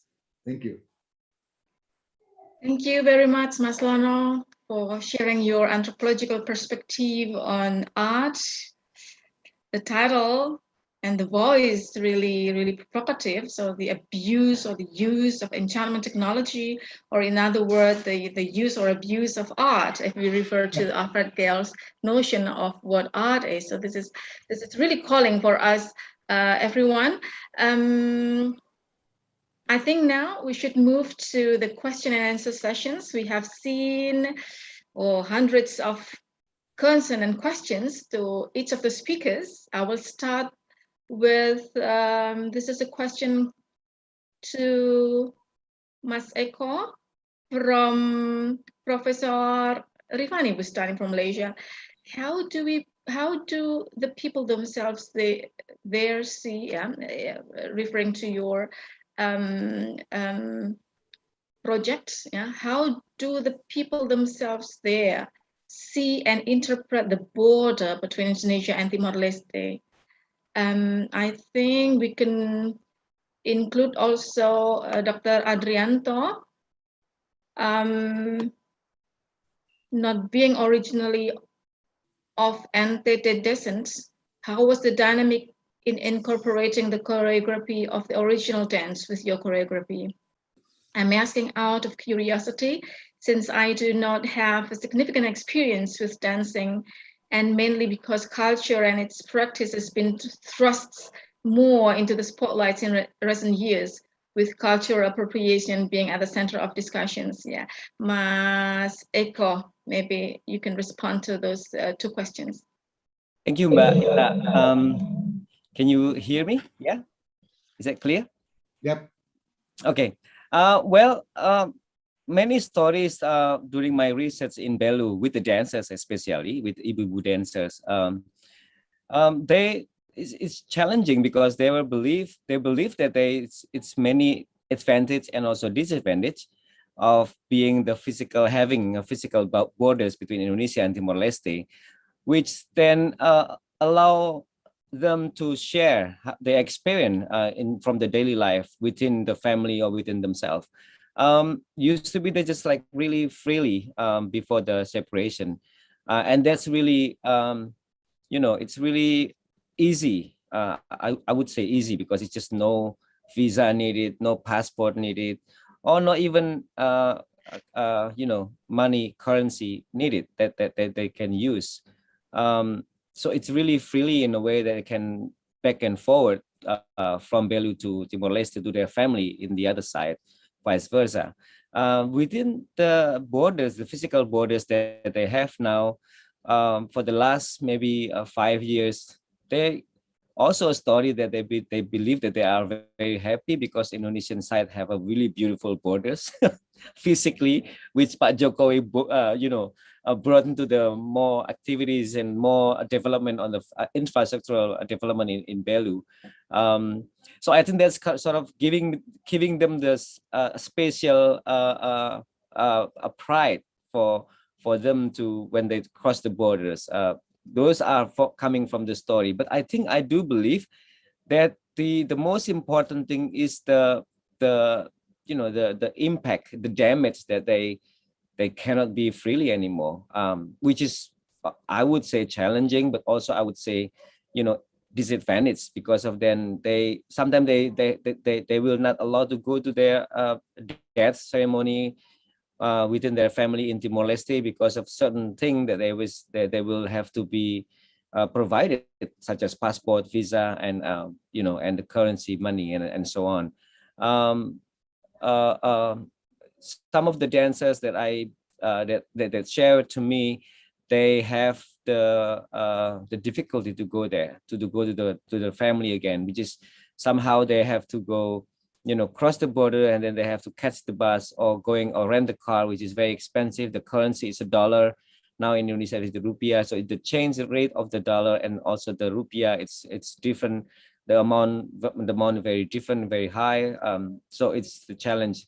At the same time, they have to give up. They have to, just keep the traditional, which is they believe the traditional, the tihar hearing, that they will not, creatively they're not providing any experience of the creative process anymore.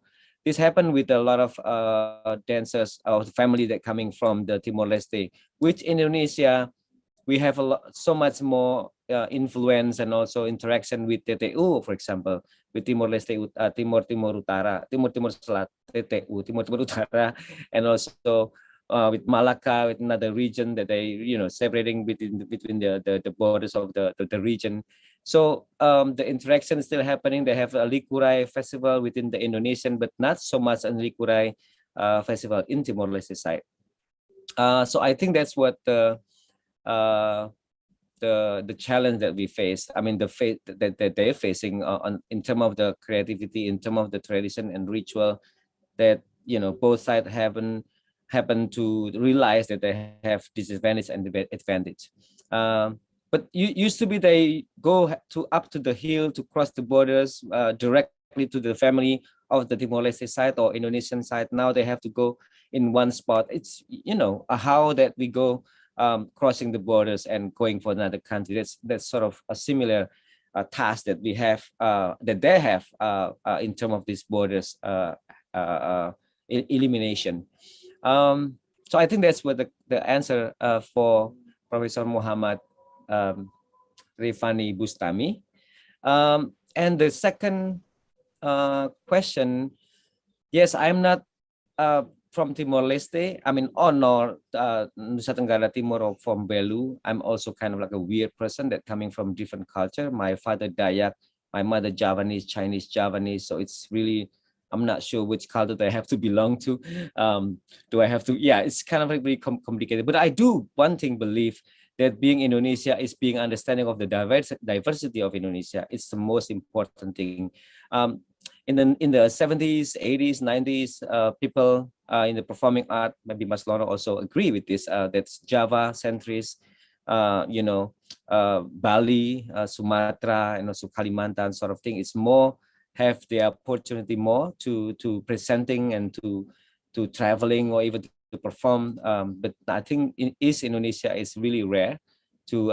So I think I do have the privilege. I was very lucky to able to connect with this region that's have so many rich material for me as an artist to create and to develop, to even question them.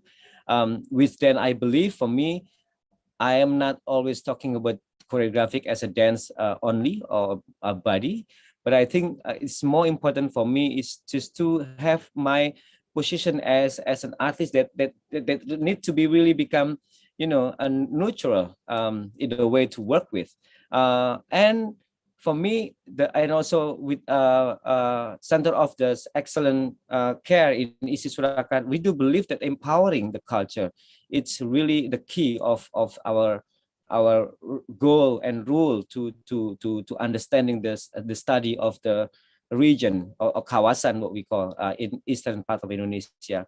Empowering them is not necessarily have for me to teach how to make the performance a colossal performance such as Asian Games or PON 2 days ago that I create in Papua, but understanding them how that Likurai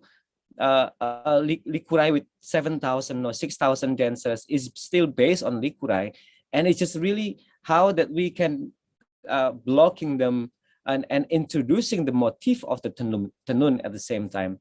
So it is really not it's really not about me coming there and teaching them what I have, but even apa kebalikannya, it's really it's about me how learn from them. I mean, I learn from them and how they can that I can help them and share with them how we can impose them, how we can putting themselves as they are in the position that really important for the culture and also for Indonesia. Indonesia and the east part of Indonesia, which has never been shared before. I mean, Suharto was forcing us to eat beras, to eat rice.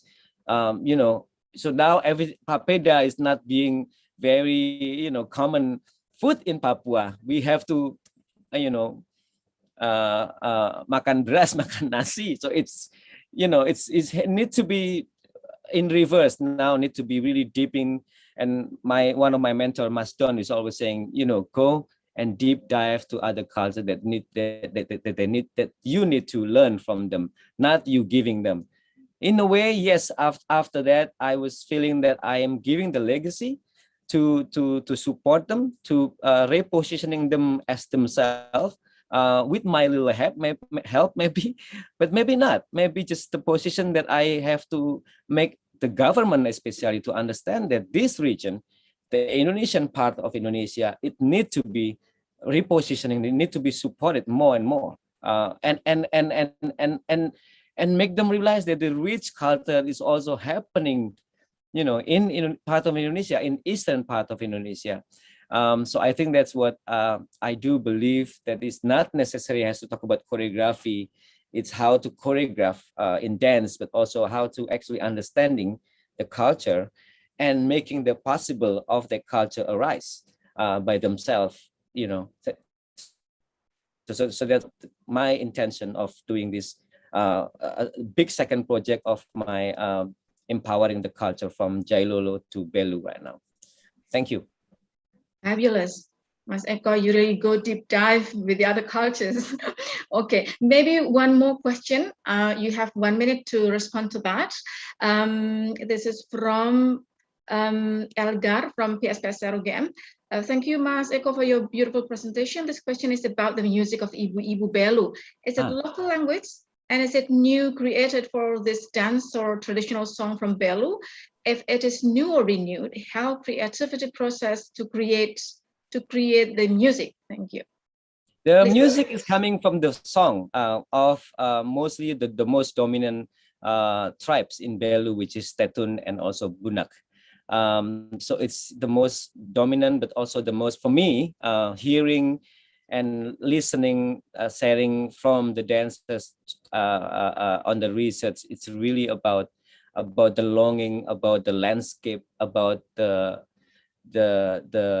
sadness of their their faraway home.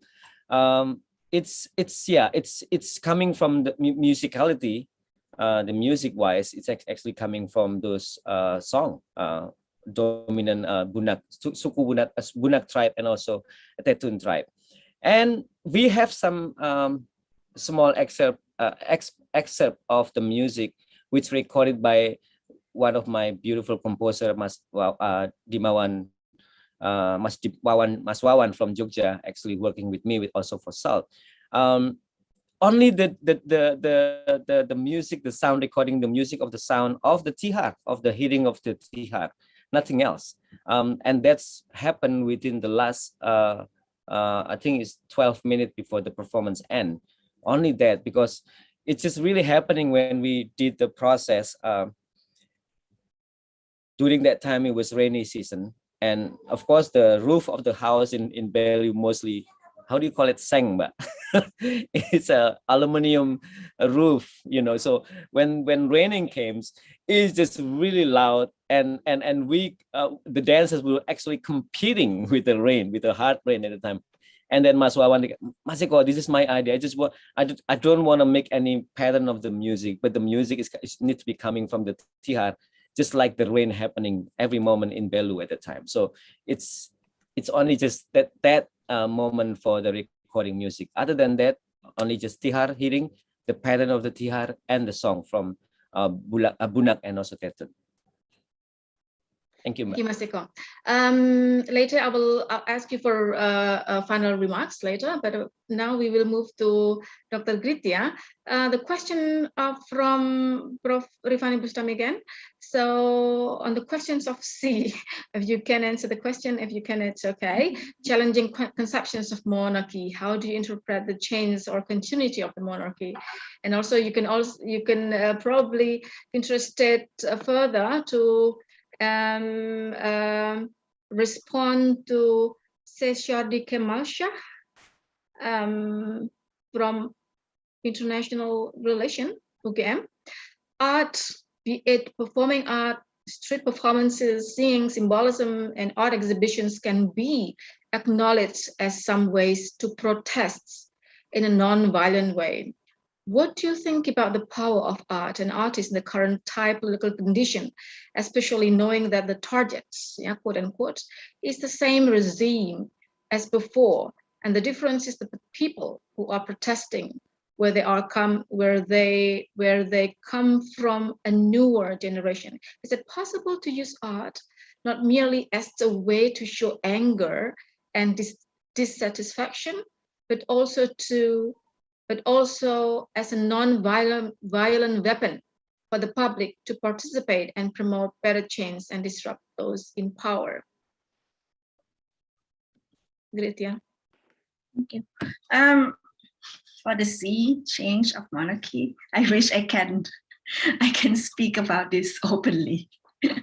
And this is a problem because what the protesters kind of request is to reform the constitution and also the monarchy system, which is a no-no, right? So that's why there was like a major kind of crash on the street at the moment. And every time when it always starts with a very quiet and like festivities, demonstrations, and now it's always ended with violence, you know, whether we like it or not, but that's the fact. That I mean, the way that the states receive they are not really well taken, the proposal from the younger generations and people. So AKA they are not interested, they are not listen, you know. So I think that there is no way, there is no chance for dialogue. So that's why, you know, people are very angry that not even like listening. So there is no way to have a talk among you know, the states and also with the protesters. So it leads to another answers of like why, you know, arts, the function of art is always about protest. It's showing the angers at the moment. I think if you remember before 1998, that's how we felt. It's hopeless, right? It's hopeless. And I think the problem that we have is not only, you know, the democratic system, but the problem that we have as Chris Bakers, you know, the very important historian in Thailand, he said that because we have double kind of system, meaning like constitution, monarchy, right? So actually, you know, it's very paradoxical. I mean, it is that's why it's always crashed, you know, with this two system in one country like this. So for me, you know, I still cannot see that we will have a chance to protest. I mean, of course, we always, we as like students and people, we never wanted to do something like violent, but because of those kind of like, like we talk to the wall, you know what I mean? And it's sometimes, it's really make you like angry. And for this presentation, it's very extreme. I kind of use a very extremist way in that, there's a lot of artists who do something in the studio.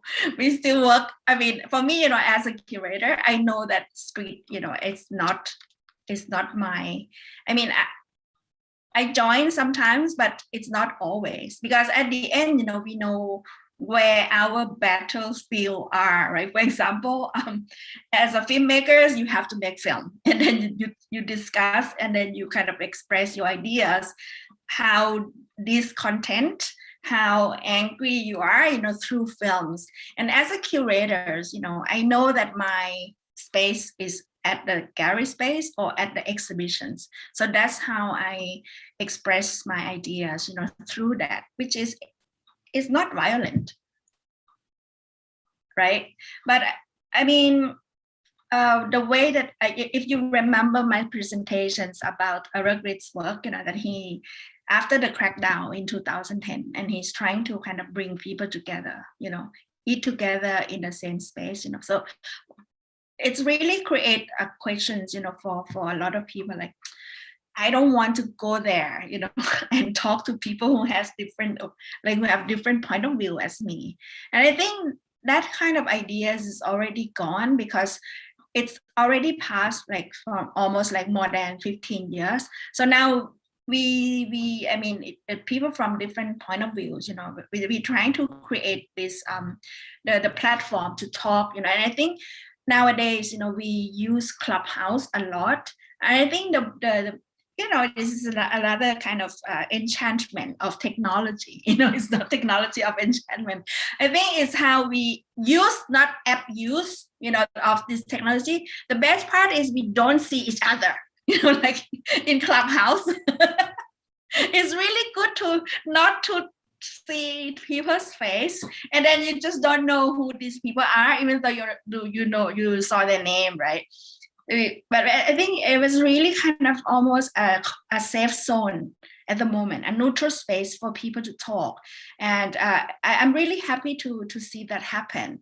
And I don't think it happened in the past, but now at the moment, because of COVID, people from both left, right, centers, yellow, are still, a little bit of like people still kind of pro this government, but a lot of people already awaken, and it's, oh my god, like, this is like, doesn't work, the way they deal with this, they deal with COVID, those kind of stuff. So people already have like the ideas that, okay, we need a change, and we really kind of, it cannot go like this, it's already 7 years, right, that the same prime ministers, and how can you solve the new problem with the old system? Cannot. It doesn't work, right? It's just like the only way that we can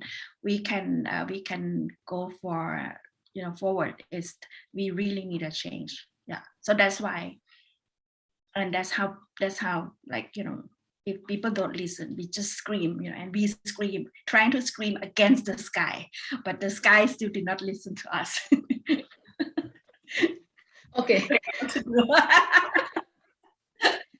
Then your last statement engaged well with Mas Rizky Dwi Bawa's questions. I'm wondering how art and sarcastic memes depict the King of Thailand, as well as we all know, Thailand has Article 112, which protect the king and its family from any defamation. Do they depict it in a safe way, or publicly criticize it? And then the second one, maybe Mas Dono also can respond to this about the use and abuse of art.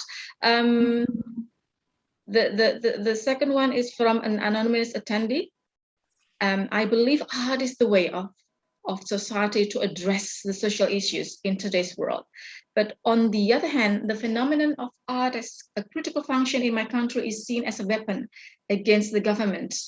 And as the effect is a limitation to the freedom of speech. In your perspective, to what extent is the ethics of art for critical function, particularly in politics? This has already answered the questions. I think that, I mean, to answer the first question, to know about how the artists and also like public performance in terms of critique, like, you know, the monarchy. I think the problem of Thailand that we are so get used to a freedom of expression, you know, because in the past, right, especially before the coup d'etat 2014, we are not the same as the other countries in the regions, meaning that we don't have a censorship, that strict censorship laws, right?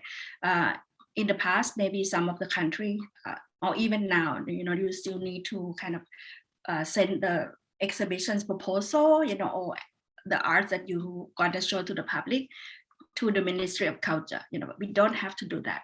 But the problem is after the coup d'etat in 2014, because of the very kind of strong voice, you know, from the arts community, and people use art to protest the government, they slowly kind of invaded to and monitor us more closely. And it was the first time that the military came to the gallery and they closed the exhibition. We never saw that happen before in Thailand.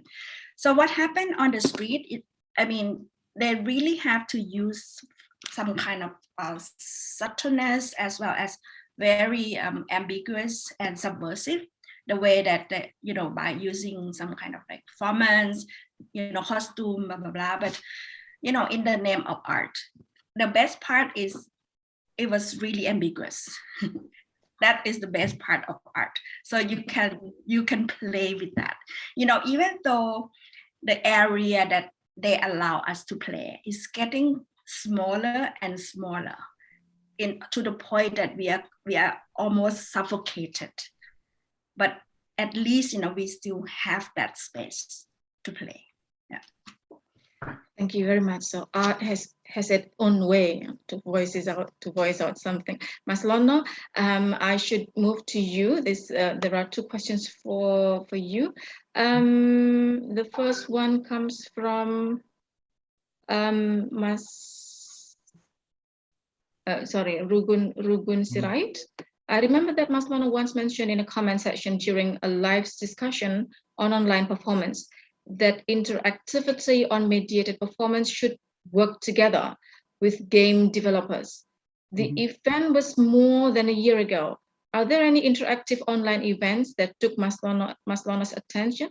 I think this one is similar to Mas Agus Umbu's question. So the performative interaction between his questioning about the performative interaction between the performer and the audience in this digital context. Mas Lono? Okay, thank you. Yes, on the topics of interactivity, I think we have in Indonesia we don't have we have not yet go further to go further. For example, facilitating audience to give influence, to react to the performance similar to the game and game player. So because we still have difficulties, I think, in that technology. But interestingly, what I already found is that there are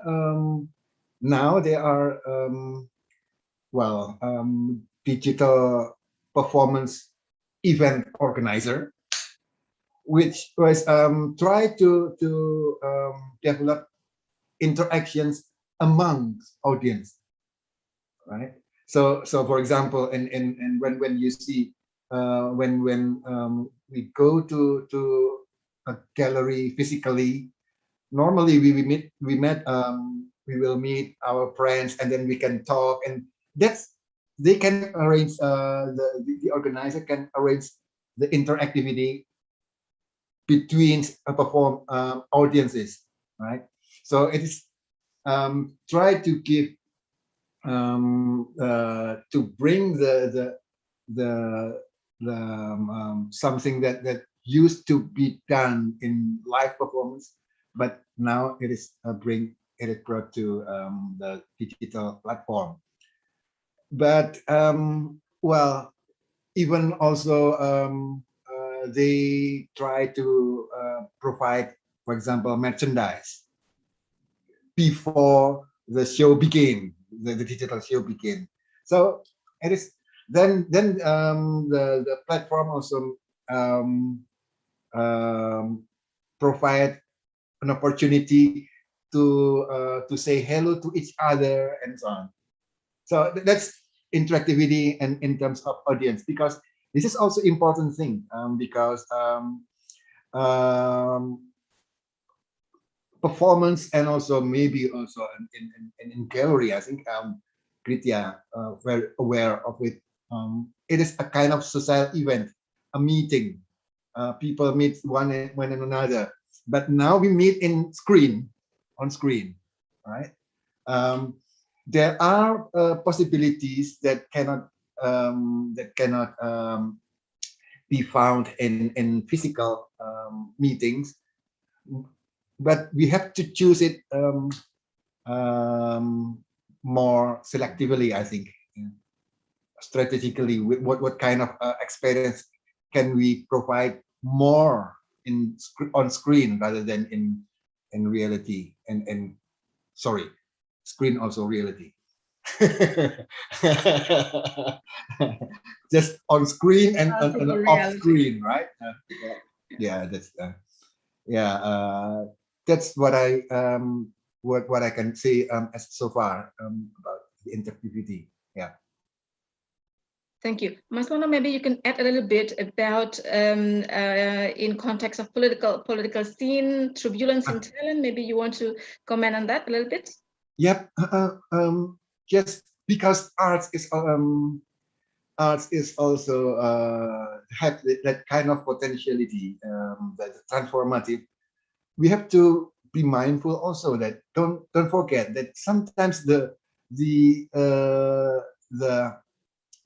ruler, the one that hold also used art, right?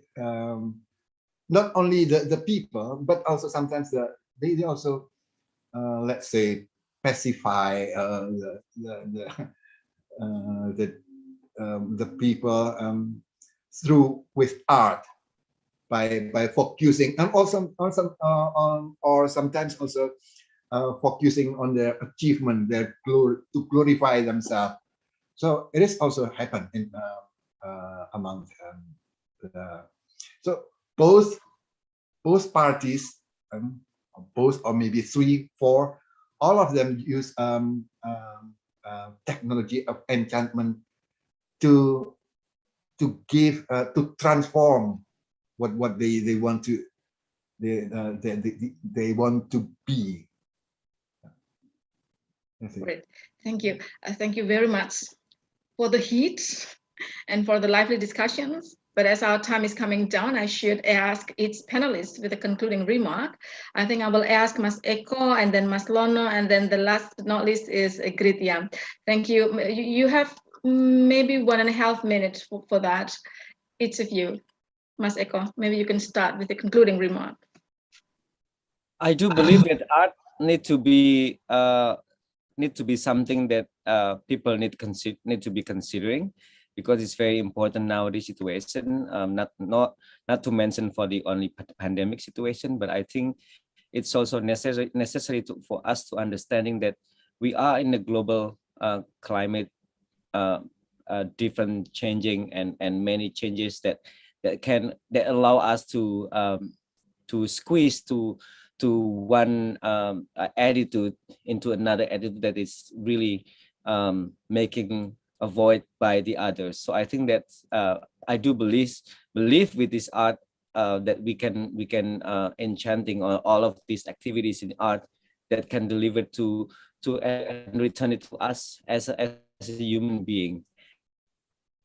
And creativity and the other thing, I believe science and arts, it can be two different, that is not meeting each other, but actually above all is already melting together as one field that is really has this position as the soul of the human being. So I think let's just believe that these two fields need to be enchanting as the beauty of this world on this pandemic situation. Thank you. Fabulous, thank you. Mas Lono? Yep, thank you.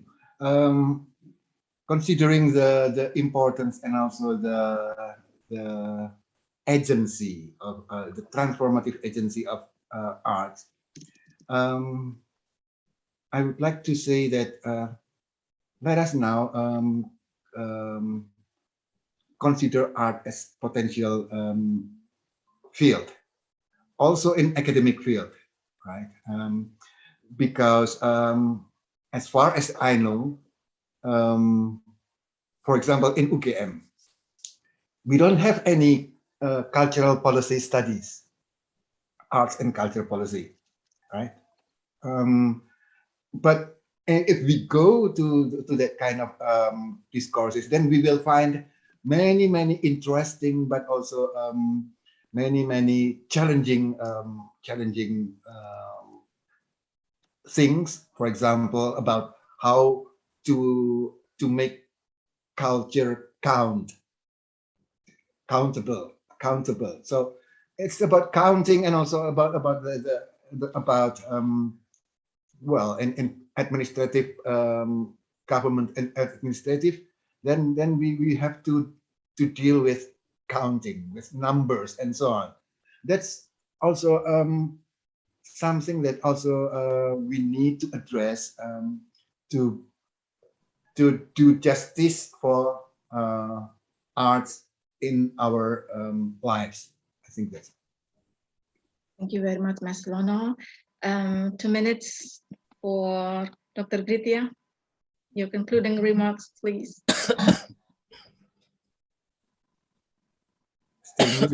You're still muted. Just want to summarize my presentation, and also want to reflect what Dr. Eko and Dr. Lono spoke about the role of arts in the public. And I think I really appreciate what Dr. Eko did, in Indonesia, the way that you're trying to decentralize, the arts activities outside of Java-centric art scene. This is what we're trying to do also in Thailand, because everything has been very Bangkok-centric. So it means that during this on kind of aligned with the political activism. So a lot of artists and curators, started to work outside of Bangkok, which I really appreciated. And I think, because actually Thailand is not only like Bangkok and the center's cultures, we also have a variety and diversities of cultures, from the north, northeast, and the deep south of Thailand, which is the majority is are Muslim, right? So that has to be included, in the discourse, of the art. And also the role of arts in this, the Thailand stagnant society is already been like arise on another level, one where art has not only exists, in the arts community, but also extend to the wider communities. And it's more accessible and exercised by both public and artists alike. And for us, it's still, a tool for the public to negotiate and to make their voice heard, and also contested with authorities fiercely, because like what you said before about how the state also use art as a kind of propaganda, right, to brainwash us, like just to kind of serve those national agenda. And I think it's really important, for the active citizen, and as well as the artists, and the communities, to really aware that we are not being used, and abused by the public culture policy, because every time when you get the money or funding from the government, it's always come with the agenda, right? So it's very difficult for us to maintain our autonomous and also to kind of, negotiate with that. And I think what you did, Dr. Eko, is really interesting, that the way that you're trying to twist, and work with those kind of, the local kind of the pre-modern knowledge, and bring it on, to more like contemporary take.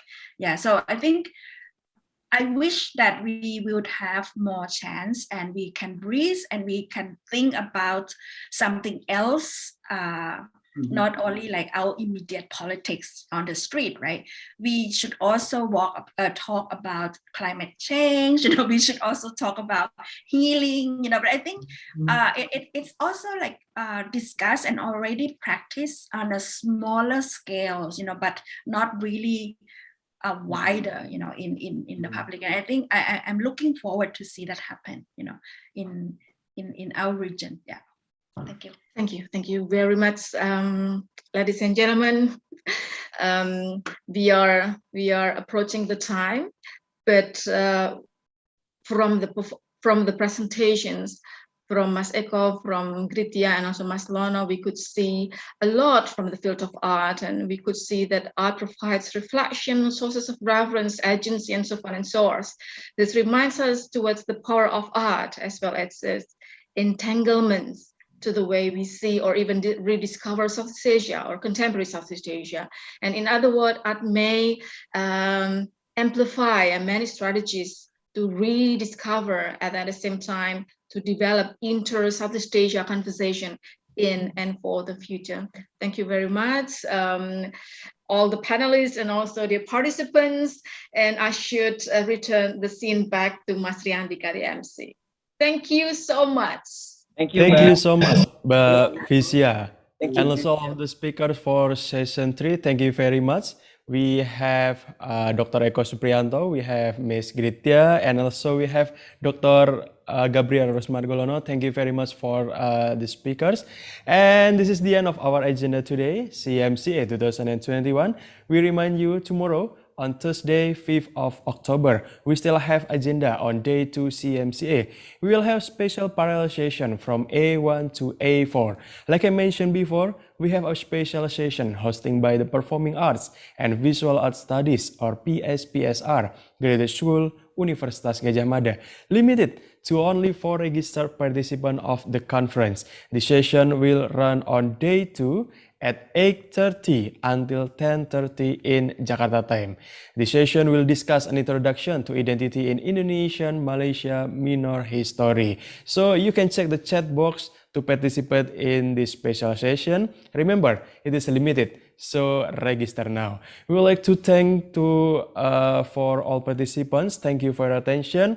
Thank you for all the speakers, moderators who have filled out today's webinar. And also special thanks to all of the committee. Thank you for the hard work. See you at the next webinar agenda.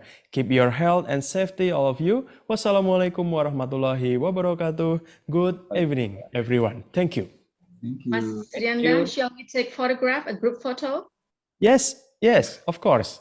Maybe we can take a photo session together, yeah, for the last panels, yeah. So for the photo session, we'll start 1, 2, 3. Once again, 1, 2, 3.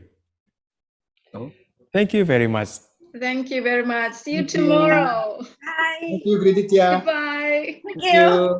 Terima kasih Mbak Ita, Mas Lono. Terima kasih, Mas Lono. Thank you, Gritya. Thank you. Thank you, Gritya. Thank you so much. Thank you.